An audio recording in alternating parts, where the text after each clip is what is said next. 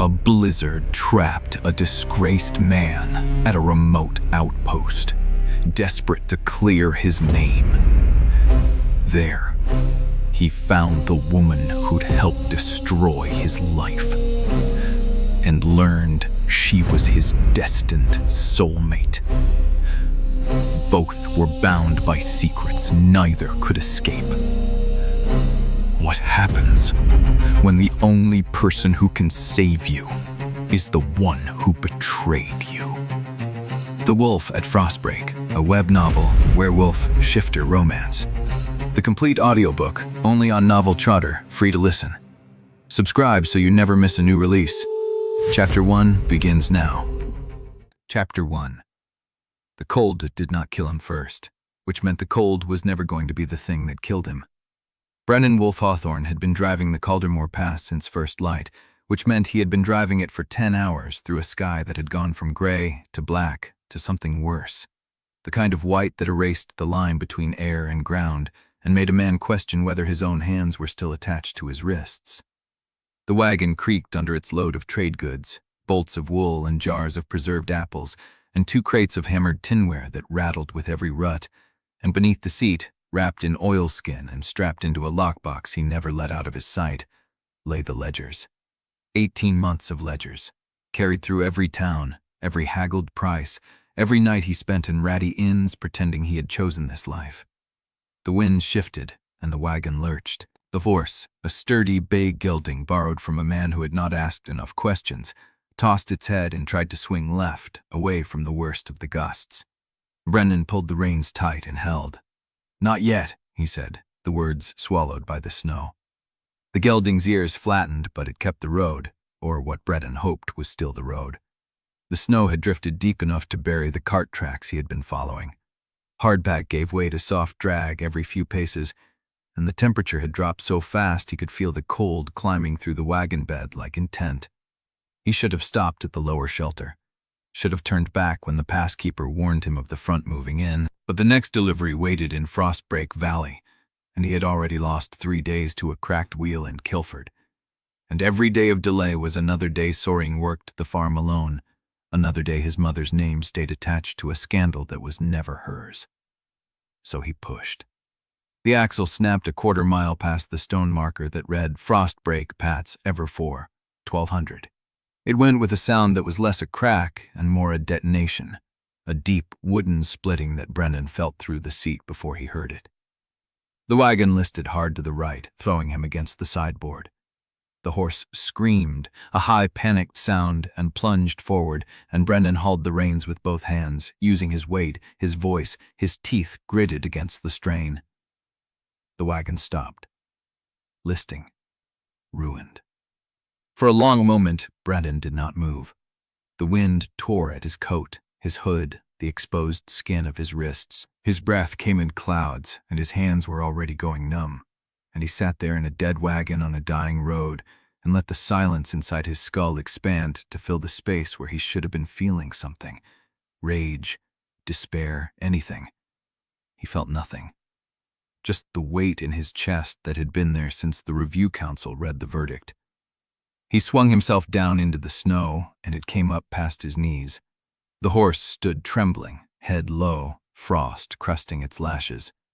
Brennan checked the traces first, then the wreckage. The axle had splintered clean through. The left rear wheel canted at an angle that would take a smith-and-a-half day to mend, neither of which he had. He could salvage the goods, leave them cared with a marker, come back when the pass cleared, if the snow did not bury them first. Or he could leave them and walk. He looked up the road, if it was still a road. The whiteout had thickened to the point where he could not see more than 6 feet ahead. The gelding's ears were coated in ice. The wind gusted hard enough to rock the broken wagon on its frame. Walking was a death sentence. Staying was slower death. Brennan opened the lockbox. The oilskin bundle came out soft and familiar, the weight of it pressed against his ribs like a second skeleton. The ledgers. He had tried to burn them once, in the stove in a boarding house in Thornwood, and had pulled them out before the flames took the first page. He had told himself he kept them to study the numbers, to find the crack that would prove the forgery. But the numbers were clean.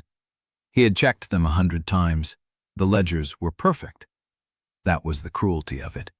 The records showed exactly what the council had claimed: shortages, misallocations, failure. Only the signature on the root stamps was his, and the root stamps were the thing that damned him. He strapped the oilskin across his chest anyway, knotting the cord with fingers that refused to bend properly. The goods he left cairned under a tarp, weighted with stones he dug from the roadside. The horse he unhitched and turned toward the lower meadow, trusting instinct to carry it down before the storm buried everything. The gelding looked back once, eyes dark and questioning, then disappeared into the white. Brennan walked. The pass was 2 miles long at this elevation, maybe less, but the road curved and the markers had vanished under drift. He kept his back to the wind and his head down and counted paces in sets of 50, resetting each time the snow tried to pull him sideways. The cold had stopped being pain and started being distance, a numbness that spread from his fingers, up his arms, and from his feet into his tav. He knew the signs. He knew what happened when the distance reached the center. The ledgers knocked against his chest with every step. He thought about dropping them. He thought about the weight of them, the useless weight of proof that proved nothing, and he thought about Soryn's face the last time he saw her, standing in the farmhouse door with her arms crossed and her mouth tight. "You keep carrying that," she had said, "and it will kill you long before the cold does." She might have been right, but he could not let the ledgers go. Not because they would save him, because if he let them go, he had nothing left to prove he had ever been anything but what they said he was. A shape emerged from the snow. Brennan stopped, blinked. The shape held, a dark rectangle against the white, and as he forced his legs forward he saw the windows first, yellow light spilling through frost-etched glass, then the stone walls, then the roofline, solid and low and sheltering. Frostbreak Waystation. He had heard of it, a private retreat for noble travelers on the high route, maintained by House Callowick for dignitaries crossing the pass. He had never been inside. Men like him did not use the private waystations. The distance between him and the door was maybe 80 feet. He took a step and his knee buckled.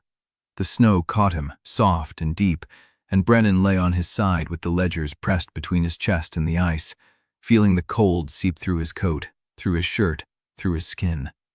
He could not feel his feet anymore. He could barely feel his hands. The lights were right there, 80 feet, maybe less, and he was going to die staring at them. "No," he said, and the word came out as a croak. He dragged himself forward, forearm, knee, chest sliding through drift. The oilskin bundle snagged on something under the snow and he tore it free. The lights flickered as the wind gusted. He kept crawling. His hand hit stone, a step, the porch. Brennan pulled himself up, one hand on the railing, then the other, and the door was there, heavy oak banded with iron, and he did not knock. He did not have the strength to knock. He grabbed the handle and pushed. The door swung inward. Heat and light and the smell of wood smoke and roasted meat hit him like a wall. He staggered through, vision swimming, and heard a voice, startled, a woman's voice, before he registered that he was not in a public hall. He was in a corridor, paneled in dark wood, with doors on either side, and a fire at the far end, and a figure rising from a chair, tall and sharp and moving toward him. "I should not be here," the figure said, and the voice was low, controlled, the voice of someone used to being obeyed. Brennan tried to answer. His mouth would not work. His legs gave out. He fell forward and someone caught him, hands on his arms, firm and warm. Scent hit him through the numbness, something clean and deep, like frost on pine and the iron edge of winter, and beneath that, something else. Something that reached past his cold and his exhaustion, and the 18 months of rot in his chest, and touched the wolf where it slept. The wolf woke. It surged, recognized, claimed. Brennan's eyes snapped open, and he looked up into a face he had never seen, a woman's face, sharp-boned and pale, with dark hair swept back, and eyes the color of storm water.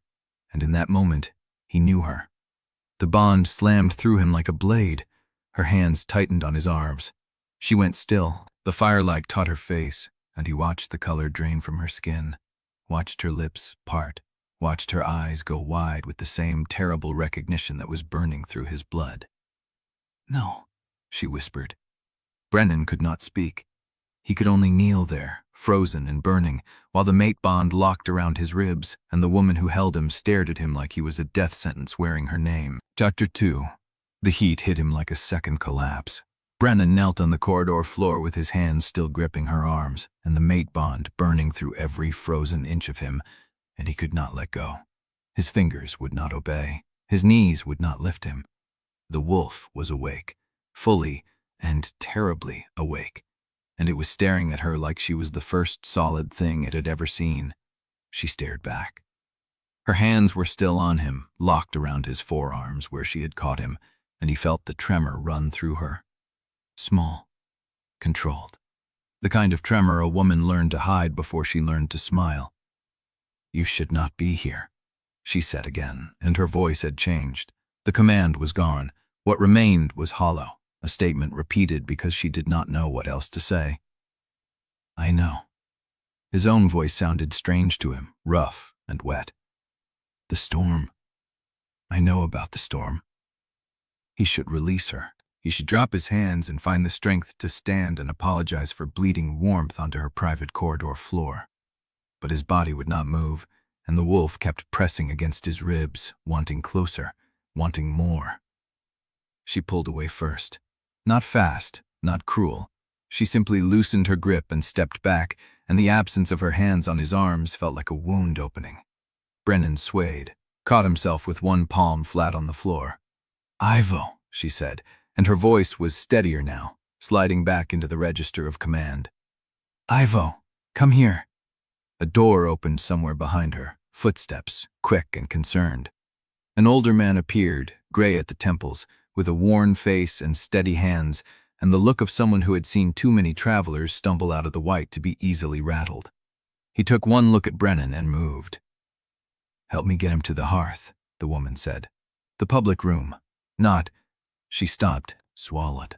"Not here." Ivo nodded and bent to take Brennan's other arm. Brennan tried to stand, his legs buckled. The ledgers shifted against his chest, the oilskin crinkling, and he felt the woman's gaze drop to the bundle. Something flickered in her storm-water eyes. Recognition? Suspicion? He could not read her through the burning haze of the bond. "Ivo, I have him, my lady." They lifted him. Brennan let them. He had no choice. His body was a dead weight wrapped in wet wool, and the wolf was too busy cataloging her scent to bother with the mechanics of walking. Frost, pine, iron. Something floral beneath, sharp and clean, like winter jasmine blooming against stone.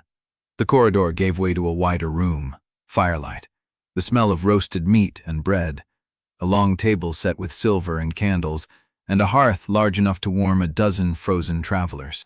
Ivo guided him to a chair near the flames, and Brennan collapsed into it, the heat hitting his face like a slap. "Brandy," Ivo said, already moving, "and blankets? Talia is bringing dry clothes." The woman stood at the edge of the firelight. She had not followed them close. She stood with her arms crossed, her dark hair catching amber light, her face unreadable and pale. She was watching him the way she might watch a wound that refused to clot. Brennan could not stop looking at her. The bond pulled at him like a current. Every breath she took, he felt it. Every beat of her heart, he imagined he could count it. His wolf pressed against the inside of his skin, restless and hungry, and he had to lock his jaw to keep from making a sound. "What is your name?" she asked. The question landed like a test. He heard it in the careful flatness of her voice, the way she measured each word before she released it. She was not asking because she cared. She was asking because she needed to place him, to fit him into a category she understood. "Brennan," he said. "Brennan Wolfe-Hawthorn." The name hit her like the scent had. Her arms dropped, her lips parted. For one unguarded moment, her composure cracked, and he saw the horror beneath, raw and undisguised, and he understood.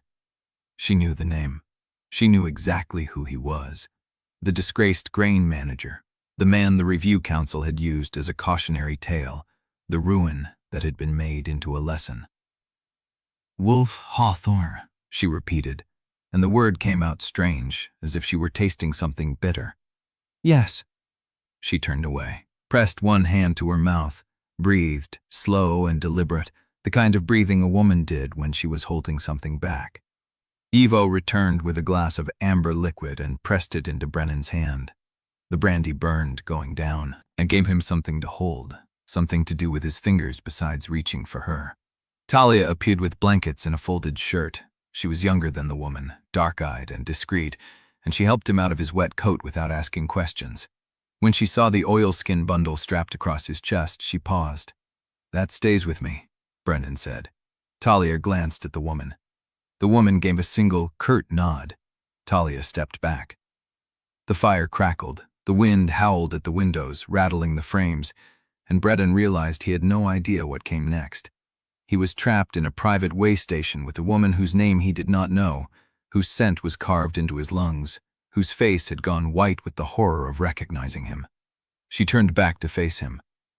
"I am High Lady Caelith Callowick," she said, "and you are in the private wing of Frostbreak Waystation, which is not open to traders passing through the pass." The name landed like a second blow. Callowick, a ruling house, throne-line blood, one of the most powerful women in Aldenmere, standing in the firelight with her arms crossed and her stormwater eyes fixed on him like he was a problem she had not asked for. "I did not intend to trespass," he said. "The wagon broke. I crawled here because I did not want to die in the snow." "Understandable." "Is it?" A flicker in her eyes, something sharp, almost amused. "Usually it is the survival instinct that brings men to my door, not ambition." "I have no ambition left, my lady." The words came out harder than he meant. He saw her register the edge, the bitterness that had soaked into his voice like the cold had soaked into his bones. She did not flinch. She held his gaze, and for a moment the bond hummed between them, a current that made the firelight seem dim. "No ambition at all?" she said. "That seems unlikely for a man who carries his ledgers through a blizzard." Brennan's hand went to the bundle at his chest. She had noticed. Of course she had noticed. "Old records," he said. "Nothing useful." "I doubt that. You would be surprised." She studied him, and he felt the weight of her attention like a physical thing. She was reading him, filing away every detail, and he could not tell if she was measuring him as a threat or as something worse, something she could not dismiss. "Evo," she said without looking away from Brennan, "make up the room at the end of the east corridor. Mr. Wolfe-Hawthorn will stay until the storm passes." "My lady." Evo moved toward the corridor. Brennan shook his head. "I can leave as soon as the pass clears." "You can barely stand." "I will recover." "I am sure you will. But you will recover here." Her voice sharpened. "You are not dying on my ground, Mr. Wolfe-Hawthorn. That is not a kindness. That is a practical decision. A dead man in the snow outside my waystation creates questions I do not wish to answer." He believed her. She was not helping him because the bond had softened her. She was helping him because he was inconvenient, because his corpse would be a complication, because the last thing a High Lady of House Callowick needed was a scandal attached to her private retreat. The bond did not care about her reasons. It hummed in his chest, satisfied that she had not thrown him out, and Brennan hated it. Hated the way his wolf settled at her voice, hated the way his pulse steadied when she was near, hated the way he already knew he would dream about her stormwater eyes. "The brandy helps," he said, because he needed to say something, because the silence was too full of things neither of them would name. "It should. It cost more than your wagon." He almost laughed. The sound surprised him, a rough exhale that turned into a cough. She watched him cough with the same unreadable attention she had given everything else, and when he finally stopped, her expression had shifted. Something softer, something wary. "The bond," she said quietly. "I will not speak of it. Neither will you. I have nothing to say about it." "Good." She turned and walked toward the inner corridor. Her steps were measured, unhurried, the walk of a woman who owned every floor she crossed. At the threshold she paused, her back to him, her silhouette sharp against the candlelight. "The storm will last at least a week," she said. "I advise you to use that time to forget what you felt when I caught you." Brennan said nothing. She disappeared into the shadows of the corridor, and the bond pulled taut, stretched thin, aching. and he sat by the fire with the brandy in his hand and the ledgers against his chest, and the knowledge that forgetting her would be like forgetting how to breathe. Chapter 3. Ivo moved with the unhurried competence of a man who had pulled strangers back from the cold more times than he counted. He draped a wool blanket over Brennan's shoulders, shoved another folded one beneath his boots to lift his feet toward the flames, and pressed a second glass of brandy into his hand before the first was half empty. "Drink," Ivo said. "Slowly this time. The heat will hurt worse before it helps." Brennan drank. The brandy burned a channel through the ice in his chest, and the fire pressed against his face until his skin prickled with the awful pleasure of returning blood. He could feel his fingers again. The ache was unbearable. "The ledgers," he said, "still strapped to you." Ivo did not reach for them. "They can stay there until you trust the room enough to put them down." "I trust nothing. First blizzard, third, then you know the trick." I settled into a low chair across the hearth, his worn face catching the firelight. "Let the heat find the cold. Do not rush it. You will shiver until you think your bones will crack, and then you will stop, and then you will be alive." Brennan watched the flames and tried not to think about the woman who had vanished into the corridor. The bond was a live wire between his ribs, humming with the awareness of her distance. She was somewhere in the private wing, beyond the door Ivo had closed, and his wolf knew exactly how many steps it would take to reach her. He crushed the thought. Ivo said nothing. He did not need to. The silence was the kind that let a man decide what he wanted to share, and Brennan respected it enough to return the favor. The fire cracked. The wind battered the shutters. Minutes passed, maybe longer. Time lost its edges when the cold had been that deep. Talia appeared with the tray. Bread, cheese, a bowl of stew that steamed in the firelight. She set it on the low table beside Brennan without a word, her dark eyes moving over him with the same discreet inventory Caelith had used. "She wants to know if you will survive the night," Talia said. "I will. That is what I told her." Brennan looked up. "You tell her everything?" "I tell her what she needs to know." Talia's voice was neutral, but her gaze lingered a moment longer than necessary. "She did not sleep last night. She will not sleep tonight either, but that is not your fault." "Whose fault is it?" Talia did not answer. She turned and walked back toward the inner corridor, her steps soft on the stone floor, and Brennan felt the bond pulse as the door opened and closed behind her. He ate because the body needed fuel. The stew was good, rich with winter vegetables and a depth of bone broth that spoke of a kitchen that took pride in its work. He finished the bread, drank the last of the brandy, and sat with his hands wrapped around the empty glass while the fire settled into a steady glow. Ivo rose to bank the coals. "How long have you kept this place?" Brennan asked. 23 years come spring." "You work for House Callowick." "I work for the Waystation." Ivo adjusted a log with the iron poker. "The house owns the walls. I own the welcome." Brettle almost smiled. "That is a careful answer. I have had 23 years to practice it." Ivo returned to his chair, and Brennan studied him in the firelight, gray at the temples, a face that had seen weather and worry and the weight of other people's secrets. Steady hands, the kind of man who did not need to ask questions because he already knew the answers by watching. "You know who I am," Brennan said. "I know your name. Then you know what I was convicted of.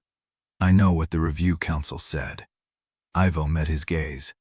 "I have also learned, in 23 years of watching travelers arrive half-dead from the pass, that councils are not always right about everything." The words landed like a touch Brennan had not braced for. He looked away, into the fire, because the kindness in Ivo's voice was harder to face than suspicion would have been. "You do not know me," Brennan said. "I know you carried your ledgers through a blizzard instead of leaving them to freeze in the wagon. I know you sent your horse back down the pass before you walked into the White. I know you are sitting in my chair, drinking my brandy, and you have not once asked me to send word to the Review Council that you are alive." Ivo paused. A guilty man usually wants someone to know where he is. A man who has been wronged wants to disappear. Brennan's chest tightened. He said nothing. Ivo nodded as if the silence was answer enough, and rose to stoke the fire again. The flames caught, throwing shadows across the rafters, and Brennan felt the warmth sink into his bones the way the cold had earlier. He wanted to sleep. The body demanded it, heavy and insistent. But every time his eyelids dropped, the bond flared, pulling his attention toward the corridor where Caelith had disappeared. He could feel her moving through the private wing, a room somewhere above, a window looking out at the same storm. He wondered if she was watching it. He wondered if she was thinking about him. "You should rest," Ifo said. "The room at the end of the east corridor is ready. Bed is soft, fire is laid, no one will disturb you." Brennan looked at the corridor. The door stood ajar, revealing a short passage lined with old paneling and a single candle burning in a wall sconce. The room Ivo described was at the far end, past the turn, out of sight. But the bond did not point that way. It pulled toward the other door, the one that led to Caelith's private wing. "She will not come out tonight," Ivo said quietly. "She never does. Once the storm locks in, she takes her meals in the study and reads until the candles burn down. You know her habits well. I have kept this waystation for 23 years. She has been coming here for 12 of them. I know her habits, her silences, and the sound she makes when she is pretending she does not want company." Brennan looked at him. Ivo smiled, faint and knowing. "She will come down eventually. The storm will not let her hide forever." "You were telling me to wait." "I am telling you to sleep." Ivo took the empty glass from Brennan's hand. "The waiting will happen whether you rest or not. You might as well do it with warmth in your bones and a full stomach." Brennan stood. His legs held, barely, and he gathered the blanket around his shoulders.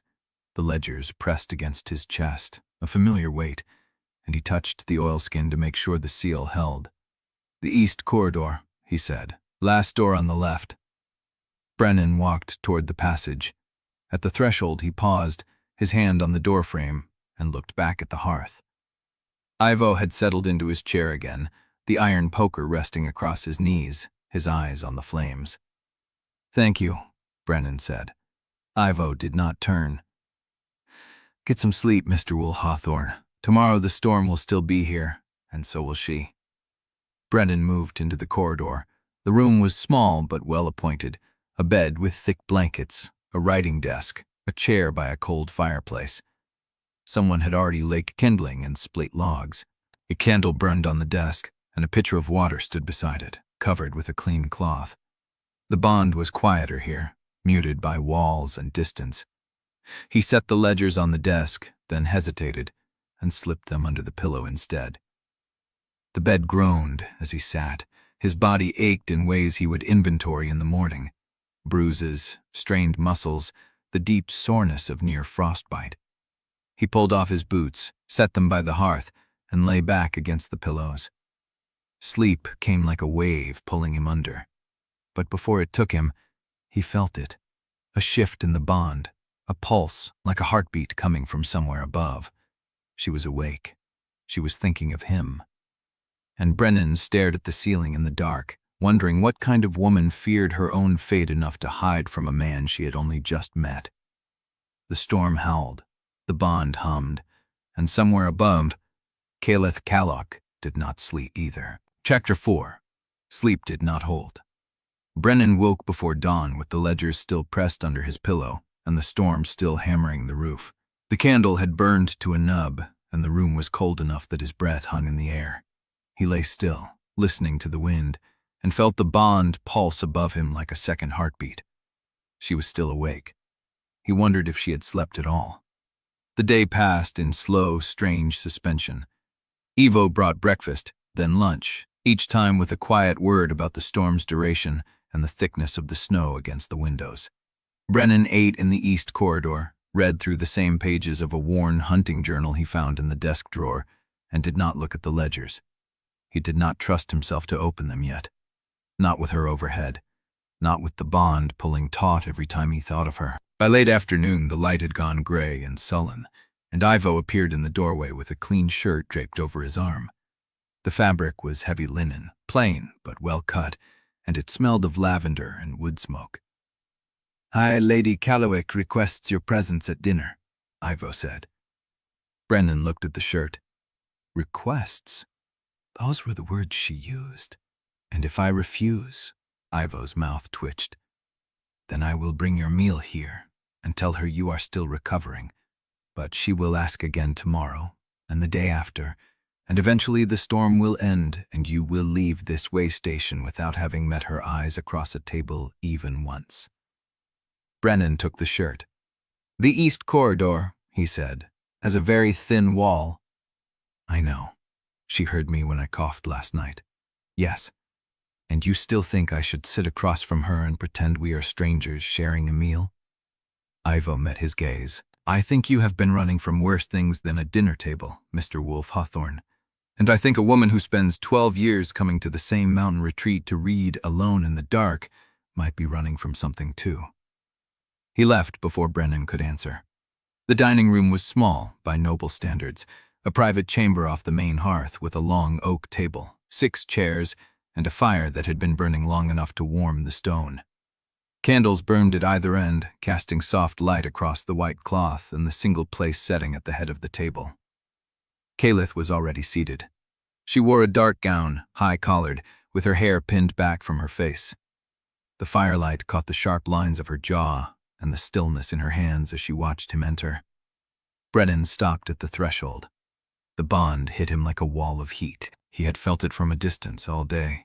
A hum beneath the storm noise, manageable at arm's length. Here, in the same room, with her scent in the air and her eyes on his face, it was overwhelming. Cedar and cold, something floral beneath. The same iron tang he remembered from the moment she caught him.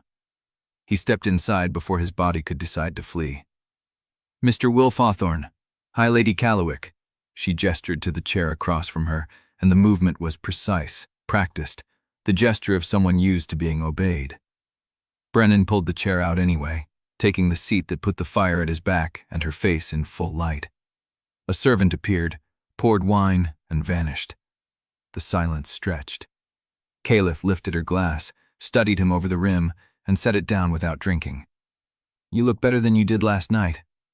I had sleep and brandy, and a shirt that does not belong to me. The shirt belongs to my steward. He keeps spares for travelers who arrive in worse condition than they expected. Is that a common occurrence here? Common enough. She turned her glass by the stem. The Caldermoor Pass is unforgiving in winter. Travelers who underestimate it usually arrive at my door half frozen, with stories that grow more elaborate the longer they stay. And my story? Your story is not elaborate. It is merely inconvenient. Brennan felt something tighten in his chest. Not anger, something sharper. Anticipation. Inconvenient for whom? For both of us. She set the glass down and folded her hands on the edge of the table. You are a disgraced grain manager carrying papers you should not have, stranded in a private retreat that belongs to a house that helped convict you. And I am the ranking daughter of that house, alone in a mountain waystation, with no witnesses except servants who have learned to see nothing. You make it sound like a trap. Does it feel like one? He held her gaze. The fire crackled. The bond thrummed between them, a live wire strung across the inches of oak and candlelight. It feels like a test, he said. Caelith's expression did not change, but something in her eyes shifted, a flicker of acknowledgement or surprise, or both. Most people, she said slowly, would answer that I am the ranking authority here and should be treated accordingly. I know who you are, High Lady. Do you? I know your name. I know your house. I know you sit on the review council that approved the findings against me. He kept his voice level, unhurried. I know you are powerful enough to have me removed from this waystation the moment the snow clears, and influential enough to make sure no one asks where I went. Caelith said nothing. And I know, Brennan continued, that you asked me to this table because you wanted to see whether I would bow. The silence that followed was absolute. Caelith's fingers tightened against each other, a fraction of movement, barely visible. Then she leaned back in her chair and looked at him with an expression he could not name. You have not bowed, she said. No, you have not even inclined your head. I have been doing that for 18 months, High Lady. To councils, to magistrates, to every minor functionary who wanted to watch a ruined man bend. I am done with it. The words hung in the air between them, raw and unpolished. Caelith studied him for a long moment. Then she picked up her wine glass, took a slow sip, and set it down with the same careful precision. "The storm will last at least 5 more days," she said, "possibly longer. The pass will not open until the snow stops and the surveyors confirm the route is safe. You will remain here, as my guest, for the duration. Under your authority. Under my protection." She met his eyes. "There is a difference, is there? You will learn it, Mr. Wolfe-Hawthorn, or you will spend the rest of this storm in the East Corridor, eating alone, wondering what I am thinking." The threat was velvet smooth. But beneath it, Brennan heard something else. An invitation. A challenge. A question she was afraid to ask. He lifted his own glass. "Then I suppose," he said, "we will both be learning." Caelith's jaw tightened, and the bond, already taut, pulled once, sharp and unmistakable, as if her wolf had answered before her mouth could stop it. Chapter 5. He woke to the sound of wind against stone and the knowledge that nothing had changed. The storm still hammered the waystation walls, snow still piled against the shuttered windows. The bond still hummed in his chest like a second heartbeat, pulling upward toward the private wing where Caelith Callowick was already awake and moving. Brennan sat up, swung his legs over the side of the bed, and pressed the heels of his hands against his eyes until the ache behind them dulled to something manageable. The ledgers were still under his pillow. He did not touch them. He dressed in the shirt Ivo had loaned him, ran his fingers through his hair, and opened the door to find a tray on the floor. Bread, butter, a wedge of cheese, and a pot of tea still warm enough to steam. Ivo had been there already, silent and gone. Brennan carried the tray inside, ate standing at the window, watching snow climb the glass. The pass would not open today, or tomorrow. The world beyond Frostbreak had become a white wall. He was still chewing the last of the bread when he felt the bond shift. Not a pull, a question. Caelith was wondering whether he would come down. He left the tray on the bed and went. She was in the dining room, seated at the same table as the night before, a spread of papers arranged before her like a defensive wall. She looked up when he entered, and the bond tightened once, quick and involuntary, before she smoothed her expression. "Mr. Wolfe-Hawthorn." "Hi, lady." He took the same chair as last night, fire at his back, her face in full light. A fresh pot of tea sat on the table. 2 cups. She had expected him. Caelith watched him pour, her fingers resting motionless on the edge of a document. "You slept." "I did." "Ivo tells me you ate breakfast in your room." The tray appeared before I was awake. "He is competent and unobtrusive. I would keep him if I were you." "He is not mine to keep. He belongs to the waystation." "Does he belong to the waystation, or does the waystation belong to your house?" Caelith's mouth pressed together, but not in displeasure. Something closer to amusement, quickly suppressed. "You notice details." "I used to manage grain routes for 3 territories. Details were the difference between a full storehouse and a winter shortage." "And now?" "Now details are the difference between knowing who framed me and staring at blank paper until my eyes burn." The words came out flatter than he intended. He picked up his tea, let the heat steady him. Caelith was quiet for a long moment. Then she folded her document and set it aside.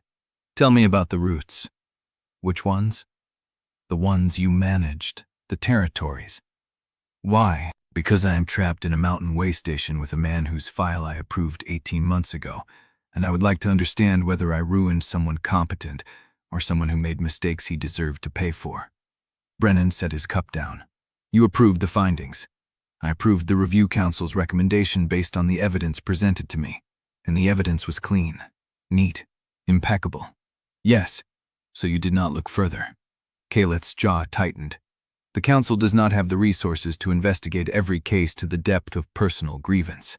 No, it investigates only to the depth of political convenience." The air between them went cold. Caelith's eyes did not waver. "You believe you were a sacrifice." "I believe the numbers were too perfect. A real collapse leaves traces, miscalculations, panic adjustments. The ledgers they presented were written by someone who knew how to forge a document, but did not understand how grain moves through a winter route." "Which is how," he told her. He described the Caldermoor route in dry, methodical detail. The way the grain flowed from the lowland stores through the mid-pass relay stations, how temperature shifts affected moisture, how the seals had to be broken and re-stamped at each checkpoint to maintain chain of custody. He explained the rhythm of a well-run territory, the small inefficiencies that proved a system was alive, not staged. He talked for 10 minutes without stopping. When he finished, Caelith was watching him with an expression he could not read. "You speak like a man who loved his work." "I did. And now?"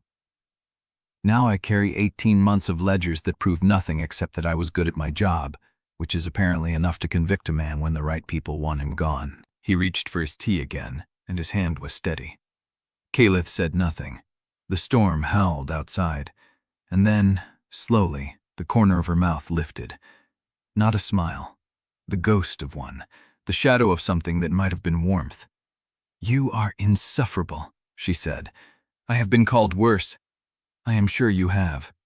She picked up her tea, drank, and set it down. "But you are also interesting.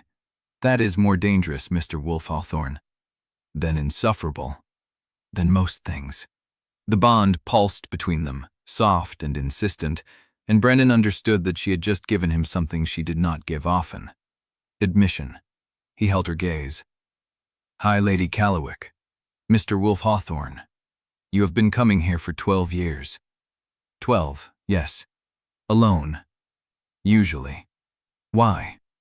She did not answer immediately. Her fingers found Janice for pup, traced the rim once, twice. "Because the court does not stop," she said finally. "And I do not know how to make it stop, except to leave. The court follows you here. You brought papers. You are still working." "I am always working. That is the problem." She said it without self-pity, but the bond caught the weight beneath the words. Loneliness. The kind that built slowly, over decades, until it became indistinguishable from duty. Brennan looked away first. "The storm will not break today," he said. "I know. Tomorrow, likely not either." "I know. Then we will be here, both of us." "Yes." He picked up his tea and drank, and did not say what he was thinking. That the worst part of being trapped with her was not the confinement, it was the possibility that he might start wanting to stay. The day passed in increments. Lunch appeared. Ivo cleared the papers. Tolia brought fresh logs for the fire. Brennan and Caelith moved between the dining room and the hearth in an unspoken rhythm, sometimes talking, sometimes silent, always aware of where the other was standing. By evening, the storm had not relented. By nightfall, Brennan had learned the way she held her cup with both hands when she was thinking, the way she read aloud under her breath when a document confused her, the way she looked at the window when she thought no one was watching. He learned nothing useful about the forgery.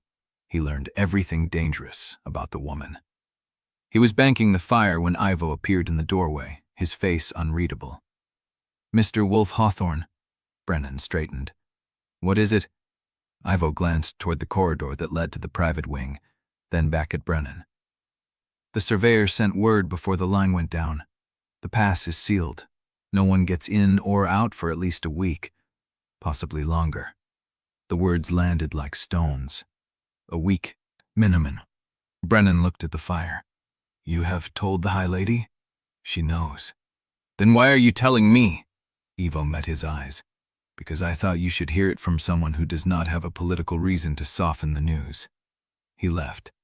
Brennan stood alone in the quiet, the fire crackling, the wind moaning against the walls. The bond pulled, gentle and relentless, from the room above. He did not follow it. Chapter 6. Brennan woke to the sound of an argument. He found them in the storage alcove off the kitchen, a young groom with a reddened face and an older cook with her arms crossed over her chest, a split sack of grain between them, pale barley dusting the floorboards. "It came this way," the groom said. "Seals were intact when we stacked it." "Seals lie," the cook snapped. "Taste it. It's turning." Brennan stepped past them before he decided to. His hand found the grain before anyone could tell him not to touch. He rubbed the kernels between his thumb and forefinger, brought them to his nose, bit one, and spat it into his palm. "Moisture damage," he said. "Not rot yet, but it will be in 3 weeks if you leave it against the outer wall." The seal was applied after the damage. Someone swapped the provenance mark to pass old stock as fresh. The groom stared. The cook narrowed her eyes. And how would you know that? Brennan looked at the grain in his palm. Because I spent 15 years reading grain like other men read court documents. The moisture line is here. He showed them the pale ring at the edge of the kernel. That is freeze-thaw. Happens when grain is stored in a lowland silo without proper aeration, then moved to a high-pass station. The seal that covered it was meant to hide the original climate. It didn't work. The silence stretched. Then the cook said, "Shift it to the middle stack. Use the older sacks first." The groom moved. Brennan brushed the dust off his hands and turned away. Ivo was standing at the end of the corridor. He said nothing, but something in his face shifted, the way it did when he had conferred a suspicion. "You remember things," Ivo said. "I remember the work. Work like that does not leave a man, even when he wishes it would." Brennan had no answer for that. They moved past each other, and Brennan walked toward the hearth to warm his hands. Caelith was there. She sat in the chair she had claimed the day before, papers on her lap, tea untouched beside her. She was watching him with an expression he could not decode. "The grain," she said, "was going bad. You fixed it. I told them what was wrong. They fixed it. Before Ivo could call a steward from the house records, before a formal request could be filed, before anyone had to write a letter that would take 3 weeks to reach an answer." Brennan shrugged. It needed doing. "Yes." She set the papers aside. The bond hummed between them, soft and steady, and he felt the weight of her attention settle on him like a hand against his chest. "You were good at it," she said. "I was. Not humble, just accurate. I have stopped being humble about things I used to do well. It felt dishonest." She tilted her head. The ghost of a smile touched her mouth again, and he hated how much he wanted to see it fully formed. "What else were you good at, Mr. Wolfe-Hawthorn?" The question was light, a path into ordinary conversation, but something in the way she said his name made him pause.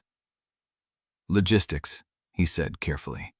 "Contracts, cold storage yields, route mapping for winter delivery windows, predicting loss ratios based on snowfall depth. Useful skills. They were. And the review council found you incompetent." "No, they found me fraudulent. There is a difference."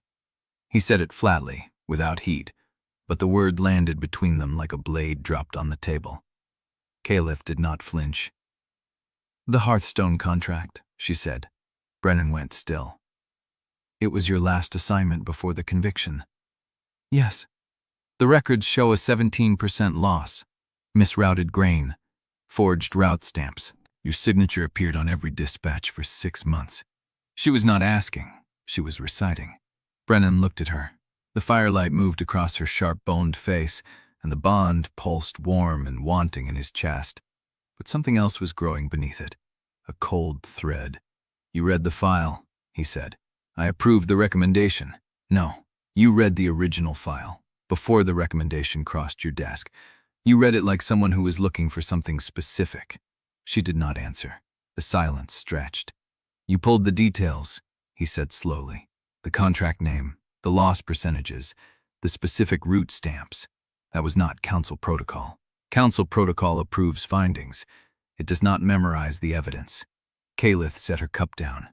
Her hands were steady, but she did not meet his eyes. "You wanted to know if it was true," Brennan said. "Before the vote, before the ruling. You wanted to know if I was guilty, or if they had picked me for a reason." The fire cracked. "When I gave my name at the door," he said, "you recognized it. Not because of gossip, because you had already studied the case. You knew exactly who I was before I told you." She looked at him then. "I wanted to know if the evidence held." "Did it?" "I wanted to know if the system had worked." "Did it?" She did not answer. The cold thread wrapped around his chest. He had spent the morning proving he was the man he used to be, standing in the storage alcove, solving a problem, feeling the shape of his old competence fit back into his hands. He had felt something like hope, like maybe the work itself was enough to prove who he was. But she had known, before the storm, before he stumbled through her door, Before the bond slammed into both of them like a wound, she had known the shape of his ruin. She had read the file, she had memorized the details, she had approved the finding, and now she sat across from him, asking him to tell her who he used to be, as if she had not already held the official version of his life in her hands.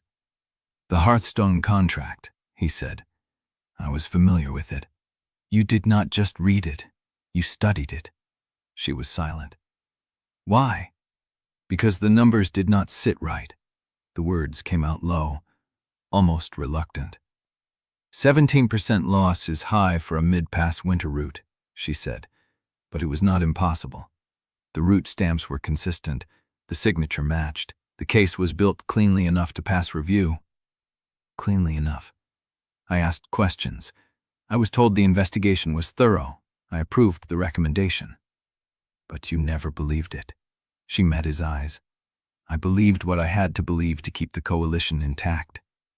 The bond shut between them. Brennan felt the cold thread tighten. He understood what she was telling him. She had suspected, but she had not pushed. She had let the finding stand because disturbing it would have cost her more than letting it lie. "You let them bury me," he said. "I let the system proceed, knowing it might be wrong, knowing it was possible." He stood up. The fire was warm at his back, but the cold had settled deep in his bones, and he could not tell if it was the storm or her. "You kept that detail hidden," he said, "all day, while I told you about the roots, while you called me interesting. Brennan, did you want to know if I was worth the risk, or did you want to know if you had ruined the right man?" Her face went pale.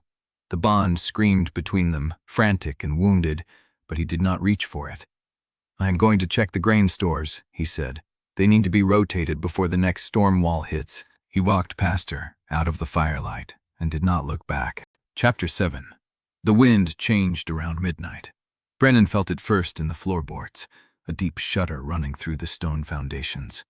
The storm had been howling for days, but this was different. This was a shift in pressure, a new front slamming down from the heights. He was awake anyway. Sleep had not come since the conversation by the hearth. Every time he closed his eyes, he saw Caelith's face as she recited the Hearthstone file from memory. The flames in his room guttered. He frowned and crossed to the small fireplace, watching the draft reverse. Smoke curled back into the room instead of climbing the flue. The wind had killed the draw. He was reaching for his boots when a sharp crack echoed from somewhere below. Then another. The hearth had backdrafted. He moved. The corridor was dark, the storm pressing against the walls with a sound like living breath. He found Ivo already in the main room, a lantern in one hand and a length of canvas in the other. "The west stack is compromised," Ivo said without preamble. "The draft is reversed in 3 flues. If we do not block the hearth mouths, the fire will start and the cold will take the pipes." "Where do you need me?" "The main hearth needs the flue dampened first, then the east wing." Brennan nodded and followed. They worked in the dark, Ivo moving with the precision of a man who had kept this waystation alive through 23 winters.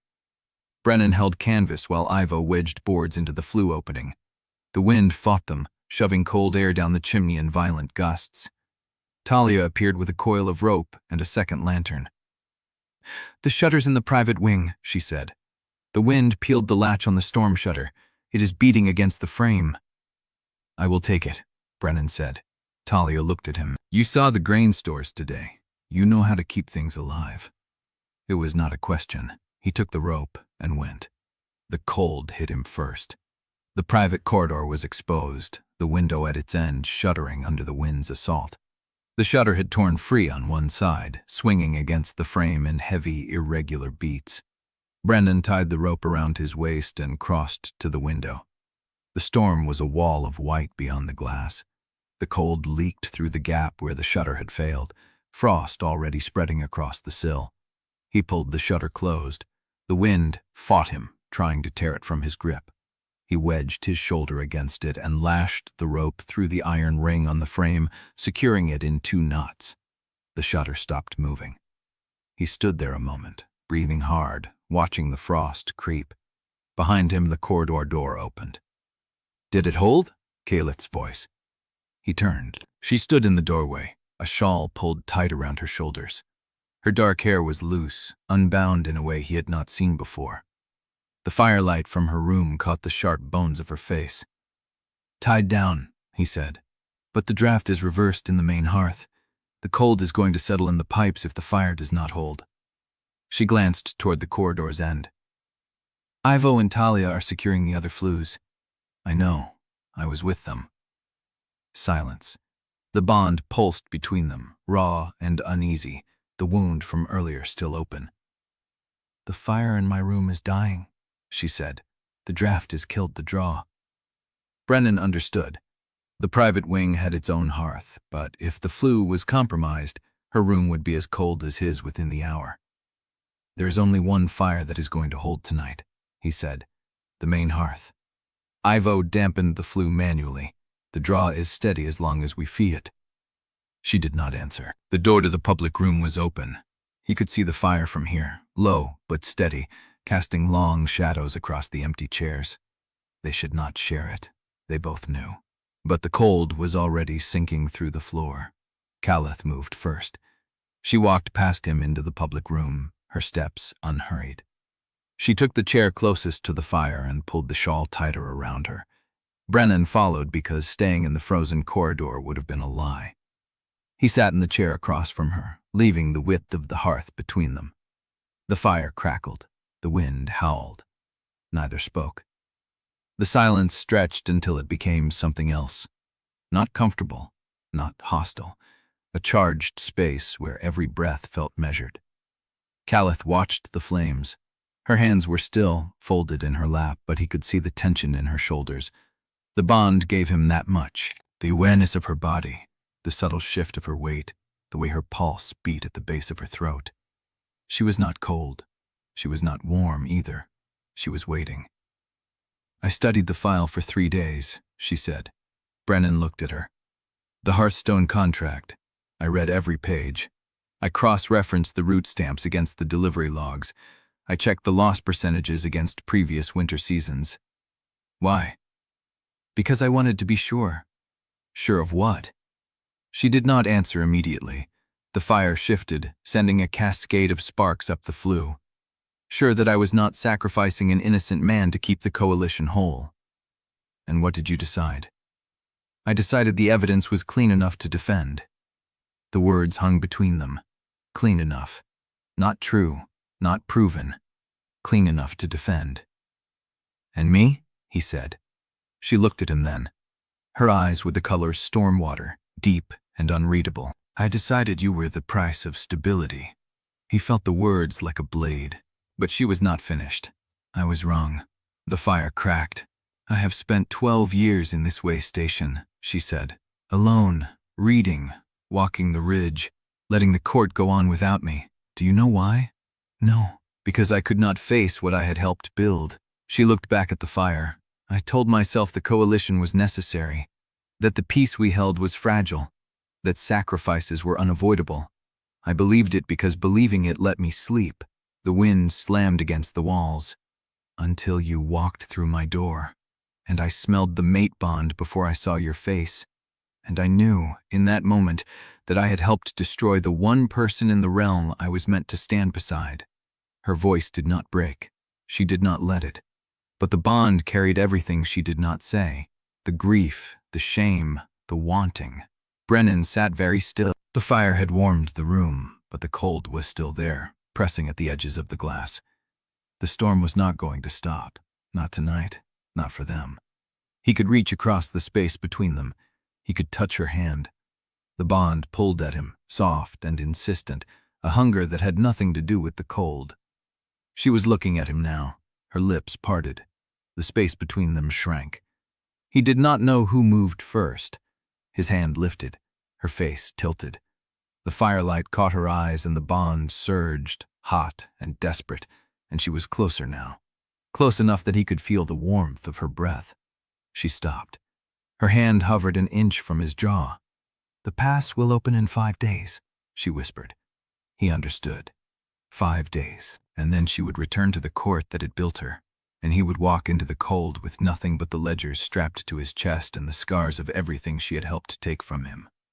They could not. Not here. Not now. Wanting each other would cost more than either could afford. She pulled back. The space between them returned, cold and sharp. Brennan let his hand fall. The fire settled.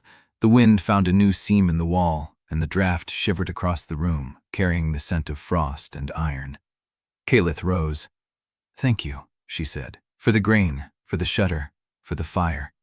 She walked toward the corridor. At the door, she stopped. "Brennan," he turned. "I am sorry." The door closed behind her.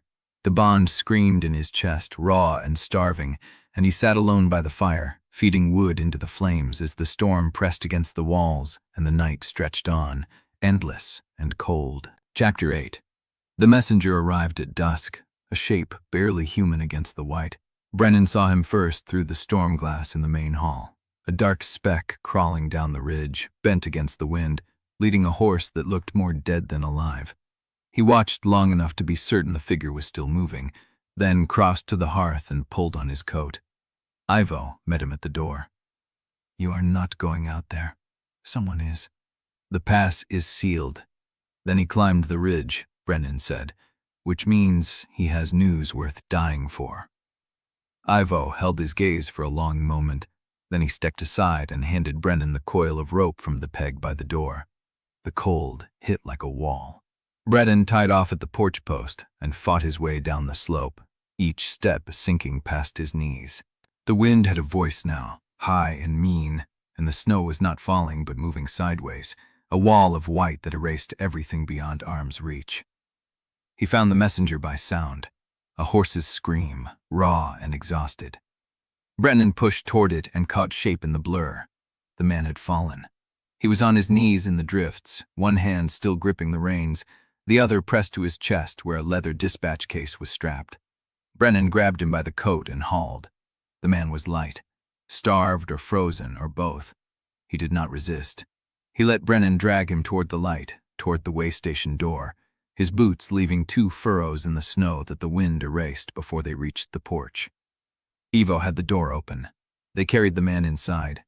He was young, younger than Brennan had expected, maybe 20. His face was raw with frostburn, and his lips were cracked, and when Ivo eased the dispatch case from his chest, the man's hand clenched around it, instinctive, before his grip failed. "Caelith Callowick," he said. His voice was a scrape. "I carry dispatches for High Lady Caelith Callowick." "She is here," Ivo said. "You found her." The messenger's eyes closed. Brennan stood in the main hall with snow melting from his coat, watching Ivo ease the man toward the hearth. The fire caught the frost on the messenger's clothes and turned it to steam, and the smell of wet wool and sweat filled the room. Talia appeared from the corridor. "Who is he?" "Courier," Brennan said, "from the low road, by the look of him." Talia's eyes went to the dispatch case. She did not touch it. She turned and walked toward the private wing, her steps quick and certain. Brennan waited. The fire crackled. The messenger coughed, a wet sound that shook his whole body, and Ivo pressed a cup of warmed wine into his hands. "Drink slow." The man drank. Brennan watched the dispatch case and thought about what news could drive a man up a sealed pass in a blizzard. Caelith arrived in less than a minute. She had not dressed for company. Her hair was loose, her coat thrown on over her shoulders, and she moved past Brennan without looking at him, straight to the messenger. "Who sent you?"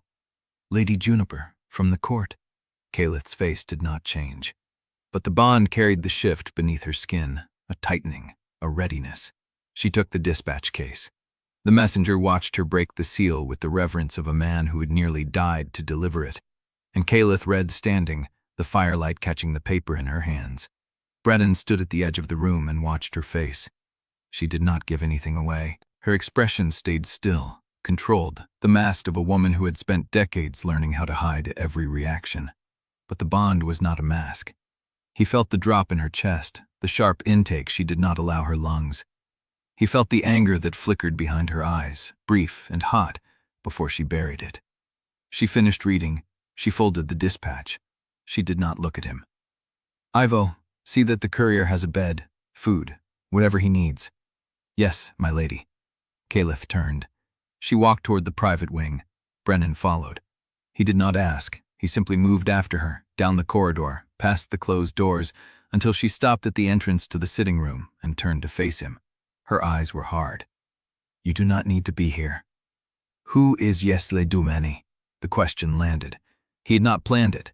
He did not know where the name came from, only that he had seen it reversed in the dispatch as she read, glimpsed the distinctive curl of the letters through the paper. Caelith's jaw tightened.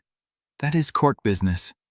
"You received a dispatch from a woman who sent a man up a sealed pass in whiteout conditions," Brennan said. "And your first reaction was anger, not fear.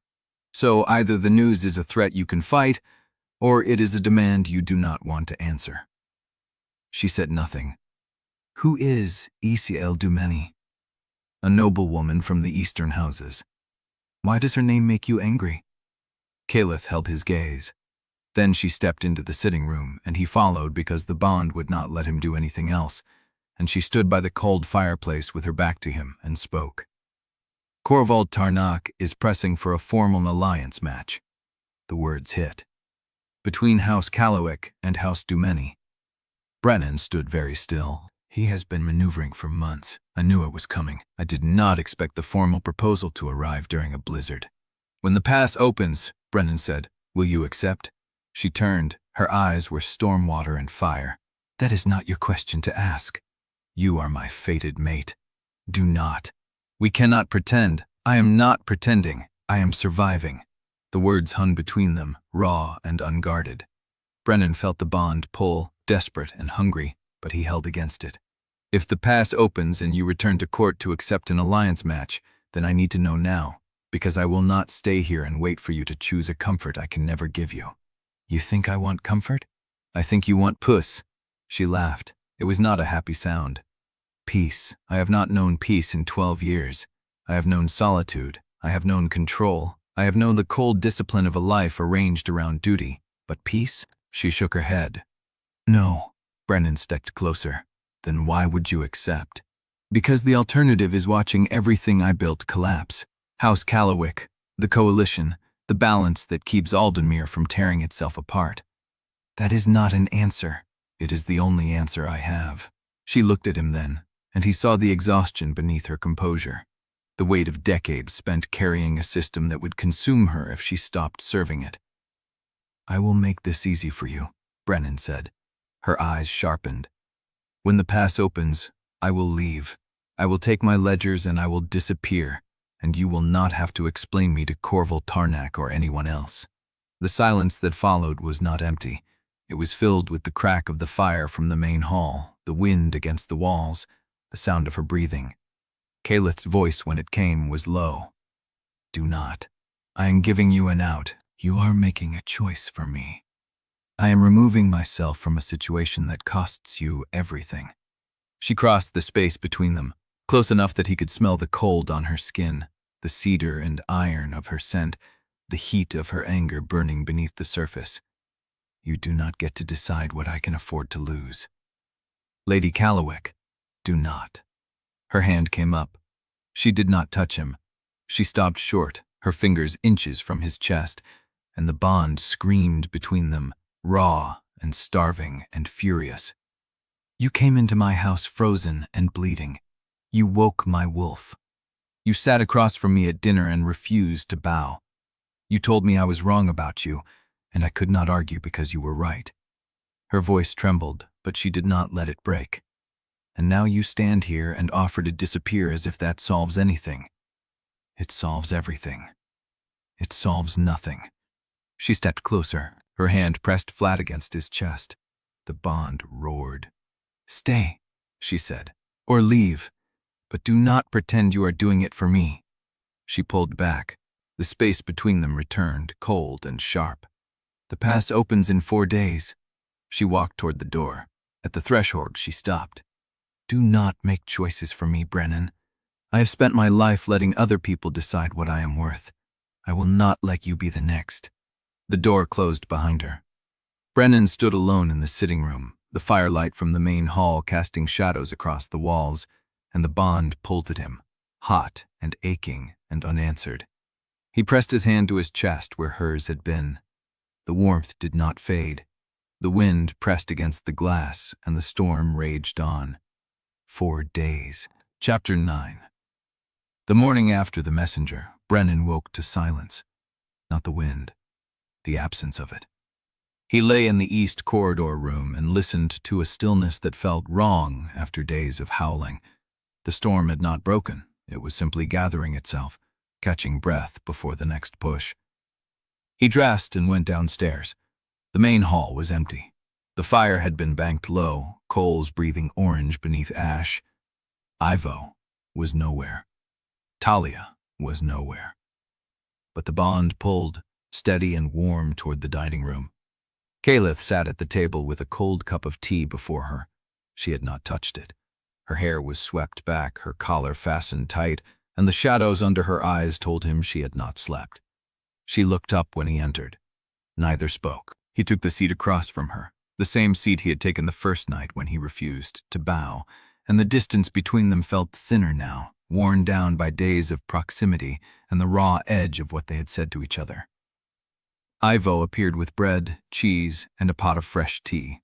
He set them down without a word and left. The silence stretched. Brennan broke the bread first, not because he was hungry, but because doing nothing was worse. "You did not sleep."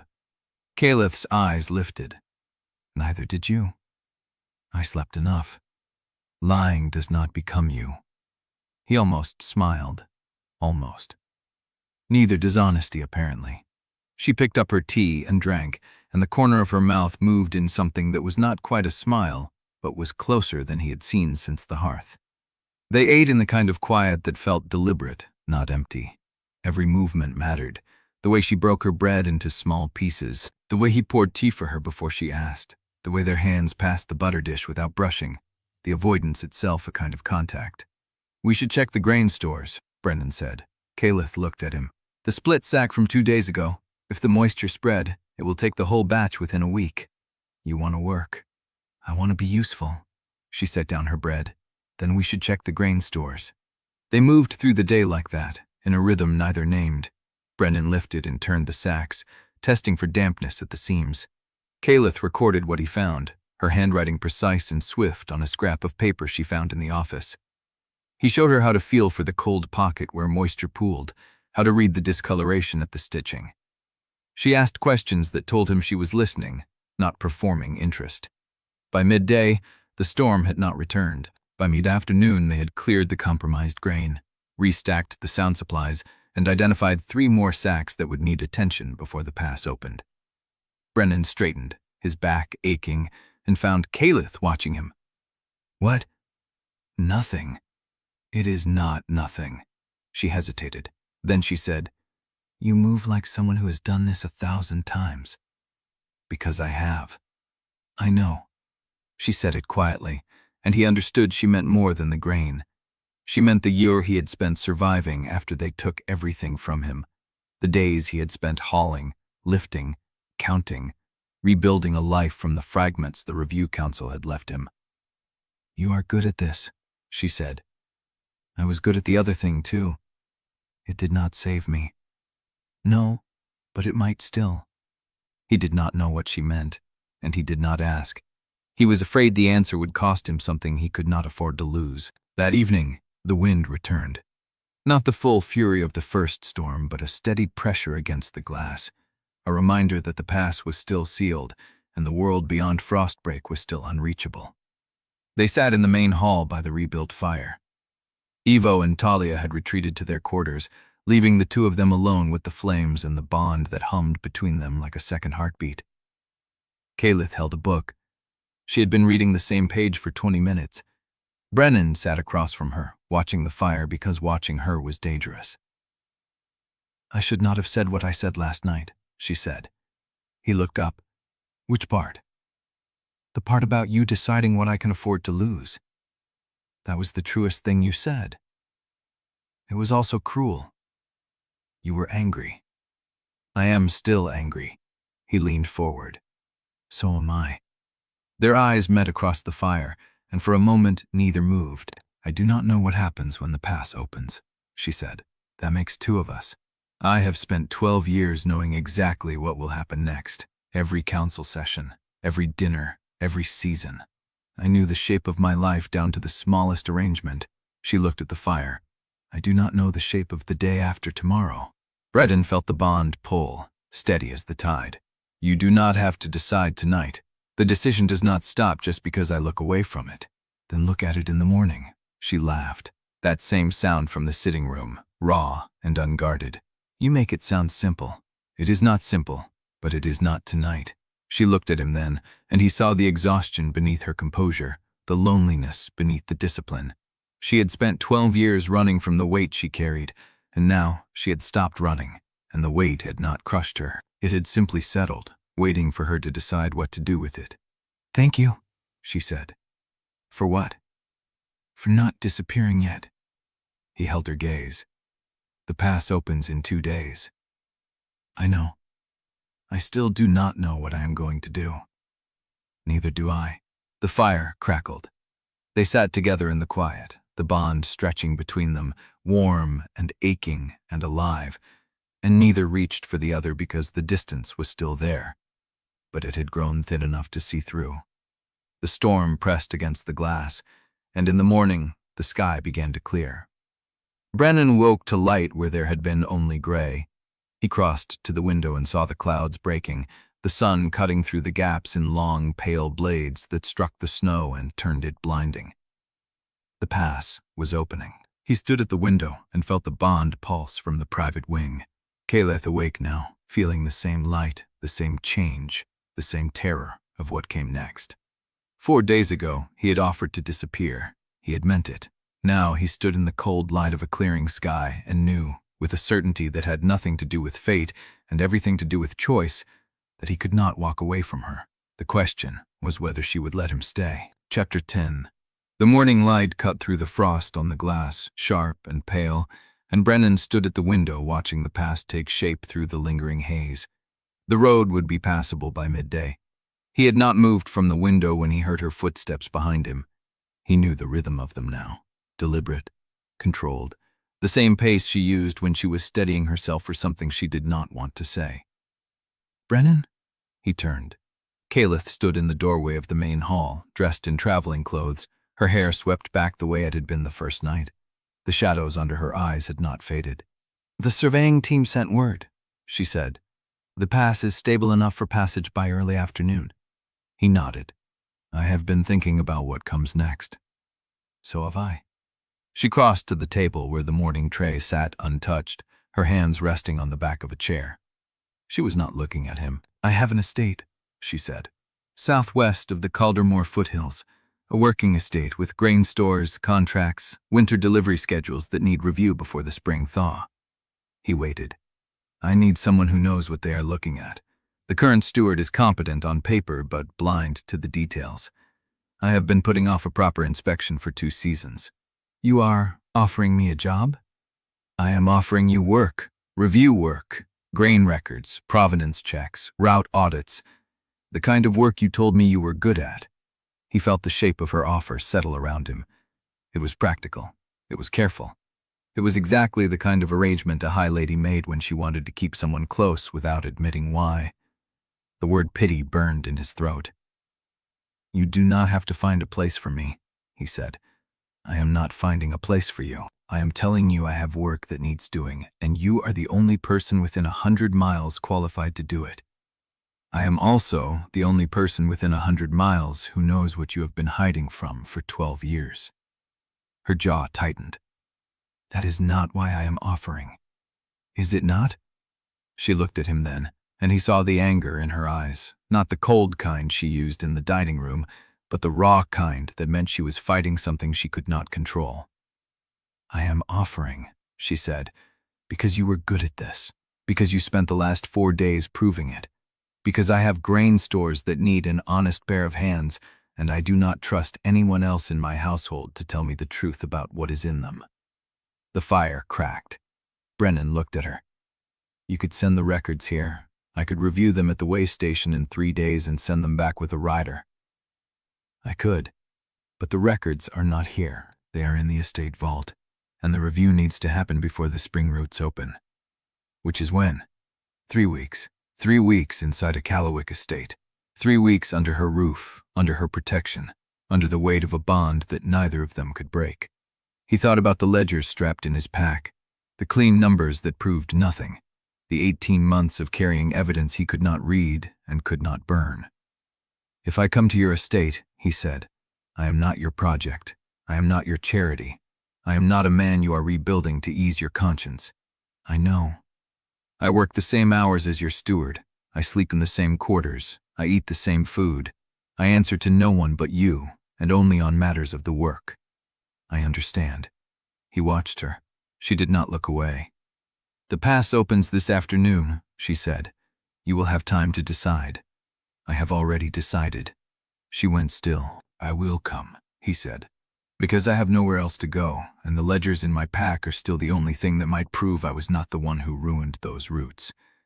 But I will not owe you for this."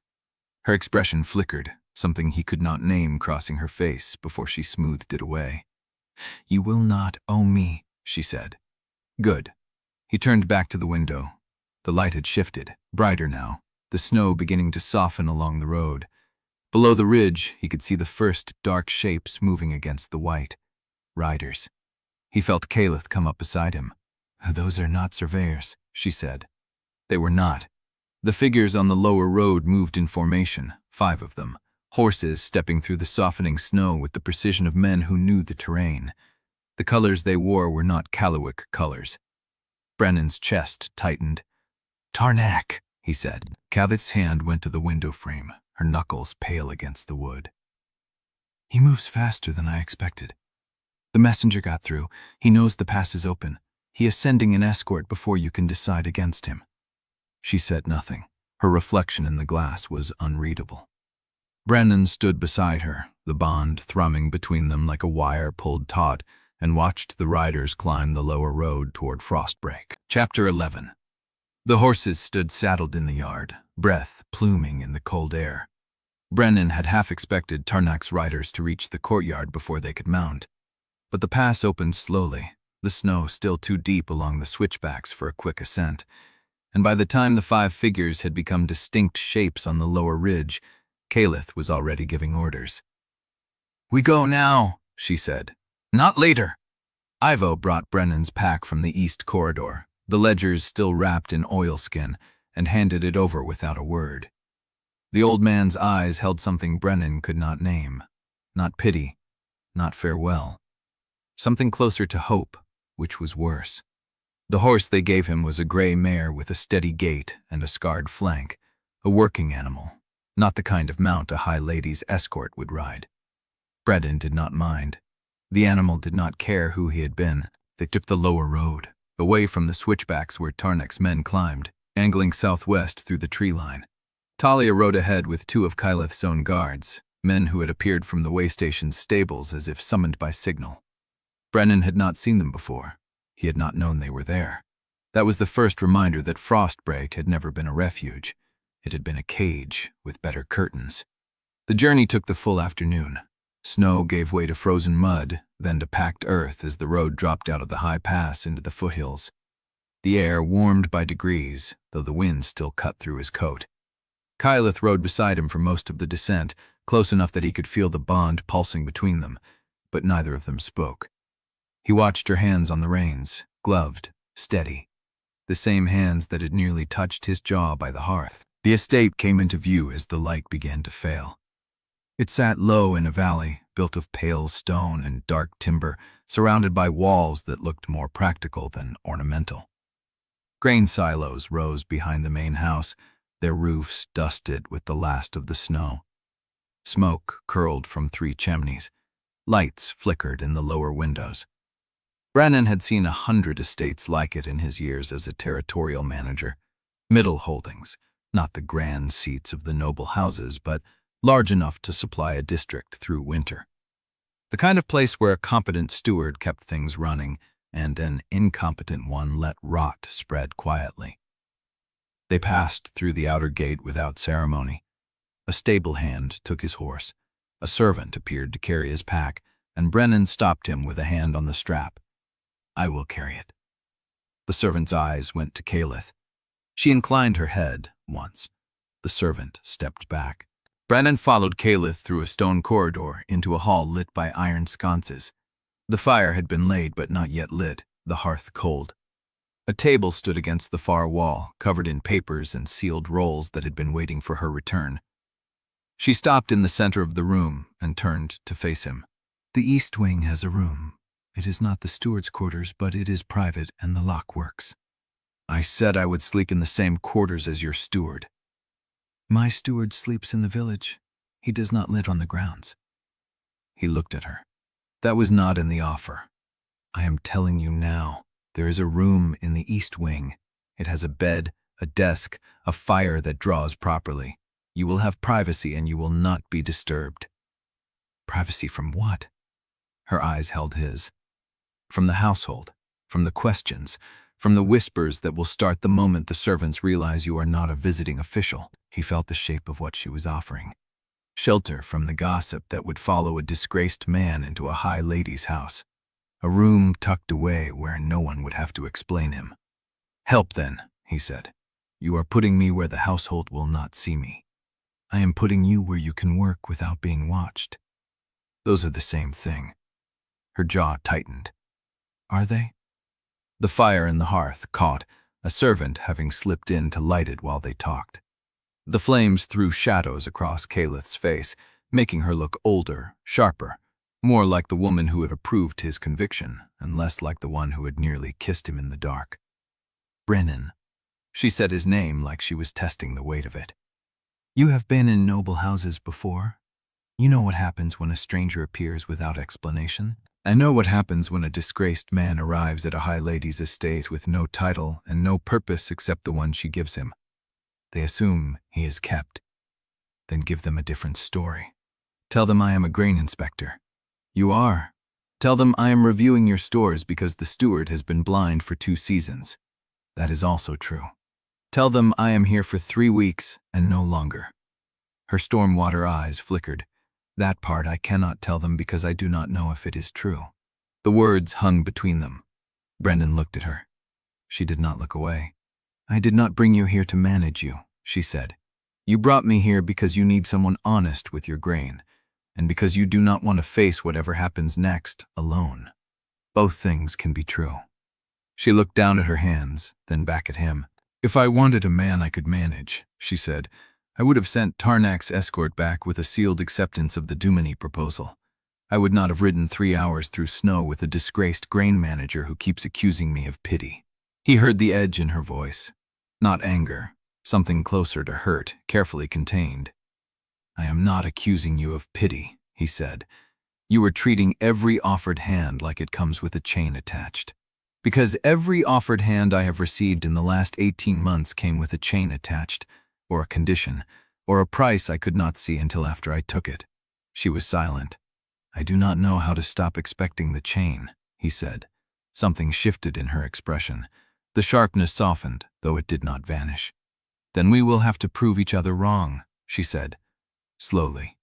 He did not answer. A bell rang somewhere in the lower hall, and the sound broke the moment. Caelith turned toward the door, her composure settling back into place like a cloak she had let slip for a breath. "I will have food sent to your room. The records will be brought up in the morning."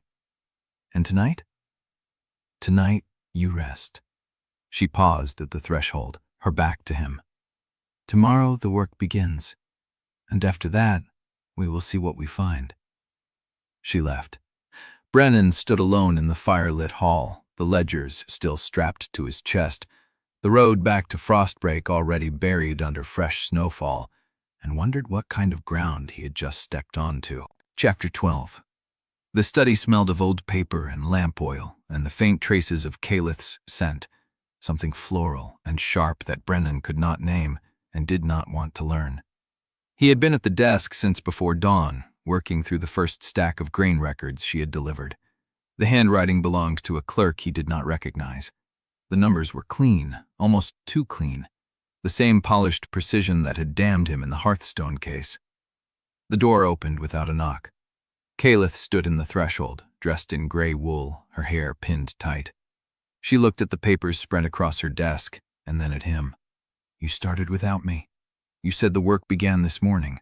I said we would begin together." Brennan set down the pen.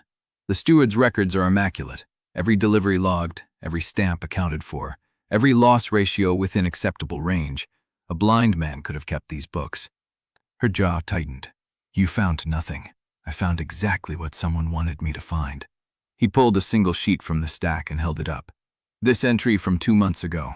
Grain routed through a mid-pass depot that closed for repairs last autumn. The route stamp is dated after the closure. Caelith crossed the room and took the sheet from his hand. Her eyes moved across the page, once, twice. The stamp could be a mistake, she said. The stamp is a lie. Or the depot reopened without my knowledge. Did it? She set the paper down. Her fingers pressed flat against the desk, a deliberate stillness. I do not know. Then your steward does not know either, or he is part of it. You are drawing conclusions from a single route stamp. I am reading a pattern I have seen before. Brennan stood, the chair scraping against the floor. The same pattern that put me in the ground for 18 months. The same technique, the same signature. Your estate is bleeding spoiled grain into the winter roots, and someone is covering it up. Caelith's eyes stayed on him. You think I brought you here to find fraud in my own stores? I think you brought me here because you needed someone who would recognize the fraud when he saw it. And I think you did not expect me to find it this fast. Silence stretched between them, thin and brittle. Say what you mean, she said. You wanted me under your roof where you could watch me, where the records could be filtered through your hands, where I would owe you for every page I turned. I offered you work because you are qualified. I am convenient. You are insufferable. And you are arranging me. He heard his voice rise and did not stalk it. The East Wing Room, the private access, the records delivered after I asked for them. You are building a cage out of courtesy and calling it shelter. Caelith's hand came off the desk. Her composure cracked, a hairline fracture across her voice. You cannot accept a single thing without turning it into a debt, can you? I can accept what is offered freely. I cannot accept what is offered to manage me. Manage you? She laughed, hollow and sharp. I have spent 12 years managing councils and alliances and men who would sell their own houses for a seat at the review table. If I wanted to manage you, you would not know you were being managed. Brennan felt the words land in his chest. Then what is this? He gestured at the room, the papers, the estate beyond the window. What am I doing here, Caelith? My steward is blind. My stores are compromised. I need someone I can trust. You do not trust me. I am trying to. The words stopped him. She stood on the other side of the desk, her hands braced against the wood, her breath coming faster than she would allow in any public room. Every time I offer you ground to stand on, she said, you act as if I am building your cage. You read intention into every gesture. You assume the worst of me before I have finished speaking.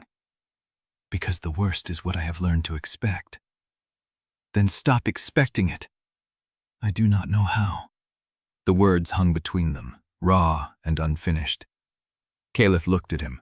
Her expression flickered, something unguarded passing through her features before the mask settled again. Then learn, she said. Start with this.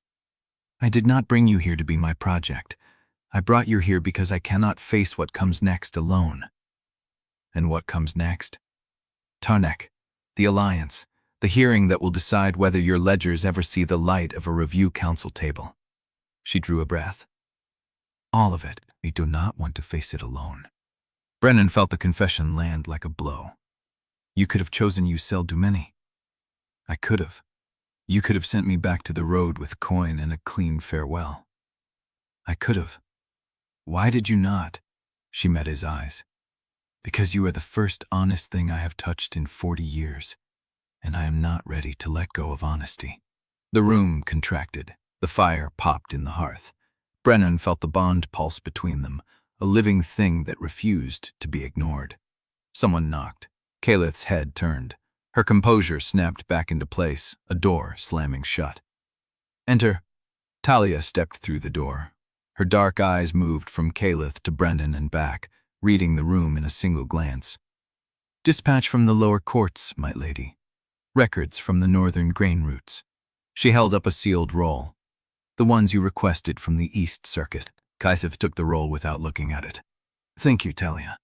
Talia did not leave. She stood in the doorway, her hands folded, her gaze steady. "Also, the steward has arrived. He is asking why a stranger is auditing his stores without notice. Tell him I will explain at noon." "He will not wait until noon." "Then tell him he can wait in the cold until I am ready to explain." Talia's mouth twitched. She dipped her head and withdrew, pulling the door closed behind her. Caelith tins the roll again in Fan Spithe. Tail, waiting its a failder. Now would you become a Siri in the stays Golth a lot of times? The stew's overly please see the Supremes arrive devised. Talia's mouth twitched. She dipped her head and withdrew, pulling the door closed behind her. Caelith turned the roll over in her hands. The silence stretched again, different now, weighted with what had been said and what had not. "Records from the East Circuit," she said, her voice flat. "Your old roots." Brennan looked at the sealed roll. "May I?" She hesitated. Then she held it out to him. He took it. The paper was warm from the courier's hands. The seal was intact, the wax pressed with a mark he did not recognize. He broke it open. Inside were route logs from the season before his conviction, clean entries, stamped approvals, delivery confirmations signed with his own name. "I keep copies of everything," Caelith said, "even cases I should have questioned." Brennan looked at the signature. His own hand, his own seal. The ink was slightly wrong, a shade too dark, the curve of the letter too smooth. "This is not my signature." Caelith went still. "Are you certain?" "I signed those logs for 18 months. I know the weight of my own hand." He held the page up to the light. "This was written over a dried stamp. Someone pressed the seal first and signed after." The air in the room changed. Caelith crossed to his side and looked at the page. Her fingers brushed his as she took it, and neither of them pulled away. "You are sure?" "I am sure." She looked at the signature, then at him.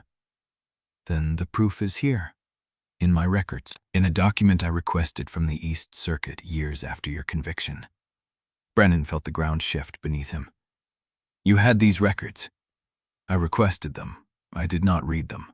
She looked up, her stormwater eyes meeting his. "I was afraid of what I might find." The confession landed differently than her earlier words, softer, more honest. Brennan looked down at the page in her hands, and then at the stack of records still waiting on the desk. "How many more?" "I do not know." "Then we find out." He pulled the chair back to the desk. Caelith sat in the one across from him, the rolled documents between them. Neither spoke, but the bond hummed, quieter now, no longer a wound. And for the first time since the blizzard, Brennan felt something move through him that was not distrust. They worked through the morning in silence. Caelith read aloud. Brennan cross-referenced. They found 3 more forged signatures before the bell rang for noon. The steward was still waiting in the cold. Brennan looked at the stack of proven forgeries, and then at Caelith. "This is not just my case," he said. "No, this is a network. I know." Caelith set down the page. Her hands were steady, but her voice was not. "Tarnek's riders will reach the estate within days. The alliance offer has not been withdrawn, and now we are sitting on evidence that could bring down half the supply routes in the Northern Circuit." Brennan looked at her. "We could bury it." "We could. Or we could follow it." She met his eyes. "If we follow it, there is no going back. Not for me, not for you, not for the house." Brennan thought of the ledgers strapped to his chest, the years of silence, the weight of carrying proof he had been afraid to open. "I have been following it for 18 months, he said. "I am not stopping now." Caelith looked at him for a long moment. Then she reached across the desk and pulled the next roll from the stack. "Then we find out how deep it goes." She broke the seal. The fire crackled. Somewhere in the estate a bell rang again, and Brennan felt the bond shift, not into heat or hunger, but into something steadier. Something that felt, for the first time, like a choice. Chapter 13. The road to Soryn's house took him east through farmland that had forgotten how to rest. Brennan rode with the morning light at his back, the borrowed mare moving steady beneath him. He had told Caelith he would return by dusk, She had not asked where he was going. That silence felt like trust or exhaustion, and he was not sure which he deserved. The fields widened as he descended from the foothills. Winter rye stood in pale stubble. Fence lines sagged where they had not been mended. He knew every broken post along this road, knew which gates had been patched with baling wire and which had simply been left open because there was no stock left to contain. His family's land sat at the edge of a shallow valley where the wind cut hard and the soil ran thin. The house was gray stone with a roof that needed replacing and a door that had been painted blue once, years ago, before the scandal made paint a luxury. He tied the mare to the hitching post and stood for a moment. Smoke rose from the chimney, thin, steady. Someone was home. The door opened before he reached it. Soryn looked at him the way she had looked at him every time he had returned in the last 18 months, with love folded tight beneath exhaustion and something that might have been anger if she had the energy for it. "You look better," she said. "That is a low bars." "It is." She stepped back and let him inside. "You are still alive. That counts." The kitchen was warm. A pot hung over the fire. The table was scrubbed clean but bore the scars of years, knife marks and burn rings, and the faint ghost of flour dust in the grain. Soryn poured him tea without asking. She had his measurements, still, after everything.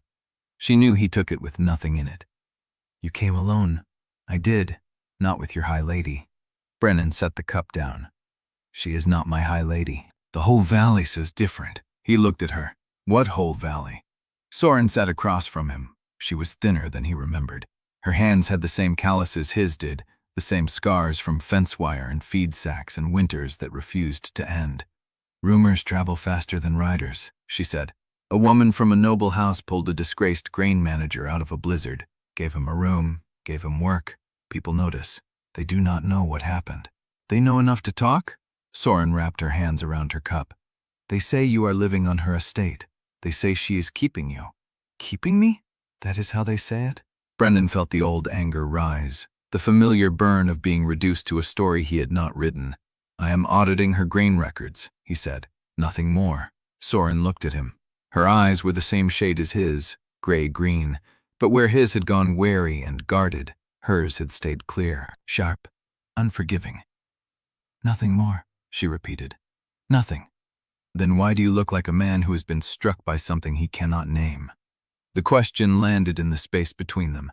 Brennan picked up his cup and drank, but the tea did not help. "I do not know what I look like." "You look like someone who has forgotten how to be wanted." Soryn leaned back. "You always did that, even before, even when Father was alive. Someone would offer you help and you would find a way to turn it into a debt." "That is not true." "It is." Her voice was flat, not cruel, just certain. "You cannot let anyone carry anything for you. You have to be the one holding the weight, and when someone tries to take some of it, you act like they are trying to take something from you." Brennan set the cup down harder than he meant. "I am not the one who left you alone here." Soryn's jaw tightened. "No, you the one who got convicted. That is different. That is not a choice. And you resent me for it." "I resent you for making exile a performance." She leaned forward. "I have been here, every season, every harvest. I kept the roof on this house and the food in the pantry while you wandered the mountain roads carrying your ledgers like a wound you were afraid to let heal."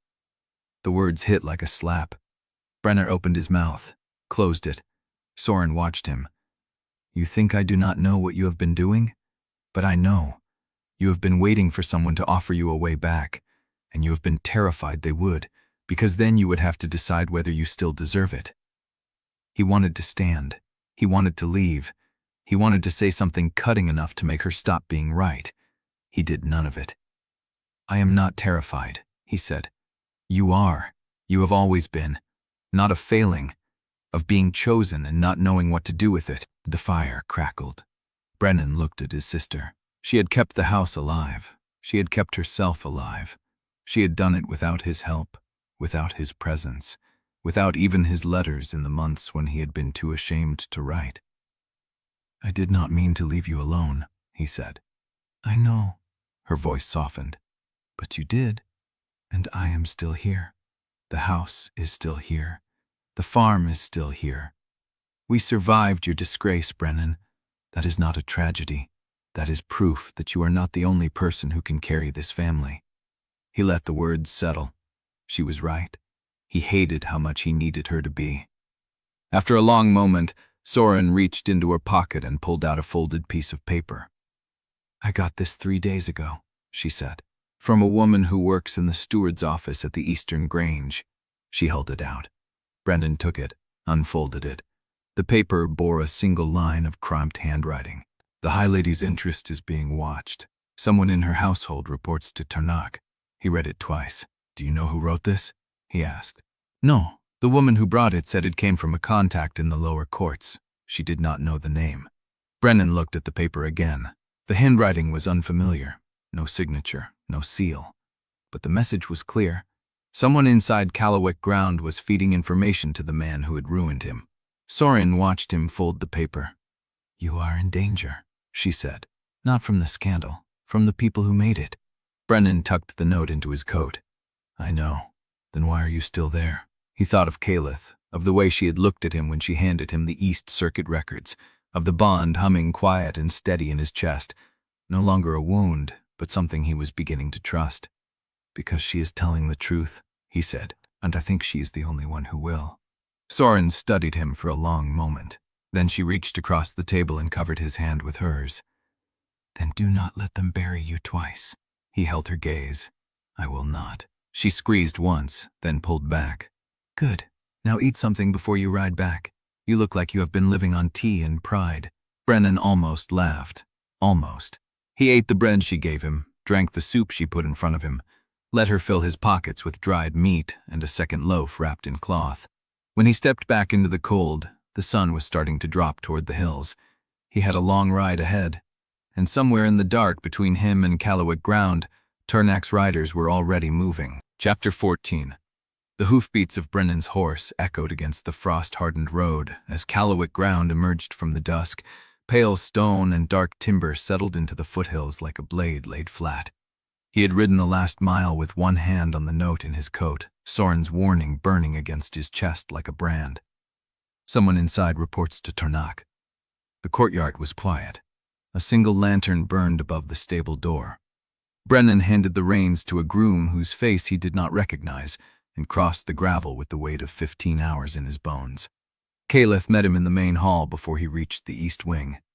Brennan, her voice carried no greeting. There is a meeting tomorrow. The household officers, my steward, 2 advisors from the southern Granges. He stopped, waited. They want to meet you.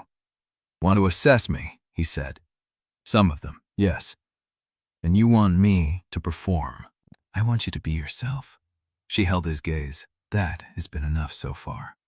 The words sat between them, warm and uncomfortable, like a gift he did not know how to hold. How far has it gotten me? Further than your silence, he wanted to argue. He was too tired. Instead, he nodded and walked past her toward the east wing, the note in his coat a stone he could not set down. The meeting room smelled of old paper and beeswax. Brennan arrived at first light, dressed in the best clothes he had, which were still not good enough. A wool coat with mended elbows, boots that had seen too many roads. His hands clean, his hair combed back, his spine straight as a rule. The room held 4 men and 2 women arranged around a long oak table. They watched him enter the way wolves watch a stranger cross their territory, polite and ready to bite. Caelith sat at the head of the table, her face unreadable. A man with silver at his temples and ink stains on his fingers spoke first. Mr. Wolfe-Hawthorn, we have heard you are reviewing the estate's grain records. Yes. On whose authority? Caelith Callowick's.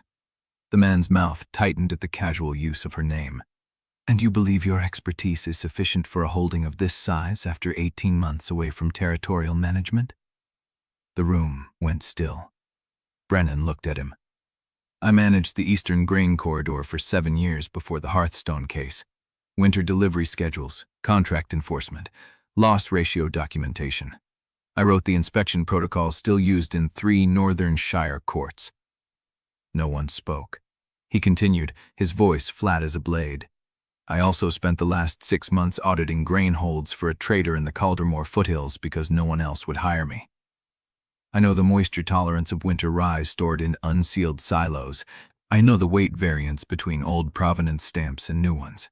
And I know that half the records in this estate are written on paper that was milled 2 counties north of where they claim the grain was purchased. The ink-stained man went pale. A woman at the far end of the table leaned forward. "You are accusing our record keepers of fraud?" "I am stating a professional observation. Whether it becomes an accusation depends on what the ledgers show once I finish reading them." Caelith's voice cut through the silence. "Mr. Wolfe-Hawthorn's review is authorized by me. If anyone here has a concern about his methods, I am available to hear it privately." No one took the offer. The woman with the hard eyes, gray hair braided tight, looked at Brennan with something close to respect. "You trained under Aldrich Venn, did you not?" Brennan felt the name land like a blow. Old, revered, dead 4 years. "Yes, before he retired. He said you were the best he had seen in 30 years. The room shifted. Brennan kept his face still. "I would not argue with a dead man." The woman almost smiled. The meeting stretched for another hour. Brennan answered questions about route security, contract law, winter loss ratios. He cited precedents from memory. He corrected an advisor on the tax classification of spoiled grain without raising his voice. By the time the ink-stained man stopped writing objections, the air in the room had changed from contempt to wariness. They would not trust him, but they would not dismiss him either. As the officials filed out, the woman with the braided hair paused at the door. "You should know," she said, low enough that only Brennan could hear. "Someone has asked Matias to review the estate's findings personally." The name hit like ice water.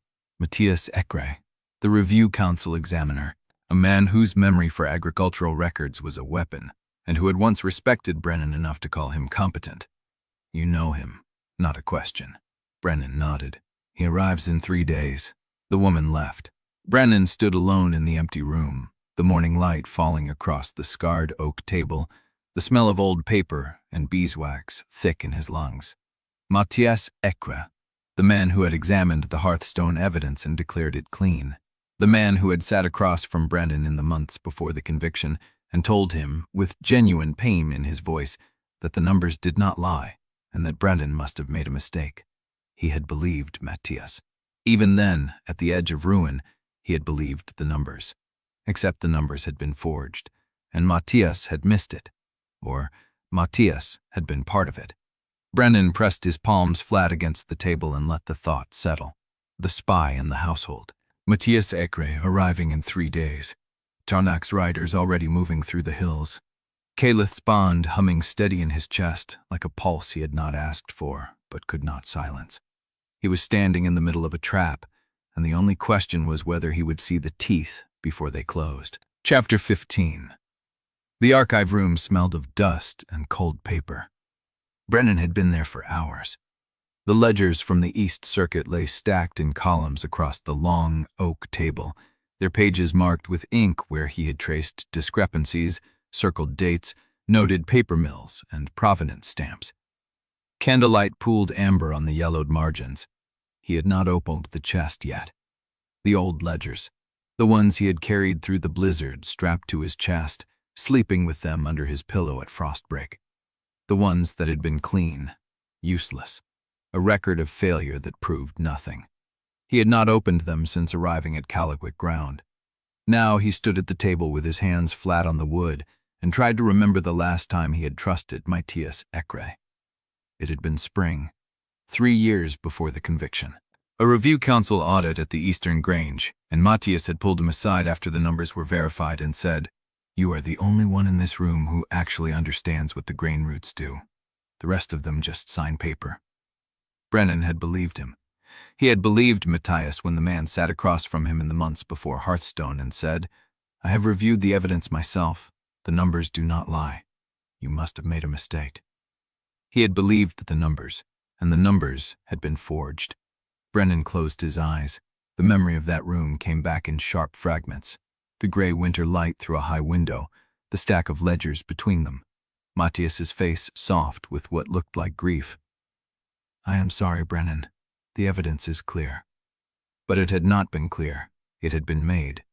Someone had known how to forge root stamps. Someone had known how to match his handwriting. Someone had known which signatures would hold up under scrutiny.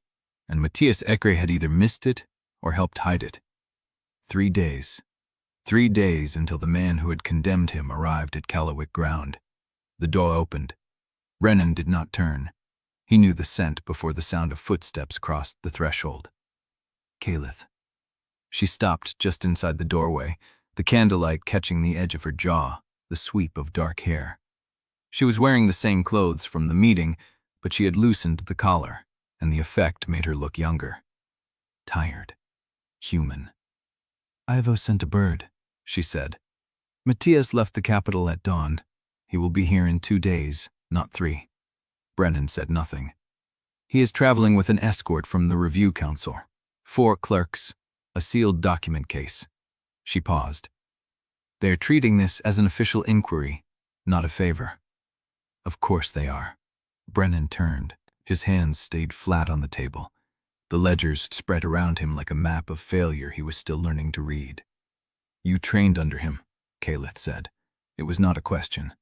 "I trained under Aldrich Venn. Matias reviewed my work. He was senior enough to sit on the council panel that reviewed the Hearthstone evidence." "And you trusted him?" "Yes." The word hung between them. Caelith moved closer.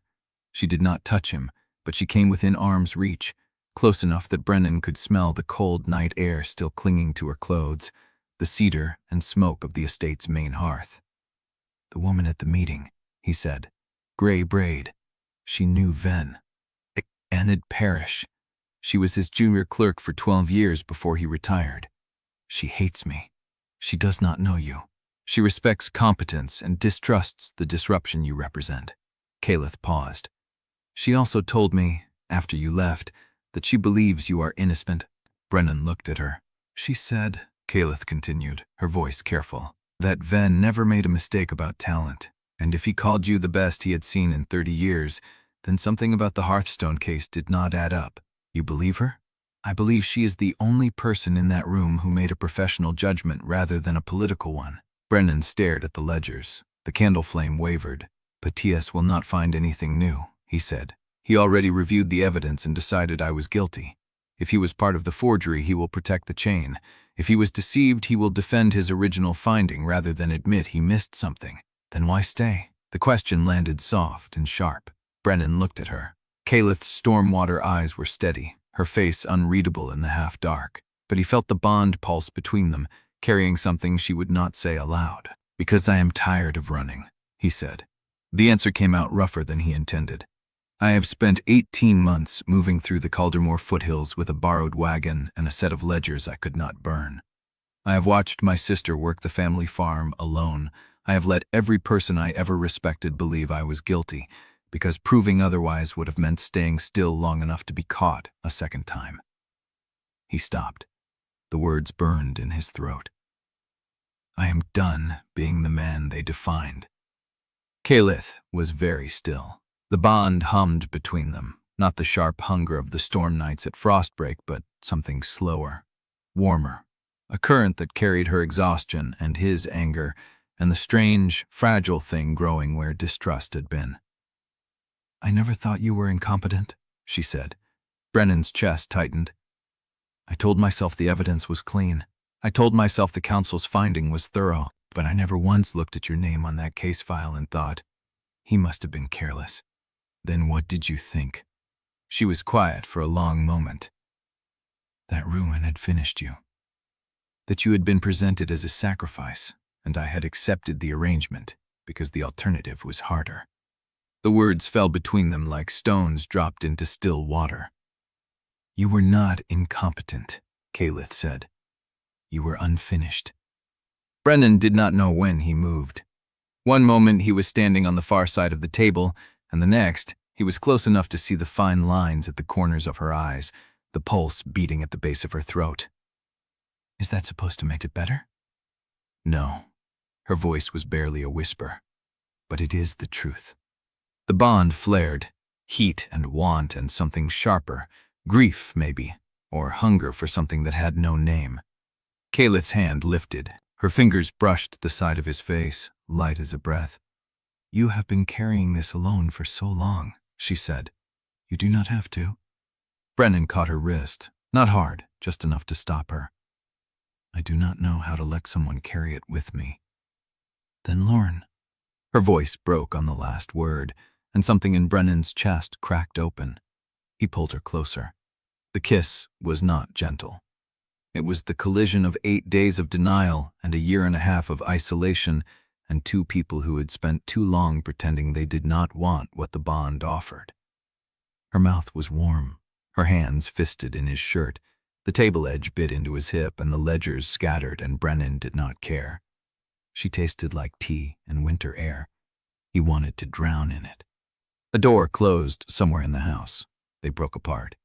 Caelith's breathing was ragged. Her hair had come loose from its pins. To the candlelight, she looked younger and more dangerous than he had ever seen her. "We should not," she started. "I know." Neither of them moved. The bond pulsed between them, alive and aching, and Brennan realized he did not want to stop. But he let her step back. "The ledgers," she said, her voice steadier than her hands. "We need to finish the review before Matias arrives." "Yes." She looked at him for a long moment. Then she turned and walked out of the archive room, leaving the door open behind her, and Brennan stood alone among the scattered papers with the taste of her still on his lips and the countdown to disaster beating in his chest. 2 days, and the man who had buried him was coming. Chapter 16.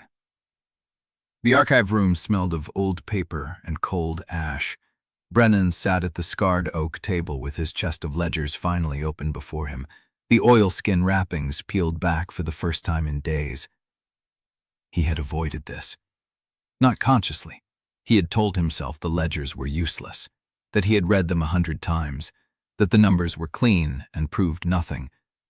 But beneath the excuses lay the real reason. Opening them meant facing the shape of his failure again. Caelith had left him alone after the kiss. The bond still thrummed between them, warm and raw, but she had given him space, retreating to her study with a stack of East Circuit records and a promise to reconvene at noon. He had 2 hours. Brennan pulled the first ledger from the chest. The leather was cracked, the spine soft from handling. He had read every page so many times the ink had begun to fade at the creases. Hearthstone, winter quarter. Receipts: 1,200 bushels barley, 800 bushels rye, 600 bushels oats. Distribution: Caldermoor Garrison, Frosthold Garrison, Eastern Grange. He knew the numbers by heart. He turned the page, then the next. The rhythm was familiar, almost soothing, the same careful columns he had written himself in the months before the collapse. Rat stamps, provenance marks, delivery dates. Every figure matched his memory, nothing new. Brennan set the first ledger aside and reached for the second. This one covered the spring after his conviction, the period when the Review Council had already sealed his fate. He had never understood why they had kept these records, sent to him by mistake, maybe, or delivered to his old address and forwarded by someone who did not know his name was poison. He flipped through the pages, same clean numbers, same polished precision. Then he stopped. The provenance stamp on page 43 was wrong. Ben Lincoln Pulsar, squinting at the mark. It was small, no larger than his thumbnail, pressed into the corner of the page beside the delivery log. The design was standard, a circled wheat stalk with the Grange's registry number beneath. But the ink was wrong. It was too dark, and the impression was too shallow, as if the stamp had been pressed onto the page without enough weight, leaving only the top layer of the design visible. He had seen this before. At Frostbreak, on the spoiled grain sack with the swapped provenance mark. Brennan's pulse quickened. He pulled the first ledger back and compared the stamps. The winter entries all bore deep, even impressions, the wheat stalk crisp and complete, but the spring entries, the ones recorded after his conviction, showed the same shallow mark. He checked page 47, 52, 61. Every spring entry had the forged stamp. Brennan's hands were shaking. He looked at the route annotations beside each stamp. Delivery destinations, garrison supply lines, the same routes he had managed for 7 years, the same corridors where grain had moved under his authority. But the destinations did not match the stamps. The Caldermoor garrison, listed as receiving 700 bushels of barley in the spring entry, was a 3-day ride from the Grange, whose stamp appeared on the page. The grain would have spoiled before it arrived. No competent quartermaster would have approved that route. Someone had forged the stamps to cover a different delivery. Brennan turned the pages faster. The pattern repeated. Every spring entry showed a provenance stamp from a Grange too far from the listed destination to be practical. The barley could not have traveled that distance without loss. The rye would have rotted. The oats would have been feed grade by arrival. He stopped at page 89. The destination here was Frosthold Garrison. The stamp belonged to the Eastern Grange, 200 miles away. But the route annotation showed a pass-through point that made no sense. A small holding called Thornwood Station, a day's ride south of the Grange. Brennan knew Thornwood Station. It was owned by a minor house that had been absorbed into Tarnak's coalition 3 years before the Hearthstone scandal broke. The holding had no grain stores of its own. It had no garrison. It had no reason to appear in a supply ledger at all, unless it was a transfer point. He stared at the page. The pattern locked into place with the force of a door slamming closed. The forgeries had not been isolated to Hearthstone. They had been routed through a network, a chain of false stamps and misaligned deliveries designed to move grain out of the official supply lines and into Tarnak's control. Soryn Station was one node. There would be others, and Brennan had been carrying the proof for 18 months. The door opened. Caelith stood in the frame, a stack of papers in her arms. Her hair was pinned back, her face composed, but her eyes went to the ledgers spread across the table, and the color drained from her cheeks. "You opened them." "Yes." He did not look up. His voice was rough. "The spring entries after my conviction. Every single one has a forged provenance stamp. The destinations do not match the Granges. The routes pass through holdings that belong to Tarnak's network." Caelith set the papers down. She moved to the table, her steps slow and deliberate. "Show me." Brennan turned the ledger toward her.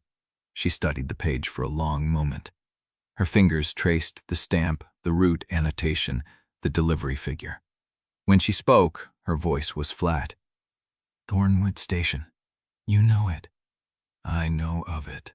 She looked at him. "It is a transfer point. That is why it appears in the ledger. The grain never reached Frosthold. It was redirected at Thornwood, and the records were rewritten to make the loss look like a natural route failure." Brennan's jaw tightened. "Tarnak?" "I do not know if he ordered it personally, but the network is his. The holdings are his allies. The forgeries follow a pattern that would require coordination across at least 4 houses." She met his eyes. This is not one man hiding his tracks. This is a system. The air between them turned heavy. Brennan looked down at the ledgers. The pages blurred. He had carried these records through the blizzard, through the waystation, through every mile of his exile, believing they held nothing but the evidence of his destruction. They had held the truth all along. "I have been carrying proof for 18 months, he said, "and I never saw it." Caelith's hand touched his wrist. "Because you were not looking for a conspiracy. You were looking for your own failure." He pulled away. "That does not make it better." "No." Her voice was quiet. "But it means you can use it now." Brennan looked at the ledgers. The pattern was clear. The forged stamps, the misaligned routes, the transfer points. He could trace the entire network if he had time. "Matias arrived in 2 days. 2 days, he said. "That is not enough. It is enough to start." Caelith's eyes were steady. "We compile what we have. We present it to Matias with chain of custody documentation. We let him decide whether the evidence is credible. And if he destroys it, then we have the originals. He cannot burn what we do not give him." Brennan held her gaze. The bond pulsed, warm and steady, carrying something he could not name. "Why are you doing this?" Caelith's expression flickered. "Because I let them bury you once. I will not let them do it again." She left the words hanging in the cold air. Brennan looked down at the ledgers. The forged stamps stared back at him, a pattern he had carried for 18 months without seeing. He picked up a quill. "Then we start now." The candle burned low as they worked. Chapter 17. The candle had burned to a stub by the time Brennan finished the first ledger. He set it aside and reached for the second. Caelith sat across the table, her own stack of papers organized in neat columns. She had not spoken in the last hour, neither had he. The only sounds were the scratch of quills, the rustle of pages, the soft hiss of the dying flame. Brennan opened the second ledger to the spring entries.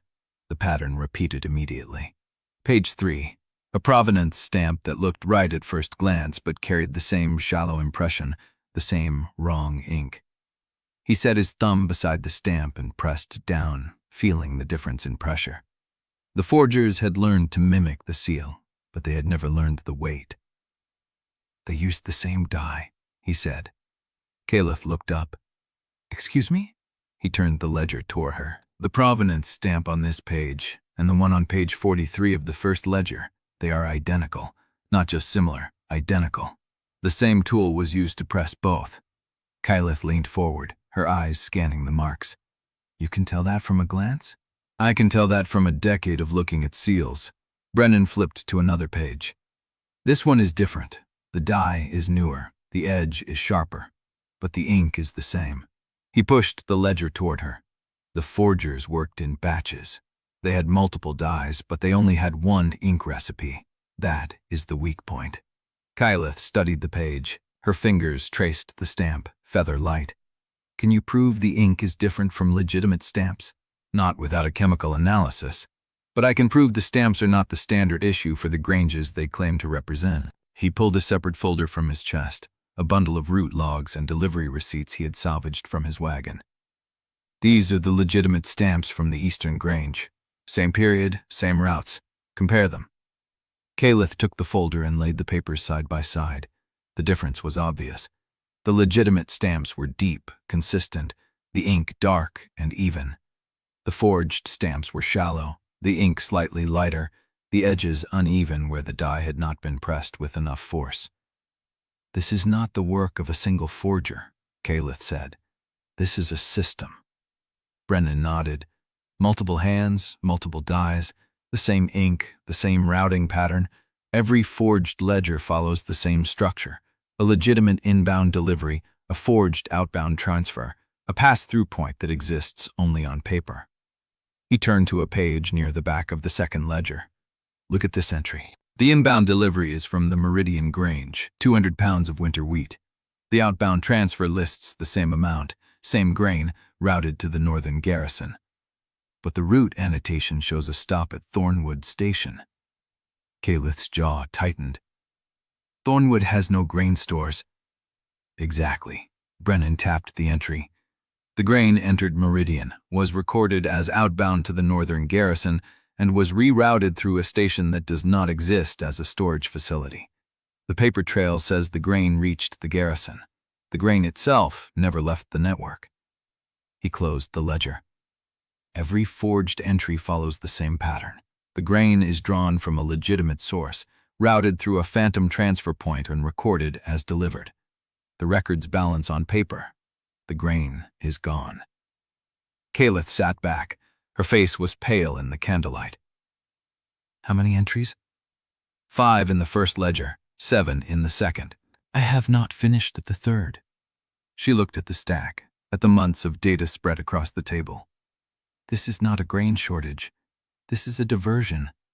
Someone has been stealing grain from the supply lines for years and covering it with forged records." Brennan nodded. "And they needed a scapegoat when the pattern was discovered." The words hung in the air. Caelith's eyes met his. He saw the recognition there, the understanding of what he was saying. He was not merely the victim of a single forgery. He was the sacrificial offering for a network that had been bleeding the supply lines for years. "Tarnak," she said. "Thornwood Station is his. The other transfer points will trace back to his coalition. I do not know how far the network extends, but it started long before Hearthstone." Caelith's hands were still on the ledger. Her fingers pressed against the edge of the page, whitening at the tips. "Then we are not just fighting a man," she said. "We are fighting a machine." Brennan watched her.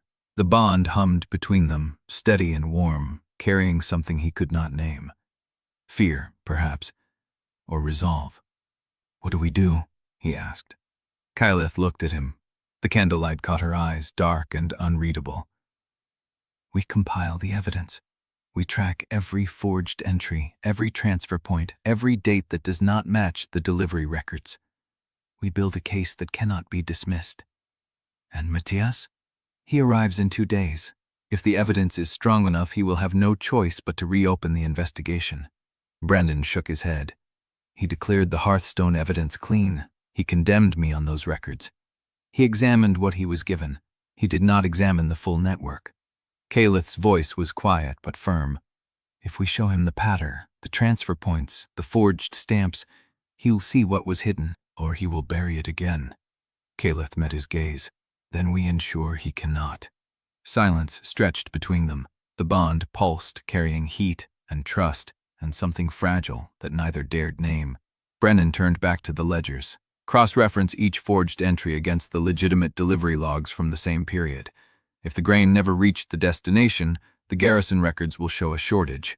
Can we access garrison records? Not without drawing attention. But we can trace the paper trail. The forgeries had to pass through at least one review point. That means someone in the chain had to look the other way. Caelith's expression hardened. A clerk, a steward, someone who signed off on the routing documents. Exactly. Brennan pulled a fresh sheet of paper from the stack. We build the case by following each forged entry to its source, every transfer point, every route annotation, every signature that appears twice. We find the pattern and we trace it to the person who kept it alive. Caelith reached for a quill. Then we start at the beginning. They worked through the night. The candle burned down and was replaced. The room grew cold, then cold enough that Brennan added another log to the fire. They did not speak except to exchange findings. The bond pulsed between them, carrying the rhythm of shared labor. By dawn, they had identified 7 transfer points. By midday, they had matched 5 of them to holdings owned by Tarnak's coalition. By evening, Brennan found the name he had been searching for. He stared at the entry, his hand frozen above the page. Ekre. Caelith looked up. What? Brennan turned the ledger toward her. The entry for the northern garrison transfer. The signature authorizing the routing change. He tapped the page. Matias Ekre. Caelith's face went still. He signed off on the diversion. 3 years before he reviewed the Hearthstone case. Brennan's voice was flat. He was part of the network before he condemned me. Caelith set down her quill. That changes everything. Brennan looked at the signature. The ink was slightly wrong, the curve of the E too smooth. But the name was unambiguous. He had carried the proof for 18 months, and Matias Ekre had known he was innocent all along. A knock at the door shattered the quiet. Caelith tensed. Brennan reached for the ledger, but Caelith's hand stopped him. Wait. She stood and crossed to the door. Her hand rested on the handle. Who is there? A voice answered, low and familiar. Talia. Caelith opened the door.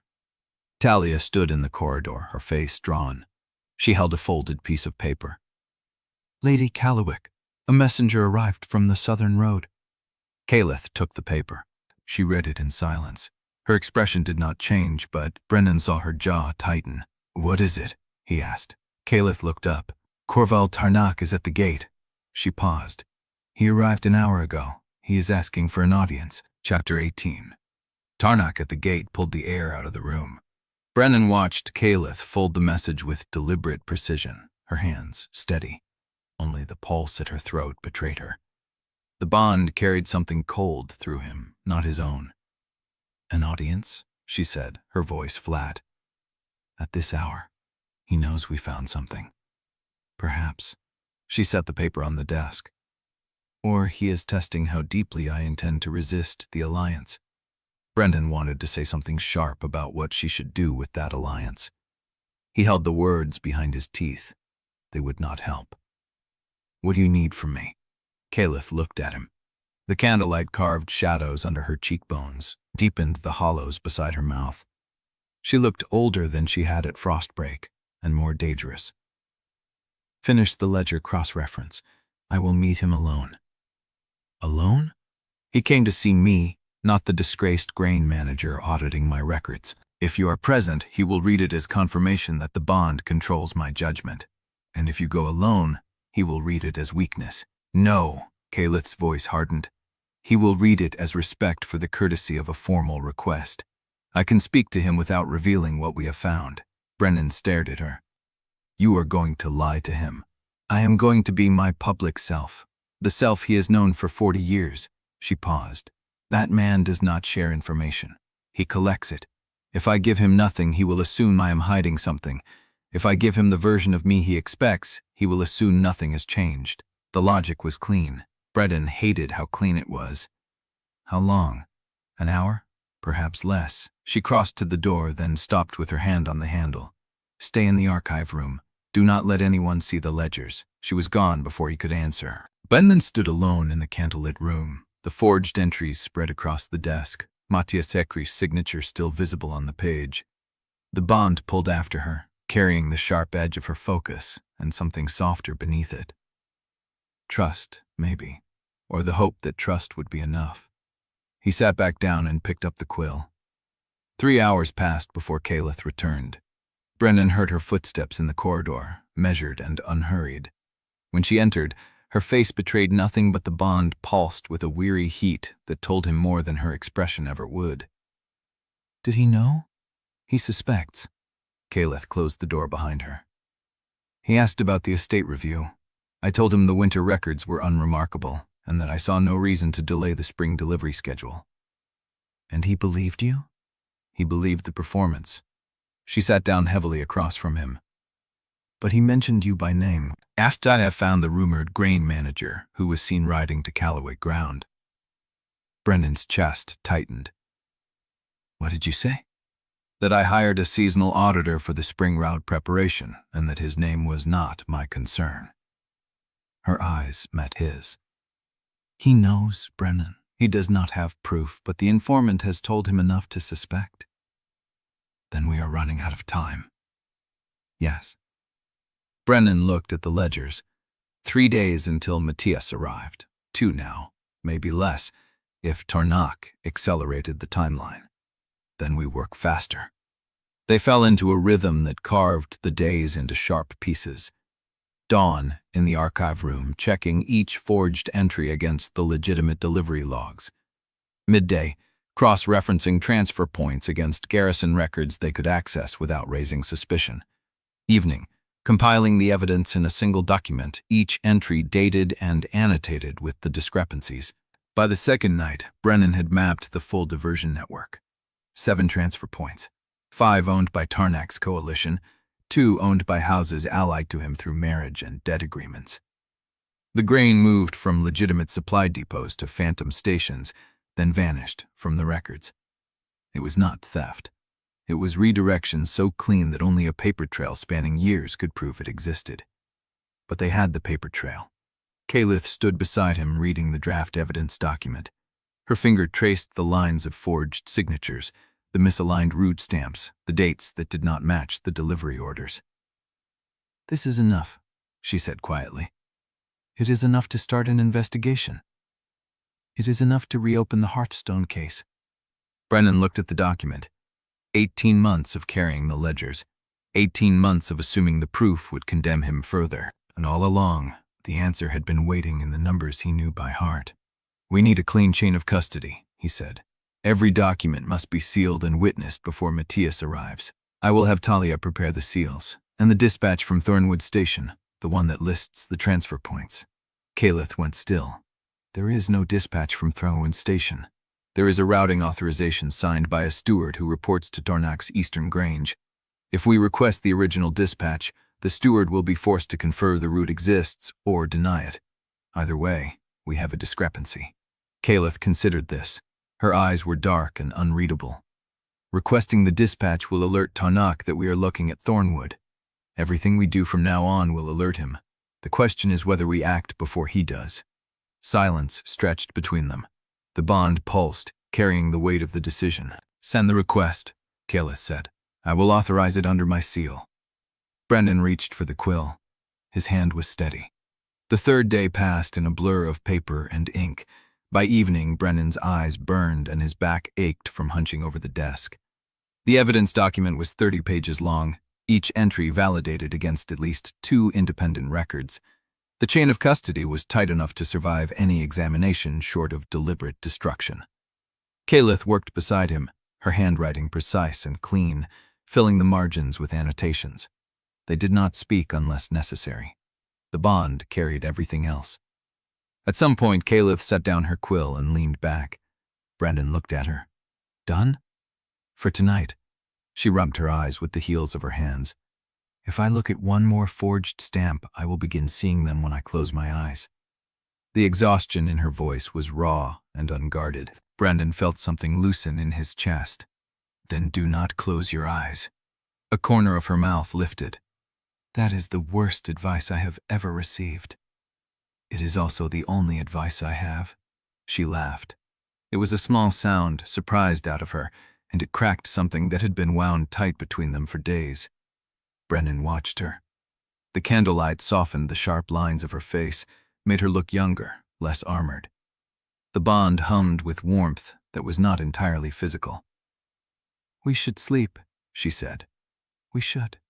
Neither of them moved. The silence between them stretched, thin and warm. Brennan could hear her breathing, could feel the pulse of the bond, steady and insistent. Caelith. Her name, spoken aloud, felt like a door opening. She looked at him. Her eyes were dark, unreadable, but the bond carried something that made his chest ache. Brennan. He reached across the desk. She took his hand. The touch was light, barely more than a brush of fingers. But the bond surged, flooding through him with heat and recognition, and a hunger that had nothing to do with evidence or politics or survival. Caelith stood. Brennan stood with her. The desk was between them, covered in paper and ink and the work of 3 days. But the bond did not care about desks. It pulled, a steady magnetic current, and Brennan let it draw him around the edge of the wood. Caelith did not step back. He stopped close enough to feel the warmth of her breath against his throat. Caelith. Brennan. Her voice was low, almost a whisper. The bond carried the tremor in it. He lifted his hand and touched her jaw. His fingers brushed her skin, light as a question. She did not look away. The kiss was inevitable. It started as a brush of lips, testing, questioning. Then the bond ignited, and the testing broke apart into heat and hunger, and the taste of cedar and iron, and something that was only Caelith. Her hands gripped his coat, his arm wrapped around her waist, pulling her against him. The world narrowed to the warmth of her mouth, the press of her body, the pulse of the bond flooding through him like water through a dam that had finally cracked. He broke the kiss first, his forehead pressed to hers. Caelith. Brennan. Her voice was shaking. I cannot promise I will survive what comes next. Neither can I. Then why are we doing this? He looked at her. The candlelight caught her eyes, dark and wet. Because I have spent 18 months letting other people choose for me, and I am done. She stared at him. The bond pulsed, carrying her doubt and her hope and her fear, all tangled together. Matias arrives tomorrow, she said. I know. Tarnak is still in the valley. Exactly. I know. If we finish this, if we present the evidence, everything I built will collapse. Brennan did not look away. I know. She held his gaze. Then she stepped back. I need time, she said. Time to think. Time to decide what I am willing to lose. Brennan nodded. The bond stretched between them, taut and aching. Take the time, he said. I will be in the archive room. He turned to leave. His hand touched the edge of the desk, steadying himself. And then he saw it. A stack of older dispatches, bound with government twine, pushed to the far corner of Caelith's desk. The top envelope bore a seal he recognized. The Review Council's winter session stamp, dated 5 years ago. Caelith had not touched them all evening, had not looked at them, had arranged the papers on her desk so carefully that the stack remained untouched, isolated from the rest of the evidence. Brennan stopped. Caelith. She looked at him. What are those? Her face went still. Old council dispatches, nothing relevant to the case. May I see them? No. The word was too fast, too sharp. Brennan looked at her. The bond carried a cold edge, defensive and closed. Why not? Caelith hesitated. The pause lasted longer than it should, a fracture in her composure that Brennan felt through the bond like a splinter. Because they contain information I am not ready to share, she said slowly. Personal information. About the year after the Hearthstone trial. Personal. Related to the council's decision to assign the Hearthstone review to Matias. Brennan stared at her. You knew they assigned him to the case. I knew after the fact. I did not protest the assignment because I believed the evidence was clone. Her voice dropped. But these dispatches suggest I was given the results before the review began. The room tilted. Someone told you the verdict before Matias delivered it. Yes. Who? Caelith's jaw tightened. I do not know. The dispatches are anonymous, but they were placed in my official council correspondence 3 days before the Hearthstone hearing. Brennan looked at the stack. 3 days before the hearing. Someone had warned Caelith that Brennan would be convicted, that the evidence would be clean, that she could approve the findings without risk. Brennan. Caelith's voice was low. I did not request the information. I did not act on it, but I received it, and I did not question where it came from. He met her eyes. Who sent it? I do not know.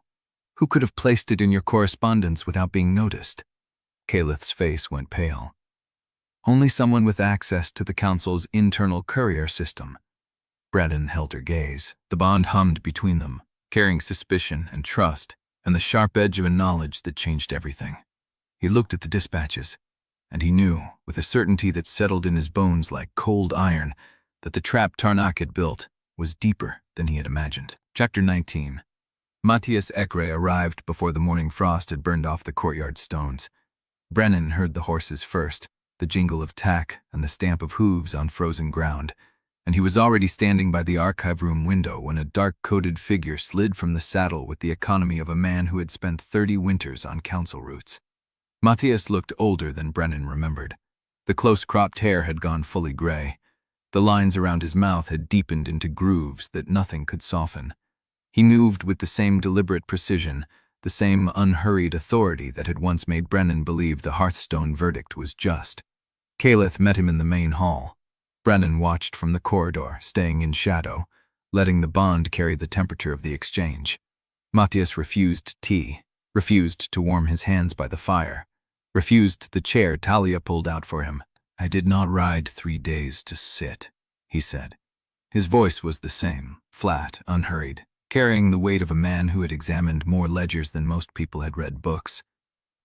Where is the evidence? Caelith's composure held. In the archive room, my auditor has compiled a full brief. Matias's eyes narrowed. Your auditor. Brennan Wolfe-Hawthorn. The name landed like a stone dropped into still water.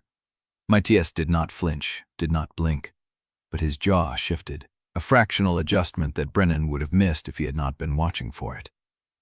I see, Matias said. He turned toward the archive room without waiting for an escort. Brennan stepped out of the corridor as Matias approached. They met in the doorway, old ghosts standing in morning light, and for a long moment neither spoke. Wolfe-Hawthorn.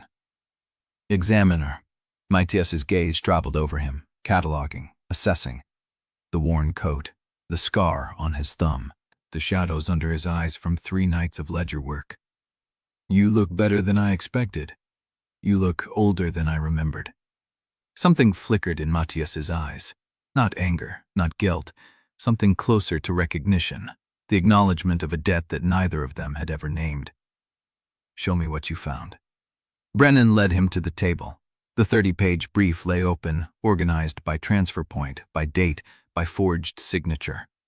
The provenance stamps were laid out side by side, legitimate and forged, the differences visible even to an untrained eye. The routing authorizations were stacked in chronological order, with Matias's own signature circled on the Northern Garrison document. Matias saw it immediately. His hand hovered over the page, not touching, just looking. You found this in your personal ledgers. Yes. And you have been carrying these ledgers for 18 months. Yes. Matias was silent for a long time. When he spoke, his voice was quieter than before. You should have burned them. I know. If you had, you would never have known what you were carrying. I know that too. Matias looked up. His eyes were the same gray Brennan remembered, the color of winter water, and they held nothing that could be read as ally or enemy. The discrepancies are significant, he said. The stamp pattern is consistent. The routing anomalies are geographically impossible unless the grain was being diverted. If this were presented to the Review Council with proper chain of custody documentation, it would reopen the Hearthstone case. Brennan felt the bond pulse. Caelith had entered the room. "What is the problem?" she asked. Matias turned to face her. "The problem, High Lady, is that these ledgers have been in Brennan's possession for 18 months without a single external witness to their custody. He has carried them through a blizzard. He has stored them in a waystation. He has brought them to your estate. There is no seal, no council witness, no independent verification that the documents have not been altered during that time." He picked up the top page. "I believe these are genuine. I believe Brennan Wolfe-Hawthorn was framed. But I am one examiner. If this reaches the Review Council without a sealed chain of custody affidavit, the defense will argue the evidence was manufactured after the fact. They will say Brennan forged his own exoneration." Brennan's hands went cold. "You are telling me the proof is useless?" "I am telling you the proof is true. Those are different things." Matias set the page down. "If you want this to hold, you need a council witness who can testify to the ledger's integrity before they were opened. Someone who saw them before you knew what they contained." The room was silent.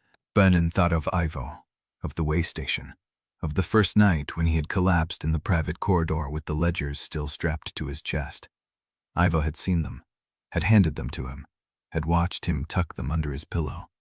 But Ivo was at Frostbreak, 3 days' ride away, and Tarnak was in the valley. Caelith's voice cut through the silence. "I can provide a witness." Matias looked at her. "Who?" "The keeper of Frostbreak Waystation, Ivo Marquette. He saw the ledgers the night Brennan arrived. He handled them. He can testify that they were sealed and unopened before Brennan reached my estate." Matias considered this. He would need to appear before the council, travel to the capital, submit to examination. "He will." Brennan stared at her. The bond carried her certainty, steel wrapped in something that felt like resolve. Matias nodded slowly. "Then you have a chance." He gathered his coat. "I will prepare a preliminary finding. It will not be favorable. I will note the chain of custody gap and recommend further investigation before any formal review. That will buy you time, but it will also alert Tarnak that the evidence has been found." He paused at the door. "Brennan." "Yes." "I am sorry."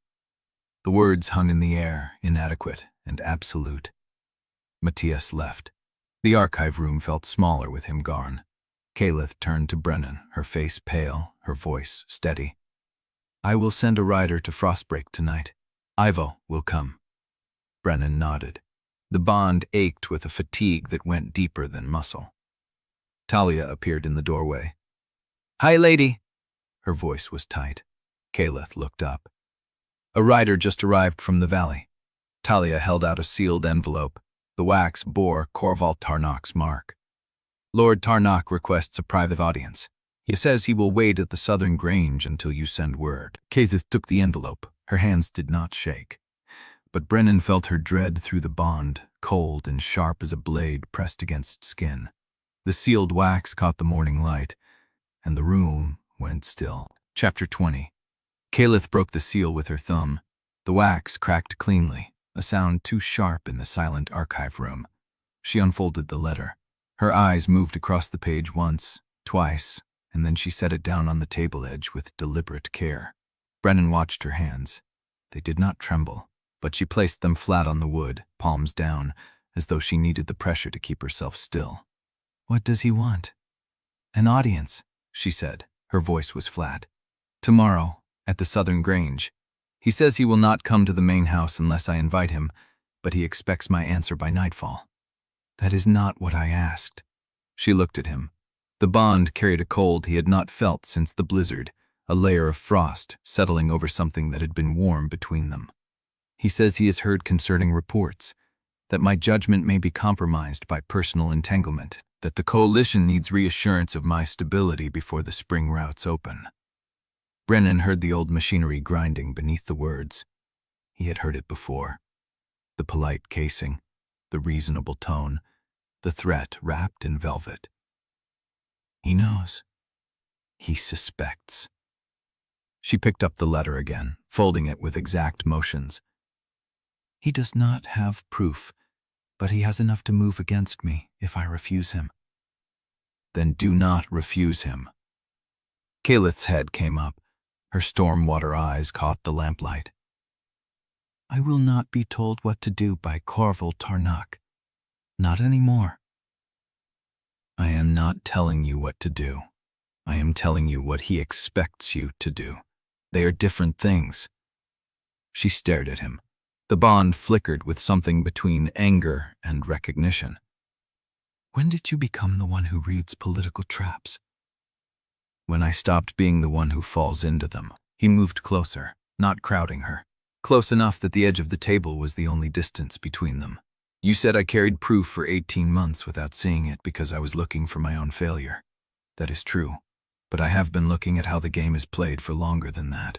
I know what Corval will do next because I have been on the receiving end of it. And what will he do next? He will isolate you. He will frame my presence here as evidence of instability. He will offer you a clean path back into the coalition if you distance yourself from me. And if you refuse, he will make sure the Review Council sees every decision you make is compromised. Caelith's jaw tightened. You have thought about this. I have lived it. She looked down at the folded letter in her hands. The silence stretched long enough that Brennan heard the fire shift in the grate. When she spoke, her voice was quieter than he expected. He mentioned you by name in the letter. The air went still. He said he has heard that a man answering your description has been seen in my company. He did not threaten directly. He said he hoped I would be careful about whom I allowed into my confidence at such a sensitive time. Brennan felt the trap close another notch. Then he knows I am here. He knows enough to warn me. He does not know enough to act, yet. She set the letter down again. Matias's preliminary finding will reach the capital in 3 days. That will confirm to anyone paying attention that the evidence has been found. Corval will learn of it within a day after that. So we have 4 days before he moves. If we are lucky.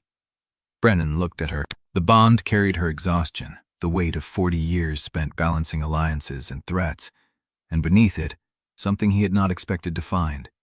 She was afraid. Not of Corval, not of the Review Council, of what she would have to become to fight them. You could send me away, he said. Her eyes snapped to his. Do not. I am not offering. I am asking. If you sent me away, you could tell Corval the rumors were exaggerated. You could accept the Yselle match. You could keep everything you have built. And you could disappear into the mountains with your ledgers and wait for a council that will never call you. That is not an answer to my question. She stepped closer. The space between them shrank to a breath. I have spent 12 years building a life I do not want to lose, but I have spent 40 years being the woman who chooses the safe thing. I will not choose it again. Not with you. The bond burned between them, raw and alive. Brennan reached out. His hand found hers, rough fingers curling around her palm. Then we fight. We fight. She did not pull away. The archive room felt smaller with the choice made, the air heavier with what came next. Talia appeared in the doorway again. Her face was drawn tight. Hi, lady. A rider is approaching from the southern grange. Tarnak's man. Caelith's hand tightened in Brennan's. He is not waiting until tomorrow. No, Talia said. He is asking for your answer now. The fire popped in the grate. Caelith looked at Brennan. Her eyes were the color of winter water, cold and clear and full of something that might have been fear or might have been resolve. Send word that I will meet him at the grange at dawn. Talia nodded and vanished. The silence that followed was not empty. It was filled with the weight of what Caelith had just chosen and what it would cost her. Brennan did not let go of her hand, and in the distance, beyond the estate walls, he heard the first notes of a horse approaching at a hard ride. Tarnak was not waiting for her answer. He was already coming. Chapter 21. Sleep came in fragments that night. Brennan lay on the narrow bed in the East Wing room, the fire banked low, his body heavy with exhaustion, but his wolf restless beneath the skin.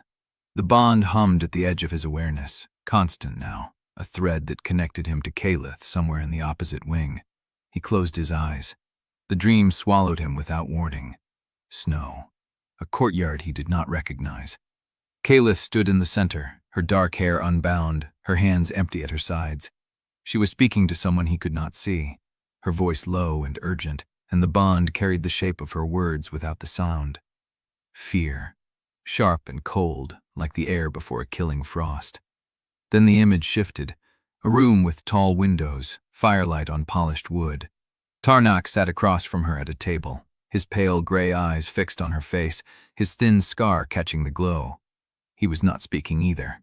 He was waiting. The silence between them had weight, the weight of years and decisions already made. Caelith's hand trembled on the table. Brennan tried to move toward her, but his feet would not answer. The bond pulled taut, and he felt her exhaustion, the kind that lived in bone and sinew, not something sleep could fix. Beneath it, something rawer, a grief she had never named aloud. He woke with a gasp. The fire had burned to embers. The room was dark, the air cold against his damp skin. He sat up, his heart hammering, and the scent of Tarnak still clung to his senses. Not real, a dream, but the bond thrummed with the echo of it. He swung his legs over the side of the bed and pressed his palms to his knees, forcing his breathing to slow. The images were fading, but the feelings lingered. Her fear, her exhaustion, the grief that lived beneath her composure like water under ice. The bond could carry truths neither of them was ready to name. He had known it theoretically. He had felt echoes before, fragments of her mood across the hours they spent apart. But this was different. This was not mood. This was memory. He stood and crossed to the window. The estate grounds lay dark and silent under the moon. No movement at the gate, no sign of Tarnak's arrival. But the bond had shown him something real, something Caelith carried alone. He dressed without lighting a candle, pulled on his boots, and moved into the corridor. The estate was quiet. The servants had retired hours ago. A single lamp burned at the junction where the main hall met the private wing. He followed the thread of the bond as it pulled him forward, past the archive room, past the closed doors of empty guest chambers, until he stood outside her door. He did not knock. The wood was warm under his palm. He could feel her on the other side. The rhythm of her breathing, the restless shift of her body against the sheets. The bond carried her consciousness flickering at the edge of sleep, not surrendered to it. He pressed his forehead to the doorframe. He should leave. This was not a boundary he had permission to cross. But the bond held him there, and the taste of her fear still lingered on his tongue. The door opened. Caelith stood in the gap, a robe pulled over her nightclothes, her dark hair loose around her shoulders. The lamp behind her caught the hollows under her eyes, the lines of tension around her mouth. She did not ask why he was there. She knew. "You dreamed of Tarnak," she said. It was not a question. "I dreamed of you. In a room with him. You were afraid." Her jaw tightened. "Come in." She stepped back and let him enter. Her room was larger than his, but not by much. A writing desk in the corner, stacked with papers. A fire that had burned low. The bed was unmade, the sheets twisted as if she had been fighting with them. She did not sit. She stood by the window, her arms crossed, her back to him. "You have not asked me what we spoke about," she said. "I did not think you would tell me. I would not have, before." The bond flickered. She was holding something back, the effort visible in the set of her shoulders. Brennan stayed where he was. He did not crowd her. "The dream carried your fear," he said, "and something else. Grief. You have been carrying it a long time." She did not answer. The silence stretched, the fire popped and settled. "I know who the spy is." The words came out flat, deliberate. She turned to face him, and her eyes were the color of winter water. "Talia told me an hour ago, one of the household stewards, a man named Oris. He has been sending reports to Tarnak's agent in the valley for at least 6 months." Brennan felt the information land like a stone in still water. "He knows everything." "Not everything. He knows you are here. He knows you are auditing the records. He does not know what we found in the ledgers, or that Matias has seen the evidence. Yet. Caelith's mouth tightened. I have already had him confined to his quarters. He will not send another report tonight. Brennan moved closer, his voice low. That is not what you were dreaming about. She looked at him. The bond carried a flicker of something raw, a crack in the wall she had spent 40 years building. No. She crossed to the desk and picked up a folded sheet of paper, old, yellowed at the edges. She held it out to him. Brennan took it. The handwriting was precise, feminine. The ink faded.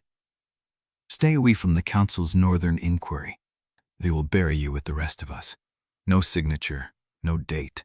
What is this? The first anonymous dispatch. It arrived 8 years ago, 3 days before a review council session that would have exposed the same diversion pattern you found in your ledgers. Brennan looked up. You have known about the diversion for 8 years. I have known someone was warning me for 8 years. I did not know what the warning meant until tonight. She met his gaze, and the bond carried the weight of what she was about to say. The dispatches did not stop after Hearthstone. They kept coming. Every time the council prepared to review the grain routes, I received a warning. Always 3 days before. Always through the internal courier system. Who is sending them? I do not know, but I know why. She paused. They have been protecting me. Whoever it is, they have been feeding me information so I would stay clear of the investigation, so I would not stumble into what Tarnak was building.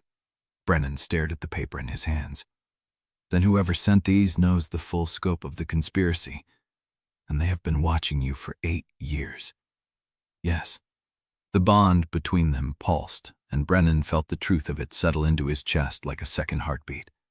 The woman who had condemned him had also been warned, for years, by someone inside the very council that had buried him alive, and she had never known what the warnings meant until she looked at his ledgers. The fire crackled. Caelith's voice dropped to barely a whisper. The dispatcher is still active. The last warning arrived the night before Matias's visit. Brennan's blood went cold.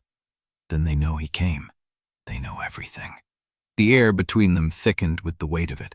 Someone inside the council's heart had been feeding her intelligence for 8 years, not to protect her, to steer her, to keep her from walking into Tarnak's path before the moment was right.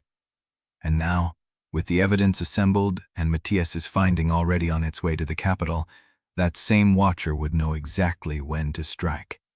Brennan looked at Caelith. The bond carried her fear again, but underneath it, something else. Hope.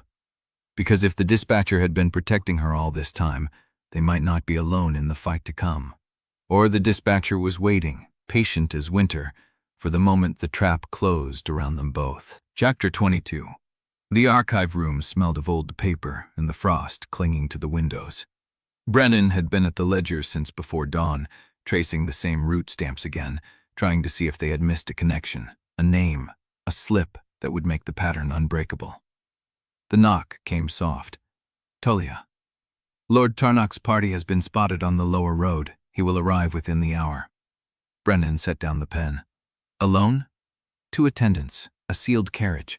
She held his gaze. He is not sending riders ahead. He is coming in state. Which meant this was not a raid. It was a performance.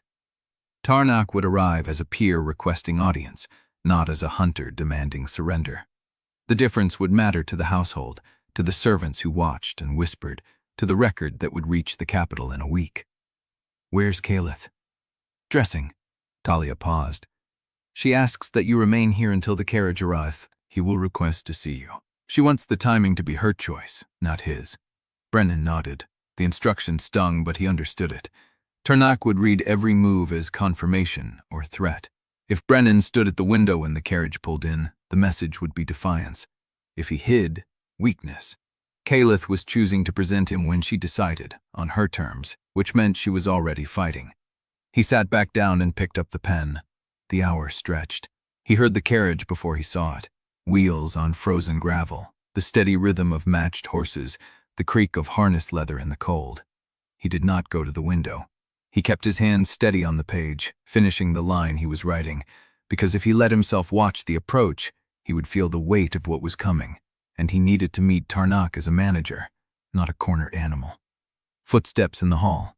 Talia's voice, low, speaking to someone, then silence. The front door opened. Brennan heard the voice before the man entered. Low, measured, carrying the particular ease of someone who had never needed to raise his voice to be obeyed. "Hi, Lady Caelith. You look well, considering the strain of the season." Corval Tarnak stepped into the main hall. Brennan saw him through the open archive door. Iron white hair, lean build, the elegant carriage of a man who had spent decades arranging the world to his liking. The thin scar across his jaw caught the light. Caelith's voice answered, cool as the frost on the windows. "Lord Tarnak, your letter suggested urgency, but I did not expect you to travel in such haste. The season demands it." Tarnak removed his gloves, slow, deliberate. "I thought it wiser to speak in person than to trust paper with matters that affect both our houses." "Then let us speak." Caelith gestured toward the private sitting room. She did not look toward the archive. She did not need to. She knew Brennan was there, knew he was watching, knew the bond would carry his presence to her like a heartbeat beneath the floor. Tarnak paused. He turned his head slightly toward the archive door. "I understand you have taken on a seasonal auditor," he said, "a man with considerable experience in grain administration." The silence stretched. Tarnak smiled. It did not reach his pale gray eyes. "I would like to meet him." Caelith's voice did not waver. "Then you shall." She turned and walked to the archive doorway. Her eyes met Brennan's, and the bond carried something steady, a foundation beneath the storm. "Brennan, Lord Tarnak has requested an introduction." He set down the pen, rose, adjusted his sleeves with the same precise motion he had used 1,000 times before hostile estate officers, before council clerks who wanted him to fail, before every door that had ever closed in his face. He stepped into the hall. Tarnak was taller than he remembered, or perhaps the years had rearranged Brennan's memory, making the man smaller than the shadow he cast. In the flesh, Corval Tarnak was lean and immaculate, his coat brushed clean of travel dust, his hands still holding the gloves with the ease of a man who never hurried.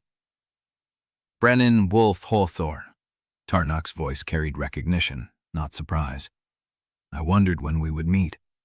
Brennan stopped at Caelith's side, not behind her, beside her. "Lord Tarnak, the records I reviewed from Hearthstone mentioned your thoroughness."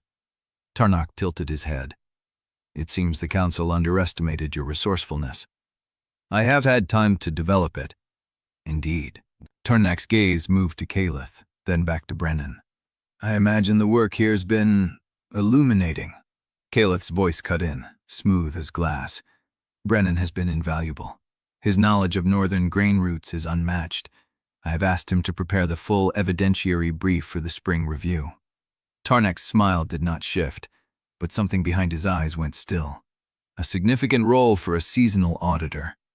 The work demands it." The silence between the three of them carried more than words. Tarnak knew. He had known before he arrived, and the carriage, the attendants, the careful statecraft were all theater. The real negotiation was happening in the space between breaths, in the weight of every syllable. Tarnak inclined his head. "Then I look forward to reviewing it." He turned to Caelith. "Shall we sit? There are matters that require your ear before the council session." Caelith did not move. "Brennan will join us." The words landed like a stone in still water. Tarnak's eyes flickered. For half a heartbeat, the mask cracked, and Brennan saw the calculation beneath. The assessment. The realization that Caelith was not hiding him, was not managing a scandal, was placing him at the table as an equal. "As you wish." Tarnak turned and walked toward the sitting room. Brennan caught Caelith's gaze. She was still as stone, her face unreadable, but the bond carried something hot and fierce beneath the calm. "I will not let them reduce you to a footnote in my story." He did not answer. He followed her into the room, took the seat she indicated, and met Tarnak's pale gray eyes across the polished wood. The game had changed, and Corval Tarnak knew it. Chapter 23. The meal passed in measured courtesy. Every fork stroke watched, every syllable weighed. Tarnak ate with the precision of a man who had never known hunger, asking polite questions about crop yields and spring delivery schedules while his pale gray eyes tracked Brennan's hands, his posture, the exact distance between his chair and Caelith's. Brennan answered in even tones, kept his shoulders loose, drank water he did not want because wine would dull the edge he needed. When Tarnak finally rose, claiming the need to rest before the evening session, the relief in the room was a physical thing. Caelith saw him to the door with perfect composure. Brennan stayed at the table, listening to the footsteps fade down the corridor, then counted to 60 before he let out the breath he had been holding. The door clicked shut. Caelith stood with her back to it, her hand still on the latch. That was not the worst introduction I have prepared for. High Priest. She turned. The composure cracked at the edges, letting exhaustion through. He knows more than he showed. He will spend tonight pulling every thread he has, and tomorrow he will come back with the full weave. Then we have until dawn. Brennan pushed back from the table. I should get back to the ledgers. Brennan? He stopped. You heard what the kitchen staff said when they cleared the starter. He had. Low voices in the service corridor, carrying through the gap where the door did not seal. How old is she? 54? And he cannot be 35. A seasonal auditor, they say, as if anyone believes that. I heard gossip. It is not new to me. This is different. She stepped away from the door, closer now. The same people who served us will carry those words to the valley by morning. Tuarnagengt will hear it before noon. My household will hear it before supper, and every version will be worse than the last. Let them talk. Brennan, her voice sharpened, you do not get to decide that the gossip does not matter. It matters to me because it will be used against us, and it matters to you because they are reducing you to a scandal I chose instead of a man I chose. The words hung between them. You think I care what they call me. I think you care deeply about what you are called, and I think being dismissed as my indiscretion wounds you in ways you will not admit. He turned to face her fully. And what would you have me do? Stand at the door and correct every whisper? Announce my birth year and credentials until they nod and call me adequate? I would have you stop pretending the sting does not land. The room went still. She was closer than he had realized, close enough that he could see the fine lines at the corners of her eyes, the silver threading her dark hair at the temples, the stormwater clarity of her gaze that missed nothing. The age gap is real, she said. I am 20 years older than you. I have spent 40 years building a position that your presence here is destabilizing, and every time someone looks at us and calculates the difference, I watch you pull away from me like I have become something to endure. I am not enduring you. Then what are you doing? The question demanded honesty he had not given himself. I am refusing to be your shame, he said. If they look at me and see a younger man you stooped to choose, then I am already diminished in their eyes. And that means they will never see me as your equal. They will see me as the lapse in judgment you allowed yourself before you came to your senses. Who asked you to be my lapse? The weight of the room does not decide who I am. Her voice dropped, rough with something raw. I am not ashamed of you, Brennan. I am afraid of what they will do to you because of me. Those are not the same thing. The bond pulled tight between them, hot, insistent. He felt her heartbeat in his chest, her breath in his lungs. Then stop treating me like something to protect, he said. Put me at the table. Give me the work. Let me stand beside you when Tarnak returns, and let him see that I am there because I earned it, not because you could not resist a younger wolf. Her jaw tightened. You think I brought you here because I could not resist you? I think you brought me here because you wanted to help, and I think that desire to help is tangled up with something you have not named, and until you name it, I am standing on ground that could shift at any moment. She stared at him. The fire popped in the silence. You want truth. I want the ground to hold. She moved then, closing the distance between them until she was close enough that he could smell the tea on her breath, the wool of her dress, the faint cedar of the soap she used. Then here's the truth. Her voice was low, steady, stripped of court polish. I do not know if I'm choosing you because the bond demands it or because I want it. I do not know if I would have noticed you in a crowded hall before the bond lit under my skin. I do not know how much of this is fate and how much is my own hunger for something that does not require me to perform. The words landed like blows. But I know that when Tarnak walked into this room, I wanted you beside me. Not because you are useful, not because you are proof of something, because you are you. Hard-headed, proud, drawing lines I keep tripping over. And that is not a lapse. That is the first honest choice I have made in decades. She did not touch him, but the space between them felt thinner than air. Now tell me you still believe I am treating you like a scandal. He could not. The words would not form because she had cut through every defense he had built, every story he had told himself about her pity, her management, her careful distance. Say it, she pressed. Tell me you believe I am ashamed of you.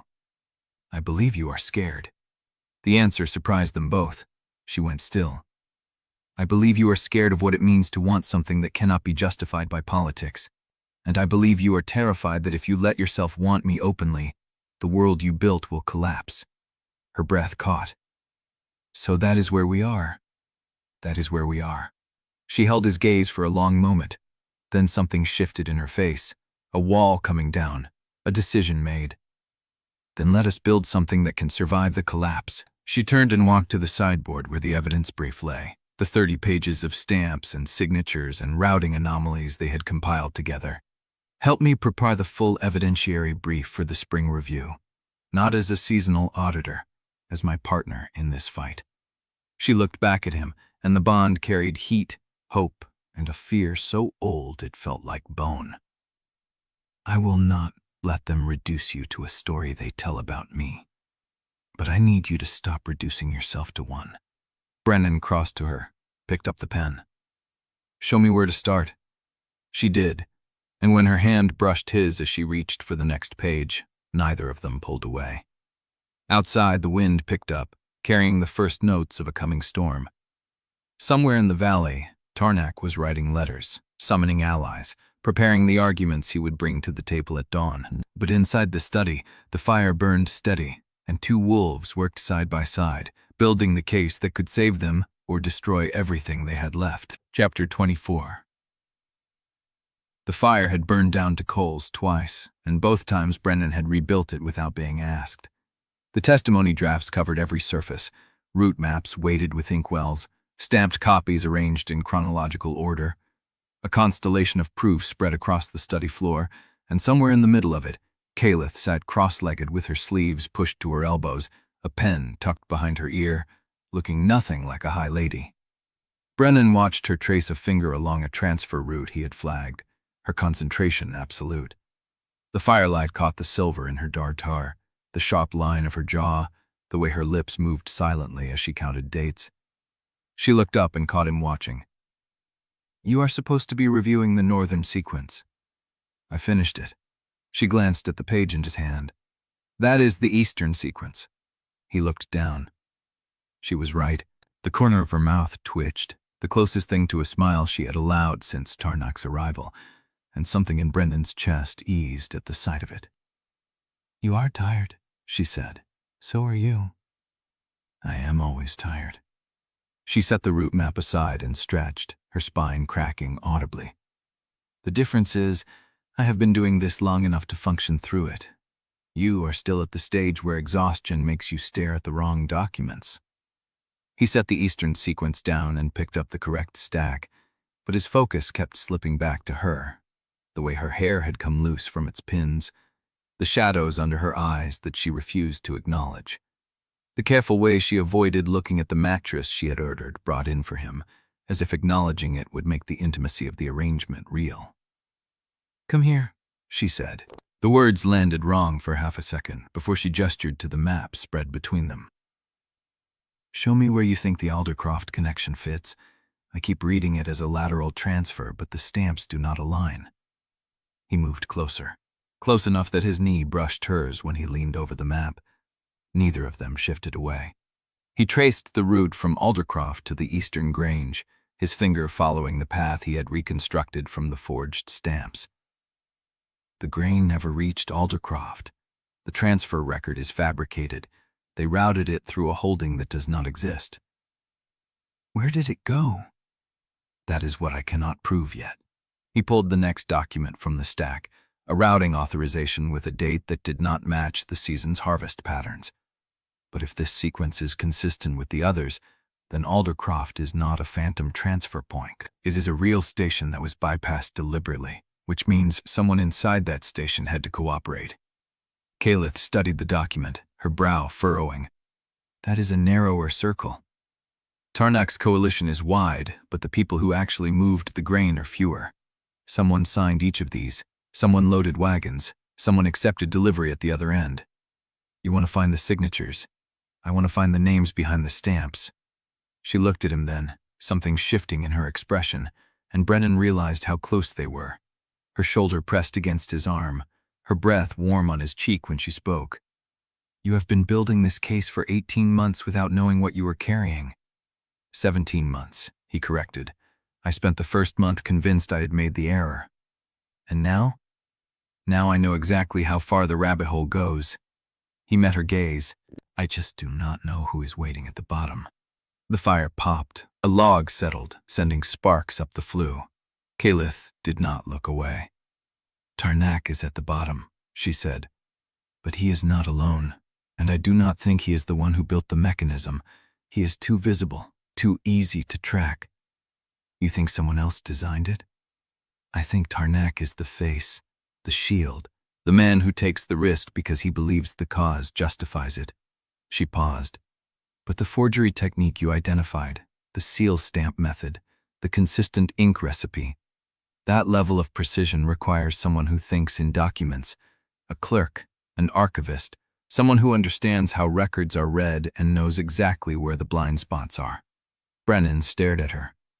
You have been thinking about this. I have been thinking about little else since you showed me the pattern. Her voice dropped. I spent 12 years coming to this retreat, running from questions I was afraid to answer. You gave me a reason to stop running. The admission hung between them, raw and unguarded. Brennan wanted to say something that would match the weight of her words, but the bond was pulsing in his chest, hot and insistent, and all he could feel was the nearness of her, the shape of her shoulder under the firelight, the faint cedar scent of her soap. Say it, she said. Say what? Whatever you are holding back because you think it will make this harder. He looked at her, at the stormwater eyes that had not looked away from him once all night. I am terrified that this is not real, he said, that the bond is making me feel things I would not feel on my own, that I want you because fate decided I should, not because I chose to. Her breath caught. You think I do not ask myself the same question every hour? I think you asked it and decided it did not matter. It matters. Her voice cracked. It matters more than I can say. But I have spent 40 years making choices that were safe and correct and politically defensible, and every one of them left me hollow. This is the first thing that has made me feel alive in decades, and I do not care if it started with fate. I care that I am choosing it now. She reached out and touched his face. Her hand was warm, calloused at the palm from years of signing documents, a detail he had never noticed before. The contact sent a shock through him, through the bond, and he felt her feel it too. Brennan. He said her name, just that. But it carried everything he could not shape into words. She leaned in. The kiss was not like the first, slower, deeper. A question asked and answered in the same breath. Her fingers slid into his hair, and he pulled her closer, the map crumpling beneath them, the inkwell tipping and spilling a dark stain across the Aldercroft route. They broke apart, breathing hard. Caelith looked at the ruined map, at the ink spreading across the parchment like a wound, and laughed. A real laugh, surprised and a little wild. Well, she said, that will need to be redone. Brennan looked at her, at the ink on her fingers, at the flush across her cheeks, at the way she was looking at him like she was seeing him for the first time. We should stop. The words came out rough. She did not flinch. Yes. But neither of them moved. I do not want this to be something we fall into because the bond makes it easy, he said. I want it to be something we choose when the ground is steady. When the ground is steady, she repeated. That may take a while. Then we wait. She held his gaze for a long moment. Then she nodded, slow and deliberate, and pulled back. The space between them filled with cold air, but the bond did not cool. Stay, she said, by the fire. I will take the chair. He wanted to argue, but she was already moving, gathering a blanket from the chair and settling into it with her back to the flames. You need sleep, she said. Tomorrow, Tarnak returns with his arguments, and I need you sharp. Brennan did not argue. He lay down on the mattress she had ordered for him, the fire warming his back, her scent still in his lungs, and closed his eyes. The bond hummed between them, steady and warm. He fell asleep to the sound of her breathing. He woke to a whisper, not words, a sound, sharp and full of dread, Caelith's voice cutting through the dark. No. Brennan's eyes opened. The fire had burned low, the room dim and shadowed.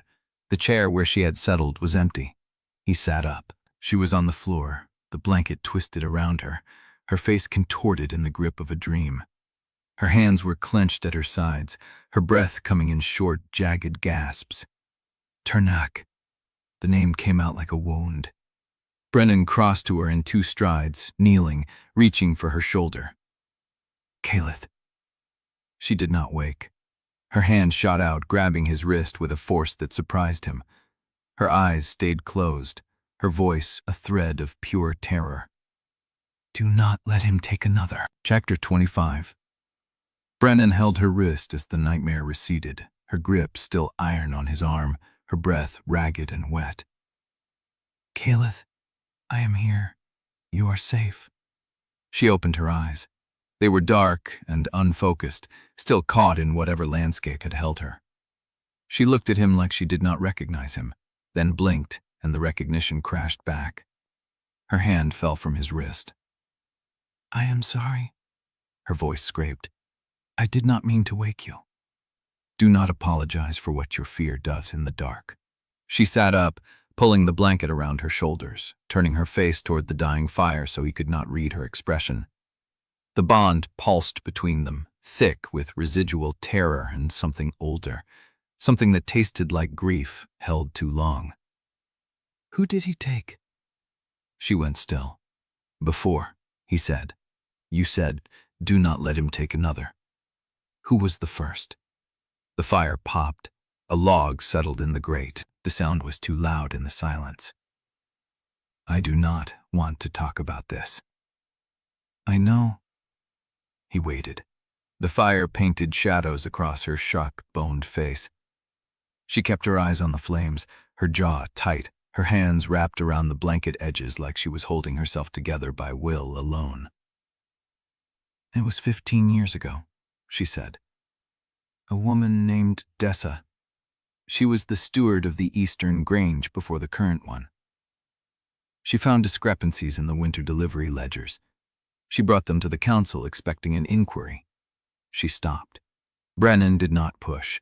He stayed still, his shoulder close to hers, the bond carrying the weight of her silence. She was found dead 3 weeks later, Caelith said. Her wagon went off the ridge road. The council ruled it an accident. I was the one who signed the finding. The words hung in the air between them. You knew. I suspected. Her voice cracked. I did not have proof, but I knew enough to know it was not an accident. Dessa was too careful for that road in good weather, and the weather had been clear for days. Brennan felt the shape of the confession before she spoke it aloud. The bond was bleeding her truth into him whether she wanted it to or not. And you did nothing. I could not prove it. I had a feeling, a pattern of numbers that did not quite align, a witness who changed their story between interviews. Nothing that would hold before the council. Nothing that would justify tearing apart the coalition we had spent years building. She turned to face him then, and the look in her eyes was not defensive. It was raw and stripped and terrible. I told myself silence was the responsible choice, that exposing the accusation without proof would destabilize the houses, that Dessa would not want her death to trigger a collapse that would hurt thousands. But that was a lie. Yes, her voice dropped to barely a whisper. The truth was I was afraid of what I would find if I kept pulling the thread, afraid of who it would implicate, afraid of losing the only position that had ever given my life meaning. Brennan felt the parallel land like a blade between his ribs. And when my case came before you, he said, you saw the same pattern. She did not look away. I saw irregularities, inconsistencies in the provenance stamps, a routing sequence that did not make sense given the harvest volumes. I saw them, and I told myself the review had been thorough, that Matias was trusted, that the evidence had been examined by people with more direct knowledge than I had. But you did not believe that. No.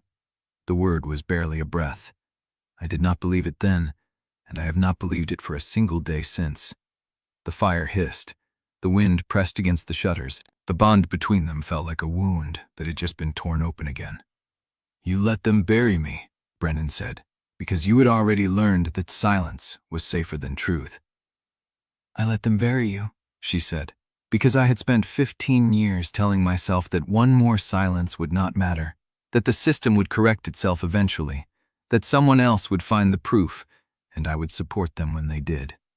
She reached for him, then stopped herself. I was wrong. I was a coward, and I have carried that every day since. Brennan stared at the fire. He wanted to be angry. He wanted to feel the clean fury that had carried him through the first year of his disgrace. But what he felt was something worse, understanding, because he knew what it was to tell yourself that silence was survival. He had done the same thing when he stopped fighting the conviction and let himself become a cautionary tale. You could have told me, he said. That night in the waystation, when I told you my name, you could have said the truth. I know. Instead, you let me believe the condemnation was complete, that every hand in that room had been clean. Brennan, her voice broke. I know what I did. I have no excuse except that I was afraid and I was tired, and I had spent so many years holding things together that I had forgotten how to let anything fall apart. He looked at her. The firelight caught the hollows under her eyes, the lines of exhaustion around her mouth. She looked older than she had that first night at the waystation. She looked like someone who had been carrying a weight too long to remember what it felt like without it. Who else knows? He said. No one. Not Daya? No. She knows I carry something. She does not know what. And the dispatcher? She shook her head. Whoever they are, they know I was close to the Hearthstone case. They may have known I suspected, but they never named what I saw. They only warned me away. Brennan stood. The cold air hit his chest, his face, the bare skin of his arms. He walked to the window and stared out at the dark, at the snow drifting across the frozen ground, at the shape of the storm building on the horizon. She let him stand there. He did not know how long. You are the last one, he said finally. The last person whose hands were not clean. She did not answer. I spent 18 months thinking it was Matias, thinking it was a faceless council that had judged me from a distance. I could live with that. It was abstract. It was the system. He turned. She was still on the floor, the blanket around her shoulders, her face lifted toward him like she was waiting for the blow. You were not abstract, Caelith. You were in the room. You saw the lie, and you chose the lie. Yes.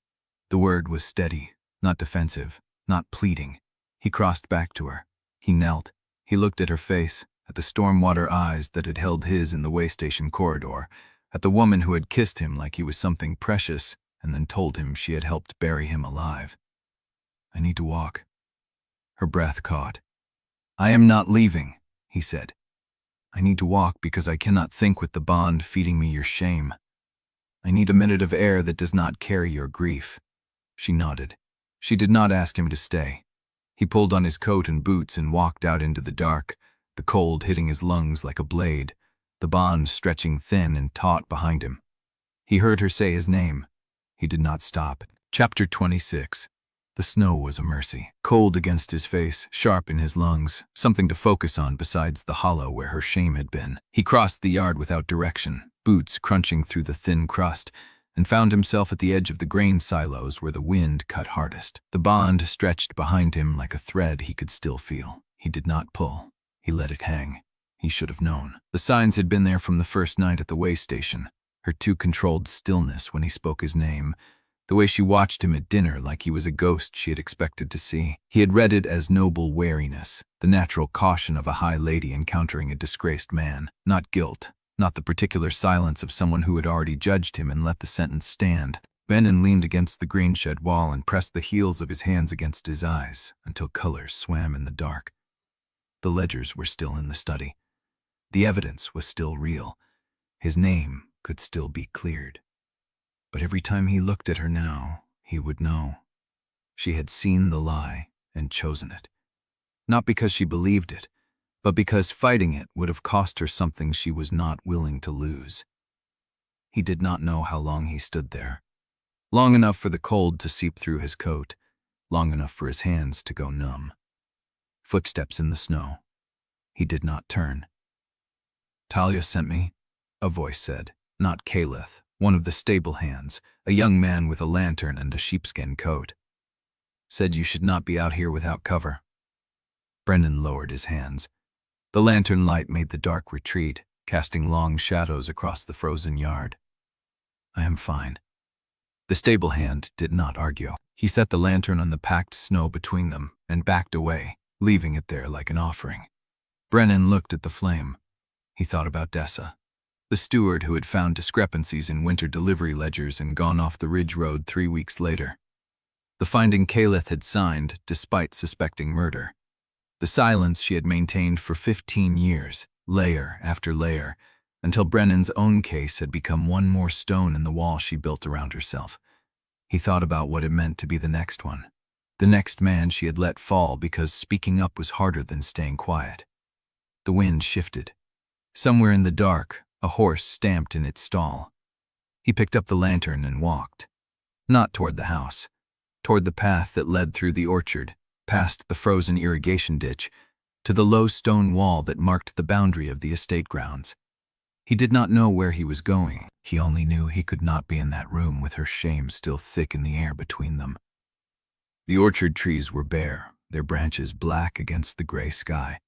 Snow had drifted against the trunks, smooth and undisturbed. Brennan followed the path until it ended at the wall, then stopped.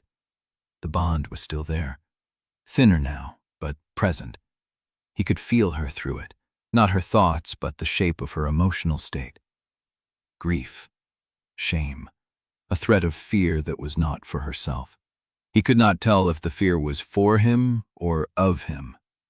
He stood at the wall and watched the snow fall. When he finally turned back, the sky had begun to lighten. Not dawn, but the gray pre-light that came before it, the world holding its breath between night and day. The lantern had burned low, the flame guttering in the last of the oil. He walked back through the orchard, past the grain sheds across the frozen yard, and stopped at the kitchen door instead of the main entrance. The kitchen was warm, smelled of bread and wood smoke and the sharp tang of boiled coffee. A cook he did not recognize looked up from the stove, took in his frozen coat and the dark circles under his eyes, and pointed at the bench by the fire without a word. Brennan sat. The cook set a mug of coffee on the table beside him, then returned to her work, asking nothing, expecting nothing.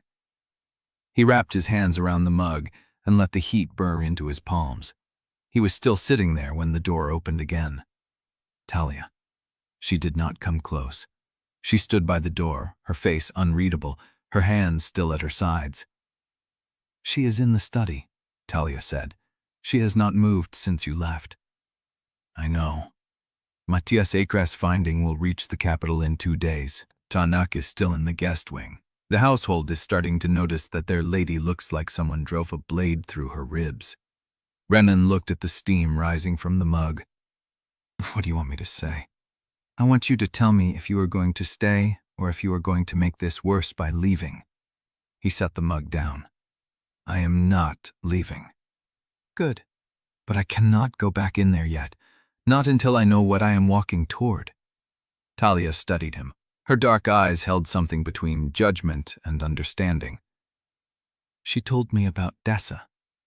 Brennan's hands went still. "Not the details," Talia said. "But I knew she carried something. I have known for years, the way she went quiet every winter, the way she could not look at certain dispatch shields. I never asked because she never offered." "She should have told you." "Yes." Talia's voice was steady. "She should have told a lot of people, but she did not, And now you have to decide whether that silence is the whole story, or just the chapter she is most ashamed of. The fire cracked. The cook ladled something into a bowl at the stove. Brennan picked up the mug again. Matias is still alive, he said finally. The ledgers are still intact. The chain of custody still matters. I can still prove my name was stolen. But I do not know if I can share a table with her while I do it. Talia nodded. She did not argue. She did not push. Then do not share a table, she said. Work in the archive. Sleep in the East Wing. Let her keep her distance until you are ready to see her. She turned to leave, then stopped. But Brennan? He looked up. Do not let the cold do what Tarnak could not. She lost Dessa to silence. Do not let her lose you to pride. The door closed behind her. Brennan sat in the kitchen until the coffee was gone and the light outside had turned gray and full. Then he stood, left the mug on the bench, and walked through the silent halls toward the archive room where the ledgers waited. The bond pulsed once, softly, like a question. He did not answer it. Not yet. The archive was cold. No fire had been lit since the previous night, and the embers in the grate were dead ash. Brennan crossed to the work table where the ledgers lay open, their pages still marked with the breadcrumb trail of forged stamps and impossible route seals. He sat. He picked up the pen. The ink had frozen in the well, the surface cracked and dull.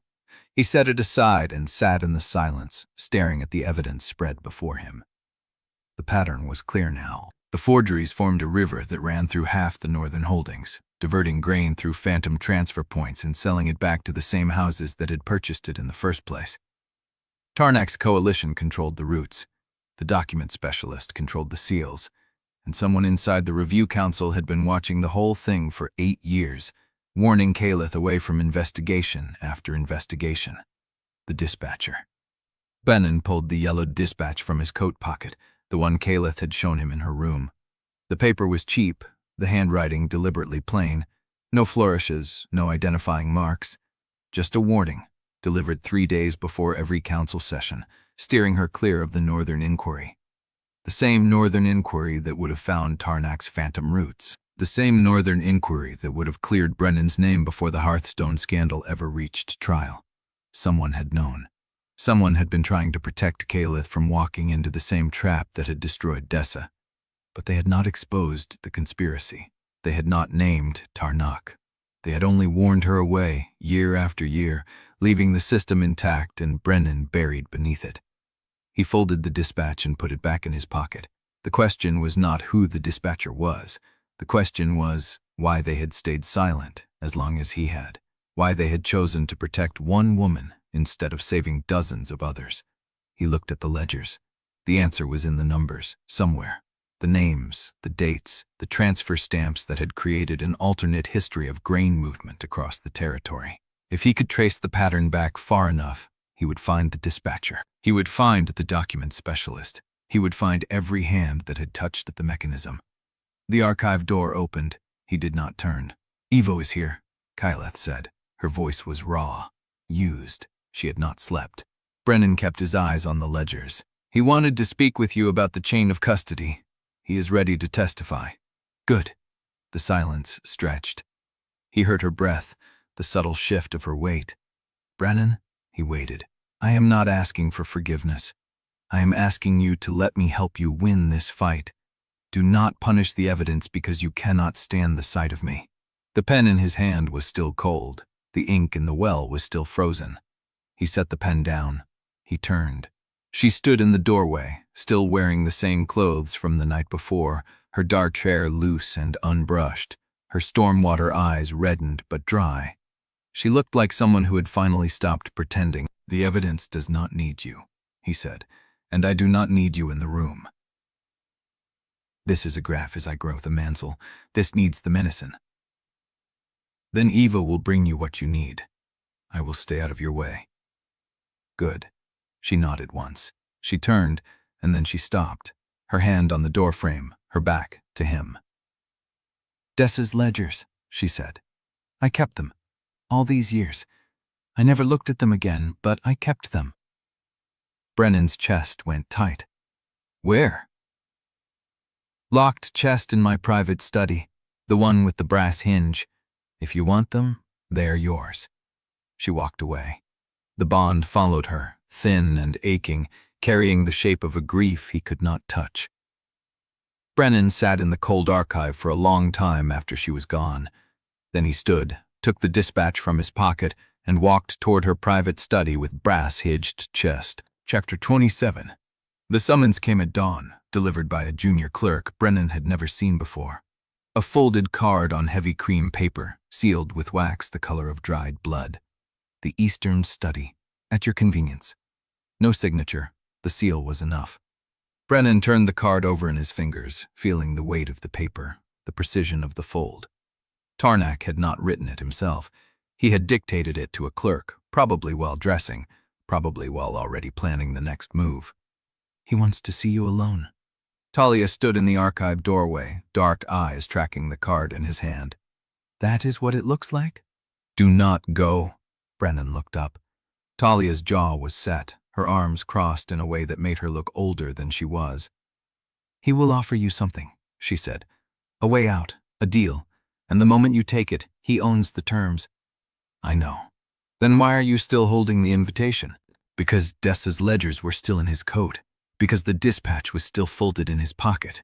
Because he had spent the night reading 15-year-old records written in a dead woman's hand, and the pattern was worse than he had imagined.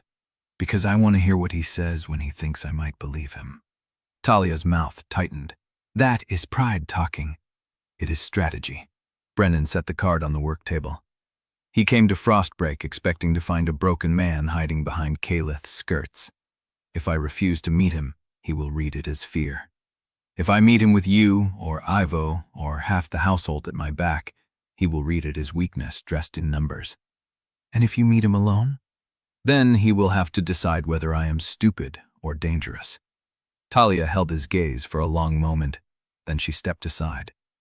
The Eastern Study has a servants' corridor behind the wall panel, she said. I will be listening. If he raises his voice, or you raise yours, I will enter with a tea tray and a question that pulls you out clean. Brennan almost smiled. You have done this before. Not for love, for survival. She gestured toward the corridor. Go, before you lose your nerve. The Eastern Study was smaller than the receiving room Tarnak had used the night before. A writing desk, 2 armchairs, a cold fireplace, and a window that faced the rising sun. Tarnak stood at that window, his back to the door, his iron-white hair catching the first light. He did not turn when Brennan entered. You came alone. You asked me to. I asked you to come at your convenience. Tarnak turned, and his pale gray eyes found Brennan with the precision of a blade finding a seam. I did not expect you to arrive before breakfast. You wanted to speak. I did. Tarnak gestured to the armchair opposite the desk. Sit. Brennan remained standing. Tarnak's mouth curved, not quite a smile. Still proving you do not take orders. I remember that quality. It was one of the things that made you useful. Useful. Promising. Tarnak settled into the armchair with the ease of a man who had long since stopped pretending comfort was not a weapon. You were young, competent, and hungry. You had not yet learned that competence is only valuable when it serves the structure. You thought truth mattered more than stability. It does. No. Tarnak's voice was soft. Truth is a luxury the weak cannot afford. Stability keeps grain moving through winter. Stability keeps children alive in the frost. Stability holds the houses together long enough to remember they need each other. And stability requires sacrifice. Brennan felt the words land like a weight on his sternum. You are talking about Dessa. I am talking about everyone. Tarnak leaned back, crossing one leg over the other with the unhurried grace of a man who had already won this argument in his own mind. Dessa found a thread. If she had pulled it, the entire northern supply chain would have unraveled before winter. Not a manufactured crisis, a real one. Famine, riots, the collapse of 3 allied houses before the spring thaw. So you had her killed. I had her silenced. Tarnak's gaze did not waver. The method was regrettable. The outcome was necessary. Brennan's hands were steady. He kept them at his sides where Tarnok could see them. And me. You were the thread she almost pulled. Tarnok tilted his head. You did not find the fraud at Hearthstone. You found a miscalculation in the delivery schedule. A small one. One that would have led you to Thornwood Station within the season. You did not even know what you were looking at. But you would have found it. You were too meticulous to miss it.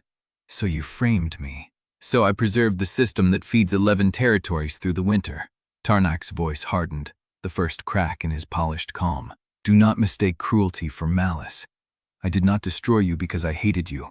I destroyed you because the alternative was watching children starve while the houses blamed each other and the coalition splintered into war. And you expect me to thank you? I expect you to understand. Tarnok leaned forward, elbows on his knees, pale eyes fixed on Brennan with the intensity of a man who had spent a lifetime convincing himself of his own necessity. Caelith understood. She did not know the details, but she understood the shape of the bargain. That is why she approved the Hearthstone findings without investigation. That is why she signed Dessa's death ruling without a challenge. She knew Brennan, not the names, not the roots, but the cost, and she paid it. The room went quiet. The dispatch in Brennan's pocket felt heavy. The ledgers in his coat felt heavier, and beneath them both, the bond to Caelith lay thin and wounded, carrying the echo of a grief he could still taste. She paid it because you gave her no choice. I gave her the same choice I give everyone. Tarnok stood, straightening his coat with a precise, practiced motion. Accept the cost of order, or watch the order burn. She chose wisely. For 40 years, she chose wisely. She chose differently now. Did she? Tarnok's smile was cold. She brought you here. She defended you. She put you at her table. But she has not yet followed you out of the room. She has not yet told the truth to the council. She has not yet burned her own house down for you. And I wonder, Brennan, if she ever will. Brennan held still. Tarnok walked toward the door, pausing with his hand on the frame. The review council reconvenes in 3 weeks. Matias has already sent a sealed finding ahead of him. I do not know its contents, but I know the man, and I know he values evidence over loyalty. If your chain of custody holds, if your ledgers survive scrutiny, if Caelith is willing to stand beside you when the questions turn on her own record, you may win this fight. He looked back over his shoulder. But if you lose, you will not survive exile a second time. The next fall will be permanent. The door closed behind him. Brennan stood alone in the eastern study, the sunrise painting the floor in cold gold, the dispatch and ledgers boning against his chest. Tarnok's logic was clean, elegant, a beautiful lie wrapped in enough truth to make it dangerous, and the worst part was, part of Brennan understood it. He stood there for a long moment, letting the silence settle around him. Then he walked out of the study, past Talia standing in the servants' corridor with a tea tray she had never intended to carry, and down the hall toward the archive where the ledgers waited. The conversation was over. The fight was not. Chapter 28. The first withdrawal came at midday. A courier from the Eastern Grange arrived with sealed correspondence, delivered to Talia instead of Caelith's study. A courtesy violation, small enough to deny if challenged, precise enough to read clearly. The Eastern Grange was no longer certain whose instructions to follow. Brennan watched it happen from the archive doorway. Talia took the dispatch without comment, turning it over in her hands before carrying it to Caelith's study with the same measured stride she used for everything. But her jaw was tight. By the second hour, the pattern spread. A steward who usually checked in at midday did not appear. A clerk who had been copying the evidentiary brief sent word that he was needed in the lower stores. A breakfast tray meant for the study went to Caelith's private rooms instead, as if the kitchen no longer knew where she was taking her meals. No one refused an order. No one spoke a word of dissent. They simply drifted, like water finding a lower path. Brennan found Caelith in the study with the dispatch from the Eastern Grange still unopened on her desk. She sat with her hands folded, staring at the seal as if it might speak first. "You should read it," he said. "I know what it says." "Then tell me." She looked up. The stormwater eyes were dry, but the stillness in them was worse than tears. "It says they are waiting to see which way the wind settles before they commit to anything. It says my alliance is no longer guaranteed. It says Corval's argument is already working. Brennan stepped into the room. Tarnak has been at this for 40 years. He knows how to turn our house against its lady before she even feels the blade. Caelith's mouth curved, barely. Are you comforting me or warning me? Neither. I am telling you what you already know. You chose this when you put me at your table, and I would choose it again. Then do not sit here staring at a letter you are afraid to open. Read it, learn what they are demanding, then decide what you will give them. He left before she could answer, not out of cruelty, because if he stayed he would offer to leave again, and that offer would undo everything she had fought to build between them. By evening, the withdrawing courtesies had become an architecture. 3 allied houses sent dispatches that began with formal greetings and ended with carefully worded regrets. Lady Brenley would not attend the midwinter review if it was held at Callowick ground. Lord Ashbourne requested that his grain assessment be postponed until the spring session, citing weather concerns. A minor trade partner who had relied on Callowick routes for 7 years sent a one-line note, pending review of current arrangements. Caelith read each one without changing expression. Talia stood at the window, watching the courtyard fill with evening shadows. They are waiting for Tarnak to move, Talia said. They are waiting for me to fold. Same thing. Caelith set the letters down. Her hands were steady. Her voice was not. I spent 40 years building this network. Every dinner, every favor, every alliance sealed in good faith, and one conversation with Corval Tarnak has turned it to dust. You turned it to dust, Talia said. The room went quiet. Caelith looked at her attendant, the younger woman she had trusted for years, the one who had knelt in the servants' corridor with a tea tray she never intended to use. Excuse me? You heard me? Talia did not look away. The houses did not abandon you because Tarnak whispered in their ears. They abandoned you because you did not tell them the truth first. You let them believe Brennan was a seasonal auditor. You let them think you were still playing the same game. And now they are watching to see if you will tell the truth to anyone, or if you will sit in this room reading dispatches while the evidence gathers dust across the hall. Caelith's jaw tightened. I am not sitting in this room. You are sitting in this room. Brennan is in the archive. Your seal is on your desk. Dessa's ledgers are still in the chest where you put them 15 years ago. Talia, you asked me once why I stayed with you through everything. Talia stepped closer, dark eyes fixed on Caelith's face. I stayed because I believed you were waiting for a reason to be better. But reasons do not arrive, Caelith. They are built, and you cannot build anything while you are still weighing the cost of the last brick. Caelith held her gaze. The silence stretched, long enough for the fire to shift and settle. Then Talia reached into her pocket and pulled out a sealed letter. This arrived 20 minutes ago. From House Dumeni. Formal invitation to discuss a binding arrangement with Yselle. She set it on the desk beside the other dispatches. You cannot sit here anymore. You cannot wait for the wind to settle. You have to choose which direction you are walking before morning, because by dawn, every house in the valley will know which letter you answered. Talia turned and walked to the door. Brennan is in the archive. Dessa's ledgers are in your study, and Yselle's invitation is on your desk. Those are the only 3 things in this house that matter tonight. She left. Caelith sat alone with the letters, the firelight catching the edges of the Dumeni seal, the unopened dispatches stacked like stones around her. She picked up the invitation. She did not open it. She held it in her hands, feeling the weight of the paper, the wax, the life it represented. A clean life, a predictable life, a life in which she never had to stand in front of the council and confess that she had known the truth about Hearthstone and said nothing. A life without Brennan. The bond pulled, steady and warm, from the direction of the archive.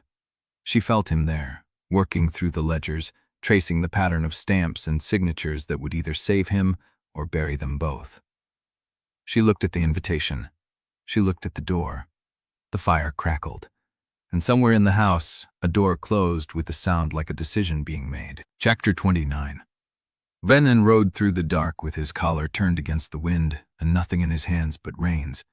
The ledgers were still in the archive. Dessa's chest still sat locked in Caelith's study. He had not taken a single piece of evidence with him, had not even taken his own coat from the peg by the kitchen door. He had walked out of Callowick ground with the empty feeling of a man who had finally stopped pretending he belonged somewhere. The road east was frozen ruts and moon-pale frost. His horse found the pace without encouragement, a steady jog that ate the miles while the sky stayed black. By the time the first gray light bled over the ridge, the farmhouse was in sight. Smoke rose from the chimney. A lamp glowed in the kitchen window. Soryn was already awake. He dismounted at the fence line, tied the horse to the rail, and walked through the yard with his boots crunching on ice. The door opened before he reached it. Soryn stood in the frame with a dish rag in one hand and flour dusted across her apron. She looked at his empty hands, his coatless shoulders, the shadows under his eyes. She did not ask what happened. She stepped aside and let him in. The kitchen was warm and smelled of bread and wood smoke. A kettle sat on the stove. A half-kneaded loaf lay covered on the counter. She walked back to the table, picked up a rolling pin, and began working the dough again without a word. Brennan stood by the fire, letting the heat soak into his back. "Sit down," Soryn said. "You look like a corpse I found in a ditch." He sat. She worked the dough for another minute, then shaped it into the pan, covered it, and wiped her hands on her apron. She poured 2 cups of tea without asking if he wanted one, and set one in front of him. "Now talk." He wrapped his hands around the cup and watched the steam rise. "I am leaving." "Leaving where?" "Out of Callowick territory, out of reach. There are routes through the eastern hills that do not cross any house land. I can be in the free settlements by the end of the week." Soryn leaned against the counter and studied him with her gray-green eyes, the same shade as his. "And then what?" "I will figure that out on the road." "Bullshit." He looked up. "You are not figuring anything out, Brennan. You are running, again, and you want me to pat your hand and tell you it is the right call so you can feel noble about it." "I did not come here for permission." "Then why did you come?" She crossed her arms. "Because you are too proud to disappear without someone knowing you existed? Because you wanted to say goodbye so I could carry the weight of watching you go?" His jaw tightened. "I came here because you are the only person left who might tell me I am wrong." "Good. Then listen." She set her cup down and leaned forward, both hands flat on the table. "You are wrong. You are wrong, and you know you are wrong, and you came here hoping I would be too tired to say it." The fire snapped. The bread rose under its cloth. The silence stretched long enough to feel the shape of everything he had not said. Soryn's voice dropped. "Do you remember what you told me when you first found the ledgers? When you realized the stamps were forged and you were not a failure after all?" He remembered. He had stood in the archive at Callowick ground with the proof in his hands and felt hope crack through his ribs like light through a frozen window. "I told you it was not too late." "Right," she pointed at him. "And now you are about to sit down in the middle of the road and let the snow cover you, because the woman you love did not tell you the truth fast enough." He flinched. "That is not what this is." "Then what is it, Brenna? Tell me, because from where I am standing it looks like you found out she was not perfect, and instead of staying to see what happens when imperfect people choose each other anyway, you decided to spare her the trouble." She knew. His voice came out raw. "She knew they framed me. She saw the pattern in the stamps and she said nothing. She signed off on a death ruling she knew was murder because she was afraid to lose her seat at the table. And I stood in that room and told her I understood, and I walked out, and I have not felt clean since." Soryn did not look away. "Do you think I do not know what silence costs?" He went still. "You left me here with a ruined name and a farm that was bleeding money, and no one to explain to the neighbors why the roof was leaking. I did not tell anyone you were innocent because I did not know it yet. I stayed silent because I was ashamed, because I thought maybe you had made a mistake and I just did not want to face it." She walked around the table and stood in front of him. "That silence shredded me. Every day I did not defend you, I lost a piece of myself. But it did not shred you. You are still here. You are still fighting. And you want to leave now, when she is finally ready to break her own silence for you? He looked down at his hands, the scar across his thumb, the calluses from reins and ledger work and years of surviving a life he did not choose. She should not have to break anything for me. I am not worth the ruin of a house. Soryn grabbed his chin and forced his face up. Who told you that? He tried to pull away. She held. Who told you that your worth depends on being easy to love, on never costing anyone anything? Because that is a lie, Brennan, and you have been swallowing it like medicine since the day you lost the contract. He felt something crack behind his ribs. Not the bond, something older, something he had packed so deep he had forgotten it was there. I do not want to be the reason she loses everything. Then be the reason she gains something. Soryn let go and stepped back. Go back, not because she asked you to, not because the bond is pulling you. Go back because you owe it to the version of yourself that carried those ledgers for 18 months without opening them. Go back because if you run now, Tarnak wins without lifting a finger. He does not have to destroy you. He just has to wait for you to destroy yourself. Brennan exhaled. The fire felt too hot, the kitchen too small, the whole world too full of choices he had spent years avoiding.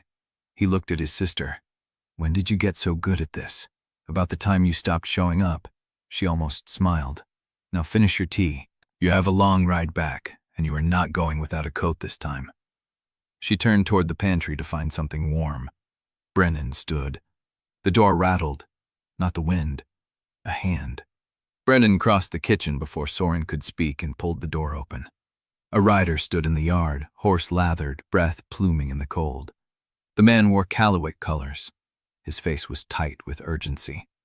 Brennan Wolfe-Hawthorn? The man did not wait for confirmation. Hi, Lady Caelith sent me. She told me to find you before you crossed the eastern boundary. Brennan's chest went cold. What happened? The rider looked at him, then at Soryn standing behind him in the doorway. She accepted the Dumany invitation. The words hit like a blade.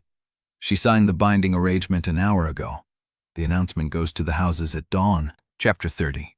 The horse was spent by the time Brennan reached the Callowick boundary wall. He had pushed it harder than he should have, riding through the afternoon light without stopping, without eating, without letting the cold fully leave his bones.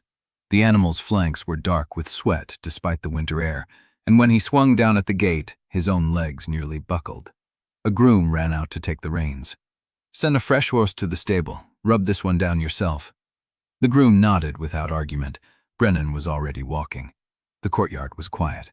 Too quiet for a house that had just sent an announcement to half the realm. The servants moved with careful precision, eyes down, mouths shut. They knew. Everyone knew. He did not go to the archive. He went to her study. The door was closed. He knocked once, then pushed it open without waiting for answer. Caelith stood at the window with her back to him. Her hands were clasped behind her, the posture of a woman holding herself together by force. She did not turn. Soryn talked you into coming back. My sister's smarter than I am. A pause. Her shoulders shifted, a breath she had been holding releasing slow. She is not wrong about that. He closed the door behind him and stayed where he was. He did not cross to her, did not let the bond pull him closer, though he felt it scraping under his skin like a blade drawn across stone. I did not come back to forgive you. She turned then. Her face was pale, the shadows under her eyes deeper than they had been at dawn. She looked at him without flinching. I know. I came back because I am not done fighting, and because I will not let Corval Tarnak win by default while I run toward the eastern hills to nurse a wound I could have closed myself. She nodded once, a soldier accepting term. What do you want from me? He had thought about this the whole ride. The wind in his face, the rhythm of the horse, the cold burning his lungs. He had stripped every word down to its bone. Full disclosure, no hidden bargains, no decisions you make in a closed room that I only learn about when the announcement goes to the houses. Her mouth tightened. I can give you that. Good. Second, you do not use the bond to pull me back when I need distance, and I do not use it to drag you into confessions you are not ready to make. We act like two people who chose each other, not two wolves who got caught in a trap."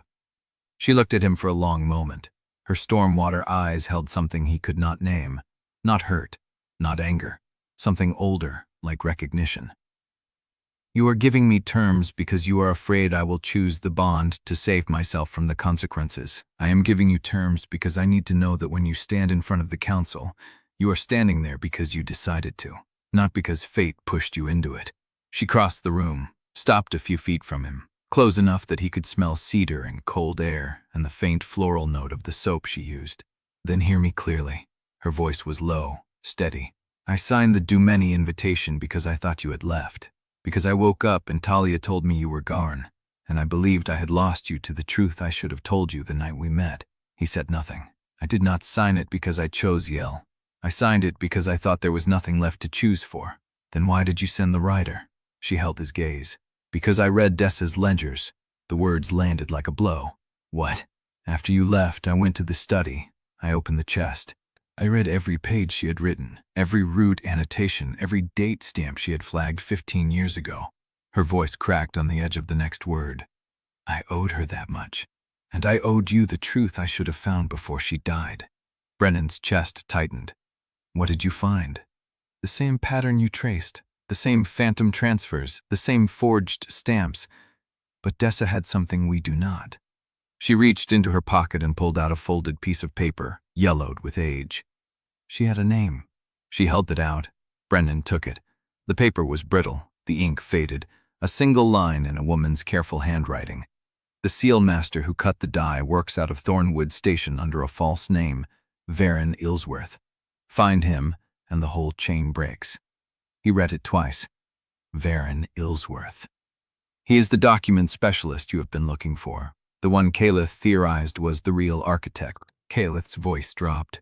"And he is still alive. I confirmed it before I sent the writer." "How?" "Because Corval has been protecting him for 15 years. Ilsworth is the only person who knows how to reproduce every seal in the northern supply chain. He is not a political player. He is a tool. And tools do not get discarded until they break." Brennan looked at the paper. The name, the address, the whole conspiracy distilled into a single line of evidence that had been locked in a chest for 15 years. He looked up at Caelith. "You read Dessa's ledgers and found a name that can break the case, and then you sent the writer to bring me back." "Yes." "Why?" She stepped closer, close enough that he could see the pulse beating in her throat. "Because I am done choosing silence. I am done being the woman who let Dessa die and Brennan fall because she was afraid to lose a seat she never deserved to hold." She reached for his hand, and he let her take it. "I am choosing you, not the bond, not fate. You." He felt the words hit him somewhere deep, somewhere the cold had not reached. "The announcement goes to the houses at dawn." "Then we have until dawn to break it." He looked at the paper in his hand, at the name that could end everything. "Do you know where Ilsworth is now?" Caelith's eyes went hard. "Corval moved him 3 days ago. He is being held at a private estate on the edge of Darnak territory, guarded and hidden until the council hearing." "Then we go get him." "No." She shook her head. "If we take him by force, Corval calls it kidnapping and the council dismisses everything. We have to do it legally. We have to file a motion for witness preservation and have the council seal him before Corval can move him again." "How long does that take?" 24 hours. If we file before dawn, the seal order arrives by midday tomorrow." Brennan looked at the window. The sky was darkening, dusk already bleeding into night. "Then we file tonight." She nodded. "There is one more thing." He waited. "Corval knows I signed the Dumeni invitation. He thinks I have chosen the safe path. He sent a message an hour ago congratulating me on my wisdom and confirming he will present the alliance formally at the council session. That gives us cover. It gives us exactly 1 night." She looked at him with something raw in her eyes. "If we do this, there is no going back. I lose my seat, I lose the coalition, I lose every protection I spent 40 years building." He tightened his grip on her hand. "Then we build something new." And somewhere in the dark corridor beyond the study door, a floorboard creaked. Chapter 31. They both froze. The creak in the corridor did not repeat. No footsteps retreated. Just the settling of old wood in a house that had stood through 30 winters and would stand through 30 more. But Brennan's hand was already moving, pulling the yellowed paper back from Caelith's fingers, folding it along its age-cracked creases. "Someone heard," he said. Caelith's jaw tightened. "The whole house knows I signed the Dumeni invitation. They think I am celebrating a clean alliance tonight, not dismantling one." Whoever it was did not knock. She crossed to the study door in 4 strides and pulled it open. The corridor lay empty. Candlelight flickered in its brass conch. A tray of untouched tea sat on the side table where a servant must have placed it and fled. Caelith stood in the doorway a moment longer, her shoulders braced. Then she closed the door and turned the lock. It could have been Talia, and could have been Oris's replacement. She did not argue. They stood on opposite sides of the study, the paper with Ilsworth's name between them, and the fragile trust they had rebuilt suddenly felt like glass. Brennan broke first. "We need Matias." They found him in the archive room, still in his traveling coat, reviewing the ledgers by lamplight. The grooves around his mouth looked deeper at this hour.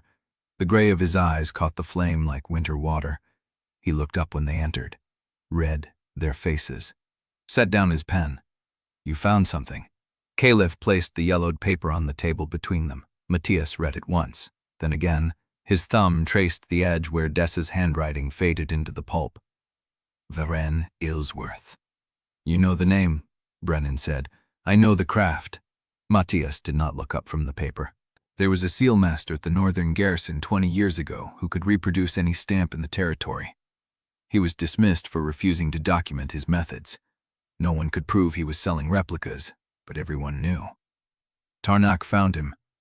And buried him at Thornwood Station under a false name, where no one would look for a document specialist because Thornwood was a phantom transfer point that did not need one." Matias set the paper down. "This changes everything." "Then why do you look like it changes nothing?" Matias met Brennan's gaze. "Because Ilsworth's testimony is only as good as the chain that delivers him. If we file the motion tonight and the council seals him before dawn, we have a living witness. If Tarnak moves him again in the next 6 hours, we have a name on a scrap of paper and a conspiracy that can still be buried." Brennan felt the weight of the night pressing down. "Then we file. The motion needs 3 signatures. Matias pulled a fresh sheet from his case. "Mine, yours, and a member of the council who can attest to the evidence's relevance without prejudging the hearing." Caelith was already reaching for a pen. "Caelith," Matias's voice stopped her. "If you sign this motion, you are declaring war on the coalition you helped build. There is no withdrawal, no quiet retirement. You will be stripped of your seat before the hearing begins." She looked at the pen in her hand, the ink drying on the nib. "I know. Your house will lose its protections. The Callowick name will become a target for every faction Tarnak has courted for 2 decades. I know. Your estate will be—" "I know, Matias." Her voice cut clean. "I have counted the cost every night for the past 15 years. I was just too afraid to pay it." She signed. Her name on the motion looked like any other document she had filled in 1,000 times. But her hand trembled as she set the pen down. Matias signed next. His hand was steady. Then he slid the paper to Brennan. "This is where it becomes irrevocable." Brennan looked at the blank line waiting for his name. The same name he had carried through disgrace, through exile, through every borrowed bed and unpaid debt. The name Tarnak had tried to erase. He picked up the pen and signed. They worked through the rest of the night at Matias's table, tracing every vulnerable point in the evidence with the precision of men who knew that one weak link would bring down the whole chain. Brennan had expected the collaboration to feel colder than before, more careful. And it was. Caelith did not lean into his shoulder when they compared documents. He did not reach for her hand when she paused to think, but the work itself was steady, and that steadiness felt like a beginning. "The ledgers are solid," Matias said, spreading them across the table. "The provenance stamps are documented. The routing anomalies are consistent. Ivo Marquette's chain of custody affidavit covers the gap, but the council will attack 3 things. "Which 3? "First, motive. They will argue you forged the stamps yourself to escape punishment, that you had access to the dies and the knowledge. I was a grain manager, not a seal master. They will say you learned. And second, Matias pulled out a stack of transport logs. The transfer copies. Every time grain moves through a legitimate waystation, 2 copies of the routing record are filed, one with the sender, one with the receiving house. The forged entries in your ledgers have no matching transfer copies, because the grain was diverted before it reached the station. Exactly. And the council will argue that absence of proof is proof of absence. Brennan felt the old familiar weight settling in his chest. What is the third? Matias paused. The dispatcher. The room went still. The anonymous warnings, Matias continued. If we bring them forward, we have evidence that someone inside the council knew about the forgery before the hearing. But we do not know who sent them. And the council will argue that the dispatcher could be anyone, including you, planting a false trail to discredit the process. They were placed 3 days before the hearing, Caelith said. I was at Frostbreak. Brennan was already exiled. The council will say you coordinated. On what evidence? On the same evidence they used to convict him the first time. Matias's eyes were tired. Circumstance, proximity, the assumption that a commoner with a grievance must be lying. Silence settled over the table. Then Brennan spoke. We do not need the dispatcher. Caelith looked at him. We have Ilsworth. We have the ledgers. We have Ivo's affidavit. And we have 3 weeks to find the transfer copies that Tarnak never expected anyone to look for. Matias studied him. You want to trace the grain. Every diversion went somewhere. The grain was not destroyed. It was sold. Rerouted. Some house received it. Brennan leaned forward. If we find the transfer copies, we do not need the dispatcher's identity. We do not need Ilsworth's testimony. We need only the paper trail that Tarnak could not burn. Caelith's breath caught. The houses that received the diverted grain are still holding the records. Matias looked between them, and for the first time all night, something like hope flickered in his winter-washed eyes. If we can find those transfer copies and trace them to the receiving houses, then Brennan's exoneration is not just possible. He paused. It is certain. And Brennan felt the word hit him harder than any blow Tarnak could have landed. Certain. He had not allowed himself to imagine that word. But before he could hold it, before he could let the warmth of it spread, a sharp knock cut through the study. Talia's voice came through the wood, low and urgent. There is a rider at the gate. He carries Tarnak's seal and demands to see the High Lady. He says he will not leave without an answer. Caelith went still. An answer to what? He did not say, but he is armed, and he is not alone. Chapter 32. The rider at the gate carried Tarnak's seal and a single question. Did the High Lady intend to honor her binding arrangement with House Dumani, or had she been persuaded otherwise by the seasonal auditor currently occupying her archive? Caelith answered without hesitation. The arrangement stood until she said otherwise. The rider left, but the question did not. By midday, the hearing notices had spread through the estate like frost across a window. Brennan heard it first from a kitchen hand who did not know he was standing 3 feet away. Did you hear the High Lady is bringing her grain man to the council? The one she kept from the storm. My cousin says the mate bond hit her so hard she cannot think straight. Brennan set down the cup he had been carrying and walked out. The estate was not large enough to escape its own gossip. He heard it again from a clerk in the east corridor, voice pitched low but not low enough. 20 years between them. She is old enough to be his mother. You do not fall that hard for a man half your age, unless your wolf has gone feral.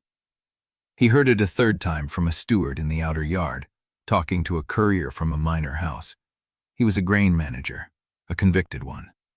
She is risking the coalition for a man who could not keep his own ledgers clean. That is not love, that is a lapse in judgment. Brennan stood in the yard with his hands at his sides and let the words wash over him. He had known this would happen. He had told himself he was ready for it. But ready was a word he had used to describe whether he could not change. Ready was not the same as immune. The contempt in their voices was not personal. They did not know him. They knew only the shape of the scandal, the contour of the age gap, the scandal of a High Lady choosing a ruined commoner over the orderly marriage her house required. They reduced him to a hunger, a weakness, a lapse. And the worst part was that he understood why. He was standing in the yard of a Callowick estate wearing borrowed clothes, carrying no title, no house, no protection except the word of a woman who had already let him be buried once. If he were standing where they stood, he might have said the same. He turned and walked back inside. Caelith found him in the archive an hour later. She did not ask where he had been. She did not need to. Her face was pale and set, and when she spoke, her voice was the controlled instrument he had first heard in the Waystation dining room. "The household is talking. I noticed. It will get worse before the hearing. I know." She crossed to the table where he'd been spreading transfer records and stopped a half-step closer than politics would allow. "Brennan." He looked up. "They are calling me foolish," she said. "For the first time in 40 years, I am being called foolish. By my own staff. By houses I have held in coalition for a decade. By people who would never have dared." "I am sorry." "Do not be." Her stormwater eyes held his. "I earned the silence. I do not earn the contempt. But I will carry it if I must. Because I chose this." "You chose me." "Yes." The word sat between them, simple and absolute. He wanted to tell her that it did not have to be this way, that he could still leave, still disappear into the eastern hills, still let her rebuild the coalition without the weight of his name dragging her down. But he had made that offer before, and she had refused it. And Soryn's voice was still in his head from the farmhouse. You were leaving because she was not perfect. Instead of staying to see what happens when imperfect people choose each other, he stayed. The door opened.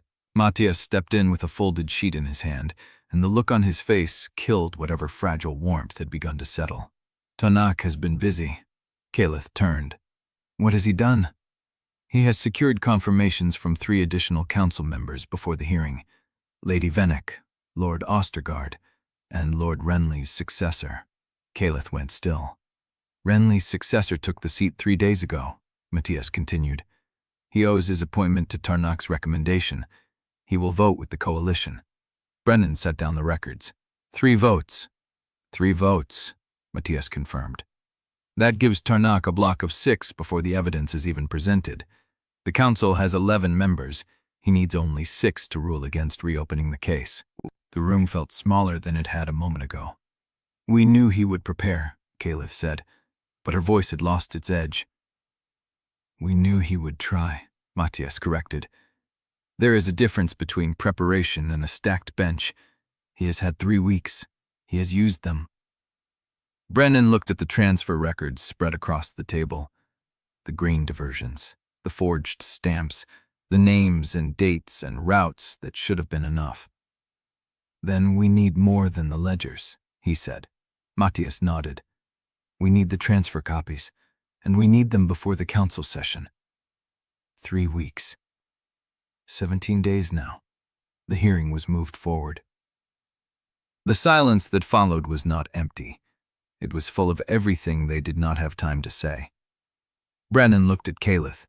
She was pale, but her spine was straight, her chin lifted in the same angle she had held when she signed the motion. "Then we start tonight," he said. "We start now," she answered, and the work resumed. But as the evening light faded and the lamps were lit, Brennan caught himself watching the corridor more than the records. Somewhere in the estate, the gossip was still spreading, the whispers about age and hunger and lapse in judgment, the jokes about whether Caelith had lost her mind or only her dignity. And in a private estate on Tarnak territory, guarded and hidden, Baron Ilsworth was still alive. 17 days. He picked up the pen and pulled the nearest transfer log toward him. The paper was cold beneath his hands. At midnight, Brennan found Caelith in the study with her head bowed over a stack of correspondence she had been avoiding. She did not look up when he entered, but she said his name. "Brennan." "Yes." "If we lose this, what will you do?" He crossed to the desk and stopped on the opposite side, letting the wood separate them. "I have been losing for 18 months, he said. "I have spent that time learning how to keep moving. That is not an answer. It is the only one I have." She looked up then, and her eyes were tired in a way that had nothing to do with the hour. "I will not let them bury you again. You already did." The words hung between them, her breath caught. Then she nodded, slow and deliberate, as if accepting a wound she had not known she was carrying. "I know," she said, "and I will spend the rest of my life making sure I never do it again." He wanted to tell her that was enough. He wanted to believe it was. But the corridor outside was still full of whispers, and Tarnak's allies were circling, and 17 days was not enough time to undo everything they had broken between them. So he said the only thing that mattered. "Then we start here." She held his gaze for a long moment. Then she pushed the correspondence aside and reached for the transfer logs. And they worked. At 3 in the morning, a knock came at the study door. Talia, her face was tight. "There is news from the Eastern Grange." Caelith looked up. "What kind of news?" "They have not confirmed their attendance at the hearing. They are allied with us. They must attend. They say they are waiting to see which way the weather settles." The same phrase. Brennan had heard it from a dozen mouths in the past 2 days. The houses were waiting. The wind had not yet chosen. He looked at Caelith. She looked at the stack of transfer logs, the evidence that should have been enough, the 17-day deadline closing in. And somewhere in the dark halls of the estate, a door closed with a sound like a gavel falling. Chapter 33. The invitation arrived at dawn on cream paper with House Dumeni's seal pressed in silver. Caelith read it twice in the study while the household still slept. Yselle had not waited for a formal reply to the binding arrangement. She was already at the Eastern Grange, 3 hours' ride from Callowick ground, and she requested a private meeting before the announcement went any further. Talia stood in the doorway with Caelith's traveling coat. "She arrived last night," Talia said, discreetly. "2 attendants, no carriage train. She is giving me a chance to withdraw before I embarrass us both. Or she is giving herself a chance to measure what she is binding to." Caelith took the coat. The Eastern Grange was a low stone manor with shuttered windows and a frozen pond in the forecourt. Yselle's attendants had built a fire in the sitting room, but the air still held the chill of a room that had not been lived in long enough to warm. Yselle Dumeni was younger than Caelith had expected. Early 40s, perhaps, with dark hair pinned in a severe knot and the kind of face that revealed nothing unless you knew where to look. She rose when Caelith entered and did not offer her hand. "Hi, Lady Callowick." Lady Dumeni. They stood on opposite sides of the room, the fire crackling between them, the silence stretching long enough to become deliberate. "You asked for this meeting," Yselle said. "I assumed you would bring a proposal. Instead, your messenger arrived with a confirmation of terms I had already extended, not a negotiation. That tells me you accepted without intending to follow through." Caelith felt the words land exactly where they were aimed.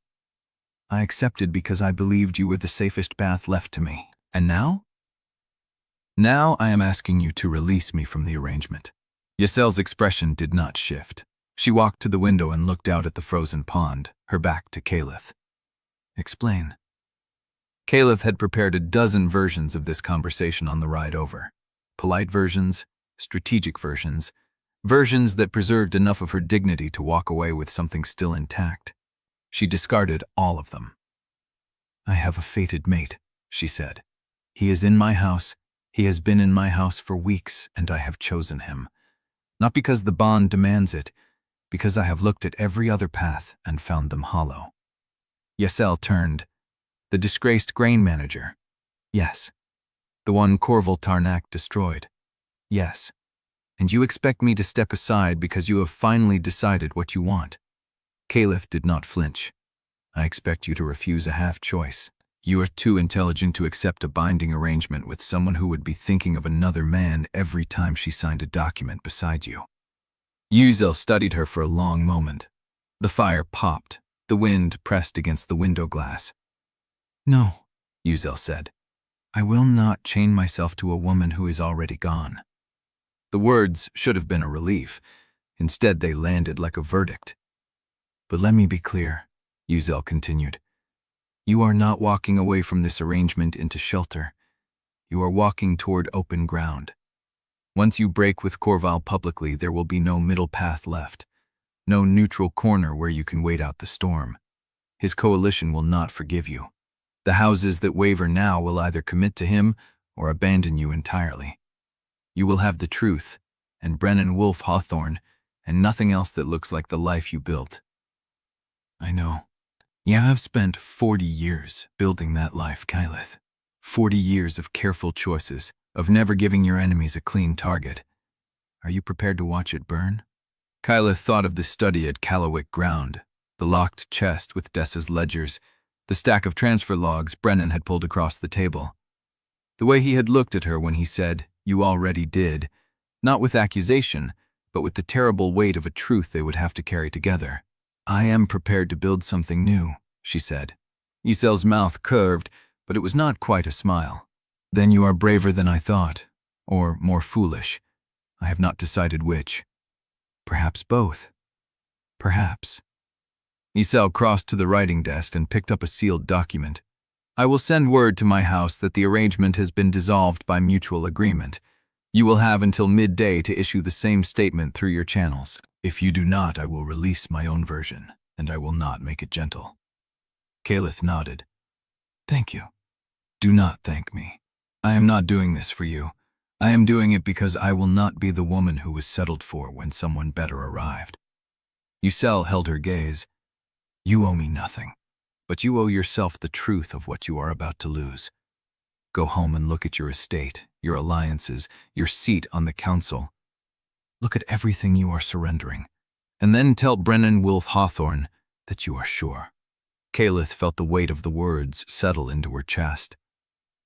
"I will." She rode back to Callowick Ground with the frozen road passing beneath her horse's hooves and Yselle's warning turning over in her mind. No middle path. She had known that. She had signed the motion knowing it. She had told Brennan she would spend the rest of her life making up for the silence, knowing it. But knowing and feeling were different things. When she reached the estate, the courtyard was empty. The household had not yet stirred fully, still adjusting to the new rhythm of secrecy and preparation. Brennan was in the archive. She found him at the table with the transfer logs, his sleeves rolled up, his handwriting precise across the margin of a page. He looked up when she entered. "Yselle?" "Released. The arrangement is dissolved." He set down the pen. "What did she say?" "That I am walking toward open ground, that there is no middle path once I break with Corval." "And what did you say?" Caelith crossed to the table and stopped on the opposite side, letting the wood separate them the way they had done a dozen times now. "I said I was prepared to build something new." Brennan held her gaze for a long moment, gray-green eyes, dark hair falling across his forehead, the scar at the base of his right thumb visible where his sleeve had pulled back. "Then we had better make sure there is something left to build on." He pushed a stack of transfer records toward her. 17 days. She pulled the first log toward her and picked up a pen. But as she lowered her eyes to the page, she caught a flicker of movement through the window. A rider on the road, coming fast. Chapter 34. The archive smelled of lamp oil and old paper.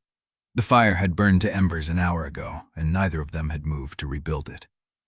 Brennan sat with his forearms on the table, the transfer logs open before him, but he had stopped reading some time ago. The numbers blurred. The root stamps meant nothing if he could not hold them in his head long enough to trace the pattern. Caelith sat across from him, her pen still in hand, her hair slipping from its pins.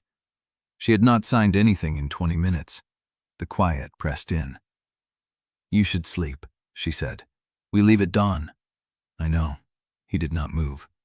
She set the pen down. The click of it against the wood was too loud in the stillness. "What is it?" Brennan looked at his hands. The scar across his right thumb, the ink stains on his fingers. Hands that had turned over every page of this case for 18 months and still did not know what to do with themselves if they were not fighting. "I thought winning would feel like arriving somewhere," he said, "like I would finally be able to breathe. But I keep thinking about what comes after, what I am supposed to be if the title comes back." Caelith was quiet. "I have been the disgraced man for so long," he said. "I know how to carry that. I know how to walk into a room and feel them looking at me like I am something that failed. But if we win, If I stand before the houses and they call me cleared, I do not know who I am without the weight. The words hung in the air. He had not meant to say them. They had surfaced on their own, the way every hard truth seemed to in the dark hours when the fire was low. Caelith folded her hands on the table. Her fingers were steady, but he saw the way she pressed them together. I have spent 40 years believing that if I controlled enough pieces, I could keep the world from falling apart, she said. I told myself that every compromise, every silence, every cold choice was virtue, because I was holding the center, because without me, worse things would fill the gap. Her voice did not waver, but something in her face shifted, a crack she had never let him see before. I mistook the machinery of power for the architecture of a good life, she said. I thought if I kept the system running, I was doing the right thing. And I let that belief cost Dessa her life. I let it cost you yours. Brennan looked at her. The firelight caught the sharp angles of her face, the shadows beneath her eyes. She looked older than the woman who had steadied him at Frostbreak.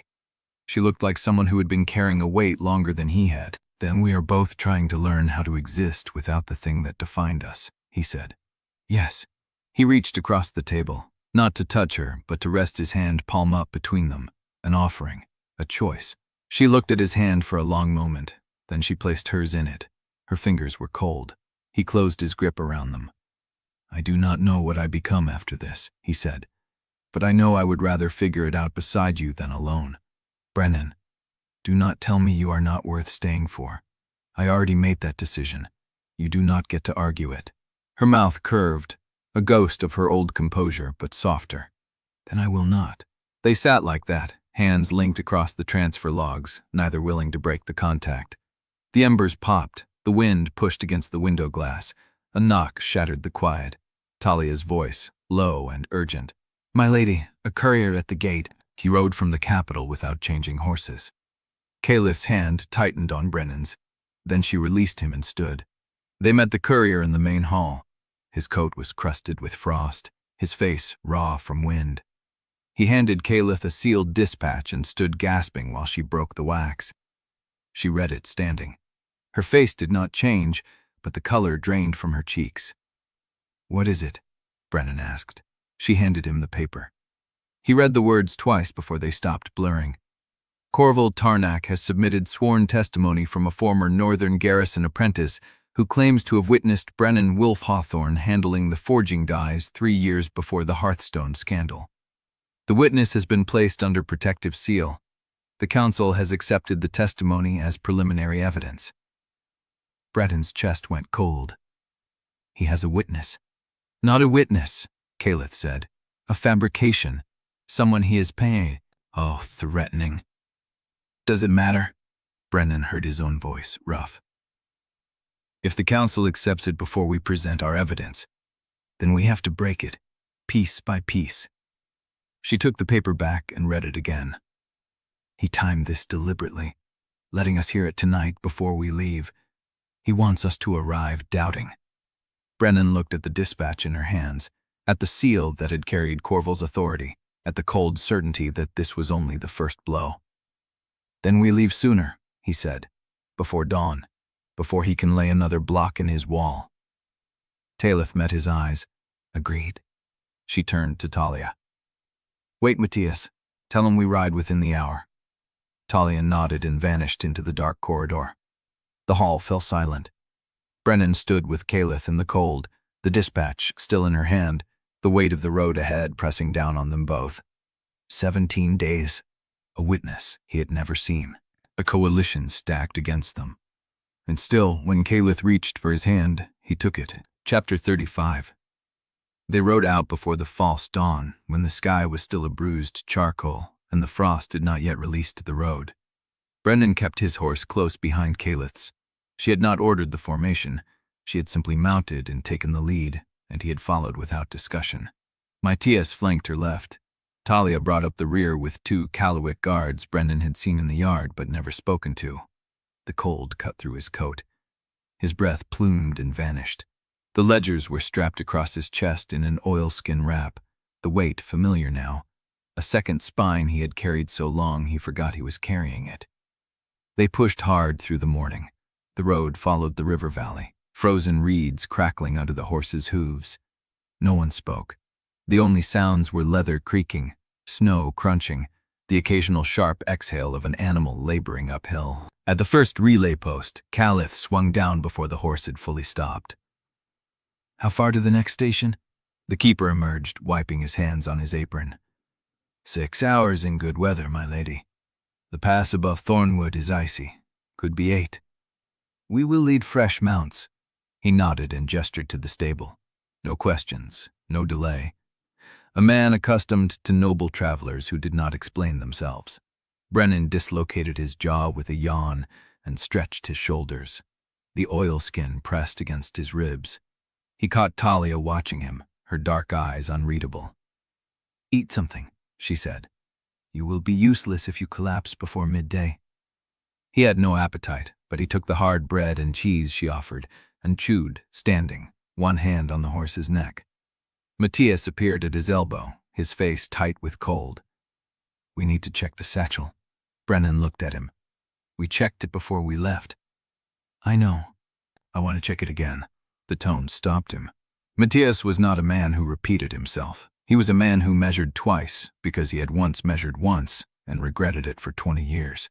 They stepped into the relay station's side room, a single window, a table, a lamp burning low. Matias closed the door and laid the satchel on the table. The leather strap had been worked loose. Brennan saw it immediately. The buckle was not seated in its usual groove. The tongue was one notch off, the way a man might refasten it if he had opened it and been in a hurry. "Could be nothing," Matias said. "The saddle jostled it loose, or someone opened it at the last station. Or that." Matias worked the buckle and lifted the flap. The papers inside were stacked in the order Brennan remembered. The provenance stamps, the route annotations, Dessa's ledgers, their pages yellowed and brittle. Matias pulled out the stack and laid each sheet flat, scanning for tears, folds, missing pages. His fingers moved with the economy of a man who had handled documents for 30 years. "All present," he said. "But the order is wrong." Brennan leaned in. "How wrong?" "The spring entries were on top when I sealed it. Now they are third from the bottom." Matias looked up. Someone read this satchel. They were careful, but not careful enough to remember the sequence. Brennan's chest went cold. Could they have copied something? They would not need to copy. They would need to remember, or photograph. Matias sat back. If Tarnak knows exactly what we have, he can prepare his rebuttal down to the last stamp. Or he can fabricate a chain of custody challenge, Brennan said. Claim we altered the evidence after it was sealed. That too. The silence stretched. The lamp flame wavered. Brennan could hear Caelith's voice outside, giving orders for the fresh mounts. He looked at the satchel, at the strap with its shifted buckle, at the papers that held his life arranged in the wrong order. Can we prove tampering? Matias shook his head slowly. Not without a witness who saw the hand enter the satchel. I have my memory of the seal position, but that is my word against whoever did this. And if Tarnak's agent was masked or unidentifiable, then we have nothing. Almost nothing. Brennan stood very still. The road ahead stretched in his mind, each relay post a potential trap, each hour of darkness a chance for an accident arranged to look like fortune. They could stop. They could double back. They could send word to Evo, ask him to secure the chain of custody affidavit earlier than planned. Or they could press on with the knowledge that Tarnak already knew what they carried. We go forward, Brennan said. Matias studied him. You are certain? If we stop now, he wins. He does not need to destroy the evidence. He only needs us to delay long enough for the hearing to proceed without us. Brennan strapped the satchel shut, pulling the buckle tight into its proper notch. We ride faster, we stop fewer times, and we keep the satchel between us from now on. You and the evidence do not separate. Correct. Matias nodded once, a grim approval. Outside, Caelith was already mounted. She glanced at them as they emerged, and her eyes went to the satchel strapped across Brennan's chest. Is there a problem? Small one, Brennan said. Handled. She held his gaze for a beat too long. Then she nodded and turned her horse toward the road. They rode through the afternoon. The temperature dropped. The sky stayed low and gray, pressing down on the valley like a lid. At the second relay post, they changed horses without dismounting. the keeper running fresh mounts alongside so they could step across. Brennan did not let the satchel leave his chest. By dusk, his shoulders ached and his thighs burned. The road had narrowed to a track along the ridge, the drop on the left side steep enough that one misstep would send horse and rider into the tree line below. He kept his eyes on Caelith's back and his hand on the satchel. They stopped at a waystation smaller than Frostbreak, a single stone building with smoke rising from a crooked chimney. Caelith ordered the horses stabled and the guards posted. Talia went inside to negotiate food and bedding. Brennan stood in the yard, the cold seeping through his boots, and looked back at the road they had traveled.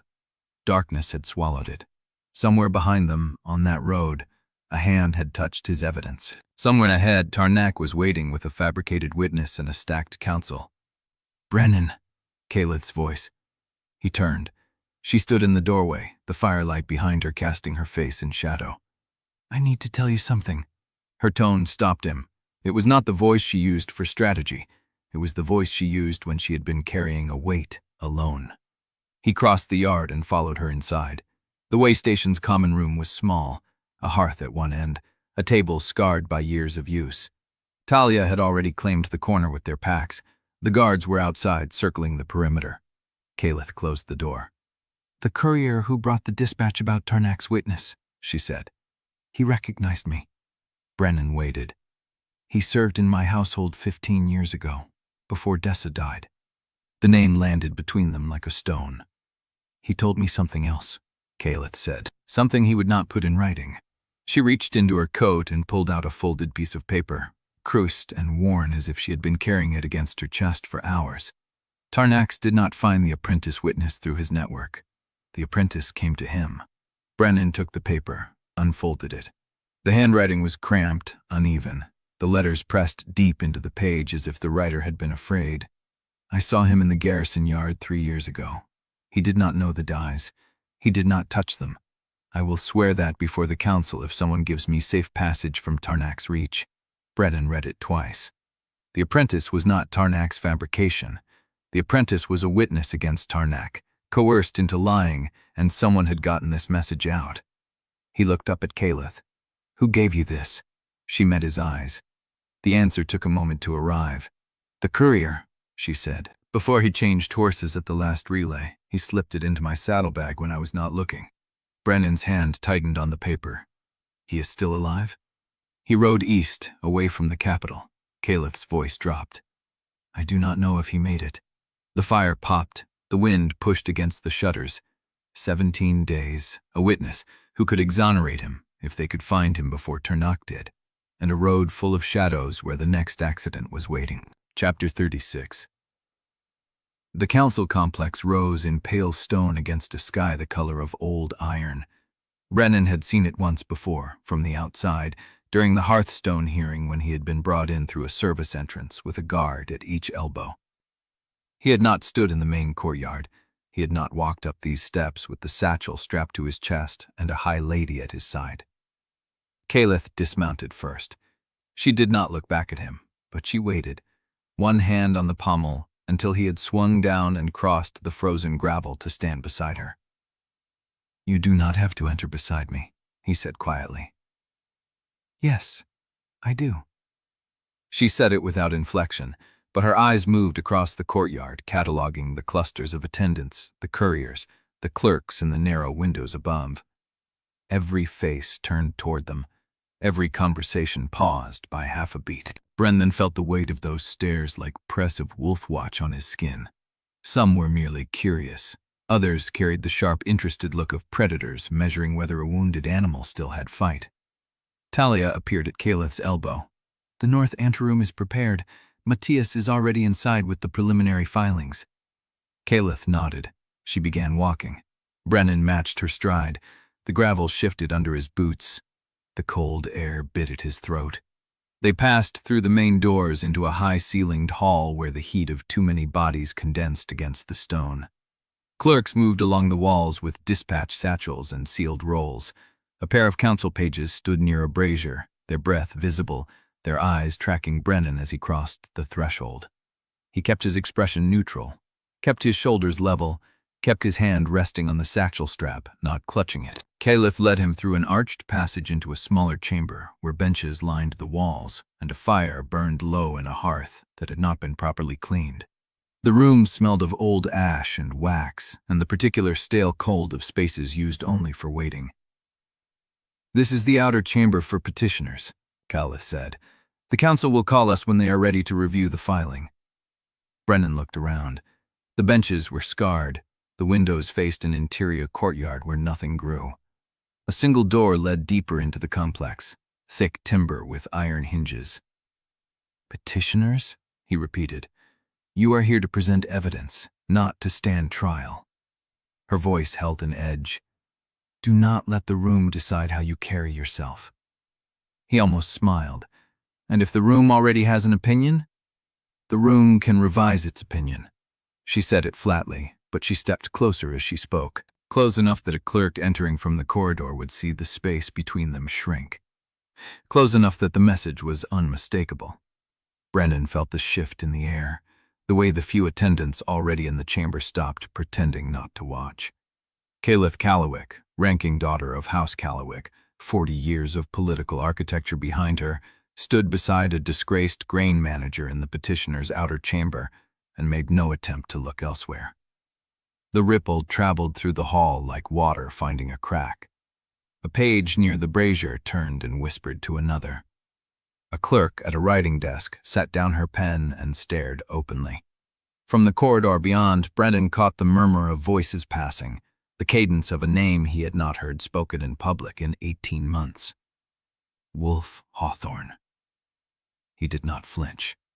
Footsteps approached. Matias appeared in the doorway with a sheaf of paper in his hand and a look on his face that Brennan had learned to read as the preliminary state of bad news.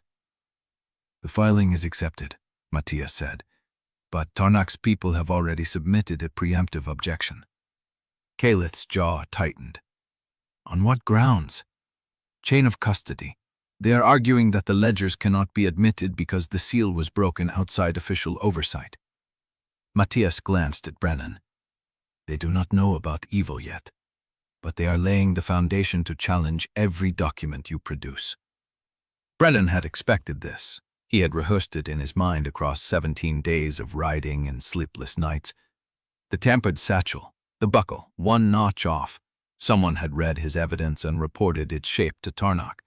And now, Tarnak was building his wall brick by brick. "Then we call evil," Brennan said. "He saw the ledger sealed at Frostbreak. He will swear to the chain."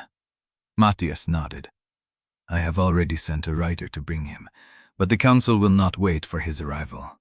They intend to hear preliminary arguments today."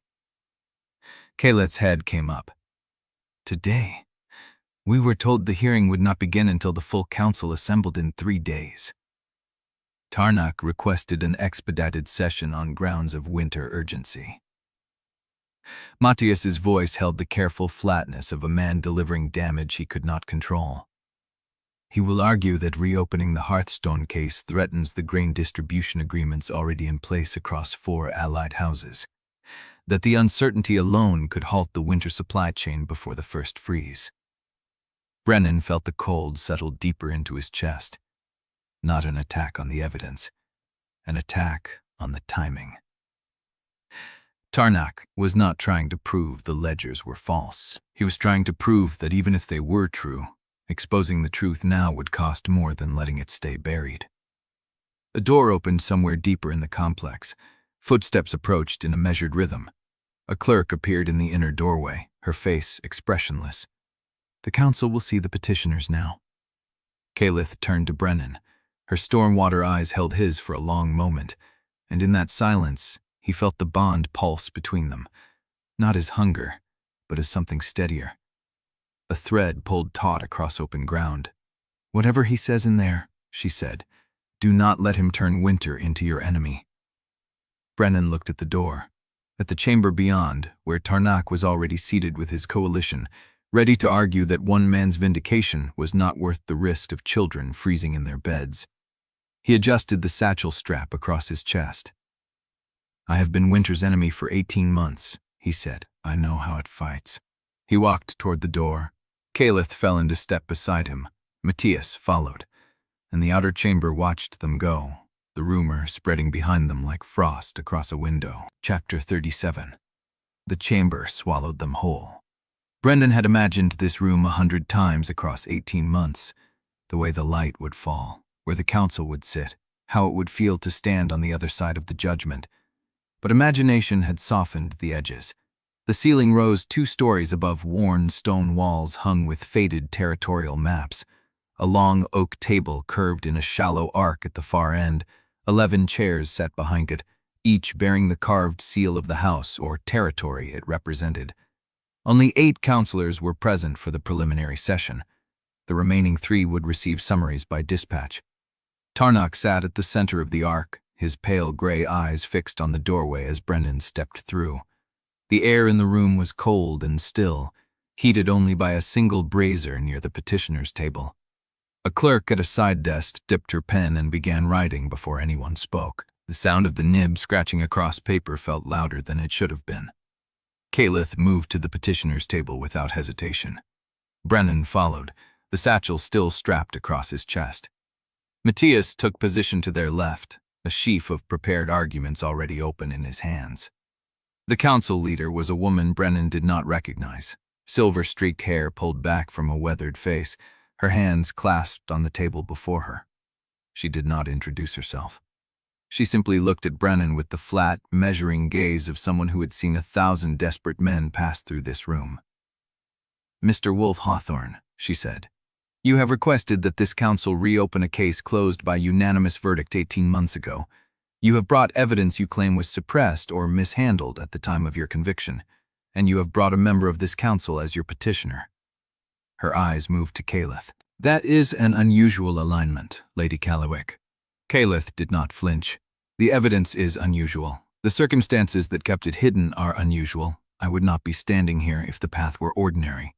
A counselor to Tarnock's left, a broad-shouldered man with iron-gray hair, leaned forward. "You are standing here as a petitioner, not as a council member. Let us be clear on the distinction before we proceed."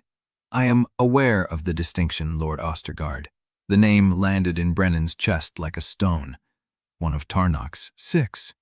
The block was already showing its alignment. Ostergaard smiled without warmth. "Then you understand that your presence here does not carry the weight of your seat. You are a citizen asking for review. Nothing more." Tarnock did not look at Ostergaard. He did not need to. The alliance was visible in the rhythm of their interruptions, the way they traded the burden of hostility between them. The council leader raised a hand. "We will dispense with posturing. The petitioner's evidence has been submitted under seal.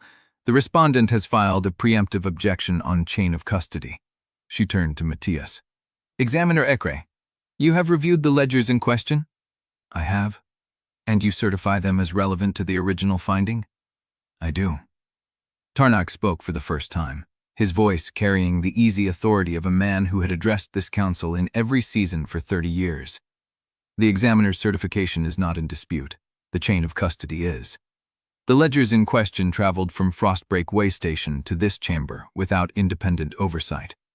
They were transported by a convicted man who had motive and opportunity to alter them.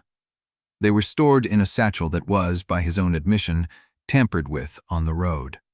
The words landed with practiced precision. Matias did not pause. "The tampering was discovered and documented before the contents were presented. The seal was intact when the ledgers left Frostbreak.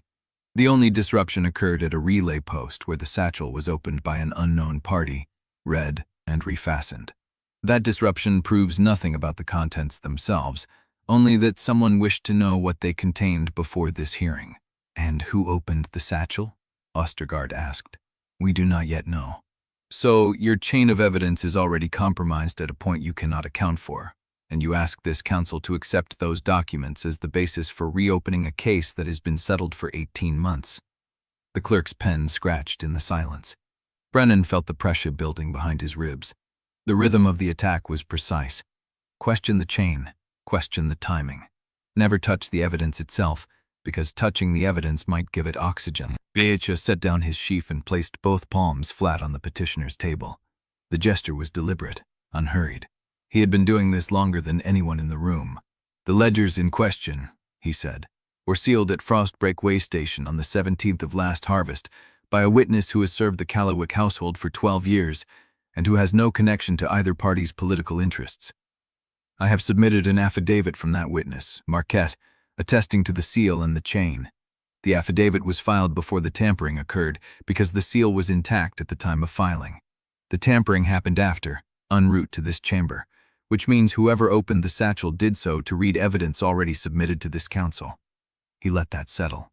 The tampering is not a weakness in our chain. It is proof that the contents of those ledgers threaten someone with enough reach to intercept a courier on a crown road. The chamber went still. The council leader's eyes moved from Matias to Tarnak. The objection is noted. The ledgers will be admitted provisionally, pending the witness's arrival, subject to cross-examination on chain of custody. Brennan felt something loosen in his chest. Not victory.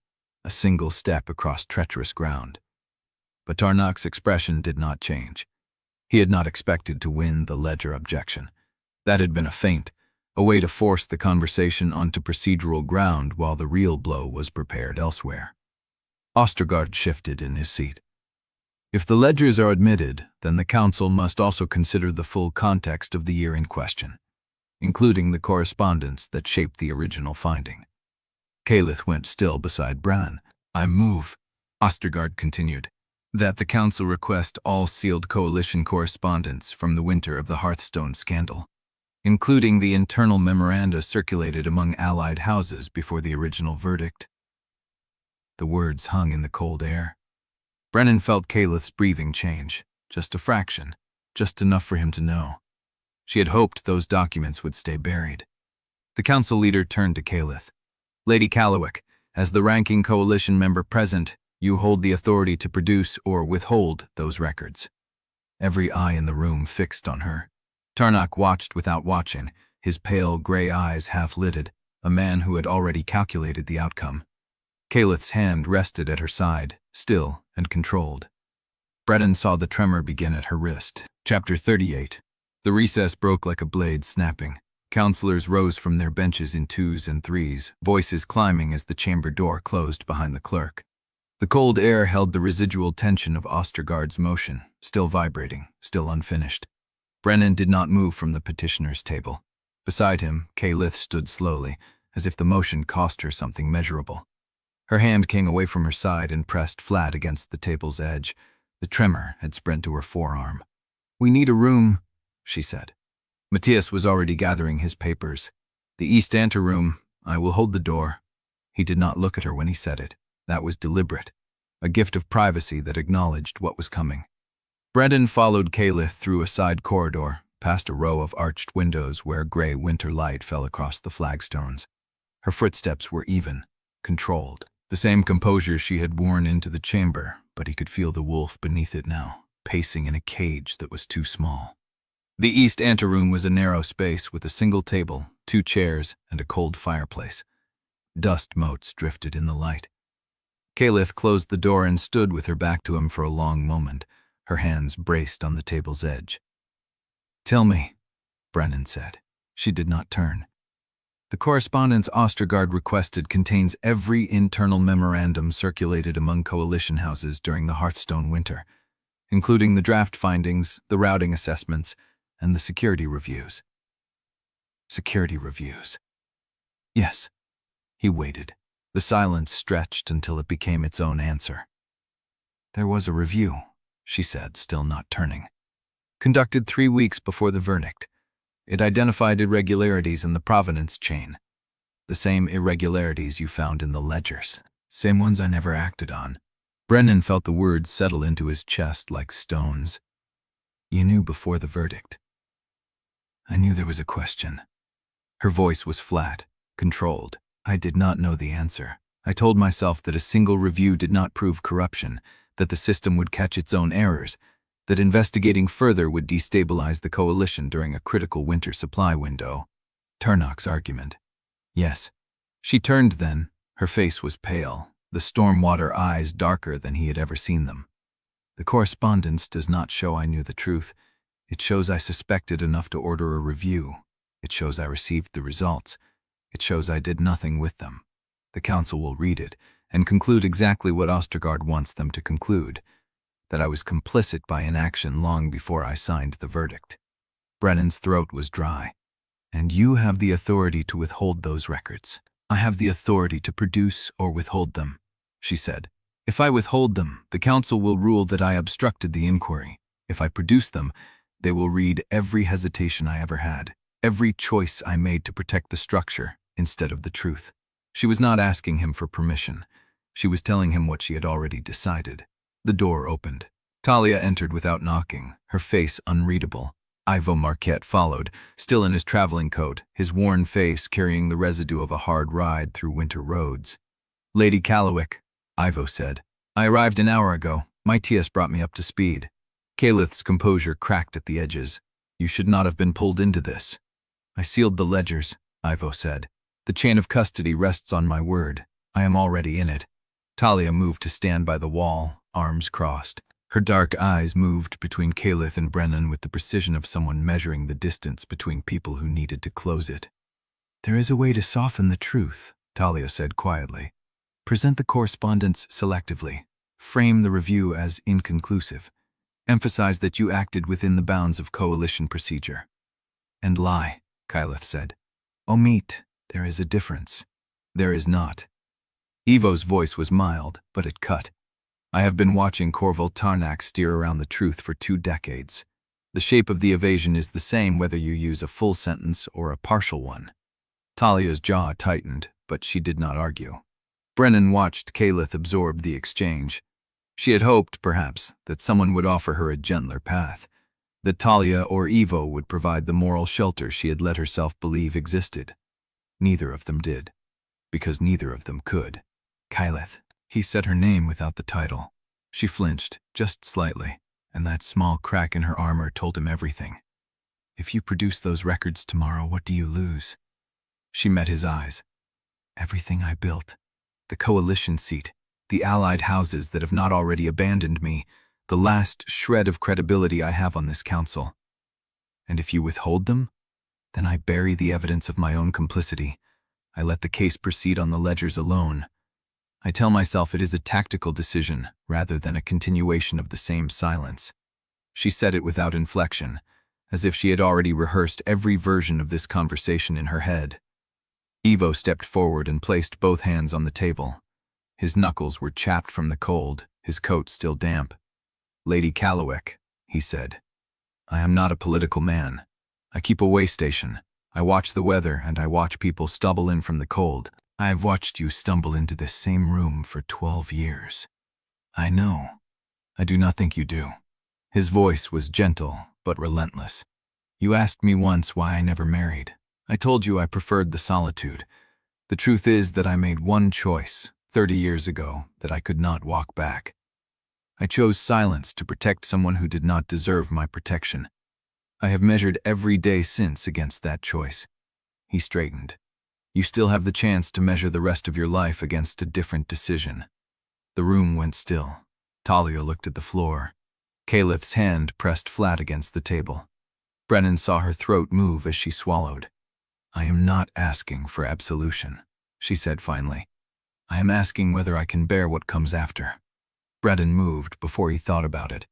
He crossed the narrow space and stood beside her, not touching, close enough that she would feel his presence. You are not asking whether you can bear it, he said. You are asking whether you should have to. She looked at him. The stormwater eyes held his for a long breath. Yes. That is the wrong question. She did not look away. Neither did he. Ivo and Talia retreated to the door, moving with the same quiet efficiency, giving them the only privacy the room could hold. I will produce the correspondence tomorrow, Caelith said.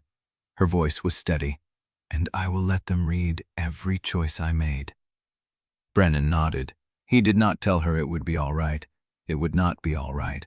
She would lose what she had spent 40 years building, and she would stand in the ruins of it while the council watched and the houses whispered and Tarnak sharpened his next blow. But she would not stand alone. The door opened again. Matias appeared in the gap, his face grave. Recess is ending. The council will reconvene in 5 minutes. Caelith drew a breath. She straightened her coat, lifted her chin, and walked toward the door without looking back. Brennan followed. He knew, as they crossed the corridor toward the chamber, that tomorrow would shatter her the way the blizzard had shattered him. He knew she would emerge from it changed, stripped of the armor she had worn for 4 decades. He knew he would be there when she did. The chamber doors opened, the clerk's voice rang out, and the council settled into their seats, and Ostergaard's cold smile reappeared as Caelith took her place at the petitioner's table. And the tremor in her wrist was gone. Chapter 39. The corridor outside the east anteroom had gone quiet, the last footsteps of clerks and attendants fading into the deeper hours of the night. Brennan stood at the window, watching frost crawl across the glass in delicate, deliberate patterns. He had not slept. He had not tried. The bond pulsed between them, warm and constant, a thread of heat in the cold. He felt her moving through the building, felt the weight of the choice she was carrying, not asking him to share it. Not yet. The knock came 3 soft taps, deliberate and unhurried, the rhythm of someone who had already decided what they would say. He opened the door. Caelith stood in the corridor with her hair loose, no coat, no attendants, the storm water eyes darker than he had ever seen them. She had been crying, but the tears were long finished. What remained was something sharper, a clarity that looked almost like grief. "Come in," he said. She stepped past him into the small room, and he closed the door behind them. The fire had burned low. Neither of them moved toward it.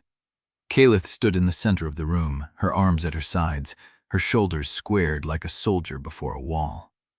"Corval found me after the session ended," she said. "In the corridor, before I could reach the anteroom." Brennan's chest tightened. What did he want? "He offered me a bargain." She said it flatly, as if reciting a memorized script. "Withdraw the challenge, accept the Yselle path or another coalition require. Let the hearing close with a sealed finding that clears you privately, but leaves the public verdict unchanged."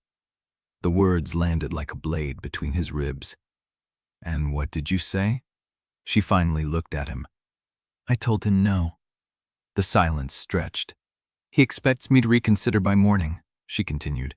"He gave me until the session convenes. He said if I choose differently, I can preserve enough standing to survive. He called it a last courtesy between allies." "A courtesy." She almost smiled. "That is what he called it." Brennan crossed the room until he stood in front of her, close enough to see the tremor she was hiding in her jaw, the way her hands had curled into fists at her sides. "You did not come here to tell me about Corval's offer," he said. "No." She lifted her chin. "I came to tell you that I will confess everything in open session tomorrow. Not to earn you, not to prove I have changed." Her voice broke on the last word, but she forced it steady. "Because any future that asks you to live inside my silence is unworthy of us both." The bond surged between them, raw and unguarded, carrying the weight of everything she had not said aloud. He felt her fear, not of the ruin that waited, but of offering him something he might not want. "You understand what that means," he said. "If you confess complicity by inaction, the council will strip your seat, the houses will abandon you. Tarnak will have everything he needs to destroy your credibility before the ledgers even enter the record. I know. You will not be standing beside me tomorrow. You will be standing in the same ruin I stood in 18 months ago." "I know." He reached for her hand. She let him. Her fingers were cold, but they closed around his with a grip that told him she had already made the choice and would not unmake it. "I did not come here for permission," she said. "I came because I wanted you to hear it from me before you heard it from anyone else. You should have come sooner." She looked at him, startled. "Because I would have told you," he said, "that I already knew." Her breath caught. "I have been watching you circle this decision since the moment you opened Dessa's ledgers. You have measured every cost, you have counted every loss, and you have kept walking toward the truth even when it meant walking into the fire." He lifted her hand and pressed it between both of his. "I did not fall in love with the woman who built the coalition. I fell in love with the woman who was brave enough to burn it down." Caelith's eyes glistened. "I do not know what comes after tomorrow," she said. "I do not know if there is a version of my life that survives the truth. Neither do I. But I know I do not want to face it without you." Brennan stepped closer. The bond hummed between them, warm and certain, the only thing in the room that felt like solid ground. Then you will not have to. She did not cry. She did not smile. She simply held his gaze, and in her storm-water eyes he saw the same thing he had seen in his own reflection since the moment the blizzard broke. A man who had stopped measuring himself by the system that discarded him. A woman who had stopped measuring herself by the power she had built. Two people standing at the edge of a fall, neither could survive alone. He pulled her into his arms. She did not resist. She pressed her face into his shoulder, and he felt the breath she had been holding release in a long, shuddering exhale. They stood like that as the fire crackled and the frost crept across the glass, and the night deepened toward the hour when everything would change. When she finally pulled back, her eyes were dry. "The session convenes at dawn. I will be there." She nodded. Then she walked to the door, her hand on the frame, and turned back.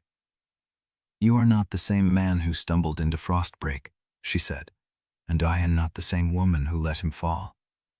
"No," he said, "we are not." The door closed behind her. Brennan stood in the silence of the anteroom, the bond still pulsing between them, warm and unbroken. Dawn was 3 hours away. 3 hours until she stood before the council and let them read every choice she had made. 3 hours until the life she had built crumbled into rubble. And in the quiet, Brennan heard a sound that did not belong. A footstep. Not in the corridor, in the room. He spun. The anteroom was empty. But the window at the far wall stood open a finger's width, frost melting in a thin trickle down the frame. A draft curled through the gap, carrying the scent of cold air and something else. Leather. Wax. The sharp, bitter tang of seal ink. Someone had been listening, and they were already gone. Chapter 40. The draft through the window was already dead, the frost melting in a thin line down the frame, but Brennan did not move for a long count. Leather. Wax. Seal ink. A clerk. A scribe. Someone who carried the tools of the trade in their coat. He crossed to the window and pushed it open. The ledge was clean. No footprints in the snow below, but the drift against the wall was shallow enough that a careful man could have stepped without leaving a mark. He had been inside when the eavesdropper came, standing near the fire, talking to Caelith, confessing everything, and someone had heard every word. Brennan closed the window and went to find Matias. The examiner was in the corridor, gray winter light bleeding through the high windows, a cup of cold tea balanced on his knee. "There was someone in the room," Brennan said. Matias looked up. After Caelith left. The window was open. The scent was fresh. Matias set the cup down. "What did they hear?" "Everything." The examiner's face did not change, but something in his eyes went flat. "Then Tarnak knows she will confess before she speaks it. Or he knows enough to prepare a counter." Matias stood. "Then we move faster." They found Caelith in the small chamber off the main hall, Talia fastening the last pin in her hair, Ivo standing by the window with his hands behind his back. Brennan told her about the eavesdropper. She listened without interruption. Her face did not crumple or harden. It simply went still, the same stillness he had seen in the blizzard when she realized the pass would not open. "Then we have no advantage of surprise," she said. "No." "Good." He blinked. "I did not come here to win on tactics," she said. "I came to tell the truth. Whether Tarnak knows it before I speak changes nothing." Talia tightened the last pin and stepped back. "Then let us go tell it." The council chamber had changed since the preliminary session. Where 8 seats had been half filled, now all 11 councillors sat in their high-backed chairs. The gallery behind them was packed, tiered benches crammed with House representatives, estate managers, clerks, and witnesses. The air was thick with wool and damp wool, and the animal heat of too many bodies in a cold room. Brennan felt their eyes land on him the moment he stepped through the door. Not Caelith. Him. The disgraced grain manager who had walked into a blizzard 18 months ago and somehow crawled back out holding proof. He took his place at the petitioner's table, not behind Caelith, but beside Matias, standing as the architect of the reconstruction. Corval Tarnak was already seated at the council ark, pale gray eyes tracking every movement, iron white hair precise, his hands resting on the polished wood before him. He did not look surprised. The council leader, silver-streaked hair and weathered face, raised her hand for silence. The hearing reconvenes. Petitioner Caelith Callowick, you have been asked whether you stand with the coalition records submitted during the Hearthstone inquiry, or whether you wish to challenge it under your authority as ranking coalition member. The chamber went quiet. Caelith rose. She did not look at Tarnok. She did not look at the gallery. She looked at Brennan, held his gaze for a heartbeat, and then turned to face the council leader. I stand with neither. A murmur rippled through the gallery. The coalition record is incomplete. I have in my possession sealed internal correspondence from the winter of the Hearthstone inquiry, including a security review I ordered 3 weeks before the verdict that identified irregularities in the provenance chain. I received those results. I took no action. The murmur became a roar. The council leader raised her hand again, but the chamber did not quiet. Silence! The word cut through the noise. The council leader turned to Caelith. You are telling this chamber that you possessed evidence of procedural irregularity before the verdict and chose not to act? Yes. On what grounds? I convinced myself that the system would correct itself, that investigating would destabilize the coalition during a critical winter, that one man's reputation was a tolerable cost for the stability of 4 allied houses. She paused. It was not. The chamber held its breath. I will submit the full correspondence to the council, Caelith said. Every memorandum, every draft finding, every routing assessment. And I will accept whatever judgment follows. She sat. The silence stretched. Then Ostergaard rose, iron-gray hair catching the pale light, his voice smooth as frost. Hi, Lady Caelith offers us her confession wrapped in virtue. But let us not mistake timing for courage. She produces these records only because we asked for them. Only because the alternative was obstruction. He turned to face the gallery. Where was this confession 18 months ago, when a man was convicted on evidence this chamber now admits was irregular? She had the power then to stop the verdict. She chose silence. Caelith did not flinch. I did. And you expect this chamber to believe your testimony now carries more weight than your silence then? No. The word was quiet, but it carried. I expect nothing. I am not asking for belief.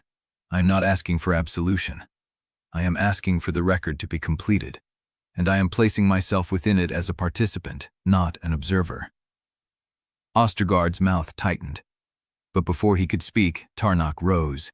He did not raise his voice. He did not need to. Caelith Callowick has served this council for 40 years. She has sat on this bench beside me through every fracture, every famine, every winter that threatened to tear the North apart. I do not question her integrity. He turned to look at her. I question her judgment. And I question whether her sudden devotion to truth is driven by conscience or by the mate bond that has compromised her objectivity since the moment she encountered this man. The chamber shifted. Brennan felt the weight of every eye turned to him. I have proof, Tarnok continued, that Caelith Callowick has been acting in concert with Brennan Wolfe-Hawthorn since his release from Frostbreak Waystation, that she has concealed evidence favorable to his defense, that she has manipulated council procedure to advance his case. He placed a sealed document on the table before him. I have the sworn testimony of a review council clerk who witnessed Caelith Callowick removing sealed evidence from the council archives without authorization. Caelith's hand tightened on the table. I have the log, I have the date, I have the clerk. The chamber erupted. The council leader's gavel came down hard. Enough! She looked at Caelith. Hi, Lady Callowick. You have been accused of removing sealed evidence from this chamber's archives. Do you deny it? Caelith's face was pale, but her voice did not waver. I do not. Then you understand the gravity of what you have admitted. I do. The council leader turned to the full bench.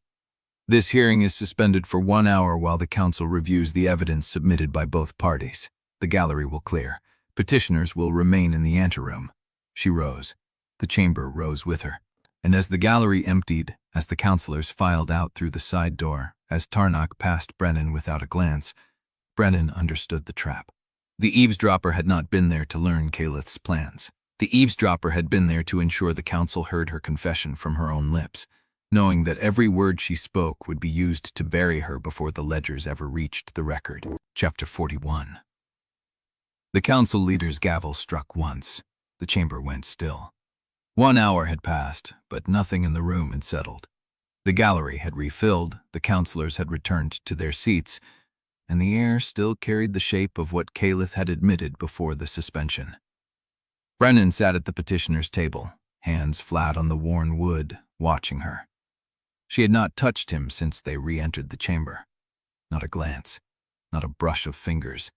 She had walked past him like a woman walking towards something she had already chosen, and the bond carried only stillness, the kind that came before a door closed forever. The council leader folded her hands on the bench. This hearing is reconvened.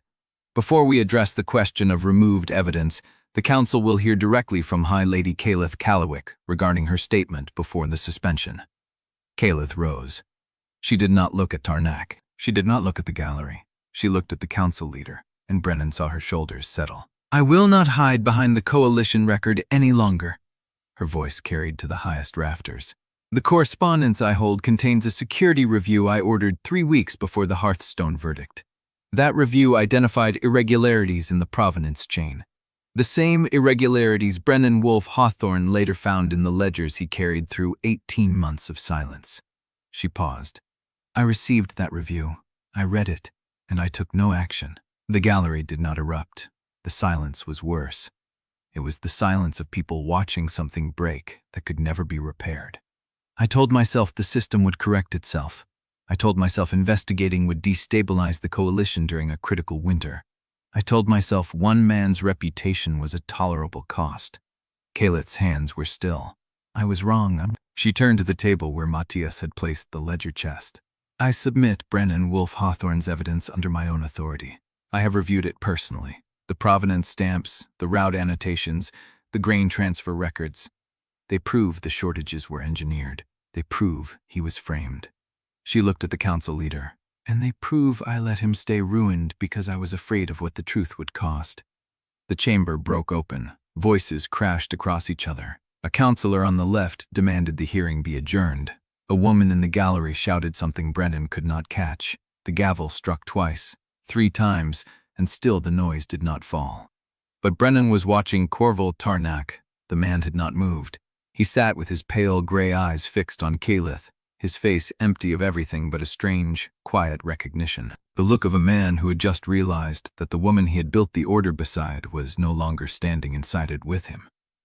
The council leader's voice cut through. "Silence. I will have silence in this chamber, or I will clear the gallery." The noise dropped. She looked at Caelith. "You understand what you have done here?" "Yes." "You have rejected the coalition record. You have submitted evidence that implicates yourself in a failure of oversight, and you have publicly stated that you possess internal correspondence that corroborates the petitioner's claim of forgery." "I have." "That correspondence will be entered into the record." "It will." The council leader turned to the bench. "The council will now determine whether the ledgers submitted by High Lady Callowick are admissible as evidence in light of the chain of custody challenge and the accusation of removed archives." Tarnak stood. His voice was quiet. "I have no objection to the admissibility of the ledgers." The chamber went still again. "I have seen the contents. I know what they claim, and I know that High Lady Callowick's confession has just confirmed the one thing the accused could never prove on his own." He turned to face the gallery. "That the conviction was built on suppressed evidence." The word hung in the air. Suppressed. "I did not suppress that evidence," Caelith said. "No," Tarnak said. "You merely let it sit in a locked chest while a man lost everything." He looked at her. "That is not better." Caelith said nothing. The council leader raised her hand. "The ledgers are provisionally admitted. The full council will examine the correspondence before the next session. Petitioners will remain available for questioning." She paused. "This hearing is not adjourned. It is continued until the council has completed its review." She rose. The chamber rose with her, and as the councilors filed out, as the gallery began to empty, Brennan watched Caelith stand alone at the petitioner's table, her hands pressed flat against the wood, her head bowed slightly. She had done what she said she would. She had burned her coalition. She had told the truth. and the room still smelled of leather, wax, and seal ink because Corval had known she would, and he had let her walk into the fire because he needed her ashes to prove the furnace worked. Brennan stood. He crossed the distance between them. He did not touch her, but he stood close enough that their shoulders almost brushed. "You did it." Caelith did not look up. "I know." Her voice was raw. "I just don't know what comes next." Before Brennan could answer, a clerk appeared at the side door, face pale, holding a dispatch that still had the seal intact. "Hi, Lady Callowick. The Eastern Grange is formally withdrawn, and House Vennick has just filed a motion to remove you from the council, pending investigation into the removed archives." Caelith stared at the paper. Then she looked at Brennan, and the bond carried something he had never felt from her before. Not fear, not grief. Release. Chapter 42. The council leader's gavel struck once. "This hearing will proceed.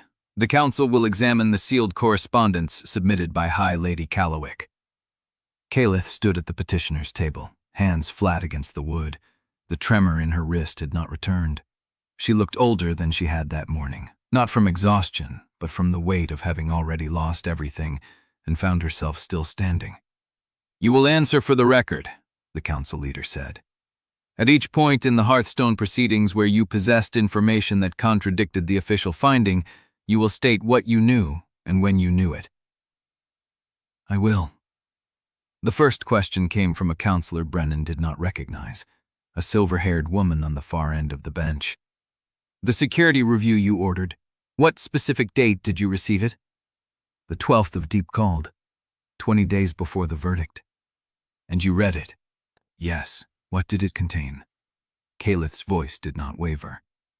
"A routing assessment from the northern garrison showing that the provenance stamps on 3 grain transfers did not match the garrison's own seal registry. The stamps matched, instead, a pattern consistent with dies cut outside official channels." The chamber murmured. "Did you investigate further?" "No." "Why not?" Caelith paused, her fingers curled against the wood. "Because I asked myself what would happen if I did. The coalition was fragile. 4 allied houses were already in dispute over winter allocation. If I raised the question, the entire distribution system would be suspended pending investigation. Grain would not move. People would go hungry." "So you chose to let the verdict stand?" "I chose to let the verdict stand." Brennan watched her say it, watched her hold the words in her mouth like something that had to be tasted before it could be swallowed. The council leader leaned forward. "You understood at that moment that Brennan Wolfe-Hawthorn might be innocent." "I understood that the evidence was not clean. I did not know for certain. I told myself uncertainty was reason enough to wait." "And then the verdict was delivered. He was convicted. You said nothing." "I said nothing." The chamber absorbed this in silence. Brennan could feel the weight of it pressing against his chest. Not anger at her, not vindication, just the fact of it, laid bare. The council leader turned. "Mr. Wolfe-Hawthorn, you will take the stand." Brennan moved past Caelith. Their shoulders did not touch, but the bond flickered between them like a pulse of heat in winter air. He took the witness seat. The council leader regarded him. "You have claimed that the provenance stamps on the Hearthstone grain transfers were forged using dies cut by a sealmaster named Varon Ilsworth. You will now explain the mechanism by which those forgeries were executed." The council expects precision, not narrative. Brennan nodded. He had waited 18 months to speak these words in a room that could not silence him. The garrison seal registry uses a 2-part authentication system. The first is the territorial stamp, which is unique to each administrative district. The second is a route code, which is applied at the transfer point to confirm the grain physically moved through that location. He pulled the ledger toward him, opened it to the marked page. The Hearthstone transfers carry territorial stamps that match the garrison registry in every visual detail. The die work is identical, but the route codes are wrong. The code for the Thornwood route was not in use during the transfer dates recorded here. It had been decommissioned 6 weeks earlier because the station was closed for structural repairs. He turned the ledger so the bench could see. Whoever cut these dies copied the territorial stamp perfectly, but used a route code from memory, not from the current registry. He did not know the Thornwood route had been taken offline. When Brennan stopped, he saw Matias nodding once. Brennan was not a bitter man giving a complaint. He was the only person in the room who actually understood how the system worked. And this, the ledger, was enough to bring the indictment? No. The trail of the grain is. Receiving houses still hold their copies of the transfer logs. Those logs will show that the grain recorded as lost never reached their stores. The shortages were not a natural failure. They were recorded losses that were never real. Tardik rose. Mr. Wolfe-Hawthorn. Brennan turned. Tarnak's pale gray eyes held something that looked almost like respect. You have described the mechanism with impressive clarity. Let me ask you a simpler question. How many months did you spend in that archive, tracing those stamps before you found the discrepancy? 18 months. 18 months, alone, with nothing to do but prove the world wrong about you. Yes. And during those 18 months, did you ever ask yourself whether you might have been so desperate to find a forgery that you began to see one where none existed? Brennan held his gaze. I asked myself that every day. And what answer did you reach? That I had enough experience with honest grain records to know the difference. Tarnak's head tilted.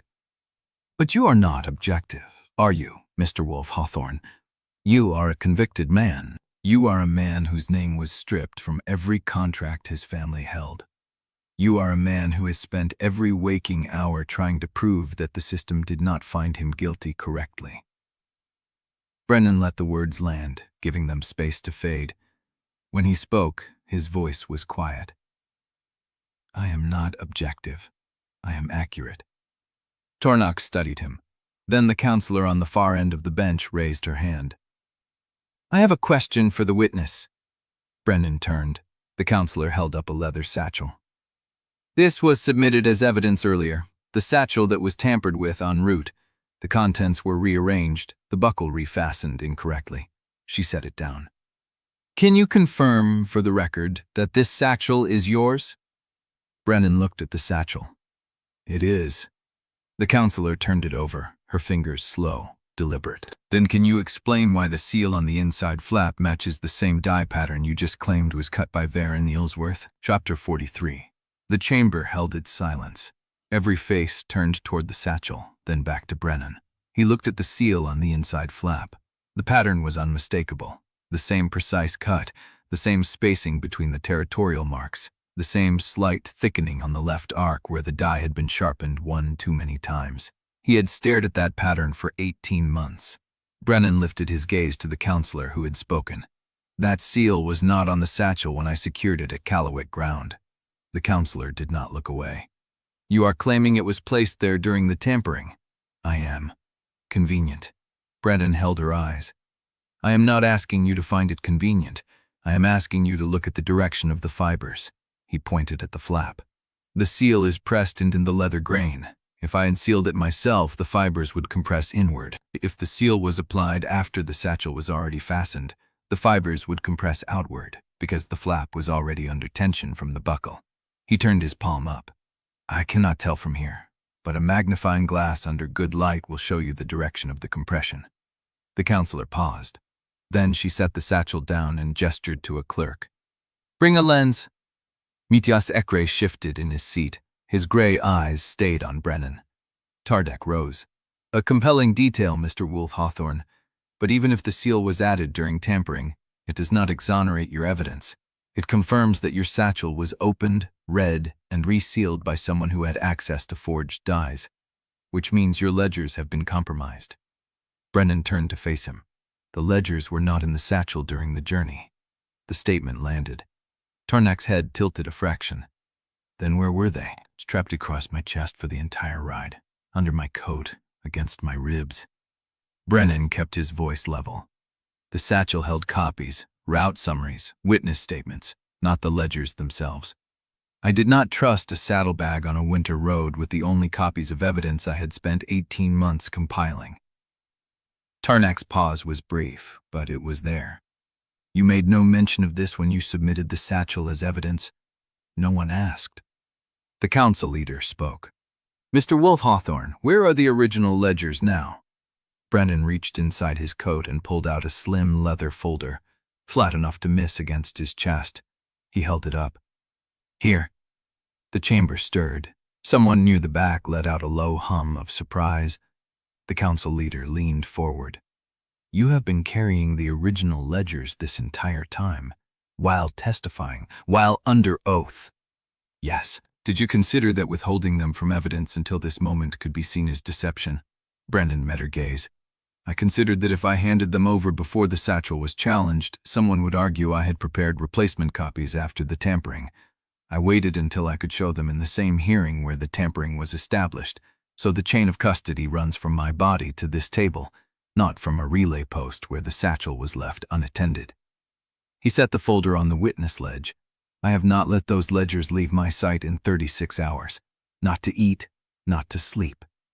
The council leader studied him for a long moment. Then she motioned to a clerk. "Examine the folder." Tarnak's voice came smooth from the floor. "An admirable precaution, Mr. Wolfe-Hawthorn, but it raises a question." Brennan waited. Tarnak stepped closer to the witness table. "If the original ledgers never left your person, and the satchel was tampered with at a relay post, then the forger who placed that seal on the inside flap did so without knowing the real evidence was elsewhere." He let the words settle. "That means the forger has access to your route, your relay schedule, and your equipment. It means they are close enough to touch your belongings.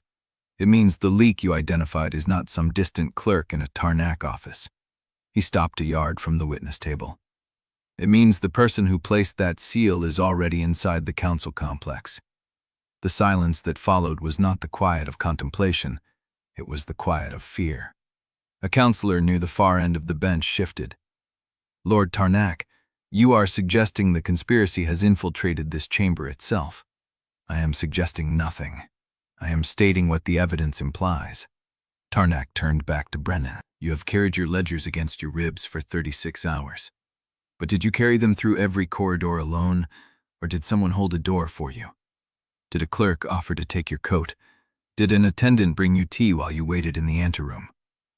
Brennan said nothing. Tarnak's pale gray eyes held his. "You have built an elegant reconstruction of the forgery mechanism, but the mechanism that placed a seal on your own satchel while it traveled under your name is still running. And until you can prove that your ledgers were not also altered by the same hand, this chamber has no way to know whether the evidence you carry is the truth or a more elaborate trap." The council leader raised her hand. "We will recess for 30 minutes.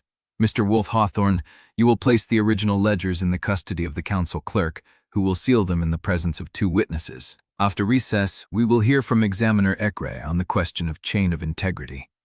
She looked at Tarnak. "And Lord Tarnak will provide the names of every person who handled the evidence satchel between Callowick Ground and this chamber. If there is an operative in this building, we will find them before this hearing continues." The gavel struck. Brennan rose. He felt Caelith's gaze from the petitioner's table, the bond pulsing with a question he could not answer yet. He had walked into this chamber expecting to prove his innocence. He had not expected to prove he was still being hunted. As the counselors filed out, Matias Ekre caught his arm in the aisle. The older man's voice was low. "That satchel seal. Was it really outward compressed fibers? Or did you guess and hope the lens would prove you right?" Brennan met his gray eyes. "I recognized the dye pattern. The same one from the Hearthstone transfers. Whoever sealed my satchel used the same forged dye that ruined me." Matias held still. "Then Tarnak is right," he said quietly. "They are in the building, and they knew exactly when to strike." Chapter 44. The recess ended before Brennan could answer Matias. He walked back into the chamber with the ledger sealed in council custody, the clerk's wax still warm on the envelope flap. 2 witnesses had signed. The folder now sat on the raised desk behind the council leader's bench, untouchable. Caelith was already at the petitioner's table, her spine straight, her hands still. She did not turn when he took his place beside her. But the bond pulsed once, a question. He gave a single nod. She exhaled. Tarnak stood at his own table, arms loose at his sides. He had not produced the names yet. The council leader noticed. "Lord Tarnak, the list.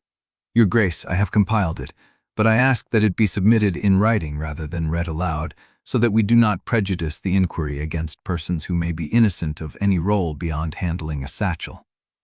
The council leader considered. Submit it to the clerk. We will review in private session. Tarnak withdrew a folded sheet from his coat and handed it across. The clerk took it without meeting anyone's eyes. Then Matias Ekre rose from his seat against the side wall. Your Grace, I have a submission. The council leader raised an eyebrow. Examiner Ekre, you are not on the schedule for testimony until after the ledger review. I am submitting physical evidence, not testimony. Matias walked to the clerk's table and set down a leather folder. I have prepared a parallel verification of the chain of custody for the ledgers Mr. Wolfe-Hawthorn submitted this morning. Tarnak's head came up. I was present when the original ledgers were first reviewed at Callowick Ground 3 weeks ago.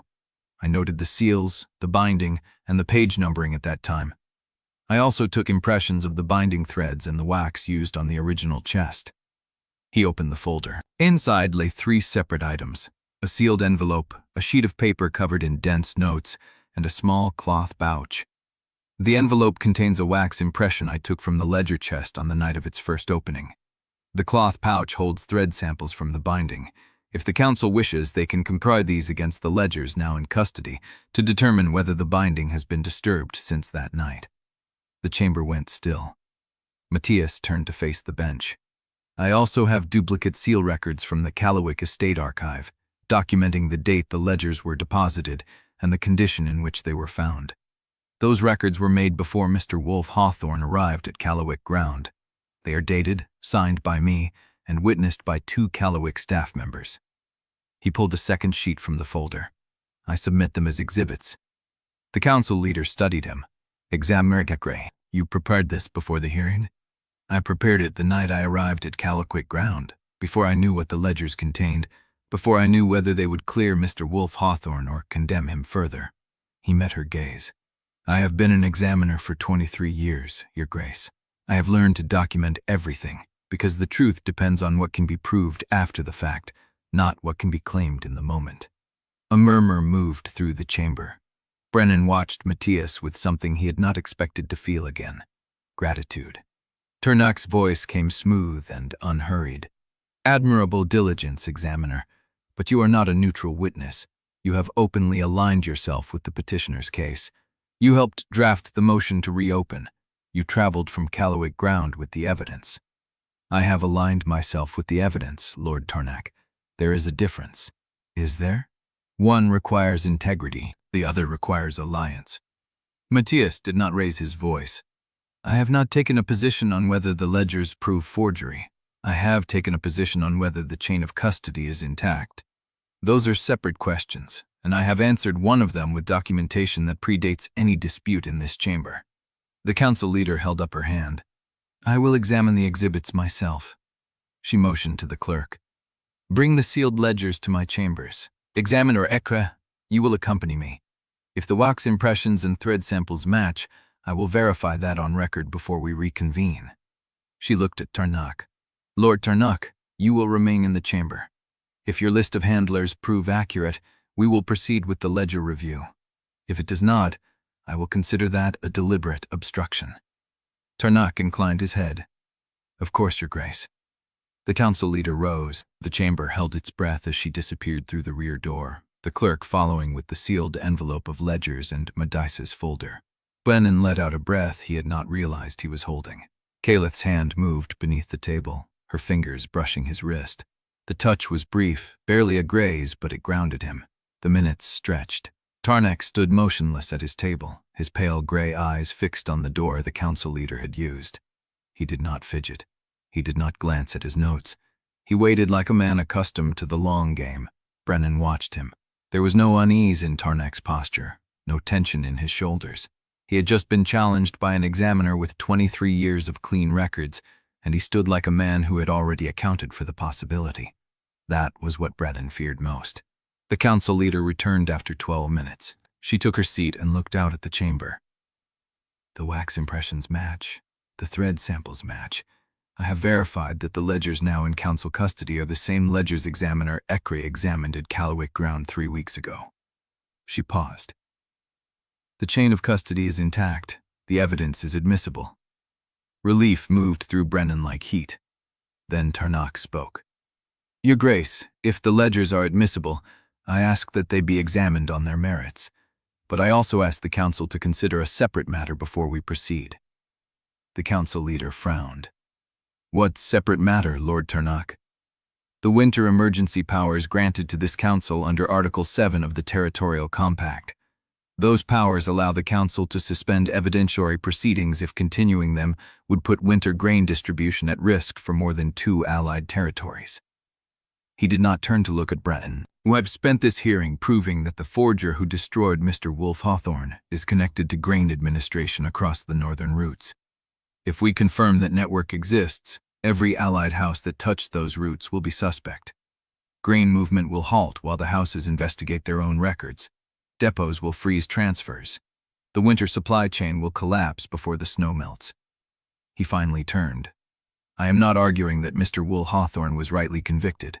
I am arguing that proving it now, in open session, will destroy the winter distribution for 4 allied territories, that the truth will kill more people than the lie saved. The Council leader's face went still. Tarnak met her gaze. I invoke Article 7. I ask that this hearing be suspended until spring. Chapter 45. The Council leader's stillness stretched into the chamber like a held breath. Brennan watched her face, searching for the direction of the decision before it came. She did not look at Tarnak.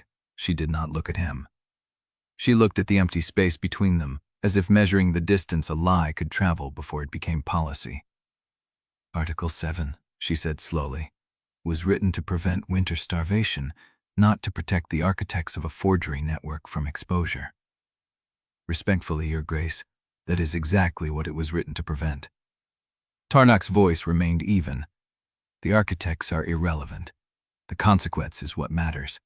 If the Council confirms that grain route stamps were forged by a network connected to allied houses, every supply contract in the northern corridor will be frozen for investigation.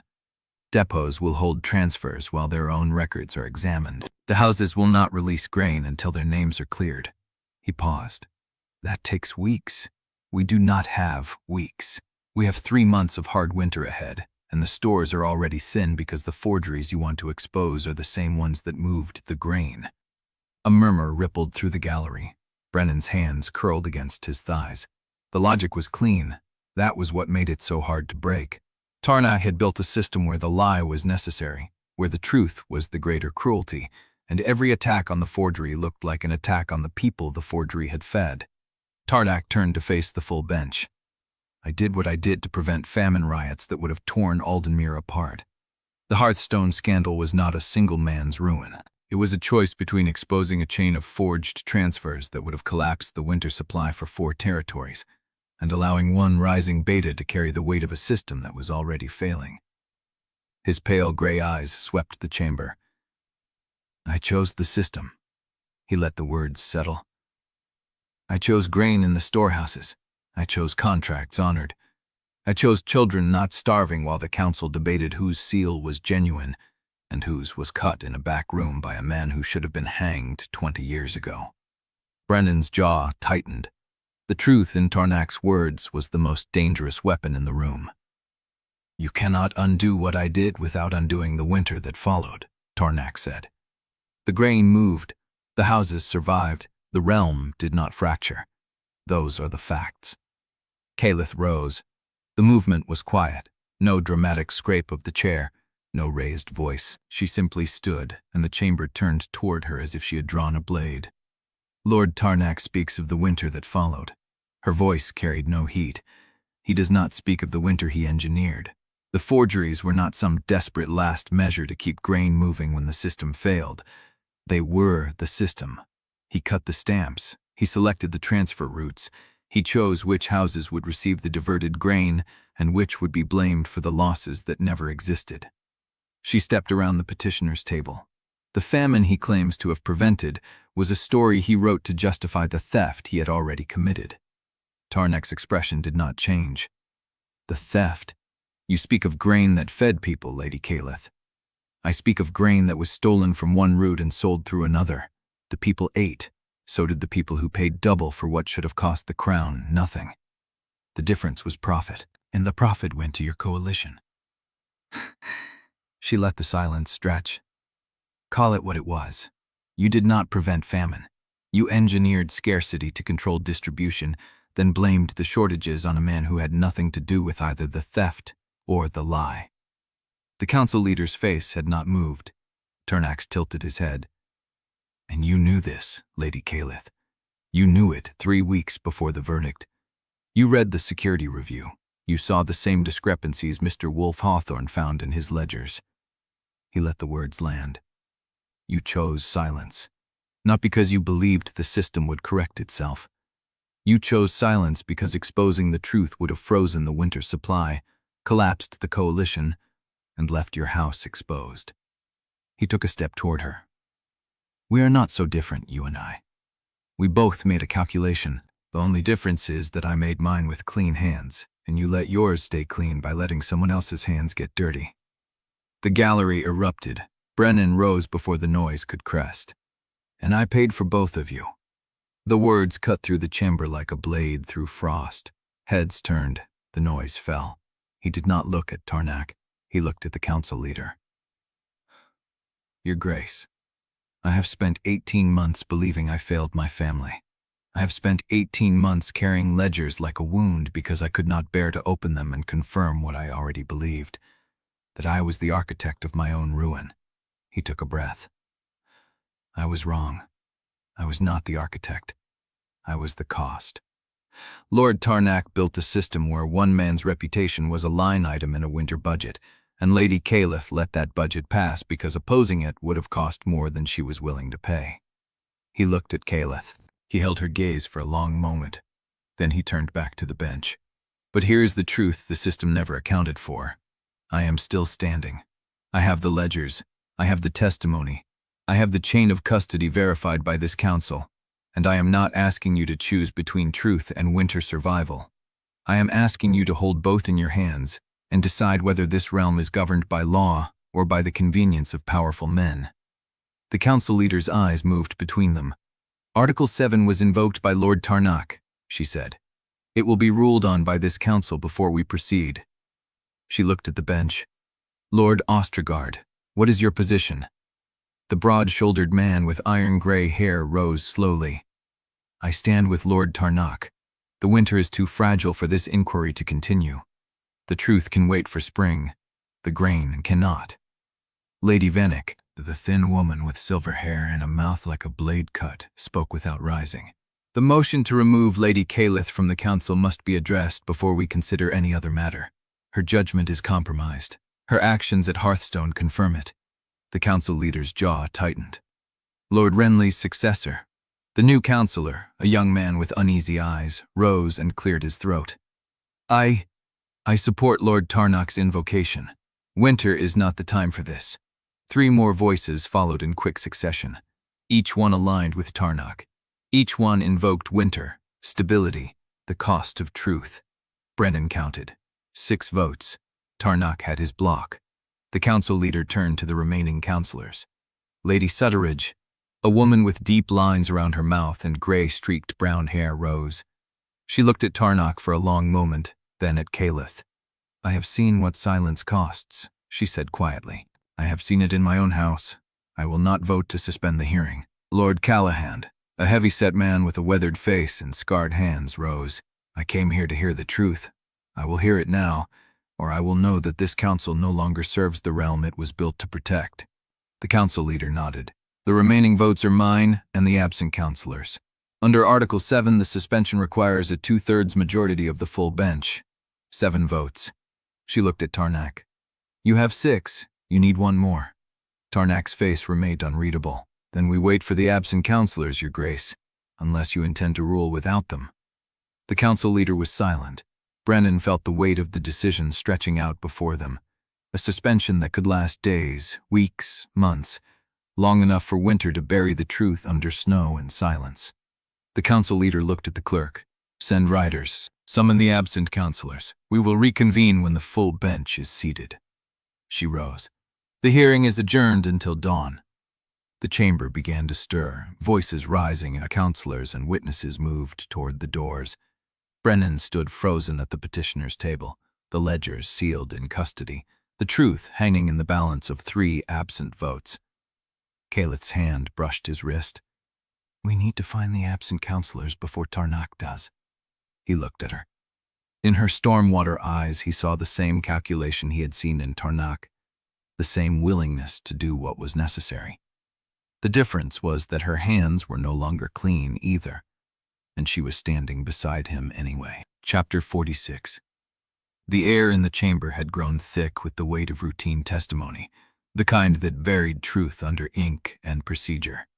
The council leader called for the root keepers, and they filed in one by one, men and women whose hands knew the grain roads better than their own signatures. A woman from the Eastern Circuit confirmed the Thornwood stamp. A man from the Northern Relay verified the transfer logs. Each answer landed clean, precise, building the foundation Brennan had laid.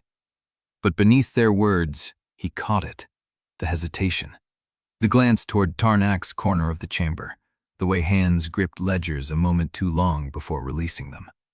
He counted 4 root keepers who looked at Tarnak before answering, 3 who swallowed hard before speaking, 2 who phrased their answers as questions, waiting for confirmation that never came. Brennan said nothing. He let the testimony build. Then the clerk from Thornwood Station stepped forward. Young, pale, early 20s, with ink stains on his fingers and a collar that had been pulled straight so many times the fabric was fraying. He swore to tell the truth, his voice thin, his eyes fixed on the floor. The council leader asked about the seasonal logs. He opened his mouth, closed it, opened it again. The logs from the winter of the Hearthstone transfer were altered, Your Grace. The chamber went still. Brennan's hands resting on the table went still too. Altered how? The council leader asked. The clerk's gaze lifted for a fraction of a second, sliding toward Tarnak, then dropping back to the floor. The stamps, the root codes, they weren't the originals. Someone changed them after the transfer. Brennan felt Caelith's hand brush his wrist under the table, grounding, warning. Can you identify who altered them? The council leader asked. The clerk swallowed. Yes, Your Grace. The word hung in the air like frost on a window. Who? The clerk's hand rose, shaking. The finger pointed not at Tarnak. It pointed at Brennan. Mr. Wolfe-Hawthorn. I saw him 3 years ago in the Thornwood record room. He was alone with the ledgers after hours. When I came in the next morning, the seals had been replaced. The chamber erupted. Voices rose in overlapping waves. Counselors leaning forward, reporters scribbling, the gallery murmuring like a river breaking its banks. Brennan sat motionless, his gray-green eyes fixed on the clerk, reading the boy's face the way he had once read grain roots. Fear. Pure, uncomplicated fear. Tarnak did not move, did not smile. He simply sat in his seat, pale gray eyes half-lidded, waiting. The council leader struck her gavel twice. Order! I will have order in this chamber. The noise subsided. Mr. Wolfe-Hawthorn, do you wish to respond? Brennan rose slowly. Your Grace, I have never been in the Thornwood record room after hours. I have never been alone with those ledgers. The first time I saw the Thornwood transfer records was 18 months after my conviction, when I opened my own chest of evidence at Callowick Ground. The clerk's face paled further. Then how do you explain the alteration? The council leader asked. Brennan looked at the clerk. The boy was trembling now, his knuckles white against the rail. Someone instructed this witness to say what he just said. He is lying because he is afraid of what will happen if he tells the truth. Tarnak rose. Your Grace, the petitioner is accusing this witness of perjury without evidence. I remind the chamber that the witness is under oath. He is under pressure, Brennan said quietly. Look at him. Every eye in the chamber turned to the clerk. The boy was shaking. His breath came in short, shallow gasps. Sweat beaded on his forehead despite the cold. The council leader studied him. Root keeper, is there something you wish to add? The clerk's mouth opened, closed. His eyes darted to Tarnak, then to the door, then back to Brennan. The chamber held its breath. I was told what to say. The words came out like a confession, broken, relieved, terrified. By whom? The clerk's gaze slid to Tarnak, held for a heartbeat. Then he looked down at his hands. I cannot say. "You can," the council leader said, her voice hardening. "You are under oath. If you name the person who instructed you to give false testimony, you are protected by this council. If you do not, you will be charged with perjury." The clerk's shoulders shook. "He said he would kill my family." The chamber went silent. Brennan felt the words land like stones in still water. "Who said that?" the council leader asked, her voice now barely audible. The clerk's head lifted. His eyes met Tarnak's, and the old lord smiled. "Say it," Tarnak said. His voice was soft, almost gentle. "Tell them who threatened you." The clerk's face crumpled. Lord Tarnak." The name was barely a whisper, but it struck the chamber like a blow. Caelith rose. "The witness has just named Lord Tarnak as the orchestrator of false testimony. I move that his evidence be stricken and that Lord Tarnak be investigated for witness tampering."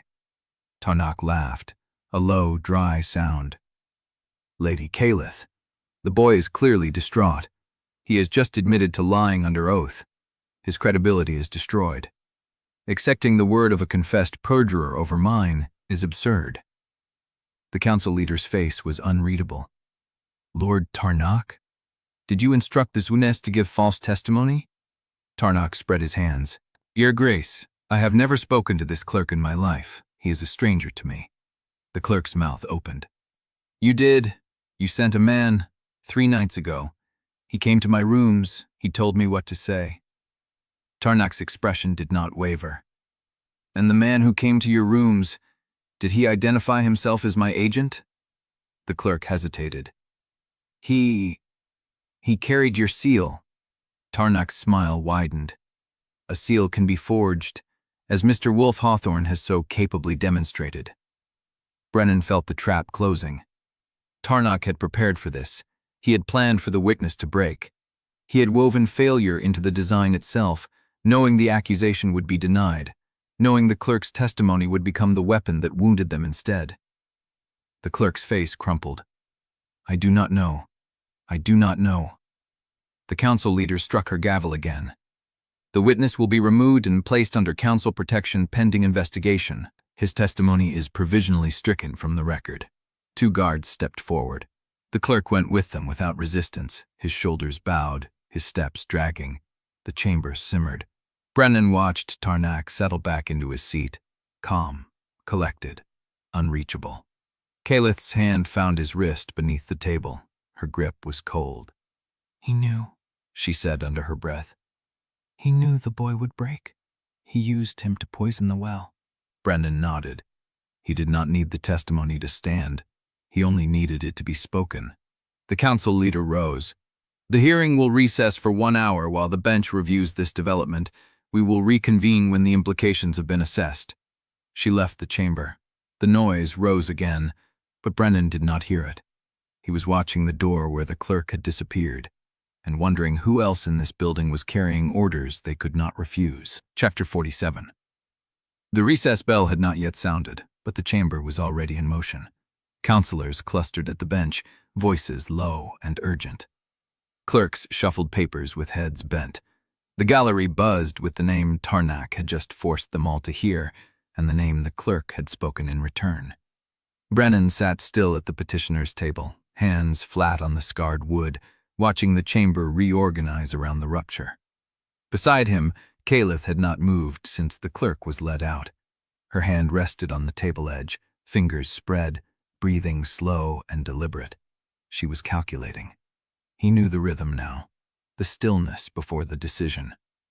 The council leader raised her head and scanned the room. Her gaze passed over Tarnak, over Orstergaard, over the empty seat where the clerk had stood, and settled on the petitioner's table. "The hearing will reconvene in 1 hour," she said. "During that time, the bench will review the implications of the stricken testimony. Petitioners will remain available for further questions." She turned toward the side door. Caelith rose. "Your Grace." The council leader stopped, turned. Her eyes were unreadable.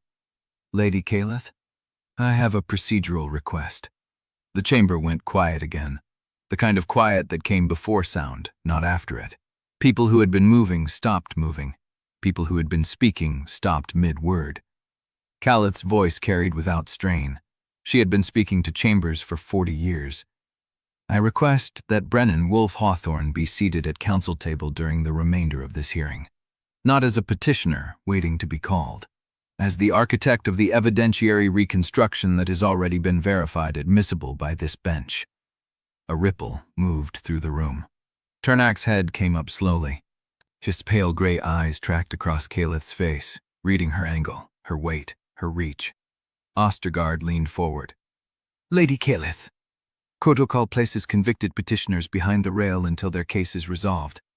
Mr. Wolfe-Hawthorn's conviction has not been formally overturned.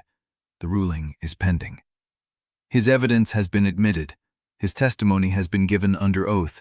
His satchel has been examined and the tampering confirmed. His ledgers are in council custody, verified by your own examiner. Caelith did not raise her voice. The only thing still pending is the legal formality of a ruling that this chamber already knows is coming. The silence stretched. Brennan stayed seated. He did not look at her. He understood what she was doing, and he understood the cost of it. The elder counselor at the far end of the bench spoke for the first time. Her voice was dry as old wood. She had deep lines around her mouth, and gray-streaked brown hair pulled back from a forehead creased by decades of judgment. Lady Sutteridge. Lady Caelith, you are asking this chamber to seat a man whose case you are handling personally, before the ruling, before the review, before the formal finding. I am asking this chamber to seat a man whose evidence has already met every test this council has applied, Caelith replied. I am asking this chamber to stop pretending he is a suspect when he has been the victim of a conspiracy that reached into this building and threatened a clerk's family to protect itself. Lady Sutteridge's mouth tightened. If I grant this request, you understand what it signals? I understand that it signals the truth. It signals that you have abandoned the appearance of neutrality. Lady Sutteridge's voice sharpened. It signals that the petitioner is no longer being judged by this council. He is being championed by a sitting councillor who has already confessed to complicity in his ruin. The chamber held its breath. Caelith did not flinch. I have confessed to complicity. I have not been removed from this hearing. I am still seated as a ranking member of this council, and I am still speaking. She paused. If sitting beside the truth I helped bury costs me the appearance of neutrality, then perhaps the appearance was false to begin with. Lady Sutteridge's eyes narrowed. A long moment passed. Then the council leader spoke. Lady Caelith, if I grant this request, do you understand that you may forfeit the neutrality of your own seat in any subsequent review? The question hung in the cold air. Caelith met her gaze. I understand. And you accept that risk? I accept that risk. The council leader studied her for a count of 3. Then she turned to the bench. Raise your hand if you object to seating Mr. Wolfe-Hawthorn at council table for the remainder of this hearing. Ostergaard's hand went up immediately. Vennick's followed. 3 others. 5 hands. Not enough for a formal objection to hold, but enough to make the fracture visible. The council leader nodded. Mr. Wolfe-Hawthorn, please take the seat beside Lady Caelith. The chamber erupted. Murmurs became voices. Voices became argument. Someone in the gallery said the word scandal loud enough for the whole room to hear. Brennan rose. He picked up the single sheaf of notes he had kept beside him and walked around the petitioner's table. His boots struck the stone floor with deliberate weight. He did not look at Tarnock. He did not look at Ostergaard. He looked at Caelith. She had not sat down. She stood beside the council table, her hand resting on the back of the empty chair she had demanded for him. He reached her, pulled the chair, sat. The wood was still warm from where she had been sitting before the recess. She lowered herself into the seat beside him, and beneath the table, where no one could see, her fingers brushed his wrist. A whisper of contact, a grounding. The chamber roared around them, but Brennan heard none of it. He heard only the sound of a woman who had just burned the last bridge she could afford to cross, sitting beside him in the wreckage. The side door opened. A clerk stepped through, pale-faced, holding a dispatch. He walked directly to the council leader and placed it in her hand. She read it. Her face did not change, but her eyes lifted to the gallery, then to the bench, then to the petitioner's table, where Brennan sat beside Caelith. "The hearing will remain in recess," she said, "but I have just received word that House Callowick's senior elders have filed an emergency motion to remove Lady Caelith from her seat effective immediately, citing conduct unbecoming a ranking councillor." Caelith went still beside him. The chamber went silent, and the council leader held the dispatch out, her hands steady, her eyes on Caelith. "Do you wish to respond, Lady Caelith? Or shall I read the motion aloud?" Chapter 48. "The motion from House Callowick is noted, Lady Caelith." The council leader's voice cut through the noise like a blade through frost. "It will be addressed, but the hearing has not adjourned. You have not been removed from this bench, yet." Caelith inclined her head, a perfect, brittle acknowledgement. Brennan felt the slight tremor in her hand where it rested on the table beside his. He did not look at her. He looked at the chamber, at the hungry faces, at the people watching a noble house devour its own. He knew then that he had to stop being the object of the story.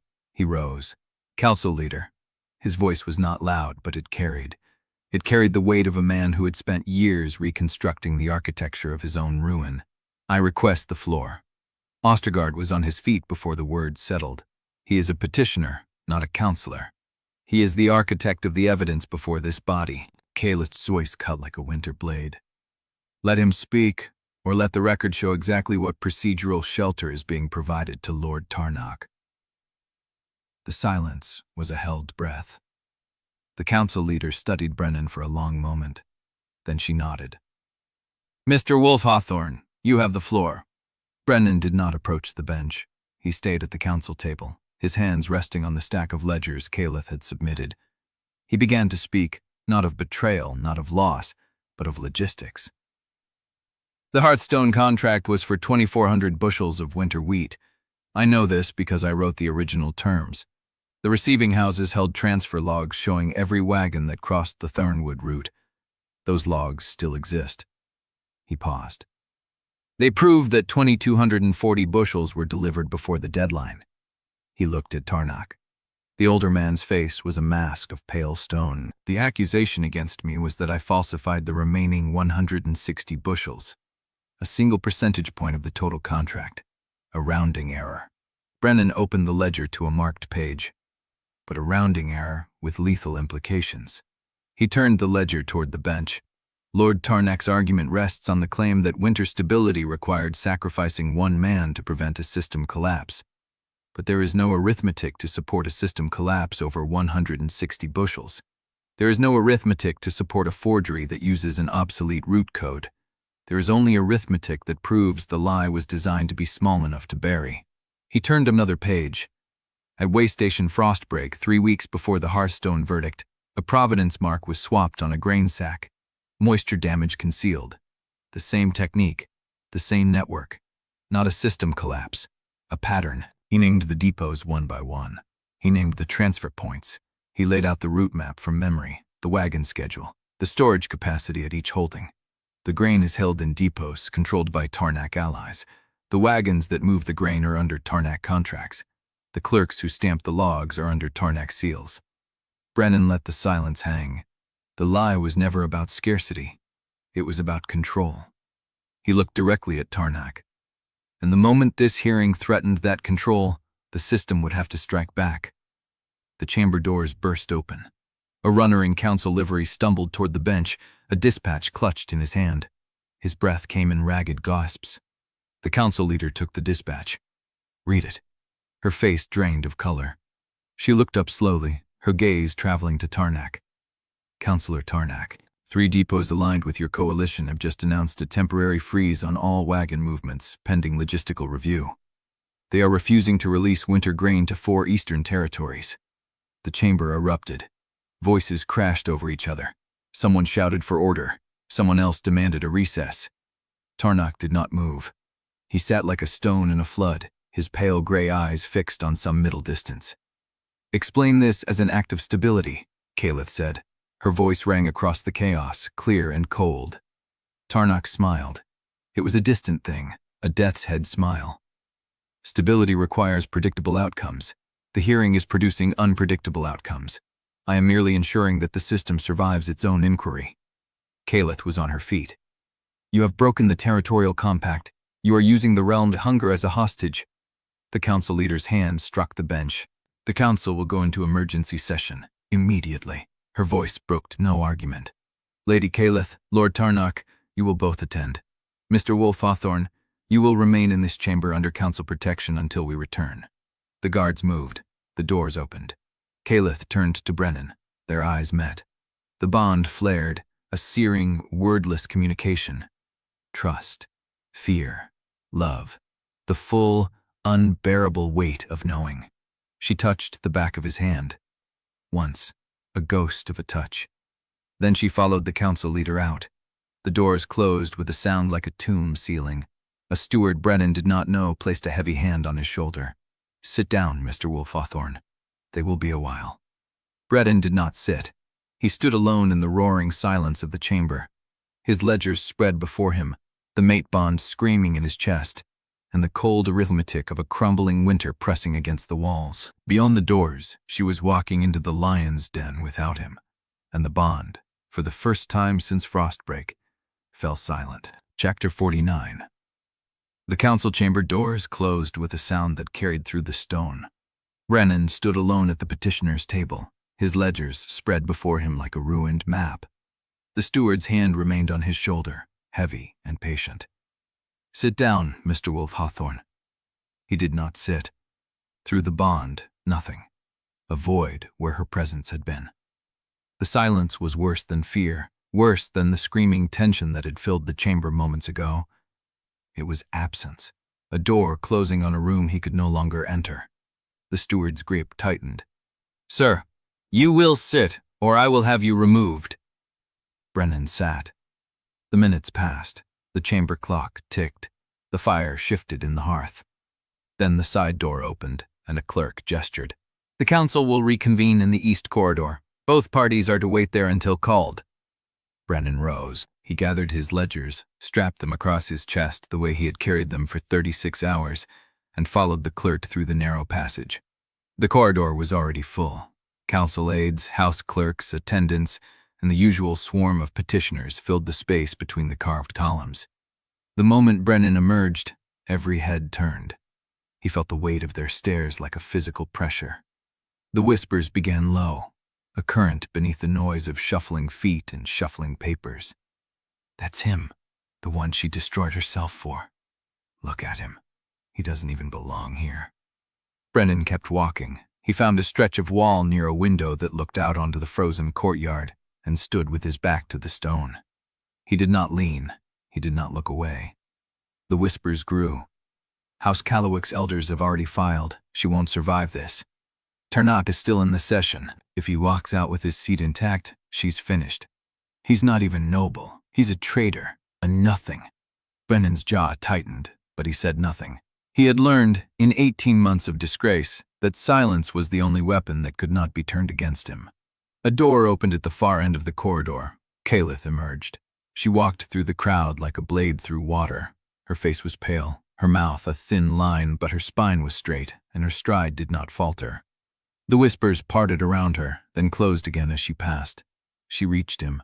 The bond flared, a sharp, desperate pulse of warmth that made his chest ache.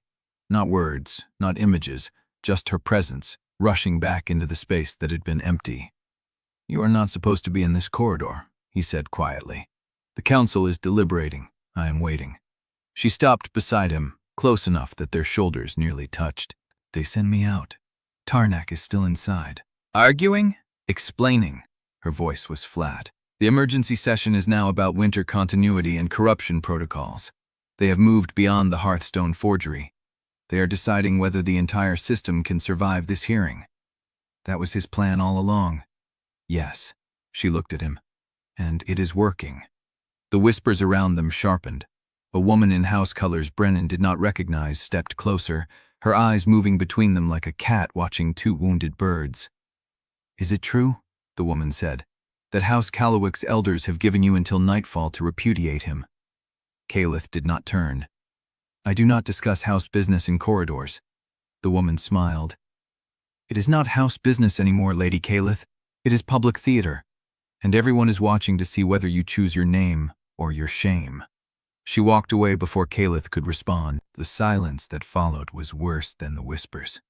Brennan felt the words settle into his chest like stones. Repudiate him. Choose your name or your shame. He had known the cost of what she was doing, but hearing it spoken aloud in a crowded corridor, stripped of all politeness, made it real in a way the chamber could not. "Caelith, not here." "Then where?" "They're going to give you an ultimatum. Your house is already drafting it." She turned to face him fully, and for a moment the mask cracked. He saw exhaustion in the lines around her eyes, fear in the tightness of her jaw, and something else. Something that looked like grief already calculating its own shape. "I know what my house is doing," she said. "I know what they will ask." "And what will you answer?" The bond pulsed between them, desperate, hungry, afraid. She did not answer. A clerk appeared at the far end of the corridor, holding a dispatch sealed with Callowick green. The whispers stopped. Every person in the corridor watched as the clerk walked toward Caelith, his steps measured, his face carefully blank. He held out the dispatch. "From the senior elders, my lady. By hand. Immediate." Caelith took it. She did not open it. She stood in the center of the corridor, her fingers wrapped around the green seal, and looked at Brennan. The bond screamed with everything she could not say aloud. "The elders want my answer by nightfall," she said, her voice steady. "They want me to choose." "And?" She broke the seal. The letter was short. Brennan could see the handwriting, precise and cold, filling only half the page. Caelith read it in silence. When she looked up, her face was stone. "It says if I do not publicly repudiate you and return to the Callowick fold before the council renders its emergency ruling, they will withdraw all support. They will declare my seat vacant and petition the council to fill it with an alternate from the house." The corridor erupted. Voices rose, overlapping, demanding, speculating. Someone laughed. Someone else said, "She will cave before dusk, you will see." Brennan did not hear any of it. He heard only her voice, steady and terrible. She held the letter out to him. "The deadline," she said, "is sunset." The bond flared once, hot and wordless, then fell silent again, and the whispers rose like winter wind through a broken window, filling every space between them. Chapter 50. The borrowed chamber was small, barely more than a storage room with a desk shoved against the wall and two chairs that did not match. A single window faced the courtyard, where the gray afternoon had begun to deepen toward dusk. Caelith closed the door behind them. The latch clicked, and the corridor noise died. She stood with her back to the wood, the letter still in her hand, her face turned away. The bond pulsed between them, raw and open, carrying everything she was trying not to say. Brennan did not move toward her. He stood at the desk, his hands resting on the back of the nearest chair, and watched the light fall across her shoulders. She had not let the mask crack in the corridor. She had held herself together through the whispers, the taunts, the cold calculation of every eye in that hall. But here, in this borrowed room, the stillness was worse than any confession. "The elders," he said quietly, "will not wait for sunset. They will send someone to the chamber before the council reconvenes. They want your answer in public, so everyone can see you make it. I know. If you wait until the council ruling, you lose the choice. They take it from you." She turned then. Her face was pale, but her eyes were dry. "You are offering to leave." It was not a question. He met her gaze. "I am saying the offer still stands. You refuse it every time I make it, but it has not stopped being true." "Brennan, I am not offering out of pride." He heard the roughness in his own voice. "I am not offering because I think I am protecting you from something you cannot face. I am offering because the choice should be yours. Not your elders, not Tarnek's. Yours. And you cannot make it freely if I am standing in front of you waiting to see which way you fall." She crossed the room in 3 steps. She did not stop until she was close enough that he could smell the paper on her fingers, the salt on her skin, the exhaustion that clung to her like frost. "You think I do not know what I am choosing? I think you are being forced to choose between your house and me, and that is not a choice at all. It is a trap dressed like a decision." It is the same trap I have been in for 40 years. Her voice was low, shaking at the edges. The House tells me what to want. The Council tells me what to protect. The Coalition tells me what to sacrifice. And every time I believed I was choosing freely, I was only learning to want what they had already decided. She reached out and took his hand. Her fingers were cold. The bond flared at the contact, a pulse of heat that ran up his arm and settled behind his ribs. "You are the first thing I have ever wanted that they did not put in front of me," she said. "You are the first thing I chose before I knew what it would cost. And I will not let them take that by making me choose between you and the name they gave me." "Caelith, I am not preserving you out of pity." Her voice broke on the word. "I am not clinging to the bond because my wolf cannot bear the distance. I am choosing you, with everything I know, with every cost I have already counted, and every cost I have not yet seen. I am choosing you because you are the only truth I have left." He could not breathe. She was close enough that he could see the pulse at her throat, the faint tremor in her jaw, the way her hand tightened around his, like she was afraid he would disappear. "You told me once," he said, his voice barely above a whisper, "that fate gave us the hunger, but we get to choose the meal." Her breath caught. "I remember. I did not understand what that meant until now." He lifted his free hand and touched her face, his thumb tracing the line of her cheekbone. "You are not choosing me because the bond demands it. You are not choosing me because I am the safer option or the better story. You are choosing me because you have looked at the wreckage of everything you built and decided I am worth more than the pieces." "Yes, that is not a choice most people ever get to make. It is the only choice that matters." He lowered his forehead to hers. The bond opened between them like a door swinging inward. He felt her exhaustion, her grief, the raw edge of fear she had not let anyone see, and beneath it, steady and unwavering, the certainty that she had already decided. He did not know how long they stood like that. The room had gone still.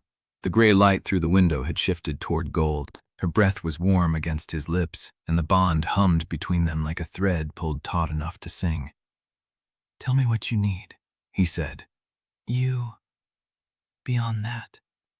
She laughed, a broken sound that was almost a sob. "I do not know. I have never been this far from the path they laid for me. I do not know what comes next." "We figure it out together. What if there is no together? What if the Council strips my seat, the House disowns me, and we are left standing in the rubble of everything we tried to save?" "Then we stand in the rubble." He pulled back just far enough to meet her eyes. "But we stand in it together. That is the point. That is what you chose." Her hand came up to cover his where it rested against her cheek. The bond flared, hot and wordless, and for a moment there was nothing else.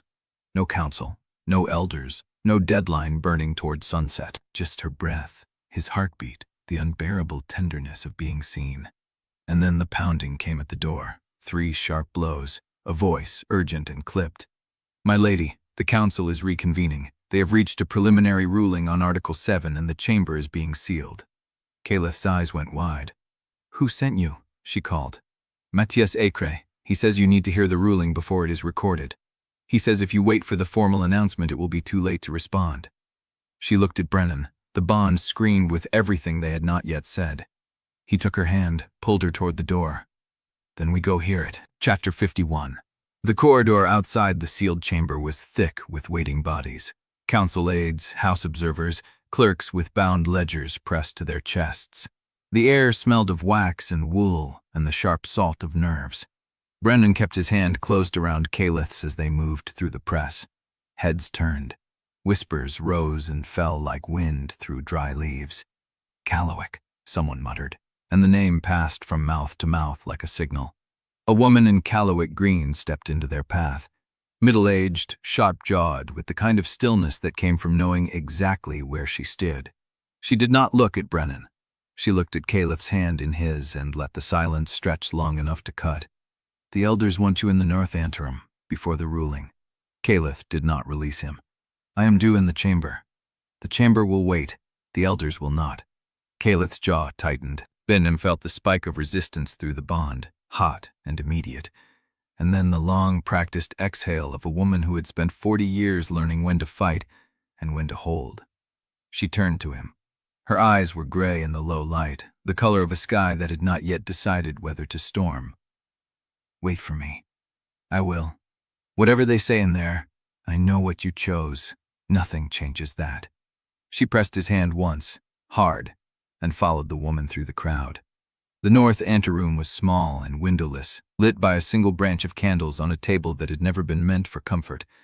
3 elders stood behind it, 2 men, 1 woman, all of them wearing the green of House Callowick, all of them old enough to remember when Caelith had been a girl learning to hold a room with her voice.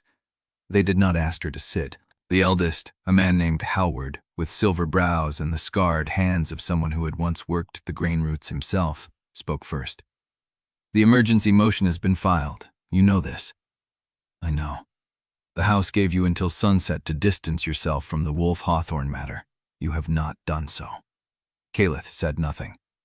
"The corridor whispers say you were seen leaving a storage room with him, hand in hand, after receiving the ultimatum." "I was. And you made no statement, no denial, no correction. I made my choice." Howard's face did not change. The woman beside him, lean and gray-streaked, set her palms flat on the table. "Your choice will cost this house its seat on the Review Council. It will cost us the winter grain leverage we spent 3 generations building. It will cost us every alliance that was not already wavering." "I know the cost." "Then you are a fool," the woman said. "Or you have decided that one man's vindication is worth the collapse of everything your name has built." Caelith's voice stayed level. "I have decided that the truth is worth more than the lie we have been protecting. If the house cannot survive the truth, then the house was already hollow." The silence that followed was the kind that settled into bone. Howard moved around the table. He was not tall, but he carried himself with the weight of someone who had held the house together through worse crises than this. His eyes were the same stormwater gray as Caelith's. "The ruling will come within the hour. If it goes against Ternach, the coalition will fracture. If it goes against us, the house will be blamed for the instability you created by breaking ranks. Either way, the name Callowick will be measured against your choices, not your intentions." "I accept that. Acceptance is not absolution." He stopped a pace from her, close enough that his voice did not need to rise.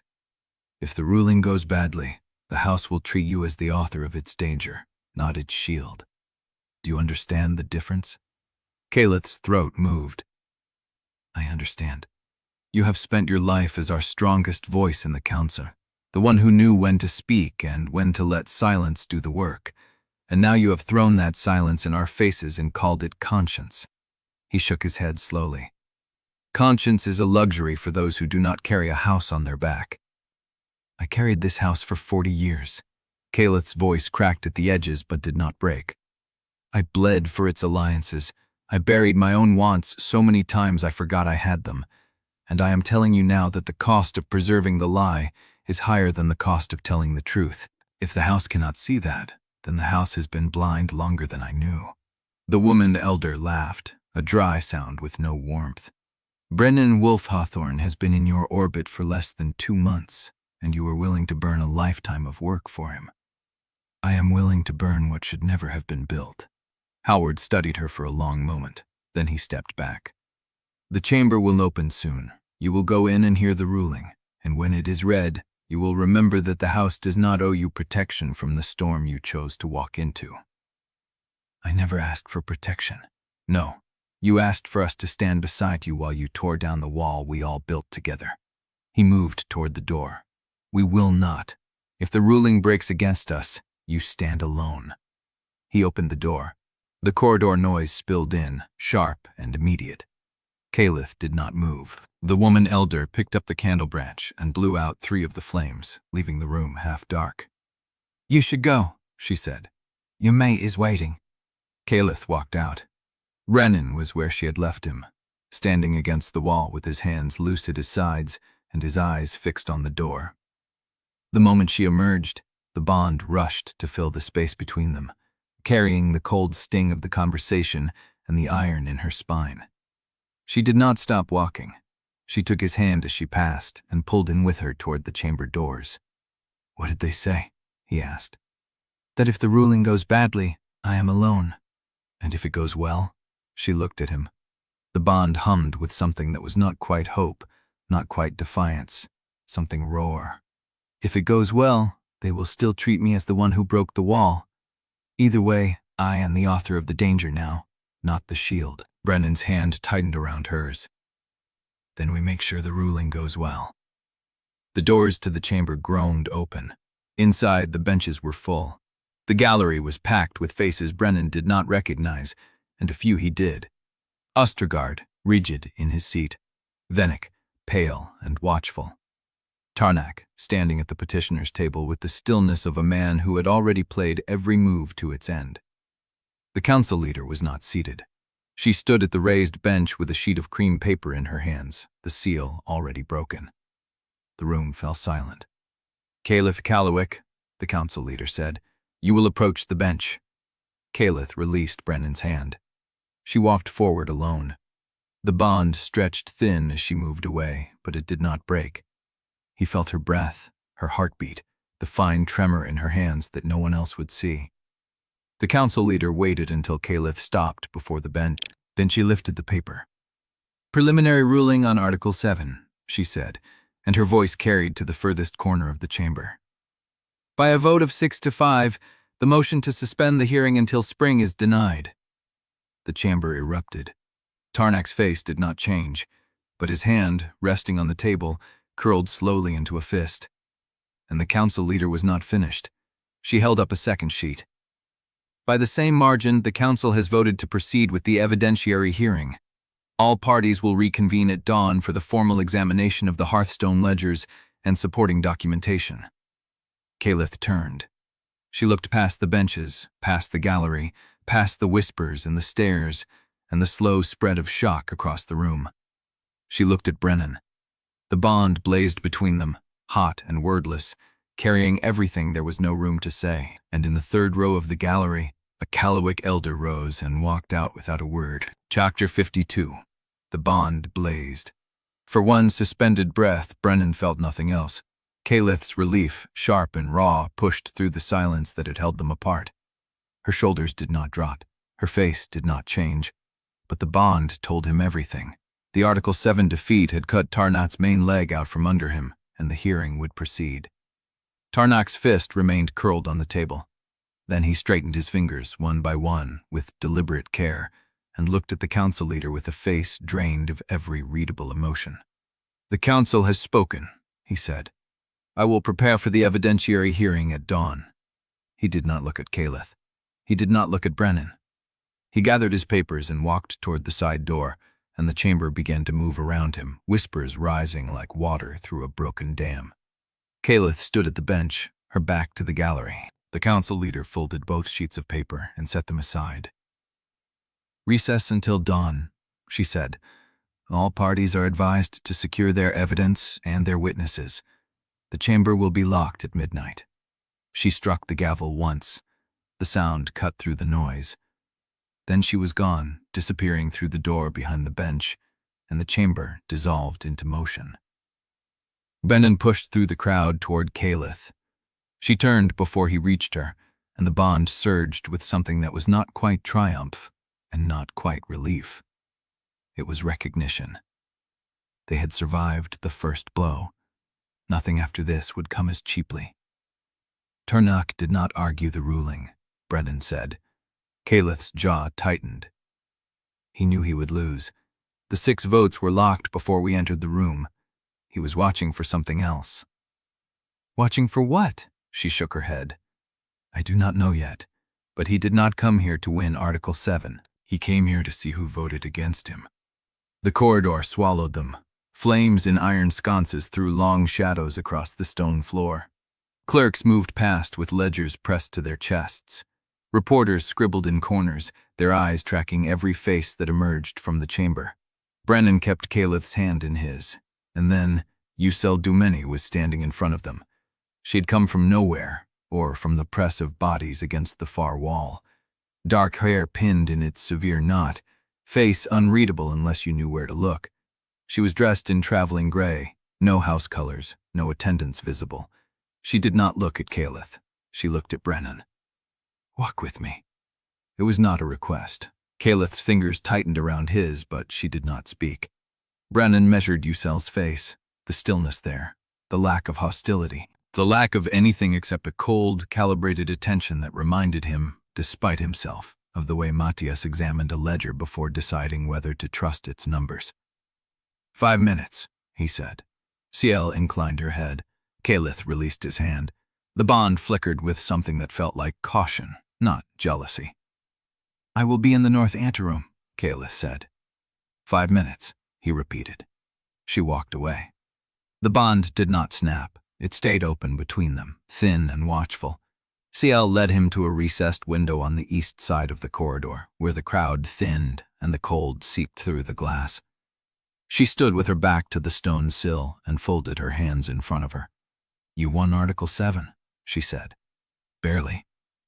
"Barely is still winning." Her eyes held his. "But you have won the vote, not the House. Do you understand the difference?" Brennan said nothing. Yselle's mouth curved, a fraction, not quite a smile. "Caelith has chosen a ruin no strategist would choose lightly. She knows the cost. She counted it before she walked into the chamber tonight. But you need to know what she has not told you." The cold from the window crept across his shoulders. "What has she not told me?" "That the Callowick elders will not simply withdraw their support." Yselle's voice carried no triumph. It carried no satisfaction. It carried the flat precision of someone delivering a weather report. "They will turn on her. They will frame her choice as abandonment of duty, and they will use it to strip her of every committee, every oversight role, every lever of influence she spent 4 decades building. By the time the elders are finished, Caelith Callowick will hold a seat in name only, and in the spring, they will petition to fill that seat with someone who will vote the way the House demands." Brendan's chest went cold. "She knows this. Of course she knows this." Yselle's gaze did not waver. "She chose it anyway. That is why I am speaking to you now, because love will not protect House Callowick from the predators gathering around its weakened flank, and there are more predators than Tarnak." A bell rang somewhere deeper in the complex. Yselle did not flinch. "The chamber is recalling counsel for a procedural reading. They will announce the order of evidence for the dawn hearing. You should be there." She stepped past him, close enough that her sleeve brushed his arm. "Brennan Wolfe-Hawthorn." He turned. Yselle's face had changed. Something in her eyes, a crack in the immaculate surface. Tarnak did not argue the ruling because he has already moved past it. Article 7 was never his endgame. It was a delay, and he knew it would fail. Whatever he is preparing for dawn, he has been building it since the moment Caelith refused his offer. She held his gaze for a beat longer. Then she walked into the corridor, her gray traveling coat vanishing into the press of bodies. The bell rang again. Brennan stood at the window with the cold seeping through the glass and Yselle's words settling into his bones like frost. He turned. The corridor was filling with clerks, counselors, reporters, the machinery of the realm grinding back into motion. At the far end, near the chamber doors, Caelith was waiting for him with her hands loose at her sides and her eyes fixed on his face across the crowd. The bond flared between them. It carried her question. What did she want? He started walking, and as he moved, he counted the faces in the corridor, the ones he knew and the ones he did not, and realized Yselle had been right about something else. Tarnak had not appeared. The man who had lost Article 7 by a single vote was nowhere in the corridor, nowhere in the crowd, nowhere visible among the figures pressing toward the chamber doors. He had vanished, and the bell was still ringing. Chapter 53. The north anteroom held the sharp smell of ink, wax, and cold stone. Brennan stood at the back wall while the procedural reading droned through the chamber, the council leader's voice carrying the precise language of territorial law. He should have been listening. The order of evidence for the dawn hearing mattered. The sequence of witnesses mattered. Every detail of the machinery that would finally test the ledgers mattered. But he kept seeing Yselle's face, the crack in her composure, the warning delivered like a weather report. He has been building it since the moment Caelith refused his offer. The bell had stopped ringing. The procedural reading ended. The council leader set down his papers and looked across the chamber at the petitioner's table, where Caelith stood alone in the space she had cleared for herself. "There is additional business before we adjourn." The change in his voice pulled Brennan upright. Caelith's shoulders tightened. She had not expected this. The council leader's eyes moved to the bench, where the 6 councillors who had voted with the majority sat in varying states of alertness. Lady Sutteridge's mouth was pressed thin. Lord Callahan's scarred hands rested flat on the oak in front of him. The preliminary findings from the evidentiary review of the Hearthstone ledgers, conducted in closed session during the Article 7 deliberation, have been submitted for the record. Brennan's chest went cold. When? The council leader lifted a single sheet of paper, the seal hanging from its bottom edge catching the lamplight like a drop of frozen blood. The Review Council finds, by preliminary determination, that the grain loss records from the Hearthstone contract of 2 years prior were produced using stamps cut from dies not registered to any authorized territorial sealhouse. Baroque code applied to the transfer documentation matches a decommissioned Thornwood code, inactive for 6 weeks prior to the recorded dates. The discrepancies in the provenance chain are consistent with deliberate falsification. The words landed like hammer blows. The council further finds that the record-keeping irregularities identified in the Frostbreak exchange on the 5th of Deep Cold share a common method and a common source code with the Hearthstone forgeries. The pattern is consistent, traceable, and corroborated by physical evidence submitted by examiner Matias.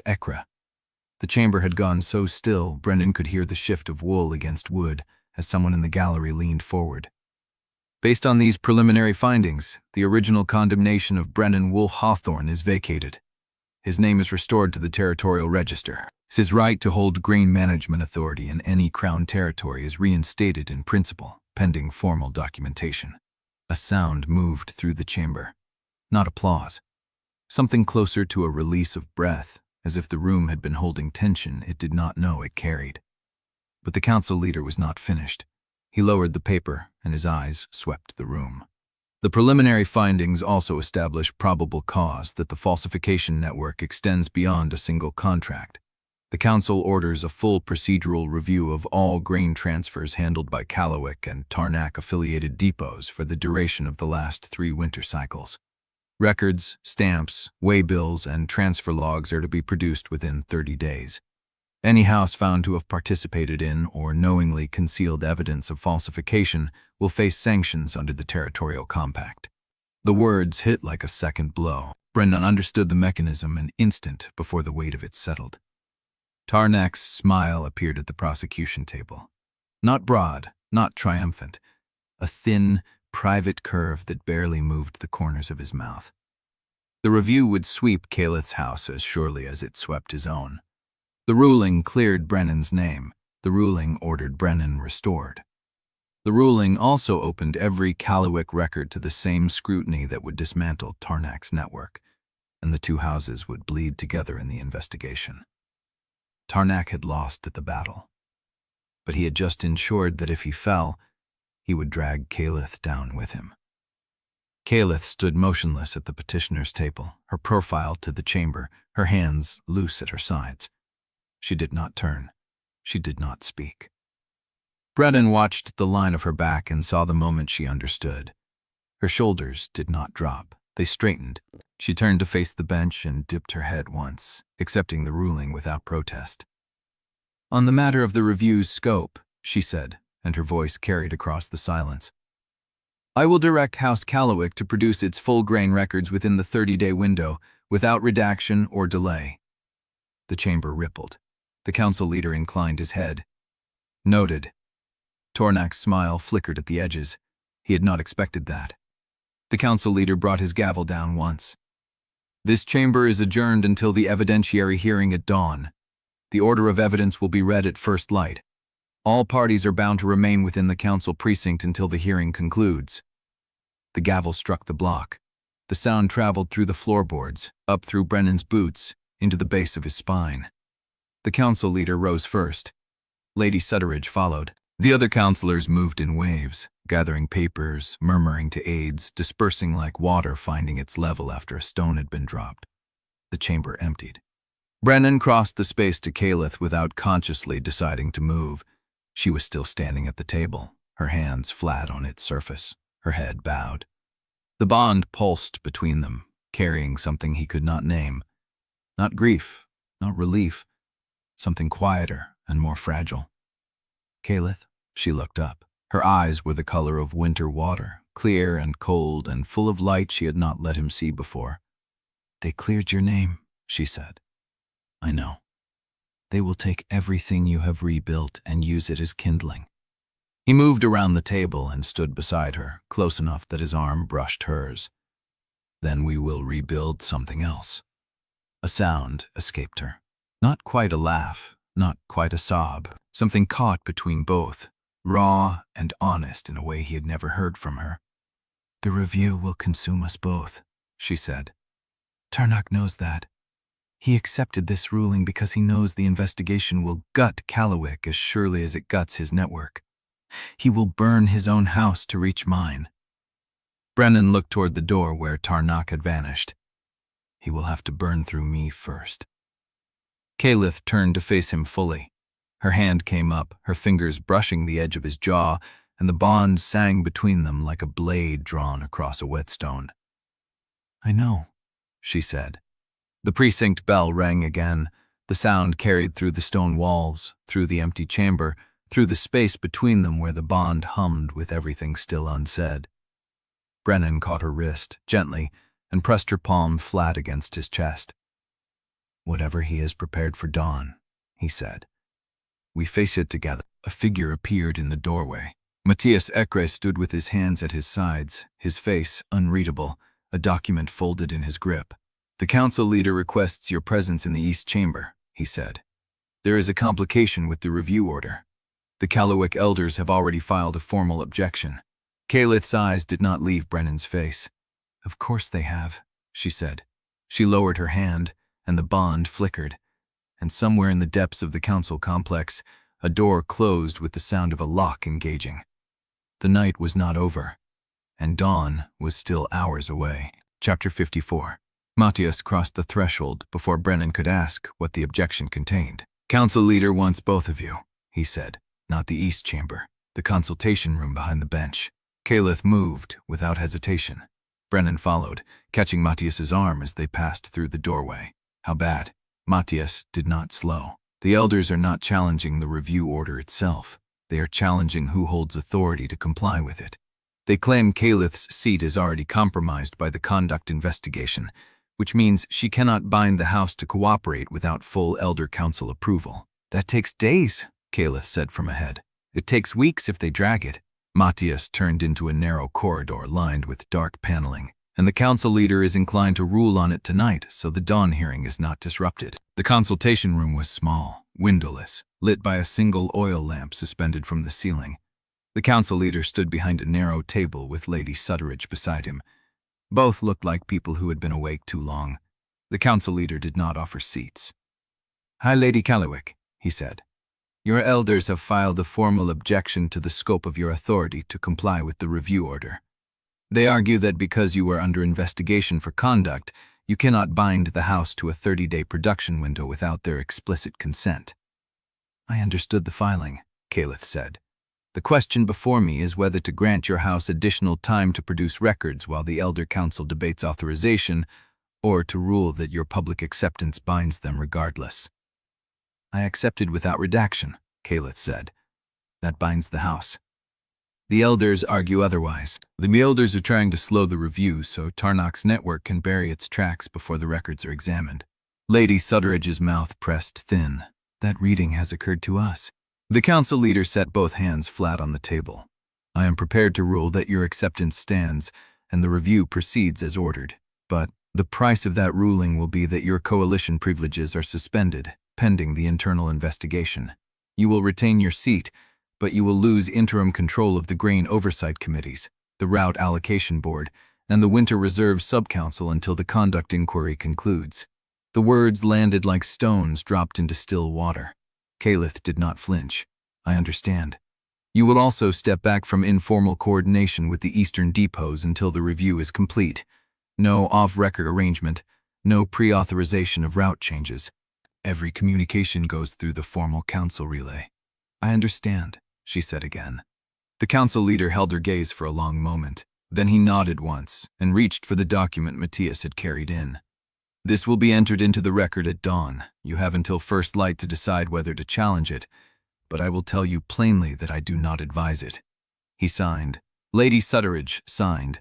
The document was sealed, folded, and handed to a clerk who had appeared in the doorway without Brennan noticing. The council leader looked at Caelith. You built those committees over 20 years.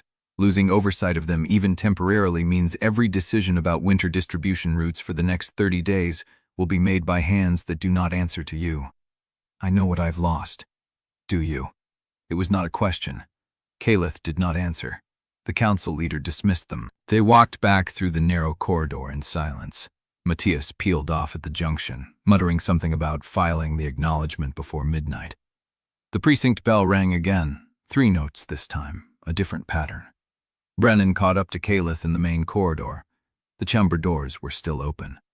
The benches were mostly empty now, but clusters of counselors and aides lingered in the gallery, their voices low and sharp as broken glass. A woman in Callowick green stood near the far pillar.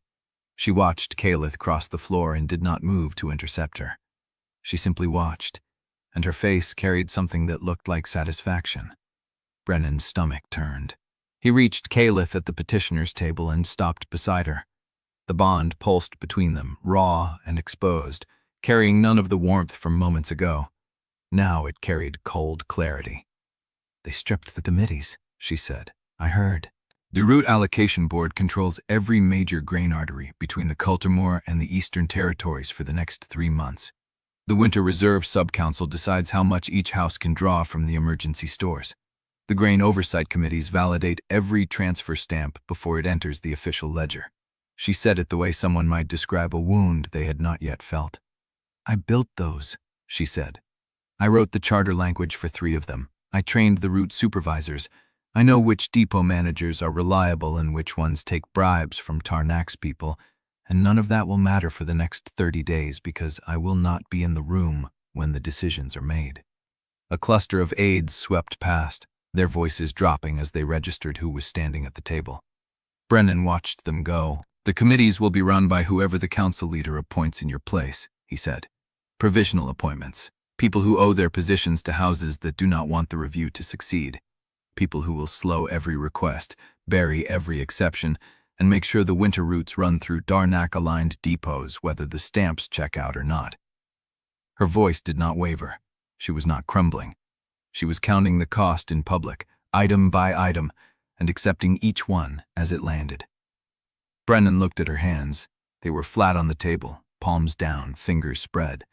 The posture of someone steadying herself against a surface that would not move. How much of your authority did you just lose? Most of it. She turned to face him. The seat is still mine. The vote is still mine.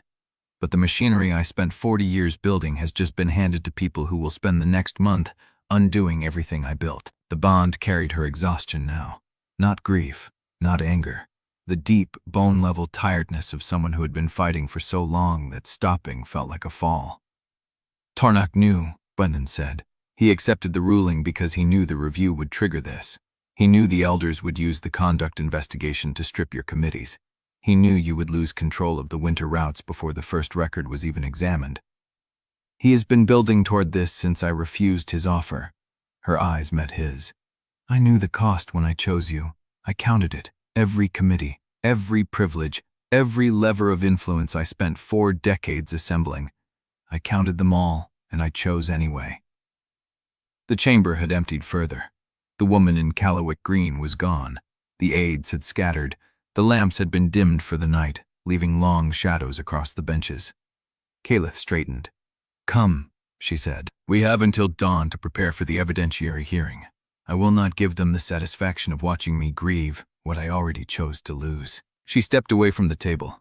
The bond flared once, hot and bright, carrying something that felt almost like defiance. Then the precinct bell rang again, and from somewhere deep in the council complex, a door opened and closed, and footsteps began moving toward them across the stone floor. Chapter 55. The footsteps resolved into a shape before Brennan could name them. Matias emerged from the corridor shadow, his gray, winter-water eyes finding Brennan first, then Caelith. He carried no papers. His hands were empty, and his coat was still buttoned at the throat, as if he had not bothered to remove it since the ruling. "The chamber is emptying," he said. "You should see it." Caelith moved before Brennan could ask what that meant. She crossed the petitioner's table and stepped into the main aisle, where the gallery doors had swung open and the first wave of counselors was spilling into the open floor. The sound hit first, not anger, not applause, a low, fractured hum of dozens of conversations colliding at once, each one carrying a different weight. Some voices were sharp with victory, others were flat with shock. A few were already calculating, the tone of people who had lost a battle and were measuring how much ground they could still save. Brennan followed Caelith into the aisle and stopped. The chamber had become a sorting floor. At the far end, near the eastern exit, Corval Tarnak stood in a ring of men. His coat was on, his papers were gathered. His pale gray eyes moved across the room with the unhurried precision of someone who had already accepted the outcome and was now watching to see who would cross the floor to him and who would not. The First Lord peeled away. A heavy-set man with a House Venick pin on his collar stepped back from Tarnak's circle, murmured something to an aide, and walked toward the west doors without looking behind him. The movement was small, almost casual. But the space around Tarnak shifted as the man left, and three others in the circle exchanged glances that carried more weight than any vote. Another lord followed, then a third. Each departure widened the gap. Each one left Tarnak standing in a slightly smaller ring, his composure intact, his hands still, his face carrying the same thin patience he had worn through the Article 7 defeat. But the split was visible now, undeniable. Some of the lords who had voted with him did not leave his side. They closed ranks instead, pressing closer, their voices dropping to murmurs that did not carry. Brennan watched them form a tighter knot around Tarnak, a deliberate show of solidarity that said, "We will not be shaken off by a procedural loss." The chamber was dividing in real time. Caelith watched it happen with her stormwater eyes, tracking every movement, every choice, every man who stepped toward Tarnak or away from him. Her hands were still, her breathing was even. But the bond carried something sharper than observation. It carried the knowledge of what this meant. Dardek had lost the vote, but he had not lost the coalition. The lords who remained around him were not fair-weather allies. They were the ones who had built the system beside him, the ones who had as much to lose from the review as he did, the ones who would fight. Brennan looked away from Tarnak and searched the chamber for Caelith. She was still standing at the petitioner's table, watching the same split he had just witnessed, her face unreadable. The woman in Callowick green had vanished. The aides had scattered. The benches were emptying, but the air was denser than it had been all day, thick with the weight of what had just broken open. He started moving toward her. The aisle was crowded with counselors, clerks, and aides flowing in every direction. He threaded through them, keeping his eyes on Caelith, measuring the distance. 20 paces. 15.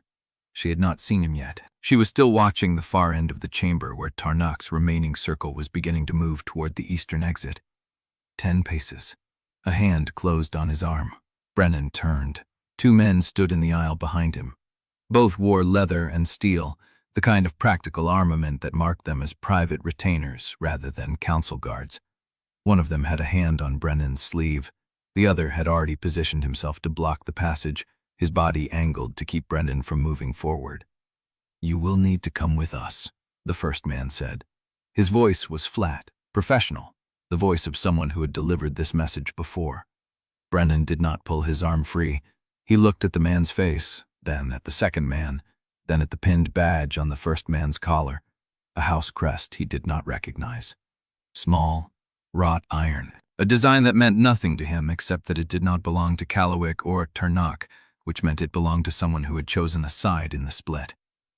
"On what authority?" Brennan said. "Security order," the second man said. "Filed under the Territorial Compact. You are to be removed from the chamber complex pending review of your status." "Whose order?" The first man's mouth tightened. "You can ask the council leader when the review is complete.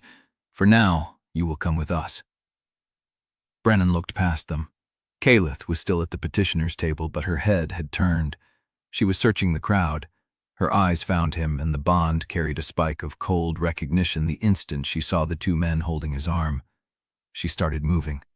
The first man tightened his grip. "Do not make this harder than it needs to be," he said.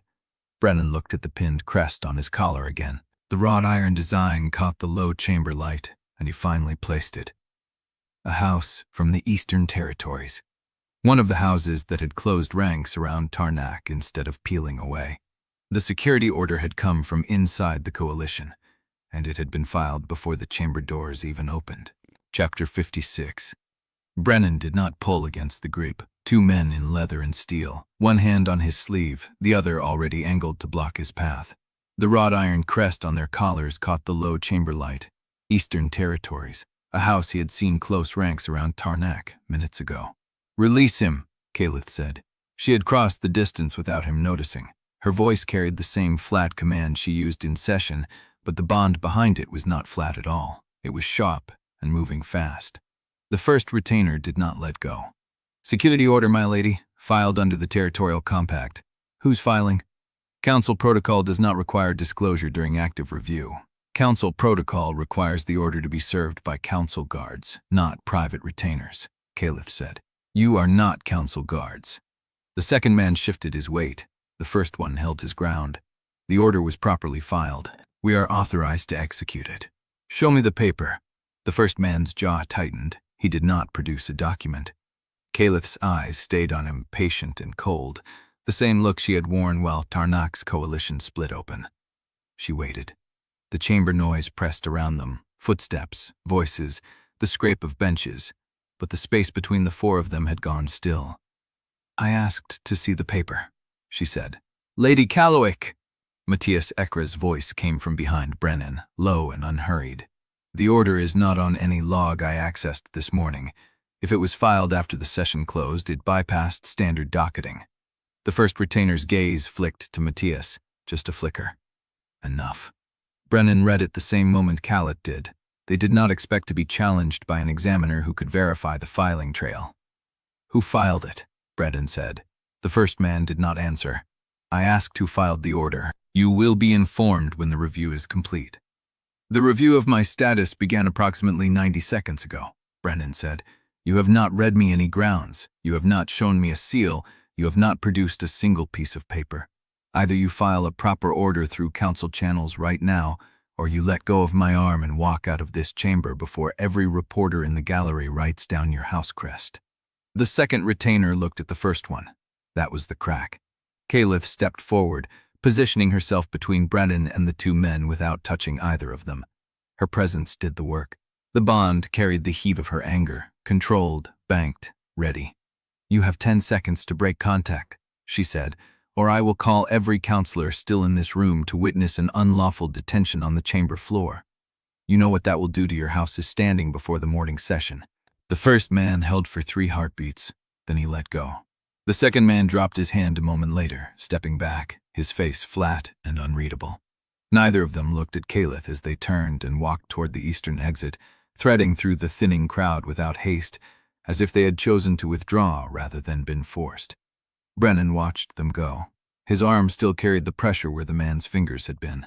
"That was not a real order," he said. "No," Caelith said. "It was a message. Someone wanted to see whether you would resist, or whether you would intervene." She looked at him. The bond was raw between them, carrying the spike of the confrontation and the aftermath, adrenaline, calculation, the effort of keeping her voice flat when her Wilf had wanted to do something far less controlled. "I will always intervene," she said. Before he could answer, the air changed. Reporters, a cluster of them, had detached from the gallery steps and were moving toward them with the focused speed of people who knew exactly what they wanted. House clerks followed behind them, carrying ledgers and dispatch cases, their faces set in the same hungry attention. The bond carried Caelith's shift before her body showed it. A gathering, a preparation. "Brennan!" "I see them." They hit the chamber floor like a tide. The first reporter arrived with a single sentence already formed. "Lady Caelith, does the security order indicate the council anticipates charges against Mr. Wolfe-Hawthorn?" "No charges have been filed," Caelith said. "Then why was the order served?" A political test. It failed. The reporter's pen scratched across paper. 2 more voices rose behind her.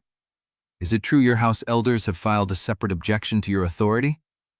The objection has been noted and overruled by the council leader. Can you confirm that 3 Tarna-aligned depots have frozen wagon movements into Callowick territory? Caelith's mouth tightened. I can confirm that we are aware of the disruption and are working through formal relay channels to resolve it. Which channels, given that your coalition privileges have been suspended, that information will be released when the council has a statement. The questions kept coming. Brennan watched her handle them with the same controlled precision she had used on the retainers, each answer calibrated to give ground without yielding substance. But the bond told him what her face did not. She was running out of safe answers. One of the clerks pressed forward, a man in Callowick gray with a sealed dispatch case under his arm. Lady Caelith, the inquiry room is prepared. The council leader requests your presence before midnight to review the objection documentation. Caelith's gaze did not leave the reporters. I will be there.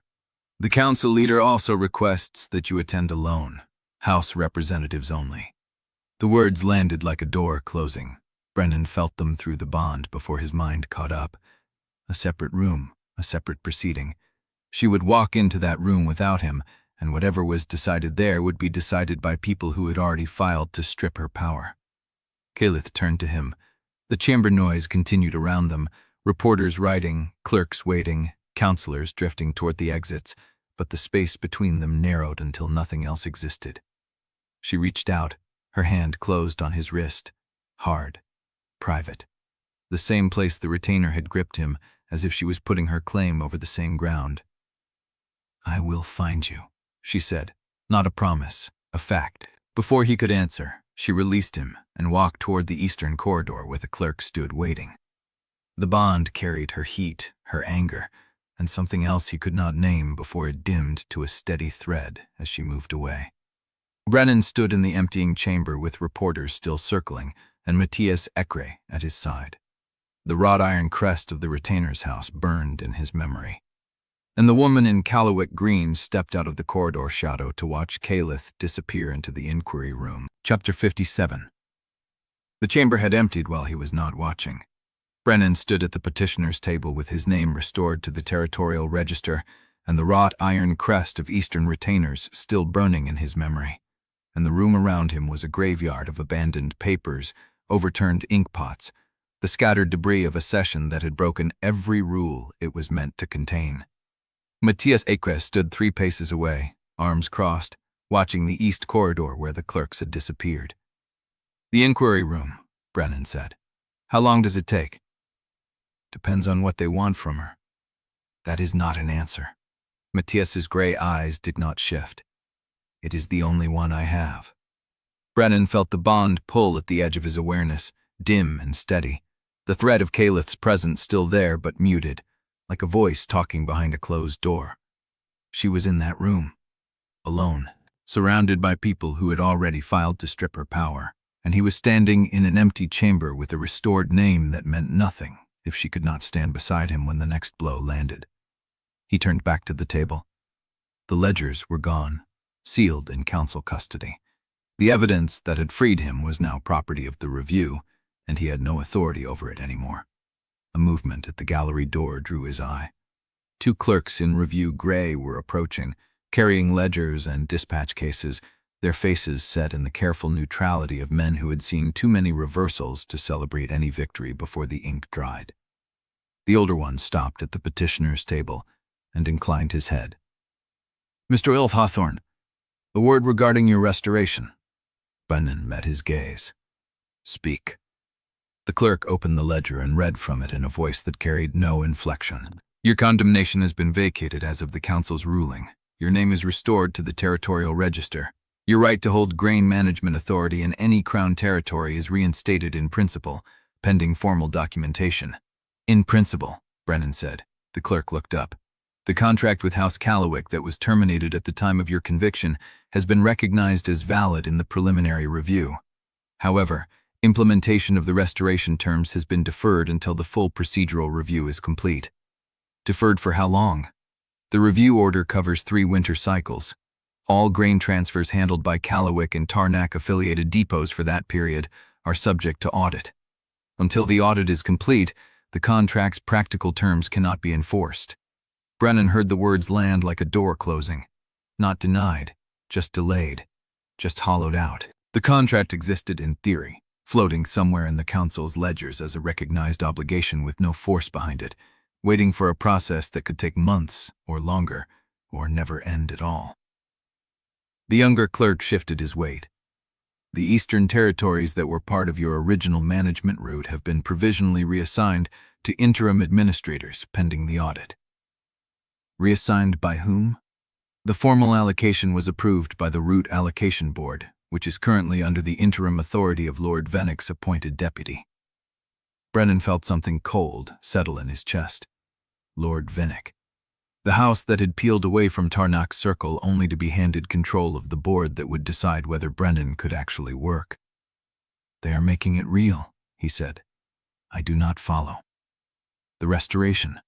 They gave me the name, the status, the recognition, but they made sure I cannot use it, cannot touch the contract, cannot access the routes, cannot do anything except wait while the review decides whether I deserve the life they already admitted I was wrongfully denied. The older clerk closed the ledger. The council does not comment on political calculations, Mr. Wolfe-Hawthorn. No, Brennan said. They comment through procedure. The clerks withdrew. Brennan stood alone at the table with the bond still carrying Caelith's distant presence and the hollow victory of a name restored to a register he could not touch. The corridor beyond the chamber doors was quiet now. The reporters had scattered, chasing other stories, other fractures. The retainers were gone. The chamber was a shell. And then he heard footsteps. Not the measured tread of clerks or the deliberate stride of counselors. Familiar. Quick. A pace he had known since childhood. He looked up. Soryn was standing at the gallery entrance with her gray-green eyes fixed on him and her hands clenched at her sides. She had come. Brennan crossed the chamber floor before he knew he was moving. The distance between them collapsed and then she was in his arms, her grip hard enough to shake, her face pressed against his shoulder, and he felt her breathe like she had been holding the air in her lungs since the last time she saw him. "You idiot," she said into his coat. "I know. You were supposed to come home." "I am trying." She pulled back and looked at him. There were shadows under her eyes and a hardness in her jaw that had not been there before the hearing, but her hands were steady on his arms, and her voice carried the same edge it always had. "They vacated the condemnation. They did. The contract is recognized. In principle." Soryn's mouth tightened. "In principle? That is not a victory, Brennan. That is a promise they can break as soon as the next crisis distracts them." He waited. She stepped back and folded her arms, and for a long moment she just looked at him with the weight of someone who had spent 18 months carrying the wreckage of his disgrace. "They restored your name," she said. "Now what are you going to do with it?"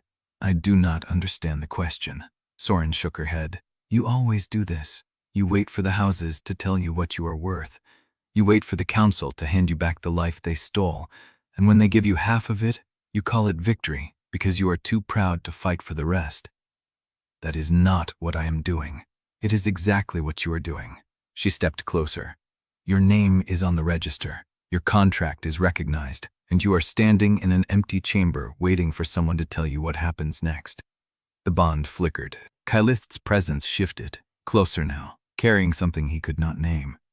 Soryn saw his attention shift and followed his gaze to the east corridor. "She is in the inquiry room," Brennan said. "I know. I saw her walk in." Soryn's voice softened. "She chose you, in front of everyone. She burned her house down for you." "Yes. Then do not let her burn alone." Brennan looked at his sister, at the calloused hands and the tired eyes, at the woman who had kept the family alive while he carried his ledgers through the snow, and he understood something he had not let himself feel until now. He was not fighting for his name anymore. He was fighting for the life he had almost lost. Soryn reached out and gripped his arm, the same way Caelith had gripped his wrist before the inquiry room. "I am proud of you," she said. "Now get to work." And then the east corridor door opened. and a clerk in Callowick grey stepped through with a sealed dispatch in his hand, walking directly toward Brennan with the focused speed of a man carrying news that had not been meant to travel through the public corridor. Chapter 58. The east corridor door opened, and the clerk in Callowick grey walked through with the sealed dispatch in his hand. Brennan watched him cross the chamber floor, felt Soryn's grip tighten on his arm, felt the bond pulse once, closer now, carrying something he could not name. The clerk reached them, held out the dispatch, and waited while Brennan broke the seal. 2 lines. Caelith's handwriting. Inquiry complete. I am intact. Meet me in the main hall. Brennan folded the paper and looked at Soryn. Go, she said. I will find you after.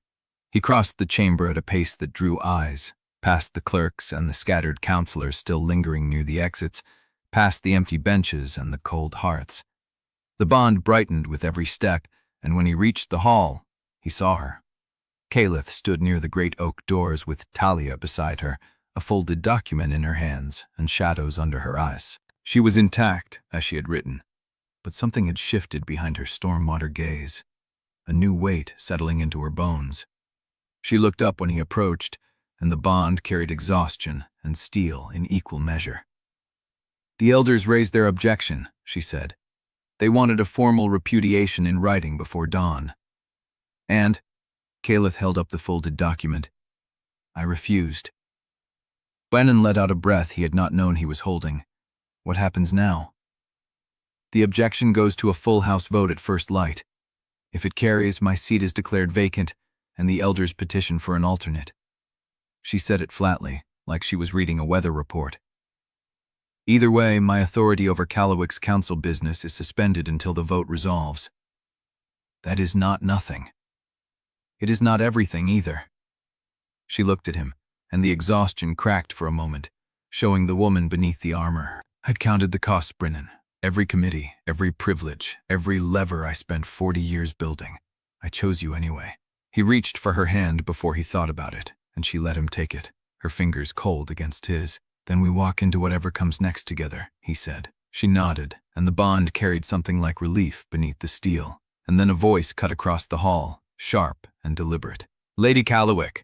They turned. Lord Howard stood at the far end of the hall with 2 other Callowick elders flanking him, his silver brows drawn and his scarred hands clasped behind his back. The same man who had warned her before the Article 7 ruling, who had told her she would stand alone. The hall had gone quiet. Every face in the chamber had turned toward them. Howard walked forward, his steps measured, his voice carrying to the farthest corners. I have one question, he said, and I ask it before the houses, not in a closed room. Caelith's hand tightened on Brennan's. Ask it. Howard stopped 10 feet away, his stormwater eyes fixed on her with the weight of someone who had known her since she was a child. The elders have given you until dawn to distance yourself from this man and reclaim your standing in the house. He gestured at Brennan without looking at him. You have refused in writing. I am asking you now, aloud, in front of everyone who will witness it. Do you intend to stand by this choice, knowing it strips you of everything your house can give you? The hall held its breath. Caelith did not look at the elders. She did not look at the whispering counselors or the clerks frozen in the doorway or the reporters pressing against the barrier at the far end of the hall. She looked at Brennan, and then she turned to face Howard, still holding his hand, her voice steady as stone. Yes, the word landed like a blade in the silence. I stand by him, Caelith said. I choose him with full knowledge of every cost. My committees are suspended. My privileges are stripped. My seat will be challenged at dawn. I know all of it, and I choose him anyway. She turned back to Brennan, and the bond blazed between them, raw and open and unguarded. Fate named us before either of us had a say in it, she said, her voice carrying now, meant for the hall, meant for the witnesses, meant for the record. But this is not fate. This is my choice, freely made, with my eyes open, and I will not apologize for it. The hall erupted. Brennan heard fragments through the roar, Howard's sharp intake of breath, a woman's whisper cutting through the noise, the scrape of a chair as someone rose to leave. But he only saw Caelith. He lifted their joined hands and pressed a kiss to her knuckles, a gesture that drew a fresh wave of gasps and whispers, and he felt her pulse jump under his lips. Then I choose you too, he said, and his voice carried because the hall had gone silent again, waiting to hear what he would say. Fate opened the door, but I am standing here because you told the truth and bore the cost, not because the bond demanded it, because you did. The air between them thickened, heated, and Brennan felt the mate bond shift. It had been open before, blazing and raw and desperate, but this was different. This was settling, like a blade finding its sheath, like a lock clicking home. Scent and warmth and a stillness that was not silence but arrival. He felt Caelith feel it. He saw her eyes widen, saw the quick catch of her breath, saw something break behind her careful mask and then reform, softer now, truer. The bond had sealed, not as coercion, not as magic forcing them together, but as recognition ratified by choice, by truth, by cost willingly paid. Caelith's fingers tightened on his, and she whispered something he barely caught. There you are. And then a voice cut through the murmur, sharp and outraged, a woman's voice from somewhere in the gallery. This is political madness! The spell fractured. Brennan looked up and saw a woman in Callowick green standing at the gallery rail, her face pale with fury, her hands gripping the wood like she wanted to tear it down. She has chosen a disgraced commoner over her house, the woman said, loud enough for every ear. Over her seat, over 40 years of service, and you are standing here watching it happen as though it is a romance instead of a collapse. The hall held its breath again, waiting to see who would answer. And Brennan realized the woman was not looking at Caelith. She was looking at Howard. The elder's face had gone still, unreadable, his silver brows drawn and his scarred hands still clasped behind his back. He did not speak. The woman in Callowick green waited, and when no answer came, she pushed back from the rail and walked out of the gallery with her attendants trailing behind her, her footsteps sharp and final against the stone floor. The hall exploded into noise. Brennan turned to Caelith, and the bond carried her exhaustion now, the cost of the night pressing against her shoulders. What happens now? He asked. She looked at the empty gallery rail, at the elders still watching from the far end of the hall, at the reporters already scribbling notes and the counselors huddled in urgent conversation. Dawn, she said. The vote on my seat, and whatever Tarnek has been building while we were standing here. The bond carried her fear beneath the steady surface, but it also carried something else, something that had not been there before the sealing. Certainty. We face it together, he said. She looked at him, and the ghost of a smile touched her mouth, the first real one he had seen since the waystation. Yes, she said. We do. And then the main doors swung open, and a page in council livery walked through with a sealed notice held high, walking directly toward them with the focused speed of a man carrying news that would not wait for dawn. Chapter 59.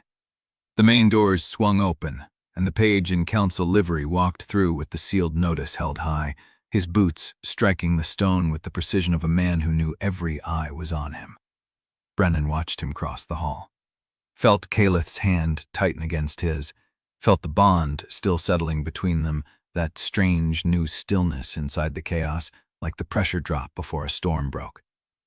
The page stopped 3 paces from them and extended the notice with both hands. Hi, Lady Caelith, by order of the Review Council leadership. Delivered with immediate effect. Caelith released Brennan's hand to take it. Her fingers moved with deliberate steadiness, breaking the seal, unfolding the paper, reading in silence while the hall held its breath around her. Brennan watched her face, the shadows under her eyes, the set of her jaw, the way her throat moved when she swallowed. She looked up. The council leadership has accepted the Callowick elders' objection to my authority, she said, and her voice carried because the hall had gone silent waiting for it. My seat is suspended effective immediately. The dawn vote has been moved forward. It will be called within the hour. The hall erupted. Brennan heard fragments through the roar, a man's voice demanding order, a woman's shop laugh of disbelief, the scrape of chairs as councilors rose, the rustle of papers being gathered, the sound of a system already reorganizing around the new fracture. He stepped closer to Caelith. How much time do we have? She looked at him, and the bond carried her exhaustion beneath the calm surface, but also something harder, something that had been waiting beneath 40 years of compromise. "Less than an hour to find enough votes to keep me on the council," she said. "Or I lose the seat, and House Callowick appoints my replacement, and whoever they appoint will vote with Tarnak on every remaining question." The hall was still churning around them, councillors splitting into clusters, scribes running for paper, reporters pushing toward the doors to send word ahead. And then Brennan saw Hallward. The elder stood at the far end of the hall, still as stone, watching Caelith with an expression Brennan could not read. His scarred hands were clasped behind his back. His silver brows were drawn. He had not moved since the woman in green walked out. Caelith followed Brennan's gaze. "He will not help us," she said quietly. "He made that clear when he let her speak without answering." "Then who will?" She looked down at the notice in her hands, then folded it with precise, deliberate care, the way she folded every document, every record, every piece of evidence that had crossed her desk for 4 decades. "Matias," she said. "Sturridge. Callahan, if he still remembers why he came to hear the truth. And after that?" She trailed off. The bond carried the rest. After that, they would have to persuade people who had spent years watching Caelith choose the coalition over principle. People who had seen her silence and called it wisdom. People who had respected her because she never lost control, never chose love over leverage, never stood in a public hall with a disgraced commoner's hand in hers while the houses watched. Brennan looked at the notice in her hands. "What does the letter actually say?" Caelith's mouth tightened. "It says the elders argue that my public declaration of the mate bond constitutes a conflict of interest that makes me unfit to hold authority over Callowick's council business. They claim the bond compromises my judgment. They request immediate suspension pending a full conduct review." "Can they do that?" "They just did." Brennan felt the bond pulse, felt the anger rising beneath her calm, the grief she would not show, the 40 years of service being reduced to a single line in a procedural filing. "They are not wrong," she said, and her voice was steady, but the bond carried the cost of saying it. "I am compromised. I chose you. I would choose you again, and that makes me unpredictable, which the council has never tolerated." She looked at him. "I knew the price before I paid it." The hall was still churning around them, but Brennan only saw her. The sharp-boned face, the stormwater eyes, the exhaustion she carried like a second skin. "Then we find the votes," he said. "Brennan, we find the votes," he repeated. "You did not fight for 40 years to lose your seat because you finally told the truth. We find the votes." Caelith looked at him for a long moment, and something in her face shifted. Not hope exactly, but the beginning of something that might become it. "Matias is in the East Anteroom," she said. "He has been tracking the councillor count since the session ended. If anyone knows where the uncommitted votes are, it will be him." Brennan turned toward the east corridor, and then the main doors opened again. Not a page this time, not a clerk. Tarnak. He walked through alone, his iron-white hair precisely cropped, his pale gray eyes sweeping the hall with the unhurried assessment of a man who had already counted every face and knew where every vote would fall. He stopped in the center of the hall, directly in the path between Brennan and the east corridor. "Hi, Lady Caelith," he said, and his voice carried the same polished courtesy it had carried at every dinner, every negotiation, every conversation Brennan had ever witnessed. "I heard the news. I came to offer my congratulations." Caelith's hand tightened on Brennan's. "On what, exactly?" Tarnak smiled. It did not reach his eyes. "On your bond, of course. A fated mate is a rare gift, and in this hall, before these witnesses, publicly claimed. It is almost romantic." The word landed like a blade. Brennan felt Caelith's control waver, felt the anger she was holding back, felt the calculation running beneath it, the same calculation Tarnak was making, the same political geometry that had shaped both their lives for decades. "I did not come to fight," Tarnak said. "I came to offer terms." Caelith's chin lifted. "I am not interested in your terms."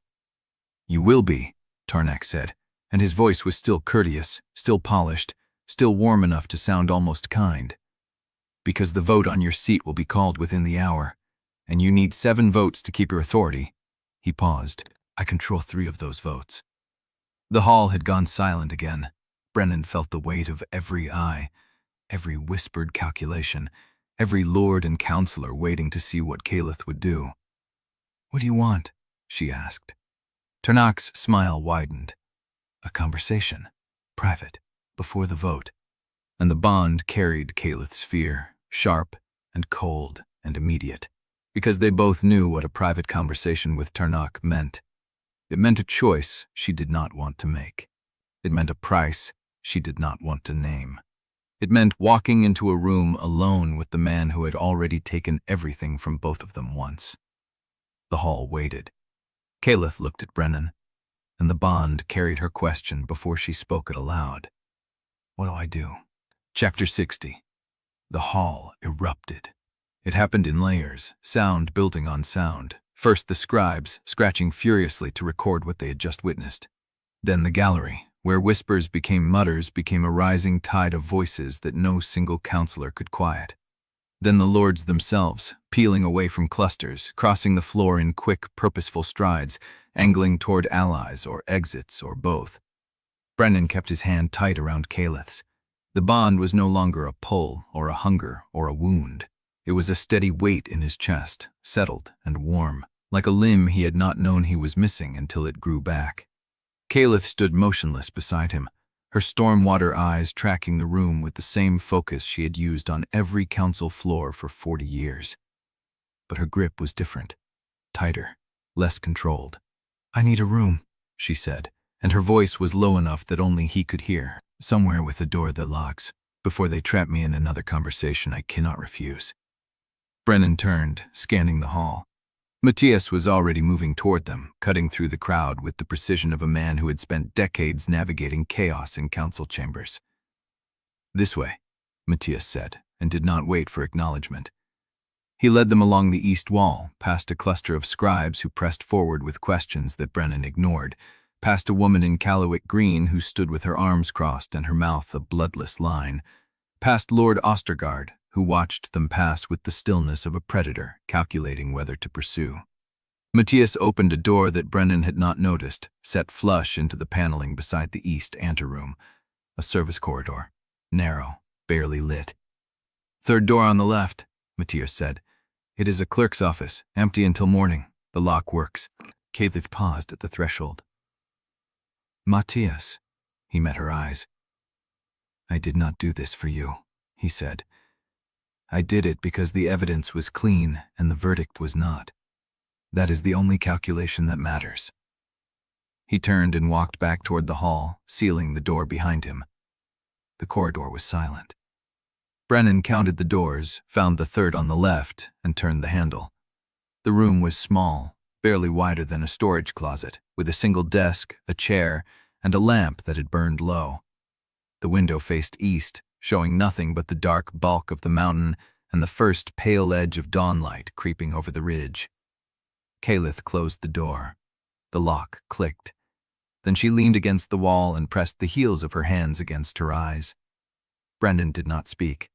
He stood in the center of the small room, letting the quiet settle, letting her breathe, letting the bond carry what words could not. The warmth of her relief, the exhaustion beneath it, the thread of fear that still ran through everything, thin but unbroken. "I did not think it would feel like this," she said, and her voice was muffled behind her hands. "Like what?" She lowered her hands. Her eyes were red-rimmed, her composure cracked at the edges, but she was looking at him with an expression he had never seen on her face before. "Steady," she said. "I thought it would feel like the roof caving in.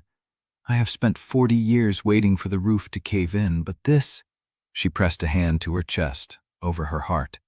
"This feels like the floor finally holding." Brennan crossed the room and took her hand, pressing it between both of his. "It holds," he said, "because you chose it, not because fate decided for you, because you looked at every cost and said yes anyway." Caelith's breath caught. "I did not want to want you," she said. "I fought it every day at Frostbreak, every night in the study, every time I watched you sleep and thought about how easy it would be to let the bond take over. But I did not want a bond that erased the choice. I wanted one I could live with." She looked at their joined hands. "And now I have it. We have it. The bond pulsed between them, steady and full, and Brennan felt something loosen in his chest that he had been holding tight for 18 months. He lifted her hand and pressed his lips to her knuckles. Then we live with it, he said, together. Caelith's wolf rose behind her eyes, and for a moment she looked younger, softer, like the woman she might have been if 40 years of politics had not carved her into something harder. I am still afraid, she said. So am I. That is not comforting. It is honest. She almost smiled. The corner of her mouth twitched, and the bond carried warmth beneath her exhaustion, and then the door rattled. A knock, sharp, insistent. Caelith's face closed again, smoothing into the mask she had worn for 4 decades. Who? The answer came through the wood, low and urgent. Talia. Caelith unlocked the door. Talia slipped inside, her dark eyes scanning the room before settling on Callowick's. They are already drafting the motion, Talia said. House Callowick's senior elders. They are arguing your declaration constitutes an irrevocable conflict of interest that cannot be resolved by a simple conduct review. They want your seat declared vacant before dawn. Caelith's jaw tightened. That is not how the procedure works. They are rewriting the procedure as they go, Talia said. Lady Vennick is with them, so is Lord Ostergaard. They have 3 scribes and a quorum of Callowick elders in the North Conference room.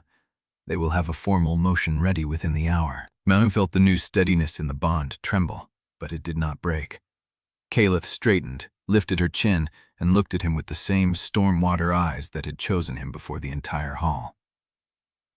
Then we have an hour, she said, and the bond carried her fear, her exhaustion, and her refusal to surrender, all 3 braided together into something that felt, for the first time, like hope standing on a knife's edge.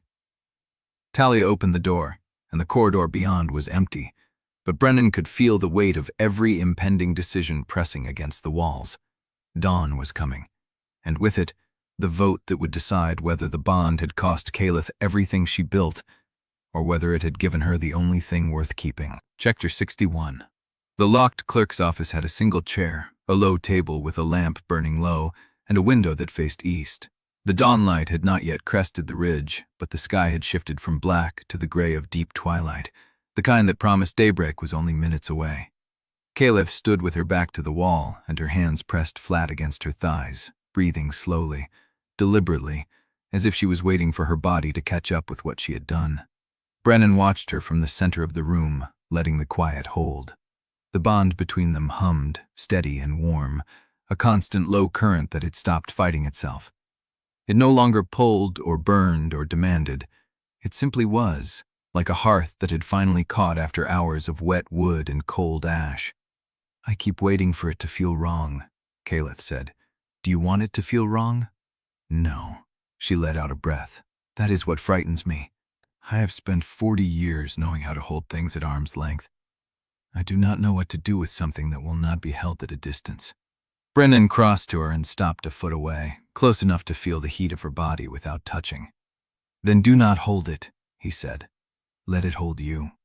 Her storm-water eyes searched his face, looking for something, a trick, a condition, a fine print she had missed. I do not know how. Neither do I. He lifted his hand, palm open, an offering she could take or leave. But I know I would rather learn beside you than alone. She looked at his hand for a long moment, then she took it. Her fingers were cold, her grip tight, but her wolf rose behind her eyes, and he felt her through the bond the way he had never felt her before. Not as a distant presence or a muted signal, but as a whole woman, afraid and fierce and exhausted and still standing. Caelith Callowick, exactly as she was. I can feel you, she said, her voice barely above a whisper. Not just the bond. You.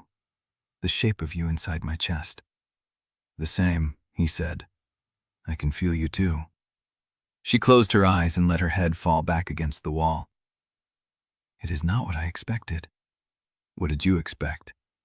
Something that erased the edges, a softening, a blur, a way to stop feeling the hard parts. She opened her eyes. But I still feel everything. I still feel afraid. I still feel the weight of what I have lost. The difference is that now I can feel you carrying it with me, and that makes it bearable." Brennan lifted her hand and pressed the inside of her wrist to his mouth, his lips brushing the place where her pulse beat steady and fast. "It is bearable," he said against her skin, "because you are not carrying it alone anymore." And then she leaned forward, her forehead resting against his collarbone, her body trembling with a release she had been holding back for longer than he could name. He wrapped his arms around her and held. The bond pulsed between them, not with demand but with a warmth that felt like recognition. Two wolves who had finally stopped circling and chosen to share the same ground. They stayed like that for a long breath, 2, 3, counting the heartbeats that no longer belonged to separate bodies. Caelith pulled back first, her eyes dry but red-rimmed, her composure cracking along lines that had been invisible until tonight. "Tell me something true," she said. "Something you have not told anyone." Brennan considered the question. "I was afraid to open the ledgers," he said, "not because I thought they would prove my guilt, because I thought they would prove nothing at all, that I had been ruined for no reason, that there was no pattern, no conspiracy, no meaning behind it, that I had simply been unlucky, and that was worse than being targeted." Caelith's mouth tightened. "I understand that fear. I know you do." She looked down at their joined hands.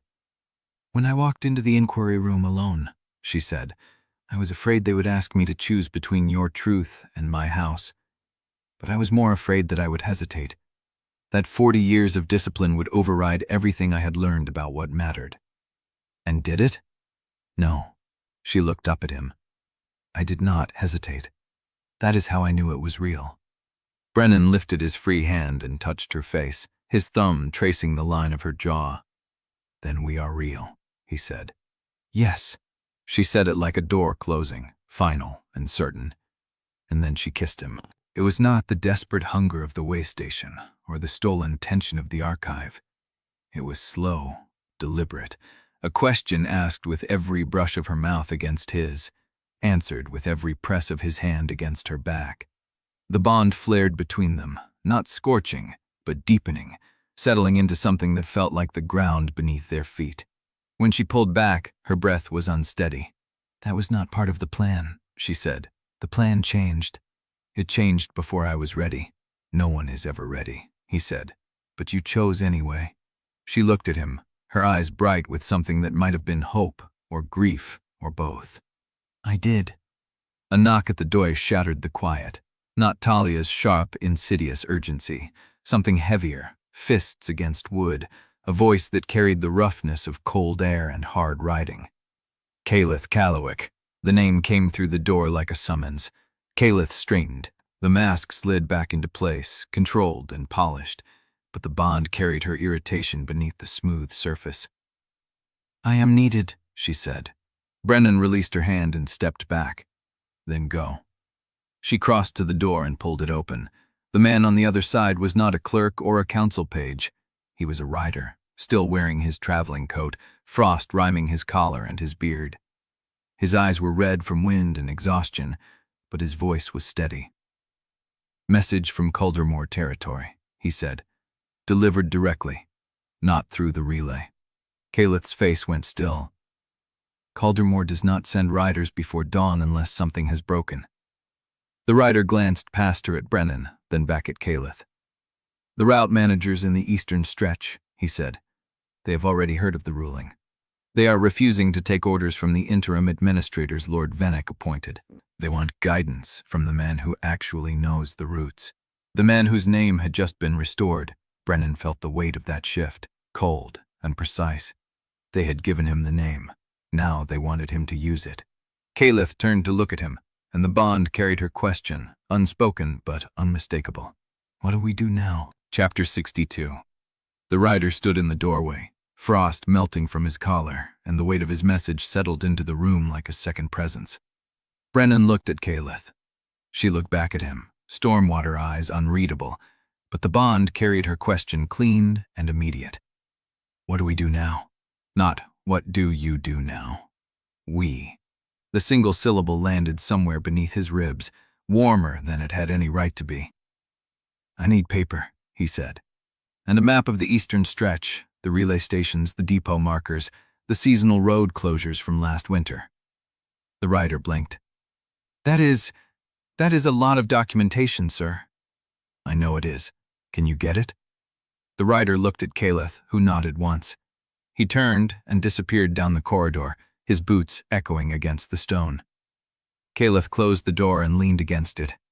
You are going to answer them. I am going to think about how to answer them. He ran a hand through his hair, felt the grate of exhaustion at the edges of his vision. The ruling is hours old. Venix's people have not even had time to issue their first set of orders. If the route managers are already refusing them, it means the authority lines are dissolving faster than anyone expected. And if you step into that vacuum, then I am not a restored name on paper anymore. I am a man giving orders that people will follow. He met her eyes. That is what they want. Someone who knows the ground instead of a deputy appointed by a house that has not worked a winter route in 20 years. Caelith pushed off from the door and crossed to the small table where the lamp still burned.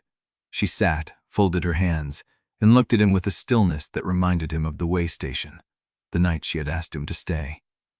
Then we think, she said. Together. The words landed soft and deliberate. Brennan sat across from her, the table narrow enough that their knees almost touched. The first question is whether I respond at all, he said. If I send word back tonight, I am committing. There is no halfway. The route managers will treat any reply as authorization to act on my authority, and Venix will treat it as a provocation. And if you do not respond? Then the vacuum fills with someone else. Probably Venix's deputy, who will issue orders the route managers will ignore, and within 3 days the eastern stretch will have 4 different sets of instructions and no one moving grain. Caelith's mouth tightened. That is how shortages start. Not from malice, from confusion. Exactly. She was quiet for a moment, her fingers resting on the table's edge. You are asking me whether you should take the risk. I am asking you to help me decide.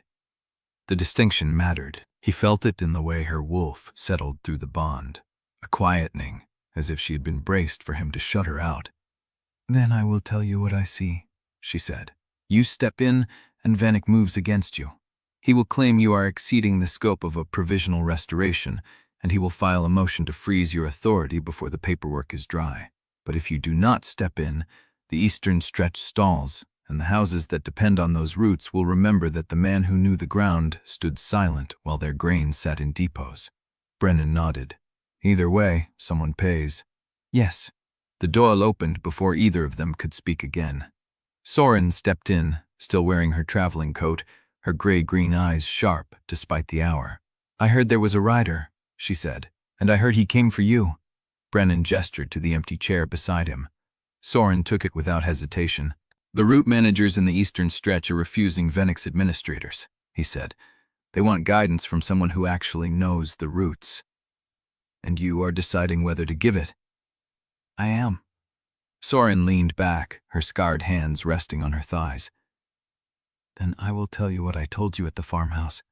You spent 18 months letting someone else decide what you were allowed to do.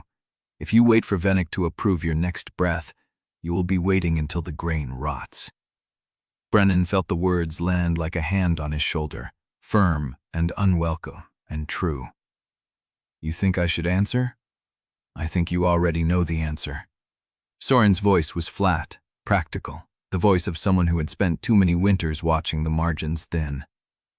You are asking us to help you sit with the weight of it, not to tell you what to do, so sit with it, decide, then move. The silence stretched. Brennan looked at Caelith, looked at Soryn. 2 women who had carried the weight of his absence in different currencies, one in political isolation, the other in farm debt and sleepless winters.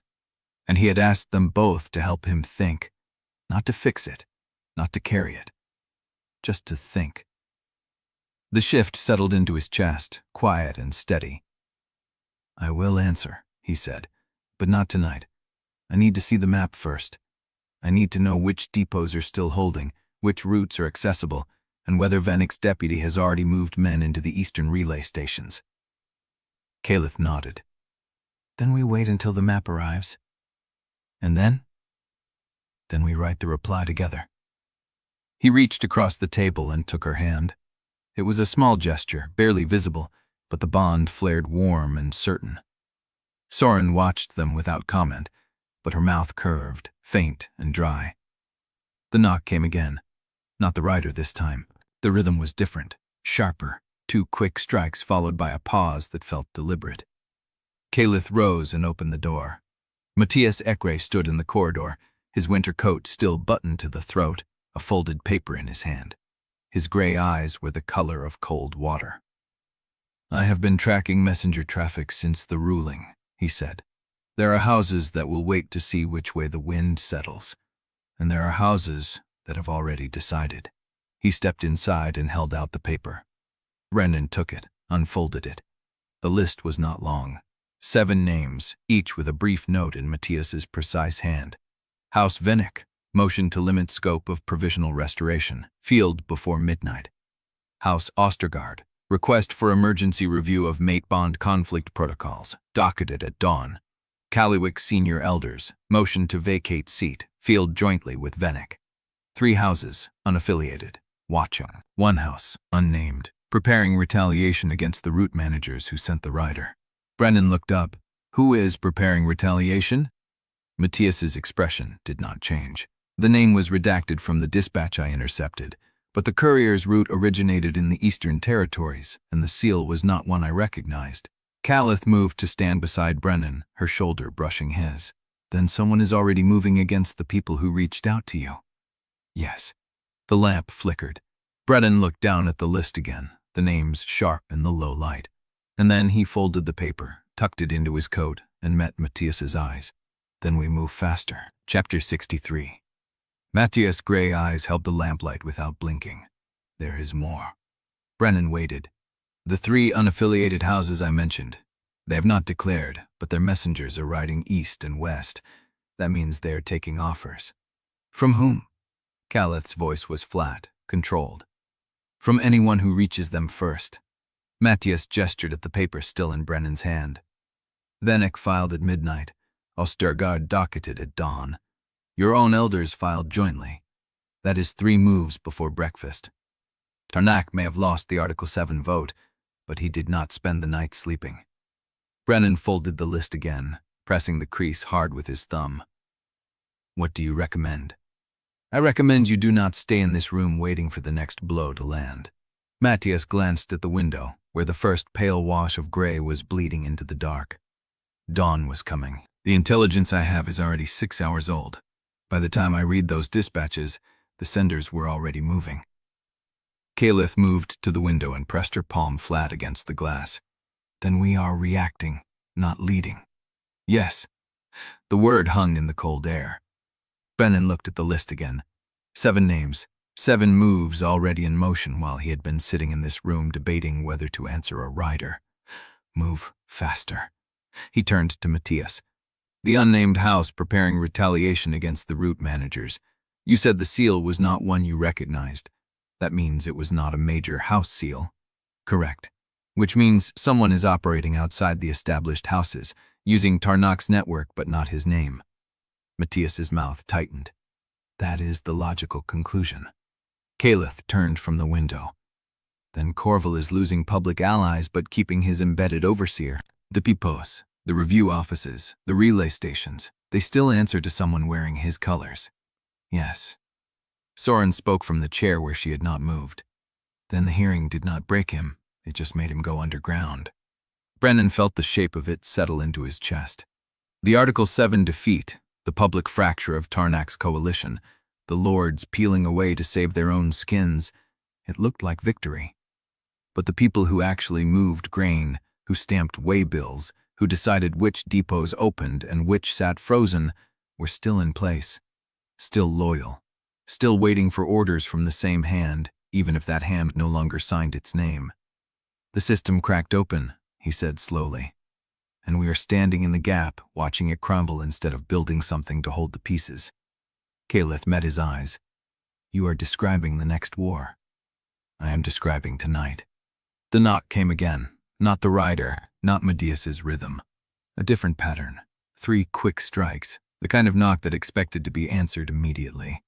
Talia was at the door before Caelith could motion. She opened it to a figure in a mud-spattered coat, a woman Brennan did not recognize, with a courier's leather satchel still strapped across her chest. "I was told to deliver this directly to High Lady Callowick and the restored manager." The woman's voice was hoarse, pitched to carry through exhaustion. "From the Caldermoor Eastern Relay. The rider who came earlier was my cousin. He is dead." The room went still. Caelith took the dispatch. The woman did not wait for dismissal. She turned and walked back into the corridor, her boots loud against the stone.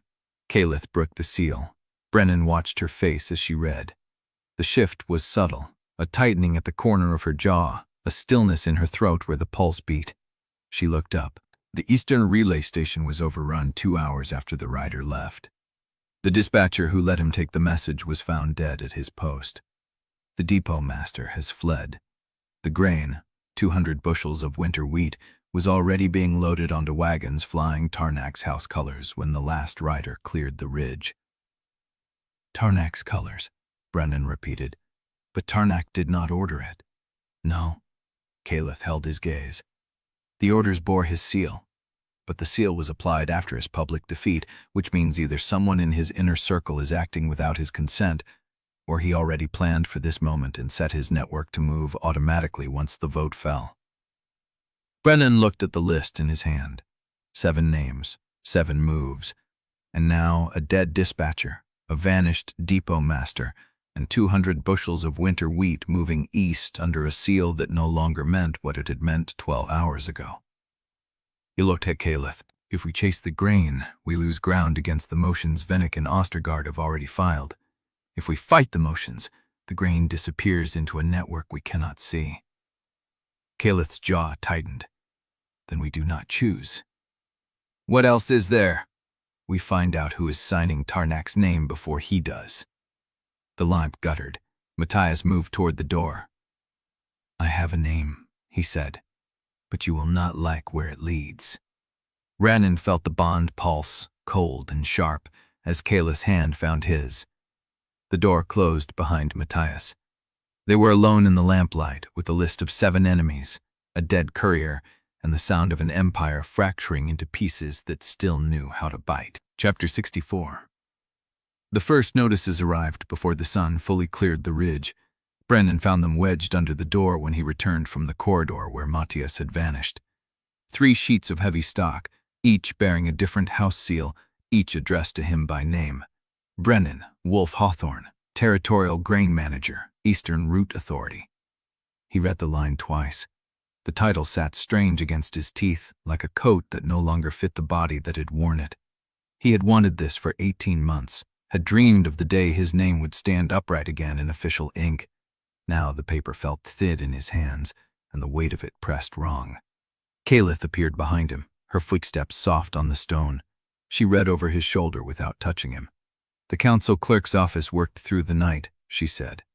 "They're required to notify all signatory houses within 12 hours of a restoration order." Required. He turned the sheet over. The back was blank, no personal note, no signature of apology, just the seal and the date and the cold machinery of bureaucracy catching up to a verdict that should never have been necessary. "How many?" she asked. 3 so far. More would come. He knew the rhythm of official notice distribution. By midday, every house with a grain route contract would have a copy. By evening, the news would reach the border packs. By tomorrow, every depot master, every relay clerk, every territorial manager who had watched him fall would know he had been pulled back from the grave they had helped dig. The first visitor arrived before he finished reading the 3rd sheet. A round-faced man in a counselor's formal coat appeared at the threshold of the anteroom, his hands spread in a gesture that was probably meant to convey warmth and landed somewhere closer to performance. Wolfe-Hawthorn. The man's voice carried the practiced resonance of someone who had spent years addressing chambers instead of depots. "I heard the news. Magnificent work. I always said the Ledger Review would clear you." Brennan looked at him. He remembered the face. Councillor Aldrich Perrin, Northern Route Subcommittee. Perrin had been present at the preliminary hearing 18 months ago. He had voted to proceed with the condemnation without reviewing a single page of Brennan's defense. "Counselor," Brennan kept his voice flat, "I do not recall your support at the time." Perrin's smile flickered at the edges. "The process must be allowed to work, my boy. Rushing to judgment would have undermined the integrity of the review, but I never doubted the outcome." Liar. The word sat unspoken on Brennan's tongue. He did not let it fall. There was no point. Perrin had not come to offer apology. He had come to be seen offering congratulations, to position himself on the right side of history, now that history had decided. "Thank you for the visit," Brennan said. "I have other matters to attend to." Perrin's smile tightened. He nodded once, stiffly, and withdrew.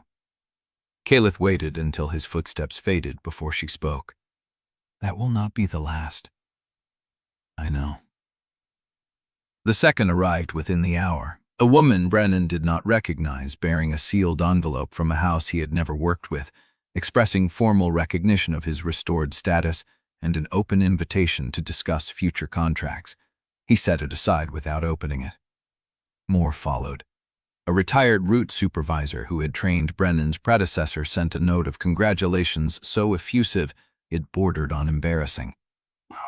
A junior clerk from the Territorial Archive, who had once filed Brennan's waybills, wrote to say she had always believed in his innocence, though she had never said so publicly. A house steward from a minor Eastern holding requested a meeting to discuss possible collaboration, now that his name was clean enough to touch. Each message landed like a stone dropped into still water. Brennan read them all. He set them in a neat stack on the table. He did not answer a single one. Soryn found him standing over the pile, his hands braced on the table edge. "You look like a man sorting bodies at a battlefield," she said. "Feels like one." She picked up the top sheet and scanned it, her mouth twisted. "This from the woman who told me at the autumn market that my brother's disgrace was a warning to every family who aimed above their station." Brennan took the sheet from her and added it to the stack. "They're not sorry," he said. "They'll hire hedging." "Is that worse?" He thought about it. The hollow weight in his chest, the way each congratulations arrived wrapped in the same careful language, no mention of the 18 months they had let him rot, no acknowledgement that they had watched him burn and done nothing. "Yes," he said, "it is worse." Because apology required the person offering it to admit they had been wrong. Hedging required nothing but calculation. These people had not found their consciences, they had found their calculators, and decided the math had changed. The third wave came at midday. A courier arrived with a formal dispatch from the Eastern Route Authority, confirming that his name had been entered into the active management register.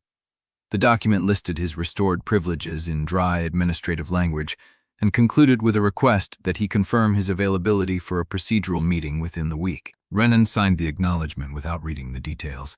He looked up to find Caelith watching him from the doorway, her arms crossed, her face unreadable. "You are not celebrating," she said. "Are you?" A beat of silence. Then she crossed the room and stood beside him, close enough that her shoulder brushed his arm. "I did not expect to feel this," he said quietly. "I thought the restoration would feel like winning, like the weight would lift. But it does not lift.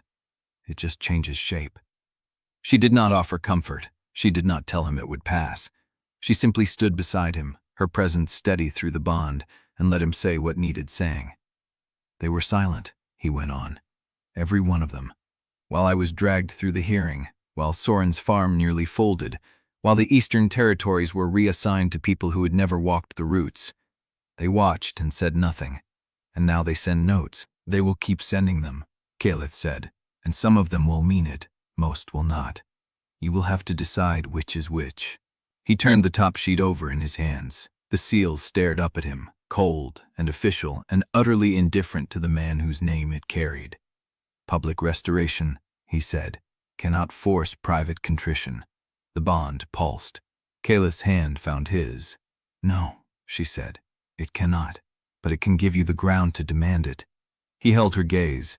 The room was quiet, the stack of notices laid out like a ledger of debts unpaid. Who was the last person who owed you an apology and never gave it? She did not answer. She did not have to. The name hung between them, unspoken and heavy. A knock came at the door. Talia entered before either of them could respond. Her face was tight, and she held a folded dispatch in both hands. "The nay," she said. "Matias sent it." Caelith took the paper. She read it. The color drained from her face. Chapter 65. Caelith stared at the dispatch in her hands. The paper trembled, barely, a vibration Brennan would have missed if the bond were not open between them. He did not ask who the name belonged to. He crossed the room, took the paper from her fingers, and set it face down on the table without reading it. "Not yet," he said. She looked at him. Her stormwater eyes were wide, the color still draining from her face in slow waves. "Brennan, not yet," he repeated. "We have until dawn. Whatever that name is, it will still be there when the sun rises, but you will not be fit to face it if you let it hollow you out in the dark." She let out a breath that was almost a laugh. "When did you become the one who talks me down?" "About an hour ago." He kept his voice level. "When I realized that winning does not feel like winning, and that the only person in this room who understands that is standing next to me." The bond pulse, not the sharp, urgent pull of the first days at Frostbreak, but something slower, deeper, a current that carried her exhaustion and his own in the same channel. Soryn moved toward the door. "I will find Tavia. Make sure the corridor stays clear." She was gone before either of them could thank her. The door clicked shut. Silence settled over the room like a blanket drawn tight. The stack of notices still lay on the table, the seals catching the lamplight. The overturned dispatch waited, patient and terrible, its secret still folded inside. Caelith did not reach for it. She turned to Brennan instead. "I cannot feel my hands," she said. He took them. Her fingers were cold, the bones fine and sharp beneath his palms. He held them between his own, letting the warmth of his skin seep into hers. "Better?" "I do not know yet." He drew her closer, not fast, not greedy, just a steady pull, the way he had learned to read her, the way the bond taught him when to press and when to wait. She came. Her forehead rested against his chest. Her breath came slow and unsteady, a rhythm that had nothing to do with calm. He wrapped his arms around her and felt the tension locked in her shoulders, the fine trembling she would never have let anyone else see. "I have spent 40 years, she said into his collar, "building a wall between what I feel and what I show, and now I cannot find the seams anymore." "You do not need them," he said. "Not with me." She lifted her head. Her face was close enough that he could see the flecks of silver in her eyes, the faint lines at the corners that 40 years of discipline had carved there, close enough that her breath crossed his lips. "I am afraid," she said. "I know.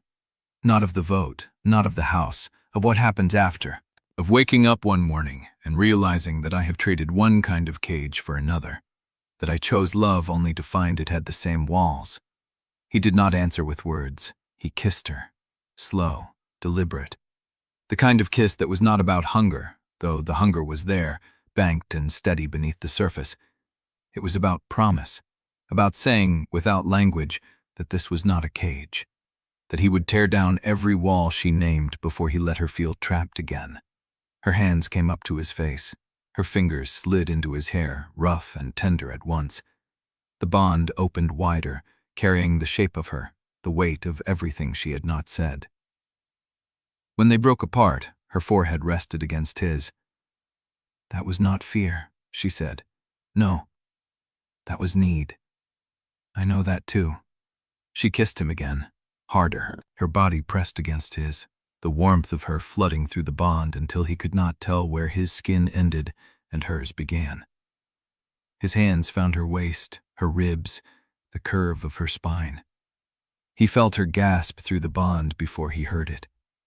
The room narrowed to heat and breath and the slow, devastating knowledge that they had time.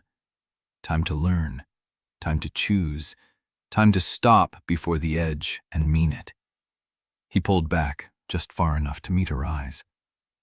"I want to stay here," he said, "in this room, with you, for as long as the night will give us." Her smile was thin and true, and maybe the most beautiful thing he had ever seen. Then stay. She led him to the chair by the cold hearth, the only seat wide enough for two. She sat first. He settled beside her, his arm around her shoulder, her body fitting against his side like it had always belonged there. The fire had burned down to ash. The lamp was low. The overturned dispatch sat on the table, patient and terrible. They did not look at it. They sat in the quiet, breathing together, letting the bond settle into something that felt less like a storm and more like shelter. Dawn was still hours away. For the first time since Frostbreak, Brennan did not count them.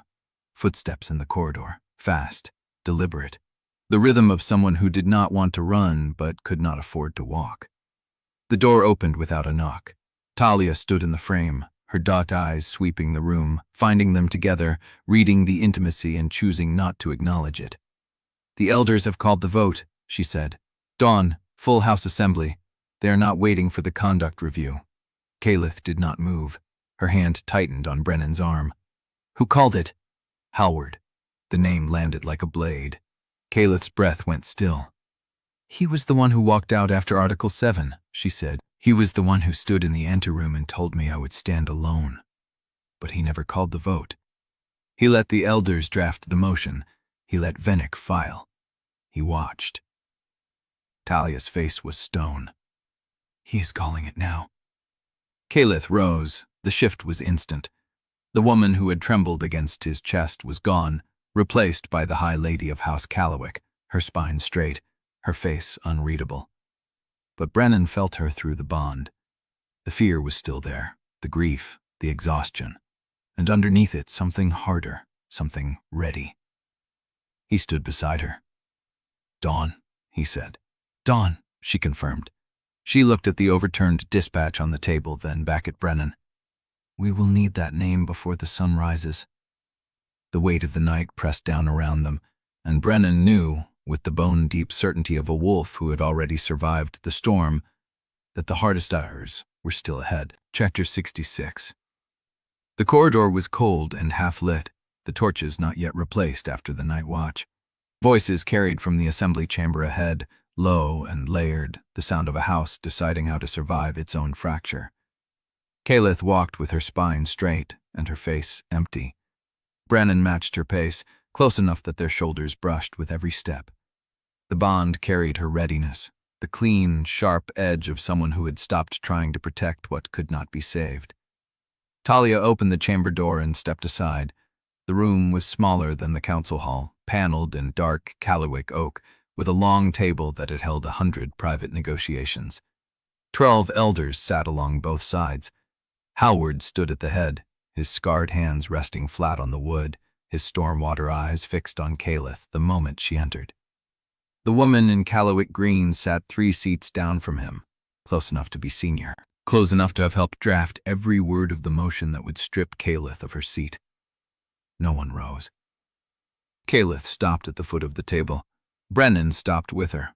Howard waited a beat, then 2, letting the silence do its work. "You were asked to come alone." "I was asked to attend," Caelith said. "I brought my mate." The woman in green made a soft sound, not quite a laugh, not quite a scoff. "That is the problem, isn't it?" Caelith did not turn. Howard's jaw tightened. He looked at Brennan, then back at Caelith. "The House has concerns. I am aware. You have not answered a single dispatch since the Article 7 ruling. You have not consulted the senior council before making public declarations that bind the House's reputation. You walked into the main hall and announced a fated bond to a disgraced grain manager in front of every house that matters, and you expect us to stand behind you without explanation?" "I expect nothing," Caelith said. "I am here to be heard, not to beg." The woman in green leaned forward. "You are here because we called the vote, and you need the House's seal to keep your seat on the council. Let us not pretend this is a conversation between equals." The air shifted. Brennan felt Caelith's control tighten through the bond, the way a blade locks into its hilt before the cut. "I have held this House's seat for 22 years, she said. I have carried its voice into every winter negotiation, every supply allocation, every coalition vote that kept Callowick from starving while the eastern houses hoarded their surplus. I have never asked this table for anything except the latitude to do what needed to be done. I will not start now. You are asking us to ignore a mate-bond conflict of interest, Howard said. I am asking you to decide whether loyalty means something beyond convenience. The words landed. Several elders shifted in their seats. The woman in green did not. Howard's hands stayed flat on the wood. The motion stands, he said. You know the terms. Repudiate the bond publicly. Affirm that your judgment was compromised by the mate recognition, and the House will withdraw the vacancy petition. You keep your seat, your committees, your coalition privileges. Brennan Wolfe-Hawthorn retains his restored name and may operate under Callowick authority as a territorial manager, provided he does not sit on any council deliberation involving House interests. The offer hung in the air, clean and poisonous. Caelith did not answer. She looked at Brennan. Not for permission, not for rescue, for something quieter, a confirmation that he understood what she was about to say before she said it. He did. No, she said. The woman in green rose to her feet. You would throw away a 22-year career for a bond that has existed for 3 months. I would throw away a 22-year lie for a truth I have only started living. The room went still. Howard's eyes did not leave hers. You understand what happens if we vote.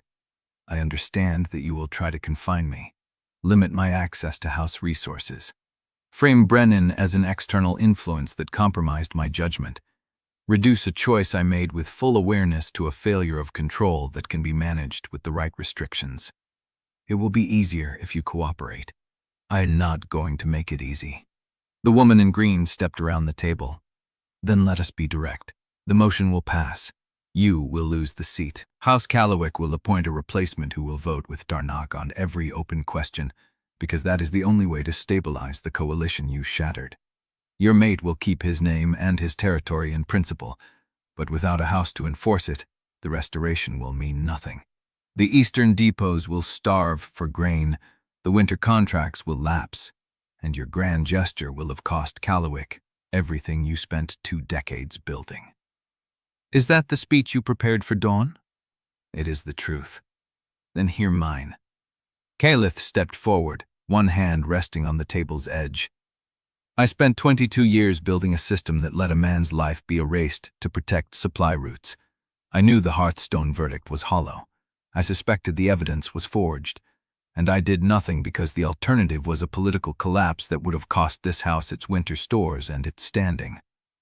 I chose silence. I chose stability. I chose the machine over the man it crushed. She looked at each elder in turn. I am not making that choice again. Not for my seat, not for this house, not for the coalition. You can strip my authority, appoint a replacement, and let Tarnak's ally vote the grain routes into his control. You can tell yourselves that you preserved the house while I destroyed myself, but you will not sit at this table and pretend that Brennan Wolfe-Hawthorn compromised my judgment. I compromised it myself for years before I ever met him. The woman in green opened her mouth. Brennan spoke before she could. I will not take a seat at this table. Every head turned. He felt Caelith's surprise through the bond, faint and immediate. I did not come here to be folded into House Callowick's hierarchy, he said. I did not come here to trade my restoration for a managed position under your authority, where my every decision is watched, weighed, and attributed to the house that condescended to shelter me. Howard's eyes narrowed. You are refusing protection. I am refusing a cage that calls itself partnership. The Eastern Territories will not honor your restoration without a house seal. Then I will make them honor it by knowing the ground, the roots, and the numbers. I did it once. I will do it again. The woman in green laughed. You will last a month without house backing. The depots will bleed. The contracts will drain. You will come back to this table with your tail between your legs, begging for the arrangement you just refused. Brennan met her gaze and held it. Then that will be my failure, not hers. And I will own it the way I have owned every failure that was not mine to carry. The silence stretched. Howard's scarred hands curled into fists against the wood. You are asking us to let her fall. I am asking you to let her stand. Caelith's hand found his. The bond carried her warmth, her steadiness, the faint tremor of something that might have been pride. The woman in green turned to Howard. Call the vote. Howard did not move. His eyes stayed on Brennan, searching for something. Calculation, deception. The angle that would reveal the play beneath the speech. He found nothing, because there was nothing. Brennan had spoken the truth, bare and unguarded, and that was the one thing the table had not prepared for. The chamber door opened behind them. A clerk in Callowick gray stepped through, her face pale, a dispatch clutched in both hands. My lady. Caelith turned. The clerk looked at Howard, then at Caelith, then at the elders. She did not wait for permission. A rider just came through the lower gate. Corval's estate is burning. The fire has been burning since midnight. 3 bodies have been recovered from the east wing. The room went silent. The woman in green went still. Howard's hands uncurled. Caelith's grip on Brennan's hand tightened until her knuckles went white. Who is in the east wing? She said. The clerk swallowed. Lord Tarnak's private steward, 2 senior clerks who never left the estate, and a 4th body that has not yet been identified. Caelith's breath stopped. Brennan felt the knowledge hit her before she spoke it aloud. The shape of the name Matias had sent. The name she had read in the overturned dispatch. The name that now lay somewhere in the ash of a burning house. She turned to the table.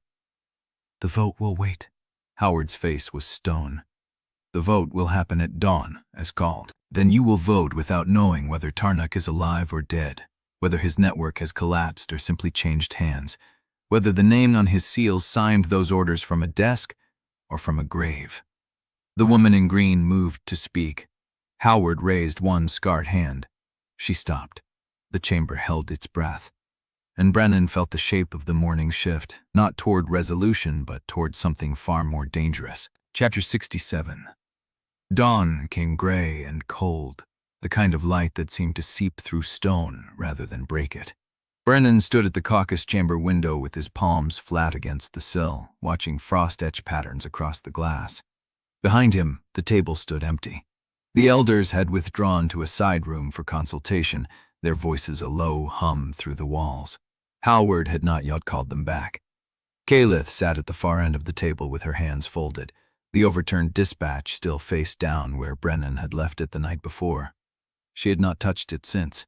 He did not ask if she had read it alone in the hours before dawn.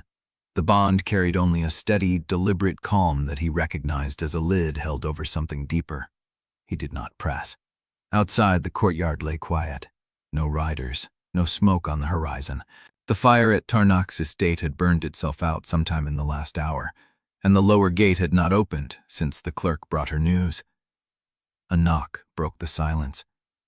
Not the sharp rap of a page or the measured urgency of a clerk.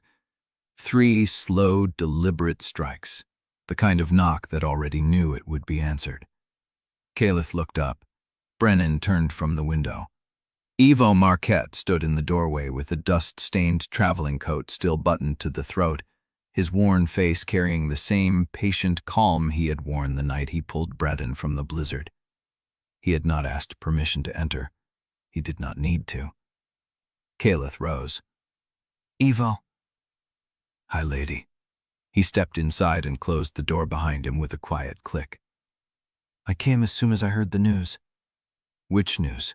Brennan said. Ivo's mouth curved, just slightly. All of it. The restoration, the vote, the fire. He looked at Caelith with those steady, unreadable eyes. I am reliably informed that the East Wing took the worst damage. 3 bodies confirmed. The 4th is still being sorted from the ash. Brennan felt the bond flicker. Caelith's composure held, but something underneath it shifted, a crack too fine to name. Matias sent you, she said. He sent word. I made the journey myself because I wanted to see you both before the house vote closed the door. Brennan studied him. The same gray at the temples, the same steady hands, but there was something new in the way Ivo held himself, a weight that had settled deeper than the road could account for. You came from Frostbreak, Brennan said. Left before false dawn, rode through the pass while the fire was still burning. Ivo pulled off his gloves and tucked them into his coat pocket. The road is quiet, too quiet. No patrols, no riders. The stations are standing empty, and the men who usually man them are not answering their bells. A silence followed. Caelith's hands stilled against the table. What are you telling us, Ivo? I am telling you that when I cleared the switchbacks above the eastern fork, I saw no lights, no smoke from the relay huts, no movement on the road. He met her gaze. The network is not fractured, High Lady. It has been deliberately silenced. Brennan's pulse tightened. Tarnik's network. Someone's network. Ivo's voice carried no accusation, only the flat recitation of what he had seen. The people who move grain through those passes depend on the relay stations to know when the road is clear, when the depots are open, when the seals are valid. If the stations go dark, the wagons stop. If the wagons stop, the grain does not move. And if the grain does not move, the vote does not matter. Because by the time the council decides who holds what seat, the Eastern Territories will already be starving. Caelith's face did not change, but Brennan saw her knuckles go white. You should have sent word ahead, she said. I would have met you at the lower gate. I know. Ivo's voice softened. That is why I did not send word. I needed to see you both together, in the same room, without the house arranging the chairs. He crossed to the table and pulled out a chair. The scrape of wood against stone was the only sound in the chamber. Sit, he said. Brennan looked at Caelith. She sat. He followed. Ivo settled across from them, his worn hands resting flat on the oak, and for a long moment he said nothing. The fire crackled in the hearth. The frost crept across the glass. Then he spoke. I remember the night you arrived at Frostbreak, Brennan. Half frozen, bleeding into the corridor, your hand locked around Caelith's wrist before you knew who she was. His gaze moved between them. I remember the way you looked at each other over the dinner table, the way you refused to bow, the way she ordered you not to make choices for her. He paused. I have watched a great many people stumble through that waystation over the years. Most of them are still strangers to me. But I watched you two sit in the same room and try not to breathe each other in. And I knew. Caelith's breath came slow. Knew what? That you would tear each other open or save each other. Ivo's voice carried no judgment. There was never a third path, and I came here today to tell you that whatever happens in that chamber, you have already done what most people never manage. Brennan's throat tightened. Which is? Ivo looked at him with those steady, worn eyes.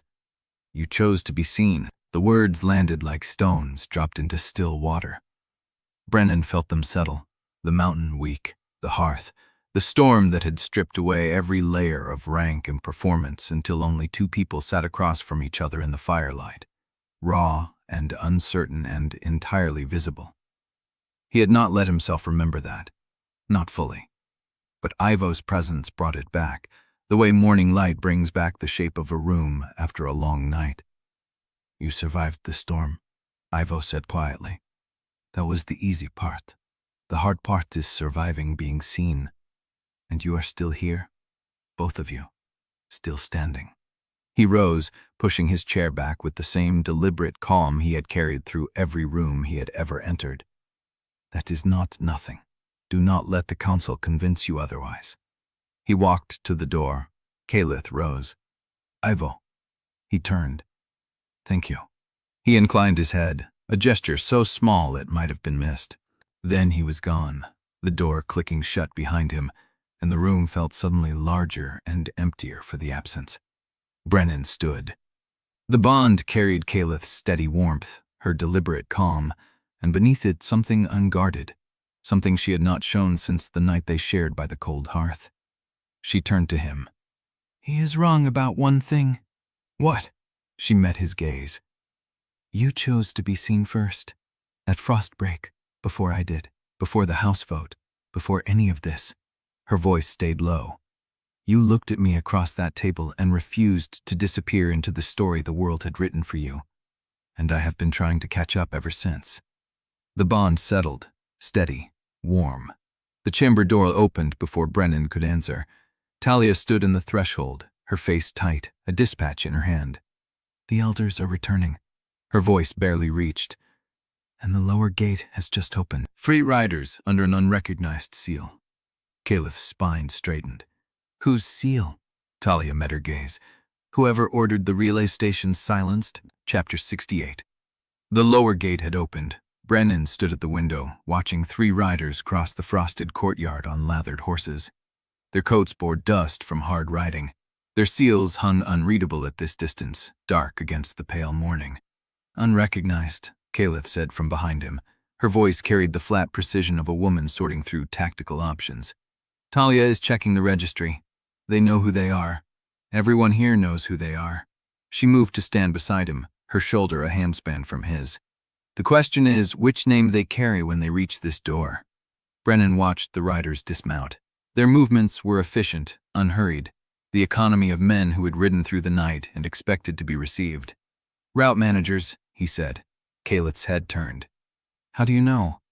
"The way they swing down. Left hand on the pommel, right hand free, boots finding solid ground before the horses stopped." He had done it himself 1,000 times. Men who move grain don't ride like soldiers. They ride like men who have spent their lives on wagons and need a horse only when the roads are too bad for carts. The bond carried her assessment of him, sharp and warm at once. "You read them from a window?" "I read the work." He turned to face her.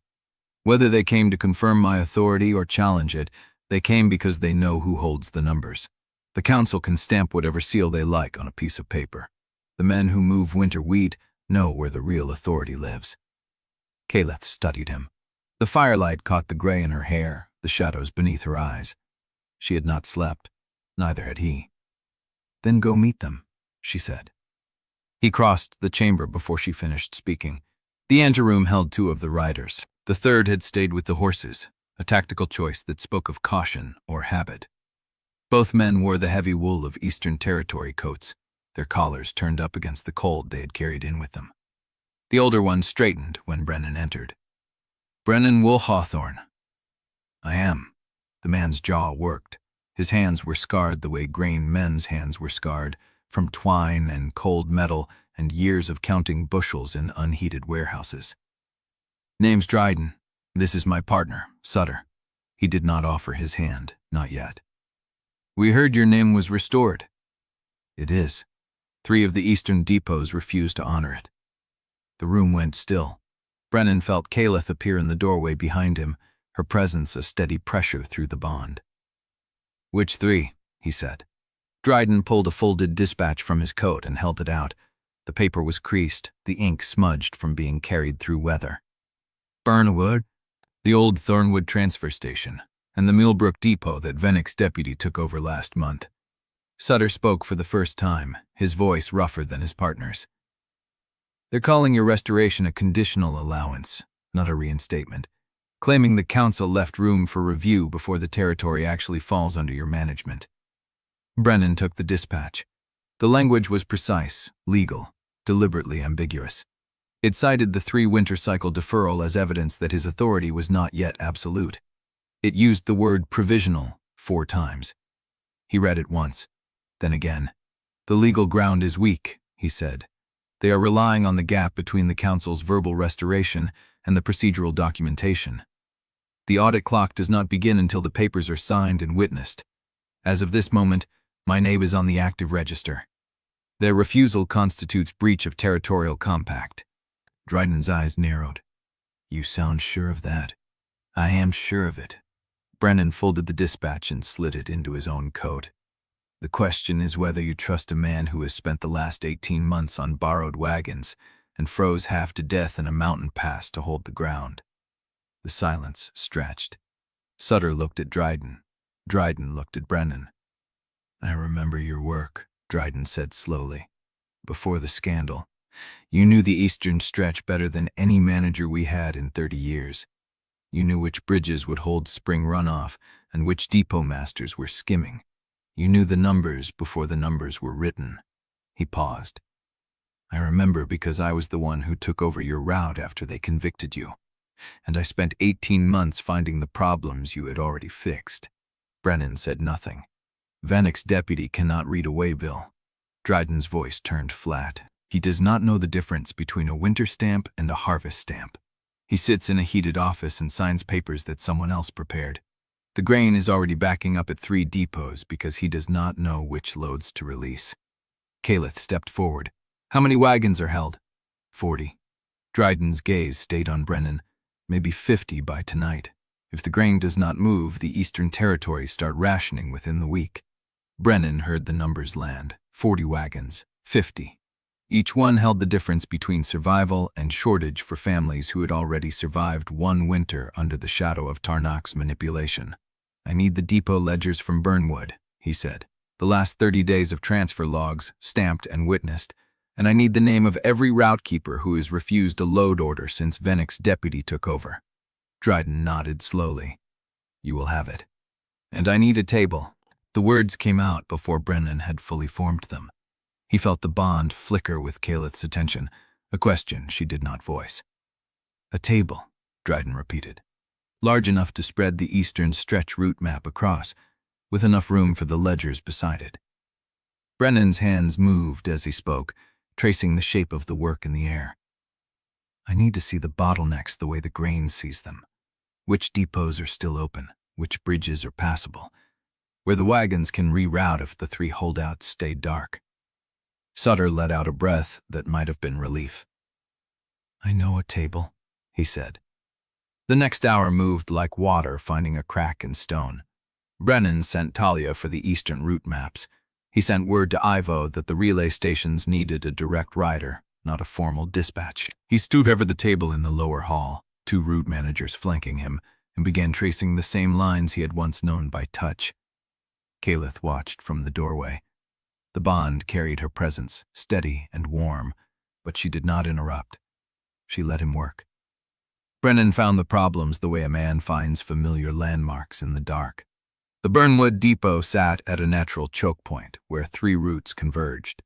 If the depot refused his authority, the wagons would have to reroute through a secondary bridge that had not been rated for winter loads since the last thaw. The bridge will not hold heavy grain wagons, he said. Dryden's face tightened. We know. Then we split the loads. Half the bushels go to the Millbrook route. The other half gets broken into smaller carts at the waystation and pulled across the bridge in 2 trips. That doubles the time. That keeps the grain moving. Brennan's finger traced an alternative path. Meanwhile, I need a rider to Burnwood with a sealed order signed under my restored seal. If the depot master still refuses after receiving it, the refusal becomes a formal violation of territorial compact, and I can petition the council for an enforcement writ. Sutter looked at Dryden. Dryden looked at Brennan. You have a seal? Brennan did not answer. He looked at Caelith. She met his gaze. The bond carried her calculation, her awareness that a restored seal carried the same weight as a restored name, only if the houses recognized it. I do not have a seal yet, he said, but I will have one before the rider reaches Burnwood. Dryden's mouth pressed into a line. You are asking us to stake the eastern grain route on a seal that does not exist yet. I am asking you to stake it on the numbers. Brennan leaned over the table, his hands flat on the parchment. I have the same knowledge I had before the scandal. I have the same memory of every bridge, every depot, every stamp. What I do not have is a piece of brass that the council's clerk will recognize, and I would rather stake the eastern stretch on knowledge than on a seal that some deputy can challenge. The room held its breath. Then Dryden extended his hand. Get the seal, he said. We will move the wagons. Brennan took his hand. The grip was firm, the calluses matching his own. A door opened at the far end of the hall. Caelith turned first. Brennan saw her spine straighten before he heard the footsteps, measured and deliberate, the sound of someone who knew they were walking into a room that had already shifted. Talia appeared in the doorway. Her face was unreadable. Brennan. She held out a dispatch, the paper crisp and sealed with black wax. From the Burnwood depot master. He took it. The seal was intact. The wax was cold. He broke it open and read. The room waited.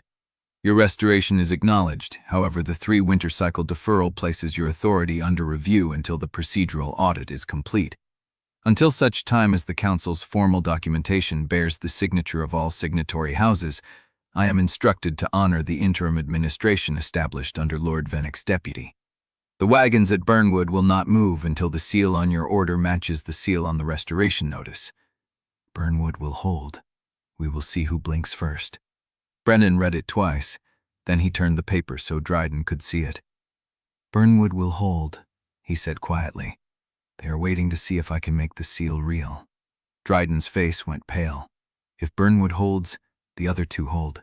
And if all three hold, the bottleneck chokes the entire eastern stretch within 4 days. Brennan looked at Caelith. The bond carried her cold assessment, the tactical mind that had spent 40 years reading angles and consequences. She knew what this meant. Legal victory meant nothing if the grain did not move, and the grain would not move until someone made the seal real. The dispatch trembled in Brennan's hand. Behind him, the frost crept across the window glass, and the sound of the lower gate closing echoed through the courtyard like a trap snapping shut. Chapter 69. The Burnwood dispatch sat between them like a verdict. Brennan had not moved since reading it aloud. His hands rested flat on the table, the paper curling at the edges where his grip had creased it. Caelith watched the set of his shoulders, the way his jaw worked without sound, and felt the bond carry something she had not expected from him before the sting had faded. Not defeat. Measurement. He was already mapping the angles, weighing the depot master's defiance against the routes he knew, the bridges he had crossed, the men who still remembered his name. She had spent 40 years learning to read a room the same way, and the knowledge that he did it too, that he did it without her, settled somewhere beneath her ribs like a second heartbeat. "The Burnwood master is not acting alone," she said. Brennan looked up. Vennick's deputy cannot read waybills. Someone is feeding him the language. Someone with legal training. Caelith pulled the dispatch toward her, reading the phrasing again. "This is not a depot master's draft. The wording came from a clerk who knows procedural deferral language. Ternak's network. Or Vennick's. Or both." She set the paper down. "The distinction matters less than the coordination." Dryden shifted at the far end of the table. His hands were still scarred from the same work that had marked Brennan's, the same calluses from twine and cold metal, and years of counting bushels in unheated warehouses.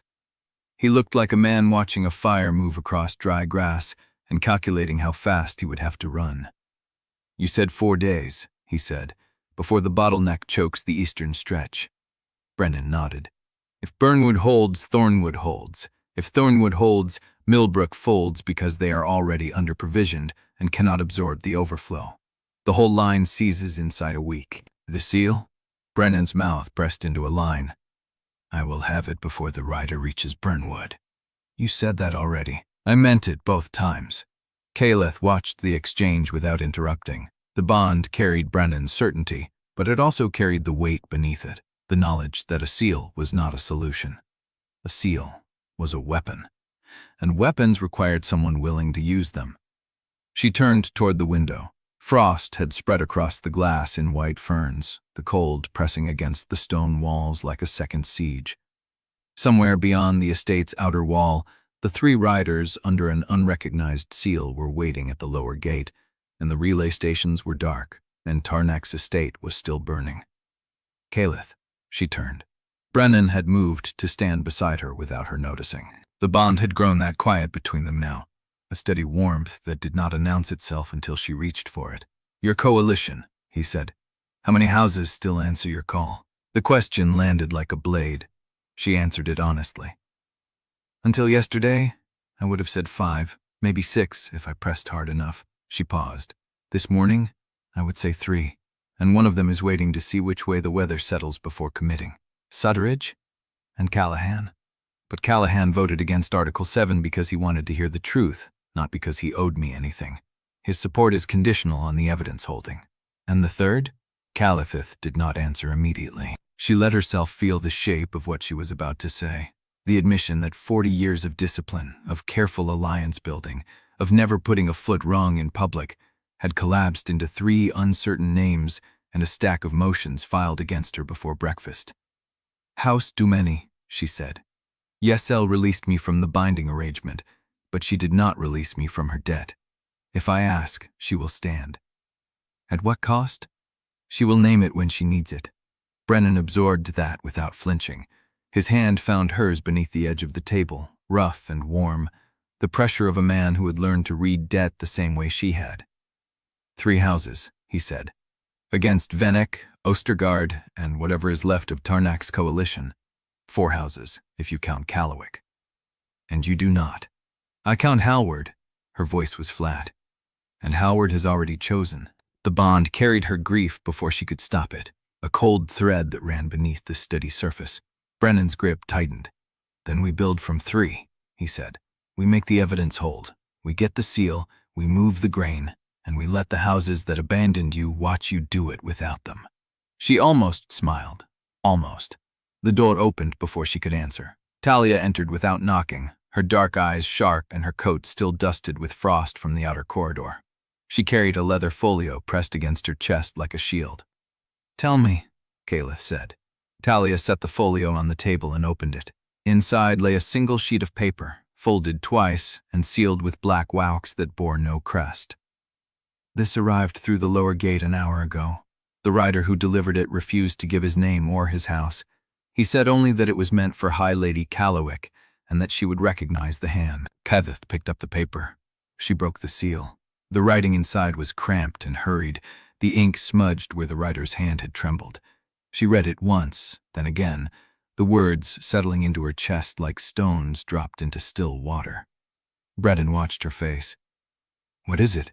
She handed him the paper without speaking. He read. The Tarnak faction has filed a formal petition to strip Caelith Callowick's review council seat before the month ends.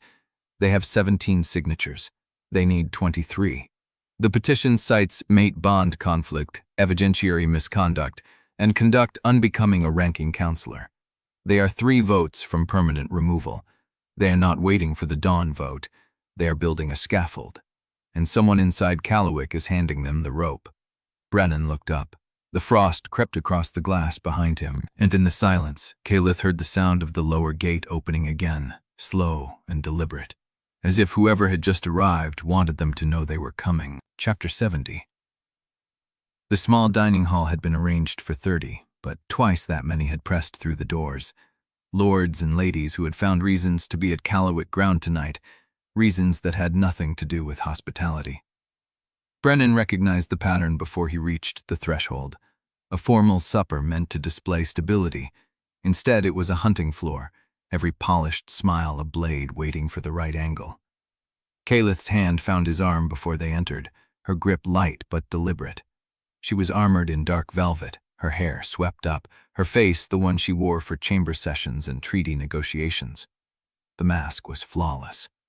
Brennan had learned to read the tension in her jaw beneath it. You will be tested tonight, she said, low enough that only he could hear. Do not let them find the wound. I know how to bleed in private. I am not joking. Neither am mine. She held his gaze for a breath, then released him and stepped into the hall. The room went quiet for half a heartbeat. Every head turned. Every eye measured the distance between them, the angle of her shoulder to his, the fact that he had entered at her side rather than behind her. Then the noise resumed, louder than before, as if the room had decided to pretend it had not been watching. Lord Vennek found them first. He moved through the crowd with the ease of a man who had spent 40 years learning which conversations to interrupt and which to avoid. His smile was warm, practiced, and empty. Hi, Lady Callowick, Territorial Manager. The pause before the title was just long enough to feel. I had hoped to offer my congratulations in person. The restoration of name and standing is a rare thing. To see it happen so swiftly, after such a thorough condemnation, speaks to the efficiency of our review council. Brennan heard the shape of the insult beneath the courtesy. Swift, thorough, condemnation. The words were chosen to remind every listening ear that the restoration had been fast enough to seem political. He answered before Caelith could. Efficiency is a courtesy of good evidence, Lord Vennek. I am grateful the council took the time to review it properly. Venek's smile did not waver, but his eyes sharpened. He had expected Caelith to shield, had prepared for her deflection. Brennan's direct answer had taken the angle from him. Indeed, Vennek said. I look forward to reviewing the audit findings myself when they are complete. The Eastern Territories have been through a great deal of administrative disruption. Stability is best served by thorough process. Then we agree, Brennan said. Thorough process serves everyone. I intend to see the eastern routes stabilized before the next winter freeze. He did not add with or without your deputy's cooperation. He did not need to. The challenge hung in the air between them, clean as frost. Vennick inclined his head and moved on. Caelith's hand brushed Brennan's wrist as she guided him toward the head of the table. The touch was brief, almost invisible, but it carried approval. The first course arrived with the second wave of testing. A woman in deep blue silk appeared at Brennan's left elbow, her age impossible to guess beyond a sense of polished middle years, her scent carrying the sharp undertone of someone who kept her own counsel.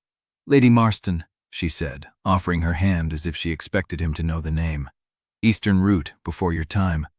I knew your predecessor." Brennan took her hand with a slight bow, neither too deep nor too shallow. "Then you knew Aldred Venn, a man of precise records and honest weights." "I did." Her eyes narrowed with something that might have been respect. "He spoke highly of you. Before." "Before is the reason I am here now." A flicker of a smile crossed her mouth. "Careful, that sounds like forgiveness." "It sounds like truth. Forgiveness is between me and the people I wronged. Everyone else simply gets the facts." Lady Marston laughed, a low sound that drew several glances. "I see why she kept you." She nodded toward Caelith at the table's head. "The ones who speak plainly are the ones worth the trouble." She moved away before Brennan could answer, leaving the scent of her perfume and the faint impression that she had been testing him for reasons of her own, and that he had passed. The second course brought the young lord. He was perhaps 25, wearing his father's signet ring on a hand that had never worked a bushel in its life. He found Brennan during a lull in the conversation and positioned himself with the confidence of someone who had never been told he was irrelevant. Territorial Manager Wolfe-Hawthorn. The title sounded like a dare. "I had heard you were at the council hearing. I was not able to attend myself, other obligations. But I understand the proceedings were quite dramatic." "They were procedural," Brennan said. "Evidence was presented, the council ruled, and the mate bond." The young lord's smile sharpened. "That must have made the procedural aspects rather more complicated. I have heard it is difficult to separate political judgment from personal interest once the bond is acknowledged." Brennan set down his glass.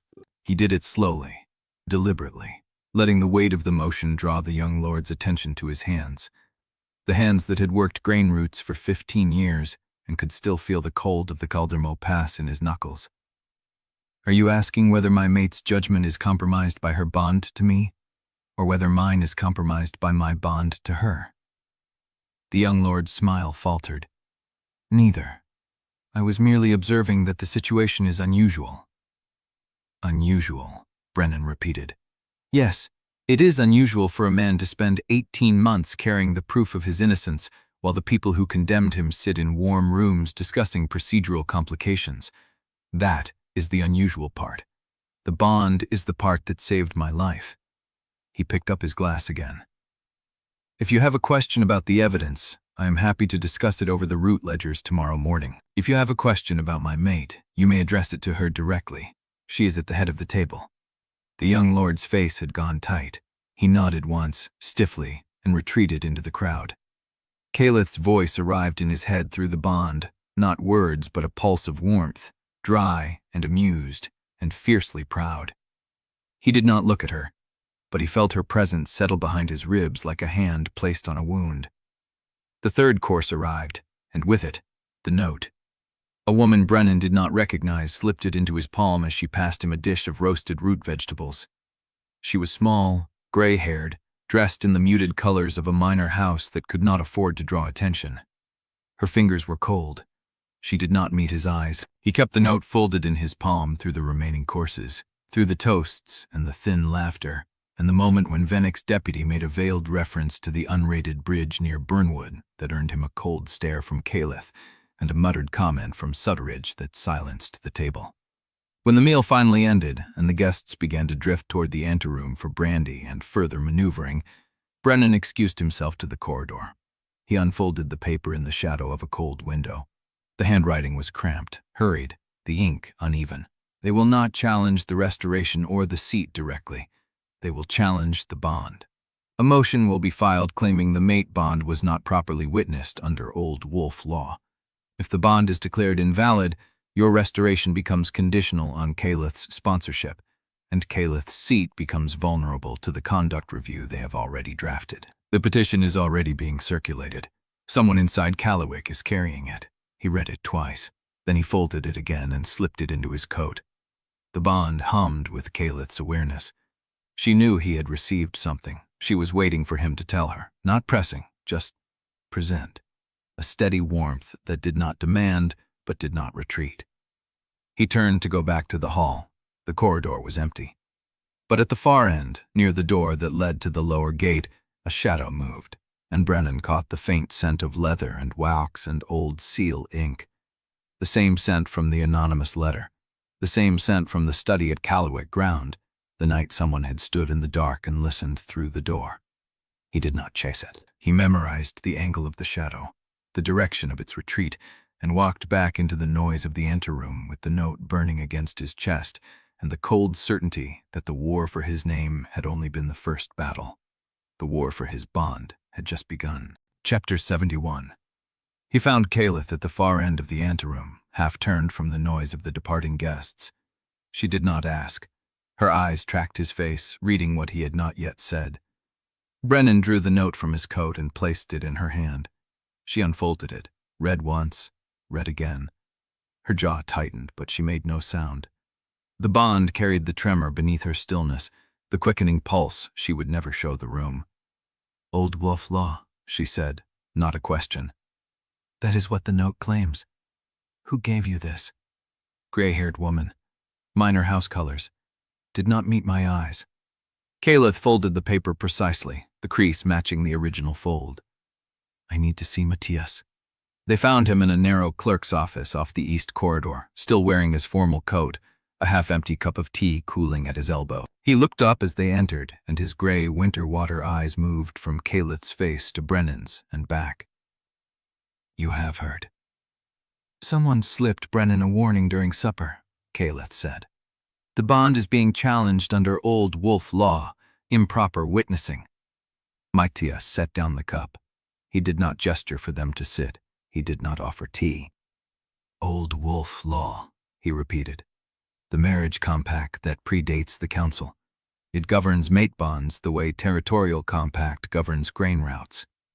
"Can they annul it?" Brennan asked. Matias's mouth moved in something that was not quite a smile. "No. A sealed mate bond witnessed by the houses cannot be annulled by convenience. It is a permanent union under the old law. Once the houses accept it, it cannot be unmade." Brennan let himself breathe. The relief lasted half a second. Matias held up one finger. "They cannot annul the bond, but they can slander it. They can claim the witnessing was procedurally defective, and under the same old law, a contested bond creates a presumption of bias." He looked at Caelith. "If the bond is challenged, your judgment is presumed compromised until you prove otherwise. That is the weapon they are forging." Caelith's face did not change. "The bond was acknowledged before the houses. I declared it openly in the main hall. There were witnesses." "Were there? Did you observe the formal rites? Did you present Brennan to the house elders as your chosen mate before a convened assembly of the signatory houses?" Matias's voice was flat, not cruel, just factual. "Or did you stand in a corridor and let the news spread by rumor while the chamber was still in crisis?" The silence stretched. "Then they will argue the bond was not properly witnessed under the old law," Matias said. "And until a formal hearing rules otherwise, your seat becomes vulnerable to every pre-drafted conduct review they have ready." Brennan felt the cold seep through his coat, through his skin, into the space behind his ribs where the bond lived. "The bond itself is safe," he said slowly. "But Caelith's seat is not." Matias nodded. "The bond is a shield for you. It is a target for her." Caelith stood very still, her hands clasped at her waist, the note still folded against her palm. Her voice came quiet and even. "Then we meet the challenge before it becomes a verdict." "Already filed," Matias said. "The petition was lodged 30 minutes ago." A clerk from House Callowick's senior counsel delivered it to the review council secretary. He reached into his coat and drew out a slip of paper, folded once, and held it out to Caelith. She did not take it. Who signed it? Read it yourself. Caelith took the paper, unfolded it. Brennan watched her eyes move across the first line. The second, the signature at the bottom. Her hand dropped to her side. Howard, she said. The name landed like frost on stone. Brennan felt the bond shudder, a wound he could not reach. The senior elder of House Callowick, Matias said, personally signed the motion challenging the validity of your mate bond. He argues that it was not properly witnessed and that your judgment has been compromised since Frostbreak. Caelith said nothing. Brennan looked at the paper still in her hand, at the signature that had once been the voice of her house, the name she had trusted to stand with her. The war for his name had been the first battle. The war for his bond had just found its general. Chapter 72. The bond shuddered once more, a deep tremor Brennan felt behind his ribs, before Caelith folded the petition and tucked it into her sleeve as if it were no more consequential than a dinner menu. She did not speak. Matias watched her with the patience of a man who had spent his life reading silences. The hearing will be set within the week. You have until then to prepare your response. Thank you, Matias. It was dismissal. Clean, precise, final. Matias rose, gathered his coat, and left without another word. The door clicked shut behind him, and the narrow clerk's office felt suddenly smaller, the air thinner, the candle flame throwing shadows that stretched too long across the papers stacked on the desk. Brennan stood motionless, his hand still aching from where he had pressed it flat against the wood. Caelith? She did not turn. I need you to look at me. Her face was composed, the mask she had worn for 40 years settling back into place, but the bond told him everything the mask hid. Grief, cold and deep as a winter creek, and beneath it, something harder, something sharpening itself on the edge of betrayal. I am looking at you, she said. Then tell me what you are thinking. Her mouth curved, not a smile. I am thinking that Howard signed away 40 years of shared work because he believes your restoration makes me unfit to lead. I am wondering how many dinners I shared with him, how many votes I trusted him to hold, how many nights I spent defending his seat against Tarnak's encroachment while he was already measuring the distance between us. He is not worth the weight you are carrying. Of course he is worth the weight. He was my house. He was supposed to be the ground that did not shift. Her voice caught, only a fraction, only long enough for Brennan to feel it through the bond like a crack in glass. But I am not going to let him define what I do next. Brennan crossed the small room and stopped a pace from her, not close enough to touch, close enough that the warmth between them bridged the gap. Then what do we do next? She looked at him, and something in her expression shifted. The mask cracked, just at the edges. You said we? I meant it. I know. She held his gaze. I need you to mean it even when the cost changes, because it is going to change. Every hour from now, it will cost more to stand beside me.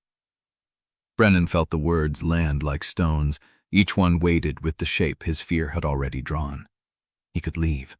He could walk out of this room, take his restored name, ride east to the territories that wanted his guidance, and build something new on ground that was not burning. The thought flickered through him, fast and shameful, before he crushed it. I am not leaving, he said. I did not ask you to. Your face did. Caelith's breath caught. She looked away, at the blank wall, at the crack in the plaster near the ceiling, at anything but him. I cannot watch you become a target because of me, Brennan said, the words coming rougher than he intended. I have been one before. I know how it sharpens the aim of everyone who wants to wound someone else through you. If Howard is this willing to burn you, the rest of them will not hesitate. So you would go where? The question landed like a blade edge. Brennan opened his mouth, closed it. You said leaving, Caelith pressed. You did not say riding east to manage grain. You said leaving. So where would you go, Brennan? What would you build that would not still be tied to the bond I carry in my chest every breath? I would not have to be the weapon they point at your seat. No, you would just be gone, and they would still point everything they have at me, because my bond is not invisible just because you are not standing in the same room." She stepped closer, and now the distance between them was nothing but air. "If you leave, you do not protect me. You spare yourself watching what happens next, and I need you to tell me plainly whether that is truth or only the name you are giving your fear." The question hung between them, raw and unflinching. Brennan felt the shape of it press against his sternum, against the place where he had learned to call his pride integrity and his distance dignity. "Both," he said. "It is both." Caelith did not flinch. "Then choose which one you answer to." He stood in the narrow office with the candle flame guttering and the bond humming through every space his skin did not cover, and he looked at the woman who had asked him to be honest about his fear instead of letting him dress it up as protection. "Truth," he said. "I stay because staying is the truth.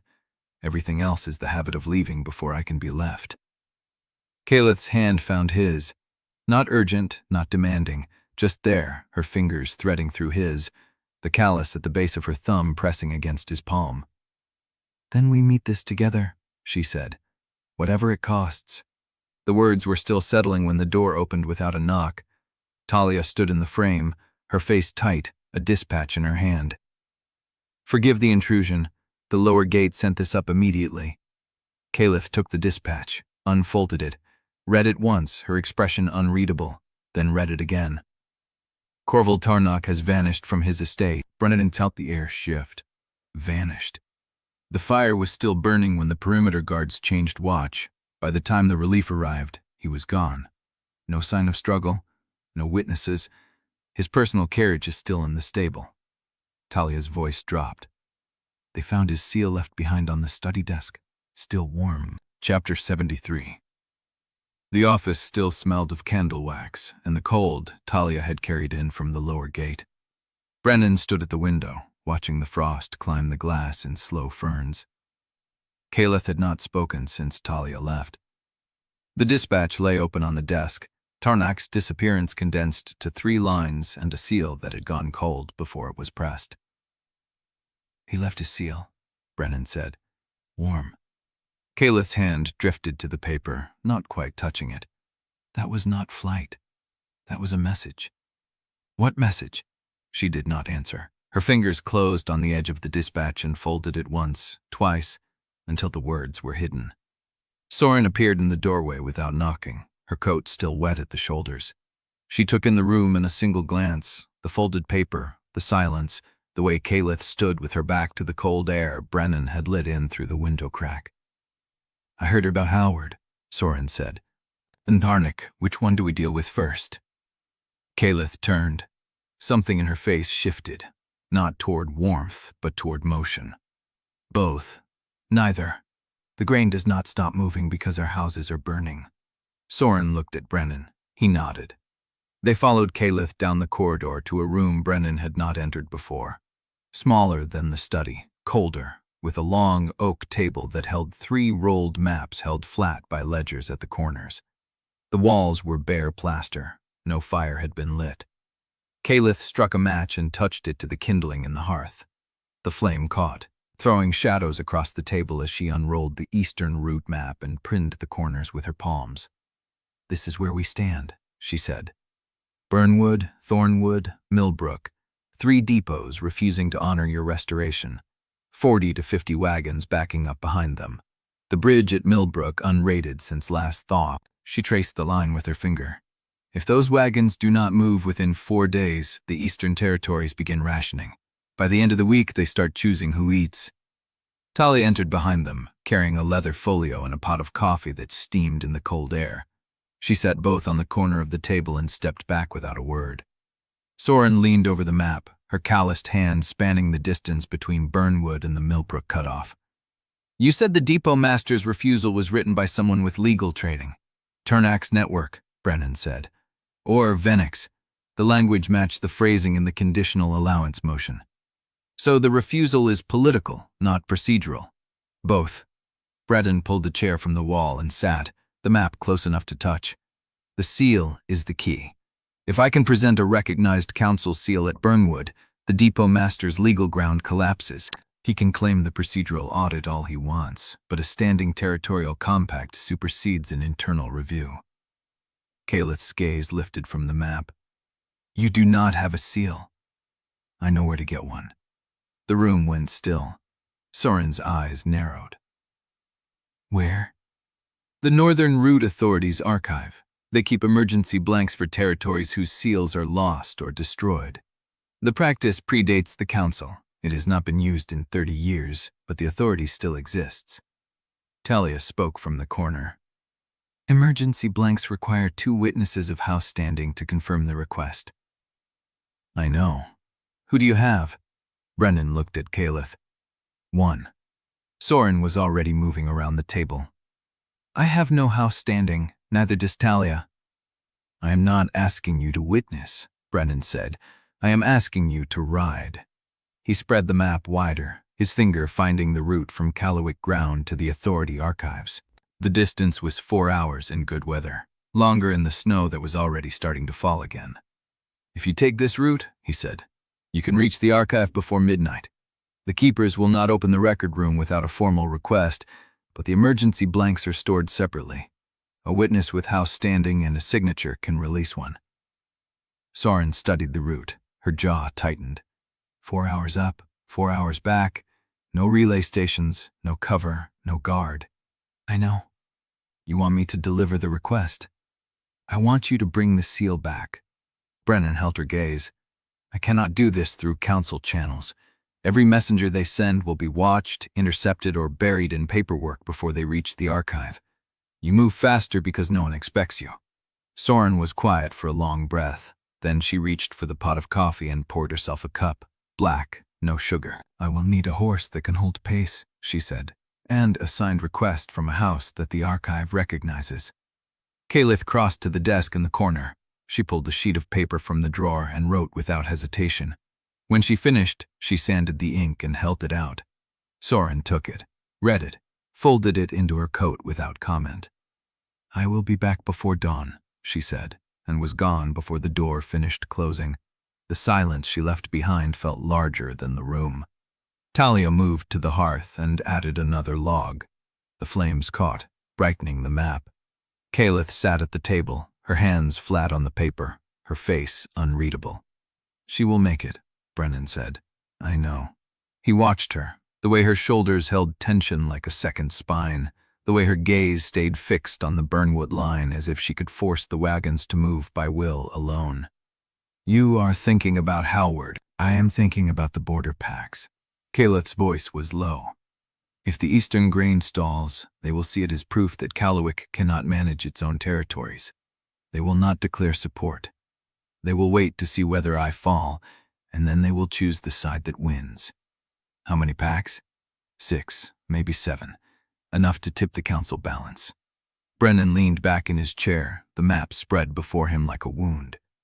Then we move the grain before they decide. And if we cannot, then we make sure they see us trying. Caelith looked at him.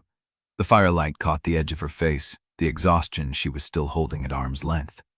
You sound like someone who believes the seal will arrive. I believe Soryn will bring it. He paused. The rest is up to me. Talia stepped forward from the hearth. There is another matter. Caelith's gaze shifted. Tell me. A courier reached the lower gate 10 minutes ago. Border packs. Talia's voice was careful, deliberate. 3 of them. They are not declaring support. They are not declaring opposition. They are waiting for the Callowick vote to resolve before they choose. Caelith's hand stilled on the map. Which packs? Greywater, Eastrun, the Thornwood border holding. The names settled like stones in the quiet. Brennan felt the weight of them. Greywater meant the northern approach. Eastrun meant the coastal route. Thornwood meant the bottleneck at Burnwood's back door. All 3 packs were watching to see whether Caelith's house could hold. They are not the only ones, Caelith said. No, Talia agreed. But they are the first to send word. The rest will follow. Caelith folded her hands on the map, one over the other, and looked at Brennan. Then we have until the vote to prove we are still standing. Brennan met her gaze. The bond hummed between them, steady, unbroken, a warmth that did not need to announce itself. "We are still standing," he said. Caelith's mouth moved, not quite a smile, not quite anything he could name. Then she looked down at the map again, and her finger traced the line from Burnwood to the waiting wagons. "Then let us give them something worth watching." The fire crackled. Outside, the wind began to rise. Chapter 74. The corridor was cold. Not the cold of the pass, but the settled chill of old stone and too many windows left unshuttered. Brennan stood with his back to the wall, watching the door where Soryn had vanished into the night. He should have followed her to the stables, should have checked her saddle, her route, the horse Talia had chosen. Instead, he stood with his hands in his pockets, waiting for the ache in his chest to settle into something he could name. The bond pulsed once, warm and questioning. He turned. Caelith stood at the end of the corridor, her hand resting on the frame of the study door. She had not moved from the map room in the hour since Soryn left, but here she was now, her hair pulled loose from the pin she had worn all day, her face stripped of the composure she wore like armor. "You should be resting," he said. "So should you." She crossed to him, her boots pliant on the stone. She stopped close enough that the scent of her reached him, clean and familiar, the warmth beneath the winter wool. "She has been gone an hour," Caelith said. 2 hours and 10 minutes if you count from when she cleared the lower gate. Caelith's mouth moved, not quite a smile. "You are counting. I am always counting." He looked at her. "She will make it. I know. She is stubborn, more stubborn than me. That is not a comfort, Brennan. That is a warning." He let out a breath that might have been laughter if it had any humor in it. "She is also faster than any rider they have. She knows the ground between here and the archive better than anyone alive. She used to run those hills when we were children, before our father sold the northern pasture." Caelith watched him. The firelight from the study door caught the gray in her hair, the fine lines around her mouth that deepened when she was thinking. "You trust her," she said, "with my life. And she trusts you." Brennan felt the weight of that. She did not always. She had to learn it again, after Hearthstone. Caelith did not flinch. She did not look away. She took the blow the way she had taken every truth he had laid at her feet, steady and without excuse. "Has she forgiven you?" "I do not know." He paused. "I am not sure forgiveness is hers to grant. What I did, or failed to do, it was not against her, it was against myself. The damage to her was collateral." Caelith absorbed that. Her hand moved, not toward him, but to the cold stone of the window ledge beside her. "I understand collateral damage," she said quietly. The bond flickered with something sharp, regret or memory, or both. Before Brennan could answer, the door at the far end of the corridor opened. Soryn stood there. Her coat was dusted with frost. Her cheeks were red from the cold, her hair plastered to her temples where the wind had driven snow into her face. She looked exhausted. She looked triumphant. In her hand, she held a leather tube sealed with wax. She crossed to them without a word, her boots leaving damp prints on the stone. She held the tube out. Brennan took it. "The keepers did not want to release it," she said. "I had to wait for the senior archivist to come down from his quarters. He recognized the house seal. He asked questions I did not answer." "How many questions?" "Enough to know he will remember my face." Soryn's gaze shifted to Caelith. "But he will remember yours, too, when the inquiry comes. I had to give your name." Caelith nodded. "It was expected. The archivist said the emergency blanks have not been used in 30 years. He said the last person who requested one was a territorial manager from the eastern route, and that manager died before the seal arrived." Brennan broke the wax on the tube. Inside, the blank seal rested on a bed of velvet, a heavy brass stamp with no house crest, no name, nothing but the relief of the territorial authority mark that predated the council itself. He held it. The metal was cold. The weight was familiar. "If I press this into wax," he said, "it carries the same authority as any house seal in Altenmere." "For 1 year," Caelith said, "and only for grain management and route authority. It cannot be used for contracts, alliances, or declarations." Soryn leaned against the wall. "You have been reading the compact." "I wrote portions of it." Caelith's voice was dry. "I know what the blanks can and cannot do." Soryn studied her with an expression Brennan could not read. The silence stretched long enough that the bond tightened, a thread of tension pulling at his ribs. "You wrote the compact," Soryn said. "Parts of it, the sections on emergency territorial authority, the depot audit protocols, and the root inheritance provisions." "Root inheritance?" Soryn's voice was flat. "The provisions that let a territory revert to the house when a manager is condemned." Caelith did not look away. "Yes." Soryn held her gaze for a long breath. Then she nodded, once, a gesture so small Brennan almost missed it. "That must sit heavy," Soryn said. "It does." "I am not offering forgiveness." Soryn's voice was quiet, but it carried the weight of everything she had lost in the years Brennan had been gone. "I do not have that right. What you did, what you did not do, it was not against me. It was against him. The damage to me was collateral." Caelith's breath caught, barely. Brennan felt it through the bond, a sharp intake that she disguised before it reached her face. "I told him the same thing," Soryn continued. "When he came back to the farmhouse after the hearing, I told him I could not forgive him for leaving, because forgiveness was not mine to give. What he did to himself was between him and the man he used to be."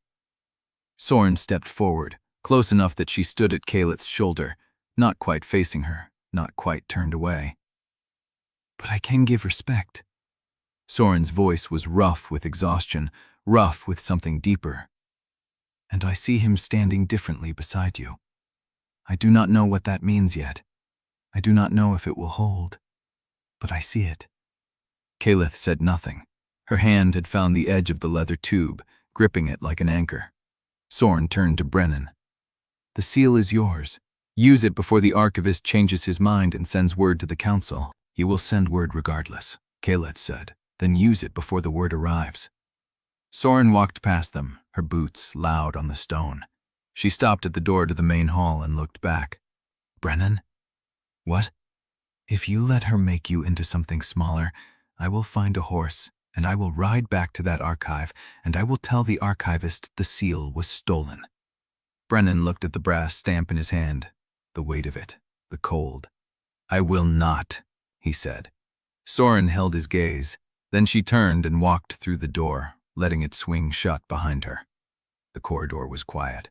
The bond hummed between them, steady, unbroken.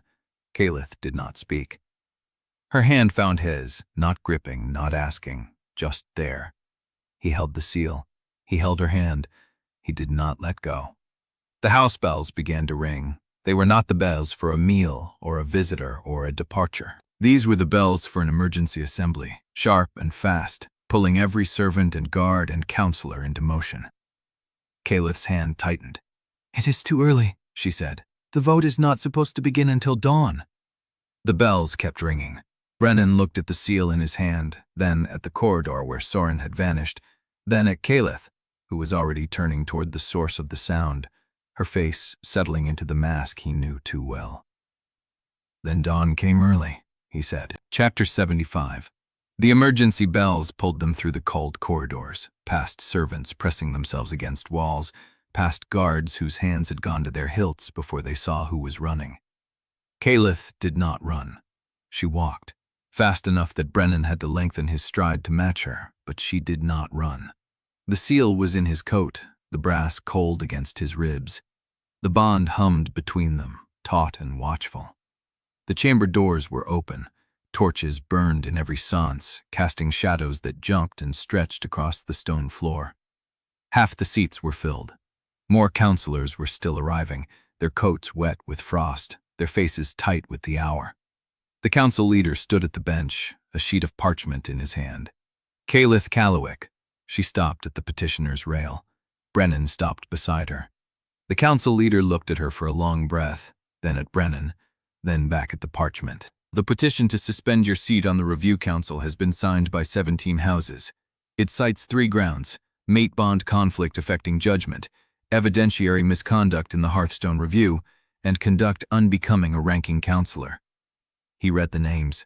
Lord Ostergaard, Lady Vennick, Housed Callowick Senior Counsel by Howard's hand, House Tarnack by proxy, Lord Pellin, Lady Ashford, Lord Durwell. Each name landed like a stone dropped into still water. Caelith did not flinch. The council leader continued.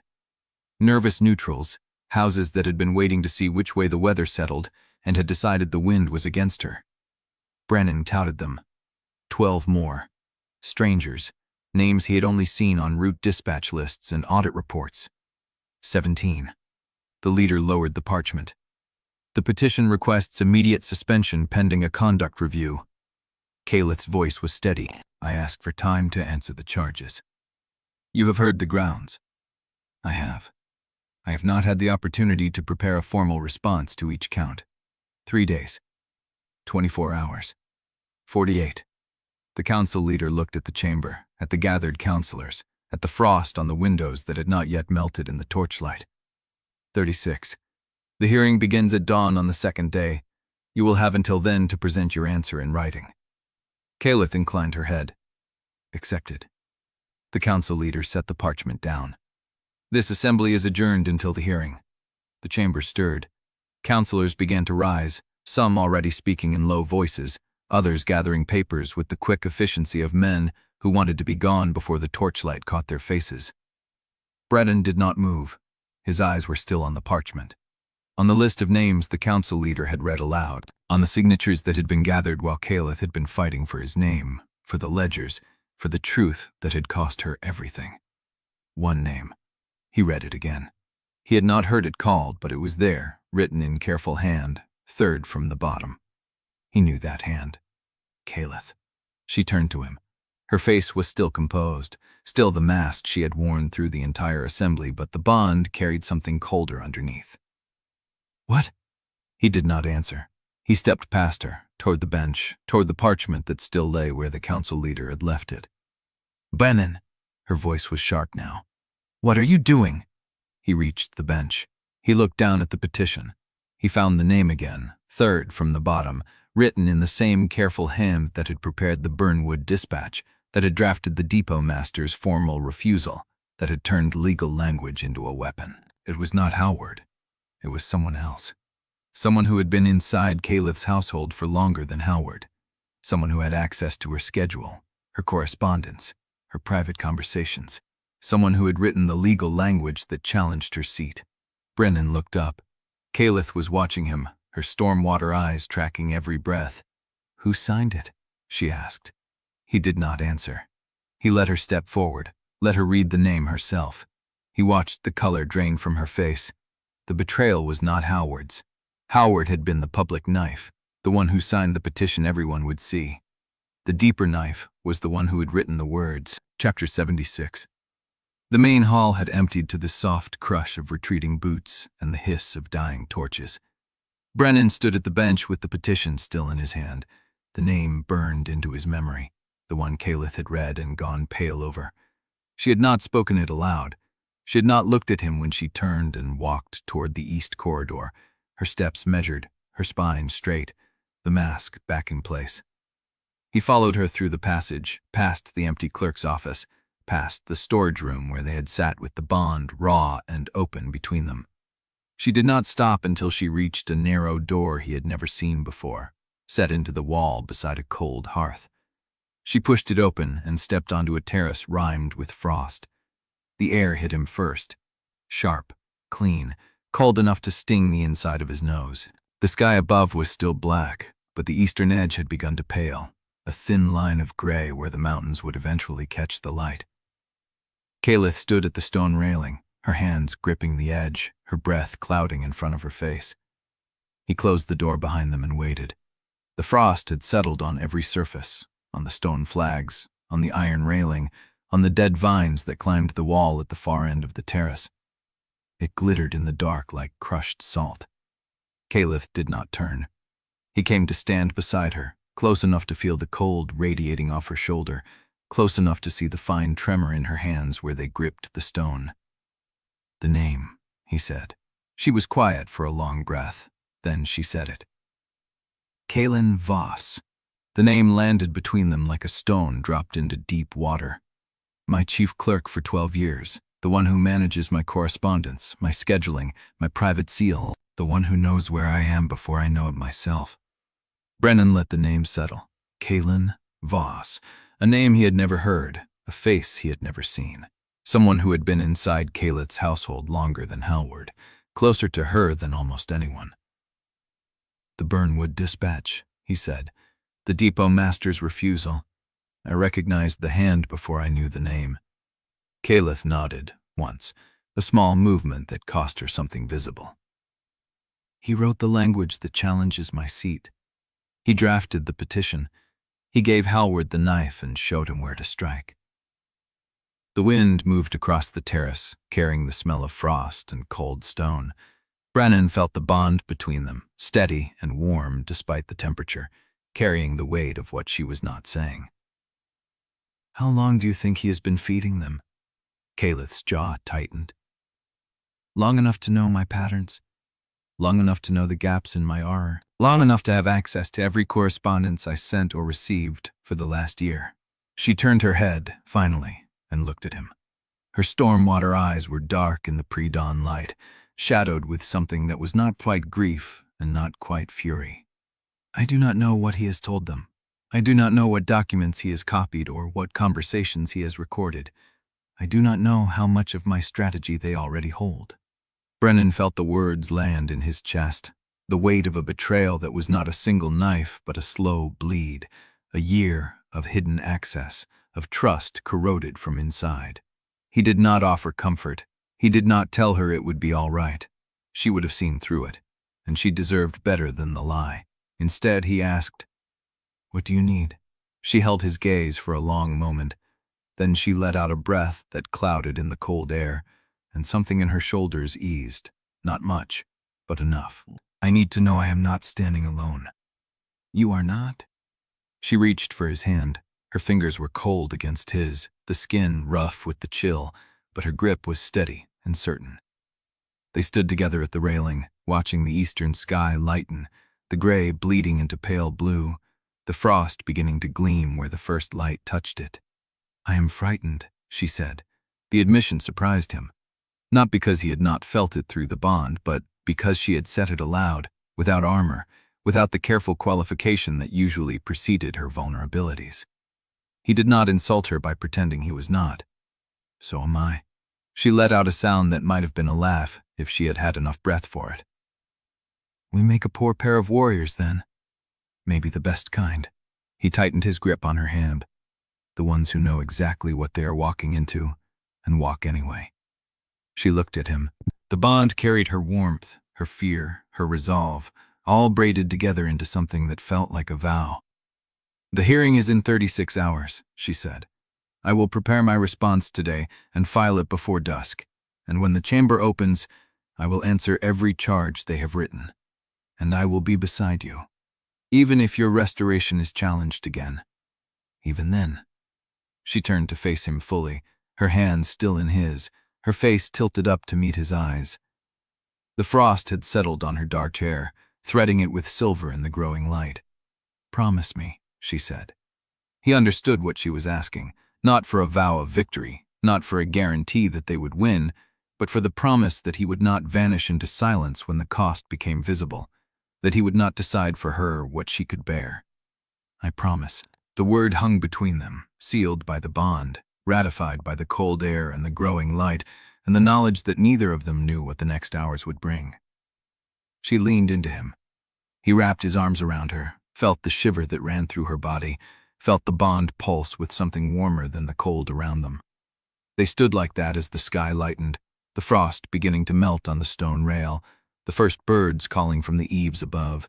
The horns sounded from the lower gate, clear and sharp, cutting through the stillness like a blade through silk. 3 notes held long, the signal for unplanned arrivals under formal colors. Caelith went still in his arms. They separated without words, moving toward the railing, looking down toward the gate that stood at the base of the hill. The courtyard below was still in shadow, but the torches on the gate wall had been lit, casting orange light over the iron and stone. A column of riders was entering the grounds. The colors were Tarnax. Brennan counted them as they passed through the gate, 6 riders in formation, their horses steaming in the cold air, their breath and the animal's breath mingling into a single cloud that hung above them like a banner. At the front, a figure in a dark coat, hood raised against the cold. the horse moving with the collected stride of an animal that knew its rider's hands. Behind him, a second figure. Brennan felt Caelith's hand find his, her grip tightening as the second rider pushed back a hood, and a pale face caught the torchlight. He knew that face. He had seen it in the chamber, seated among the onlookers, watching the proceedings with the stillness of someone who had already learned the outcome. It was the gray-haired woman who had slipped him the warning note at supper. She was riding under Tarnak's colors. Chapter 77.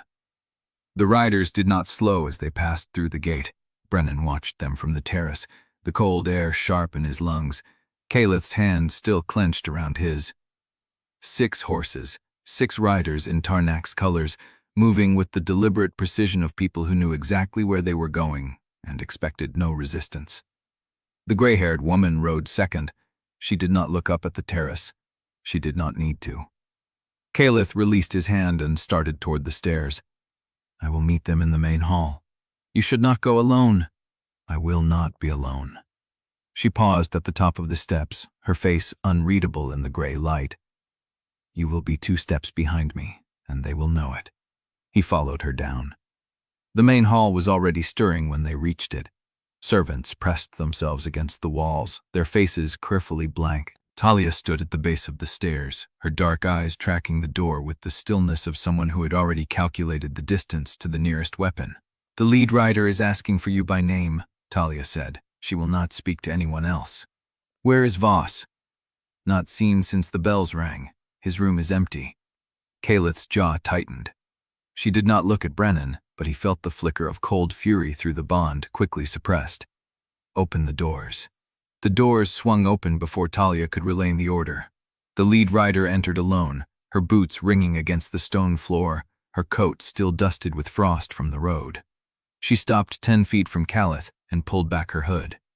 Brennan had seen her up close only once, at the supper table, when she had slipped the warning note into his palm beneath the cloth. Now he saw her clearly for the first time, thin-faced, with pale eyes the color of winter slate, and a mouth that had not smiled in years.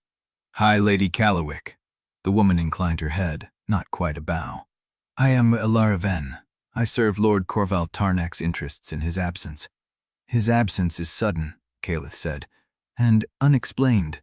Lord Tarnak has been called to urgent business in the Eastern Territories. He left me with signed authority to manage his holdings and claims until his return. She reached inside her coat and produced a folded document. Brennan caught the scent of wax and old ink before she held it out. This is a formal demand for immediate transfer of all disputed grain inventories currently held at the Callowick Eastern depots. The grain was purchased under the terms of the Hearthstone Compact and belongs to Tarnak's coalition by prior agreement. Title remains with the coalition until the inventory is reconciled by council audit. Caelith did not reach for the document. Show me the seal. Ilara Ven held the document out, letting the wax catch the light. Brennan stepped closer before Caelith could signal him. He took the document from Ilara's hand without asking, turned it over and looked at the seal pressed into the crimson wax. It was Tarnak's seal, but the impression was not clean. The edges were blurred, the wolf's head slightly off-center, the ring of letters around the circumference missing a stroke. Who signed this? Ilara Ven's gaze shifted to him for the first time. I did, under Lord Tarnak's delegated authority. Brennan looked at the loop of letters around the seal's edge. The old territorial compact required full legibility on any seal used for grain transfer. The missing stroke meant the die had been damaged or replaced. Where's the original seal? Lord Tarnak carries it with him. The seal on this document was struck by a different die. The words landed like stones in still water. Ilara Ven did not move, but something in her stillness shifted from composure to assessment. You are Brennan Wolfe-Hawthorn. I am. Your reputation precedes you. She said it without warmth. But your authority over this transaction is provisional at best. The Revoked Council has not yet confirmed your restoration to active management. The Council confirmed it in principle. Principle is not practice. She turned back to Caelith. The grain will be transferred by dawn tomorrow, or I will file a formal complaint with the Review Council alleging theft of Coalition assets. The petition has already been drafted." Brennan looked at the document again, not at the seal, but at the handwriting. The same hand that had written the Burnwood dispatch. The same hand that had drafted the petition against Caelith's seat. Voss's hand. He held the document out to Caelith. She took it, read the signature line, and went still. "Your clerk has been busy," Alara Venn said. "He sends his regards. He also sends this.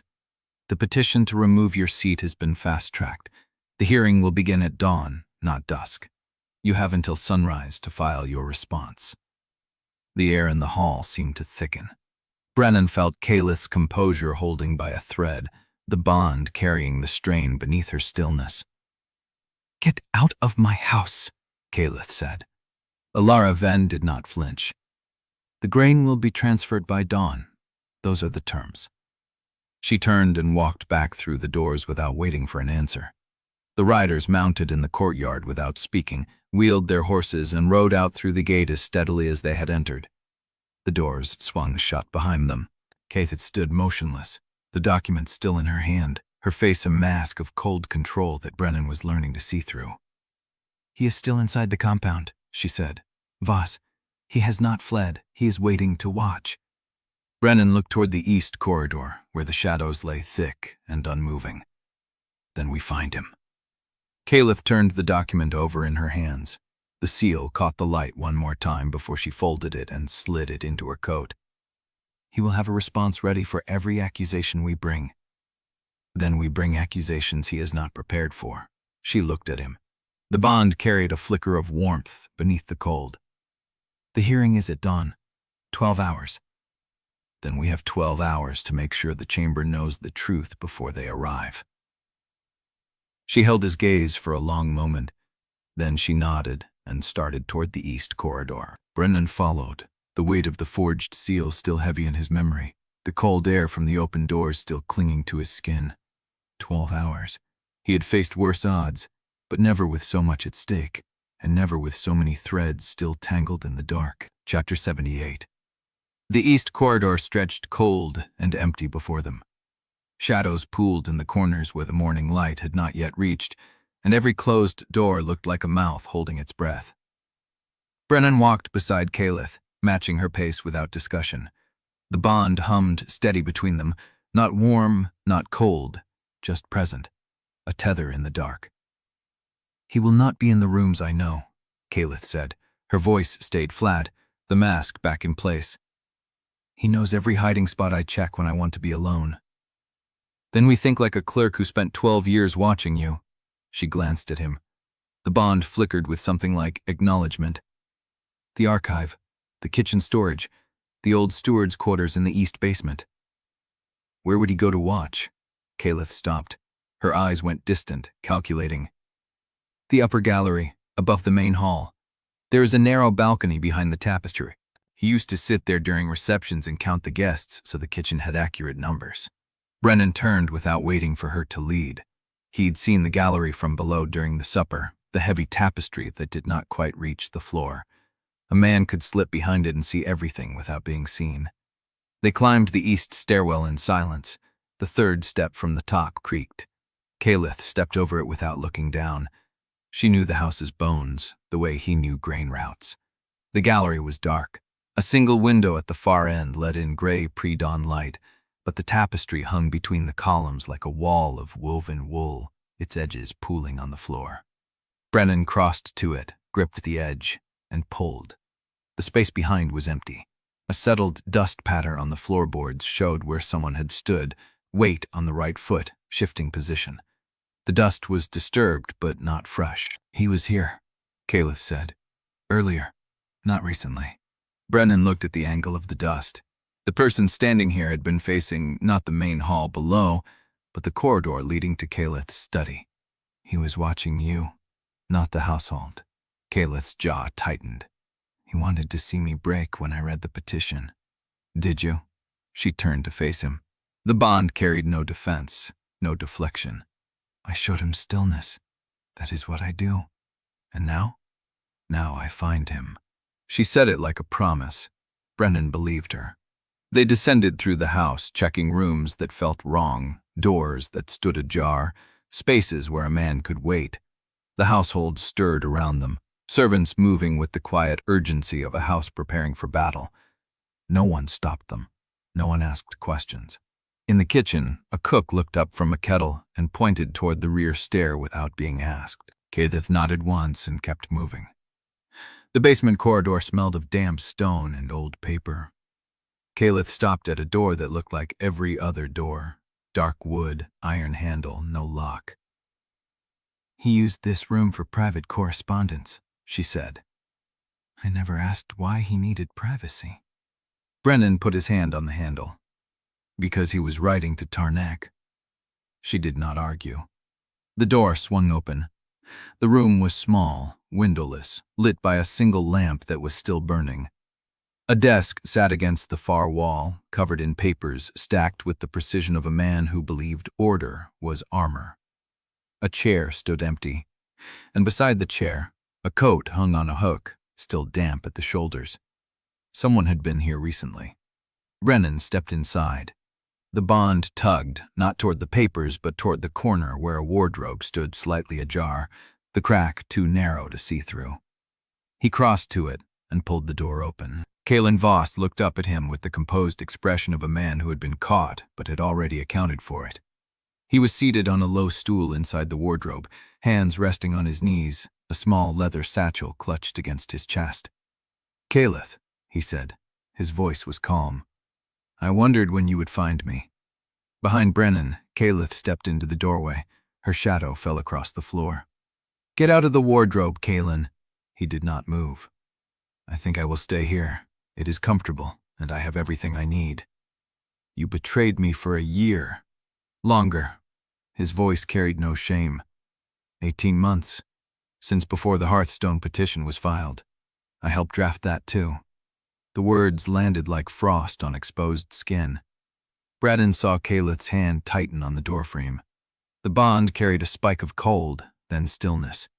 "Why?" Voss looked at her with something like pity. "Because you believed in a system that was never going to reward you. I believed in a system that pays its debts. Tarnak promised me a seat on the Eastern Route Authority when you fell. He paid in advance. And the grain? The forged seal? All part of the plan." Voss smoothed the crease in his trousers. "You were never going to win, Caelith. You chose a disgraced beta over a coalition. You chose love over strategy. The houses will never forgive that." Brennan watched Caelith's face. She was not reacting the way Voss expected. There was no trembling, no crack in the mask. "He is stalling," she said. "He is waiting for something." Voss's composure flickered. "The riders," Brennan said. "Ilara Ven did not leave." Caelith turned from the doorway. "The gate, now." They moved without discussion, leaving Voss seated in the wardrobe, his calm cracking as the footsteps receded. The main hall was empty when they reached it. The courtyard beyond the open doors lay quiet, the frost still thick on the cobblestones. But at the gate, a single rider sat on a horse, waiting. Ilara Ven. She had not left. She had sent the others ahead. Caelith walked out into the cold. Brennan followed, stopping at her shoulder. Ilara Ven looked down at them, her pale eyes unreadable. "I told you the grain would be transferred by dawn. That has not changed." "The seal is forged," Brennan said. "You know it." "I know Lord Tarnak's seal when I see it. You know it is a different die." Ilara Ven's mouth curved, not quite a smile. "I know the council will see Tarnak's seal on the document and rule accordingly. The die is a detail for clerks." She gathered the reins. "This is not finished, Wolfe-Hawthorn. The dawn hearing will proceed, and when it does, Caelith's seat will fall. You will lose your restoration a second time, and I will be there to watch." She turned the horse and rode through the gate without looking back. The frost crunched under Brennan's boots as he shifted his weight. Caelith stood motionless beside him, her breath curling in the cold air. 12 hours, she said. Brennan looked at the gate, where the tracks of Ilara Ven's horse were already fading into the frost. "Then we make sure the chamber knows every piece of this before the sun rises." Chapter 79. The frost had not yet lifted when they left the gate. Caelith walked ahead of him through the east courtyard, her boots leaving dark prints on the stone where the cold had begun to soften. She did not look back. She did not slow. But the bond carried her forward like a thread drawn taut, and Brennan followed without being called. They passed the empty stables, the cold forge, the servants' entrance where a single lamp burned behind a shuttered window. Frostbreak was settling into the gray hour before true dawn, the kind of light that made everything look drowned. Caelith stopped at the orchard wall. She put her hand on the stone and stood there, her breath misting in the still air. "I have been coming to this estate for 30 years, she said. "I chose every stone in the east wing. I approved every tree in this orchard. I built this place to be a retreat from the capital, a place where I could think without the noise of the houses." She turned to face him. "It has never felt like a prison before tonight." Brennan came to stand beside her, close enough to feel the cold rising off her coat. "It is not a prison. It is a fortress you built because you needed one." "I needed walls." Her voice carried no self-pity, only the flat recognition of fact. "I needed to be somewhere no one could reach me unless I opened the door. And I called it strategy, called it preparation, called it wisdom. But it was fear. It has always been fear." He waited. The bond held steady between them, carrying nothing but her exhaustion and the slow burn of something that might have been relief. "I am not going back to the capital to save my seat," she said. "I am going back to answer the charges, and when the hearing is over, I will not be High Lady Caelith Callowick of the Review Council anymore. I will be Caelith, who chose a disgraced beta over the houses. Caelith, who broke the coalition. Caelith, who told the truth too late to be thanked for it." "Is that what you think you will be?" "I know what the houses will call me." She looked at the orchard, where the bare branches caught the first pale light. "I have been naming other people's failures for 40 years. I know how the naming works. Then let them name you." Brennan turned to face her fully. "I have been called every name the houses could invent. Traitor, thief, sacrifice, cautionary tale. I am still standing. I am still here. You are here because you did not let them bury you. I am here because you did not let them bury me either. You confessed. You broke with Tarnak. You stood in front of the houses and told them the truth, even though it cost you everything." He reached for her hand and she let him take it. "That is not failure. That is the hardest thing I have ever seen anyone do." Her fingers tightened around his. "I do not know what comes next," she said. "I have spent my whole life knowing what the next move was. I had a plan. I had contingencies for the contingencies, and now I have 12 hours and a forged seal and a clerk who sold me for a route seat." "We have 12 hours, he corrected. "And we have the evidence, and we have each other." "Each other." She said it like she was testing the weight of the words. "I chose you. I chose love over strategy, and I do not regret it, Brennan. But I do not know what to build on the other side of this." He did not answer with words. He pulled her closer, one hand at the back of her neck, and pressed his forehead to hers. The bond flared warm between them, not desperate, not hungry, just there, steady and loud. "Then we build it together," he said. "Piece by piece, contract by contract. We do not need the old order. It was broken before we touched it. We just need something honest." She let out a breath that might have been a laugh, might have been a sob. "Something honest. From the ruins of House Callowick and a restored grain manager who still does not have a seal that works. The seal is in my coat. It works. I just need to use it before Alara Ven files her complaint. 9 hours now. Then we start now." She looked at him. The gray light caught her face, and for a moment she looked younger, softer, like the woman she might have been if she had never learned to armor herself. "I do not deserve you." "You do. You just do not know it yet." They stood in the orchard until the frost began to melt, the bond humming between them like a promise neither had to speak aloud. A rider came up the lower road at a hard gallop. Brennan saw him first, a dark shape moving fast through the thinning mist, the horse lathered and blowing. The rider wore no colors, no house badge, nothing but a leather coat and a dispatch satchel strapped across his chest. Caelith's hand tightened on his. The rider pulled up at the gate, sliding from the saddle before the horse had fully stopped. He was young, no more than 20, with a face raw from wind and lack of sleep. "Hi, Lady Callowick," he said, breathing hard. "I was told to deliver this to your hand and no other." He held out a sealed dispatch, black wax, no crest. Caelith took it. She broke the seal with her thumb and read. The bond went cold.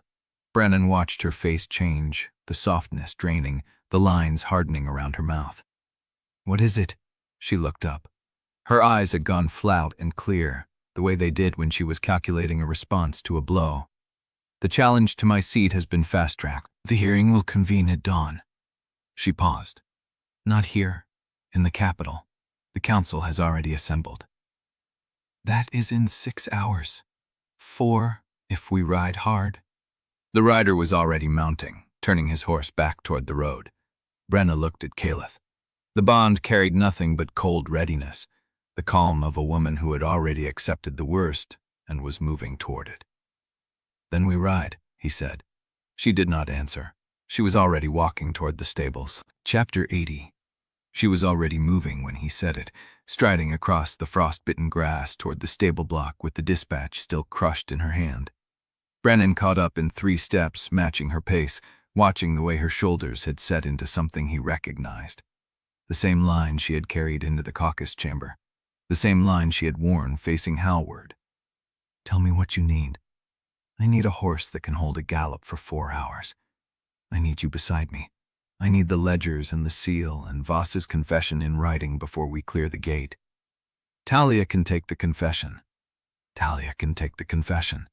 She said it like she was checking items off a mental list, her voice flat and efficient. "And she can hold Frostbreak until we send word or until someone comes to take it." "You think someone will come?" "I think Alara Ven did not ride all the way from Tarnak's burning estate to hand me a forged demand and then vanish into the morning. She went somewhere. She is reporting to someone, and whoever that someone is, they are already in the capital, waiting for the hearing to start." They reached the stable doors. A groom had already lifted the bars at the sound of approaching boots, a young man with sleep in his eyes and a halter in his hand. "2 horses, Caelith said, the gray gelding in the bay. Saddled and ready in 5 minutes." The groom vanished into the dark interior without a word. Brennan caught her arm. Not hard, just enough to stop her forward motion. "Caelith." She turned. In the gray light, her face looked carved from something harder than bone, but her eyes were clear, not flat. She was not shutting down. She was focusing. "Say it fast. We ride into a chamber that already decided against you. The fast track means they did not need Tarnak present to move. They have the votes. They have the narrative. They have your own house signing the petition." "I know. And you want to ride into that anyway?" "I want to walk into that chamber with my spine straight and tell them what I told the council. That I knew. That I chose silence. That I am accountable for every cost of that choice." She pulled her arm free, but gently. "I am not riding to win, Brennan. I am riding to answer. Then I am riding to stand beside you. You will lose your restoration. I did not earn it." He took a step closer, close enough that he could feel the cold radiating off her coat. "I earned the evidence. I earned the truth. The restoration was the houses deciding I was useful again. That was never what I was fighting for." "Then what are you fighting for?" "A name my sister can say without wincing. A future that does not depend on noble approval. A mate who chose me when she had every reason to walk away." He held her gaze. "That is what I am fighting for, and none of it requires a council seat." Something shifted in her face. The hard line of her jaw softened a fraction, and for a moment, she looked like the woman who had pressed her forehead to his in the orchard, not the commander preparing for battle. "You are impossible. I am stubborn. There is a difference." The groom led out 2 horses, the gray gelding and the bay, both already tacked and blowing steam into the cold air. Caelith took the gray's reins and checked the girth with practiced hands. "Talia will know where we have gone," she said. "She will hold the compound and she will hold Voss until we send word, or until the hearing ends, whichever comes first.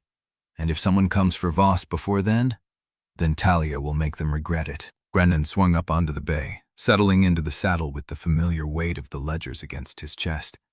He had not taken them off since the orchard. He was not going to leave them behind now. Caelith mounted the grey with the same fluid economy she did everything, gathering the reins and turning the horse toward the main gate before Brennan had fully settled. "The road will be hard," she said. "The relay stations are still dark. We will not get fresh horses until we reach the Thornwood crossing. Then we ride the horses we have. They will founder if we push them too hard. Then we push them exactly hard enough." She looked at him. A thin, sharp smile crossed her face, there and gone, like light on a blade. "You sound like me. I learned from the best." They rode out through the main gate as the sun broke over the ridge, spilling pale gold light across the frosted road. Frostbreak stood behind them, silent and watchful, the waystation that had trapped them together and then held them safe. Brennan did not look back. The road descended through the foothills in long, sweeping curves, the frozen ground hard under the horses' hooves. They rode in silence for the first mile, then the second, saving breath for the climb ahead. The bond hummed between them, steady and warm, not desperate, not hungry, just there, alive, a constant thread. They had covered perhaps 3 miles when Brennan caught movement on the ridge above them. Not a rider, a signal, a flash of light, mirror bright, gone before he could be certain he had seen it. "Caelith." She pulled up, following his gaze. "I saw it. Someone is watching the road. Someone has been watching the road since we left Frostbreak." She did not sound surprised. "I expected it. Ilar Ven did not come alone, and she did not leave alone. She left riders on the ridge. To track us, to report our position, to tell whoever is in the capital exactly when we will arrive. Then we changed the route. We cannot. The Thornwood crossing is the only pass that stays open in this cold. If we try the eastern switchbacks, we lose 4 hours, and the hearing starts without us. Then we ride through the watching, and we arrive on time." She looked at him. The bond carried something that felt like pride, or hope, or both. "Yes," she said, "we do." They pushed the horses harder, the gray gelding in the bay finding a rhythm that ate the frozen road beneath them. The sun climbed higher, burning off the frost, and the land opened around them. Bare fields and distant tree lines, the shapes of farmsteads small against the white horizon. They reached the Thornwood crossing just past midday, the bridge standing empty and undefended. The relay station at its far end, dark and silent. No smoke rose from the chimney. No bell rang to mark their approach. Caelith pulled up, studying the empty station with the same flat calculation she had used all morning. "They silenced this one too. Or the keeper fled. Or the keeper was removed." She dismounted, handing the gray's reins to Brennan. "I want to see inside." She crossed the bridge at a walk, her boots loud on the frozen planks. Brennan stayed with the horses, watching the tree line, feeling the empty silence press against his skin like a coming storm. She reached the station door, pushed it open, and stood in the frame for a long moment. When she turned back, her face had gone pale. "What is it?" "There is a message." She walked back across the bridge, holding a folded sheet of paper, her hands steady but her eyes bright with something he had not seen in her before. Cold anger. She held it out. He took it, unfolding the paper with fingers that had gone numb in the cold. The handwriting was precise, efficient, familiar. "Lady Callowick, I know you will read this before the hearing. I wanted you to know I arrived in the capital 3 hours ago. I have already spoken to the council leadership on your behalf. I will see you in the chamber at dawn. Stay on the road." "We, Dumeni." Brennan looked up.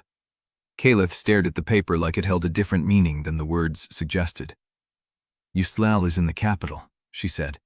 "She is already speaking to the council." "On your behalf?" "That is what she says."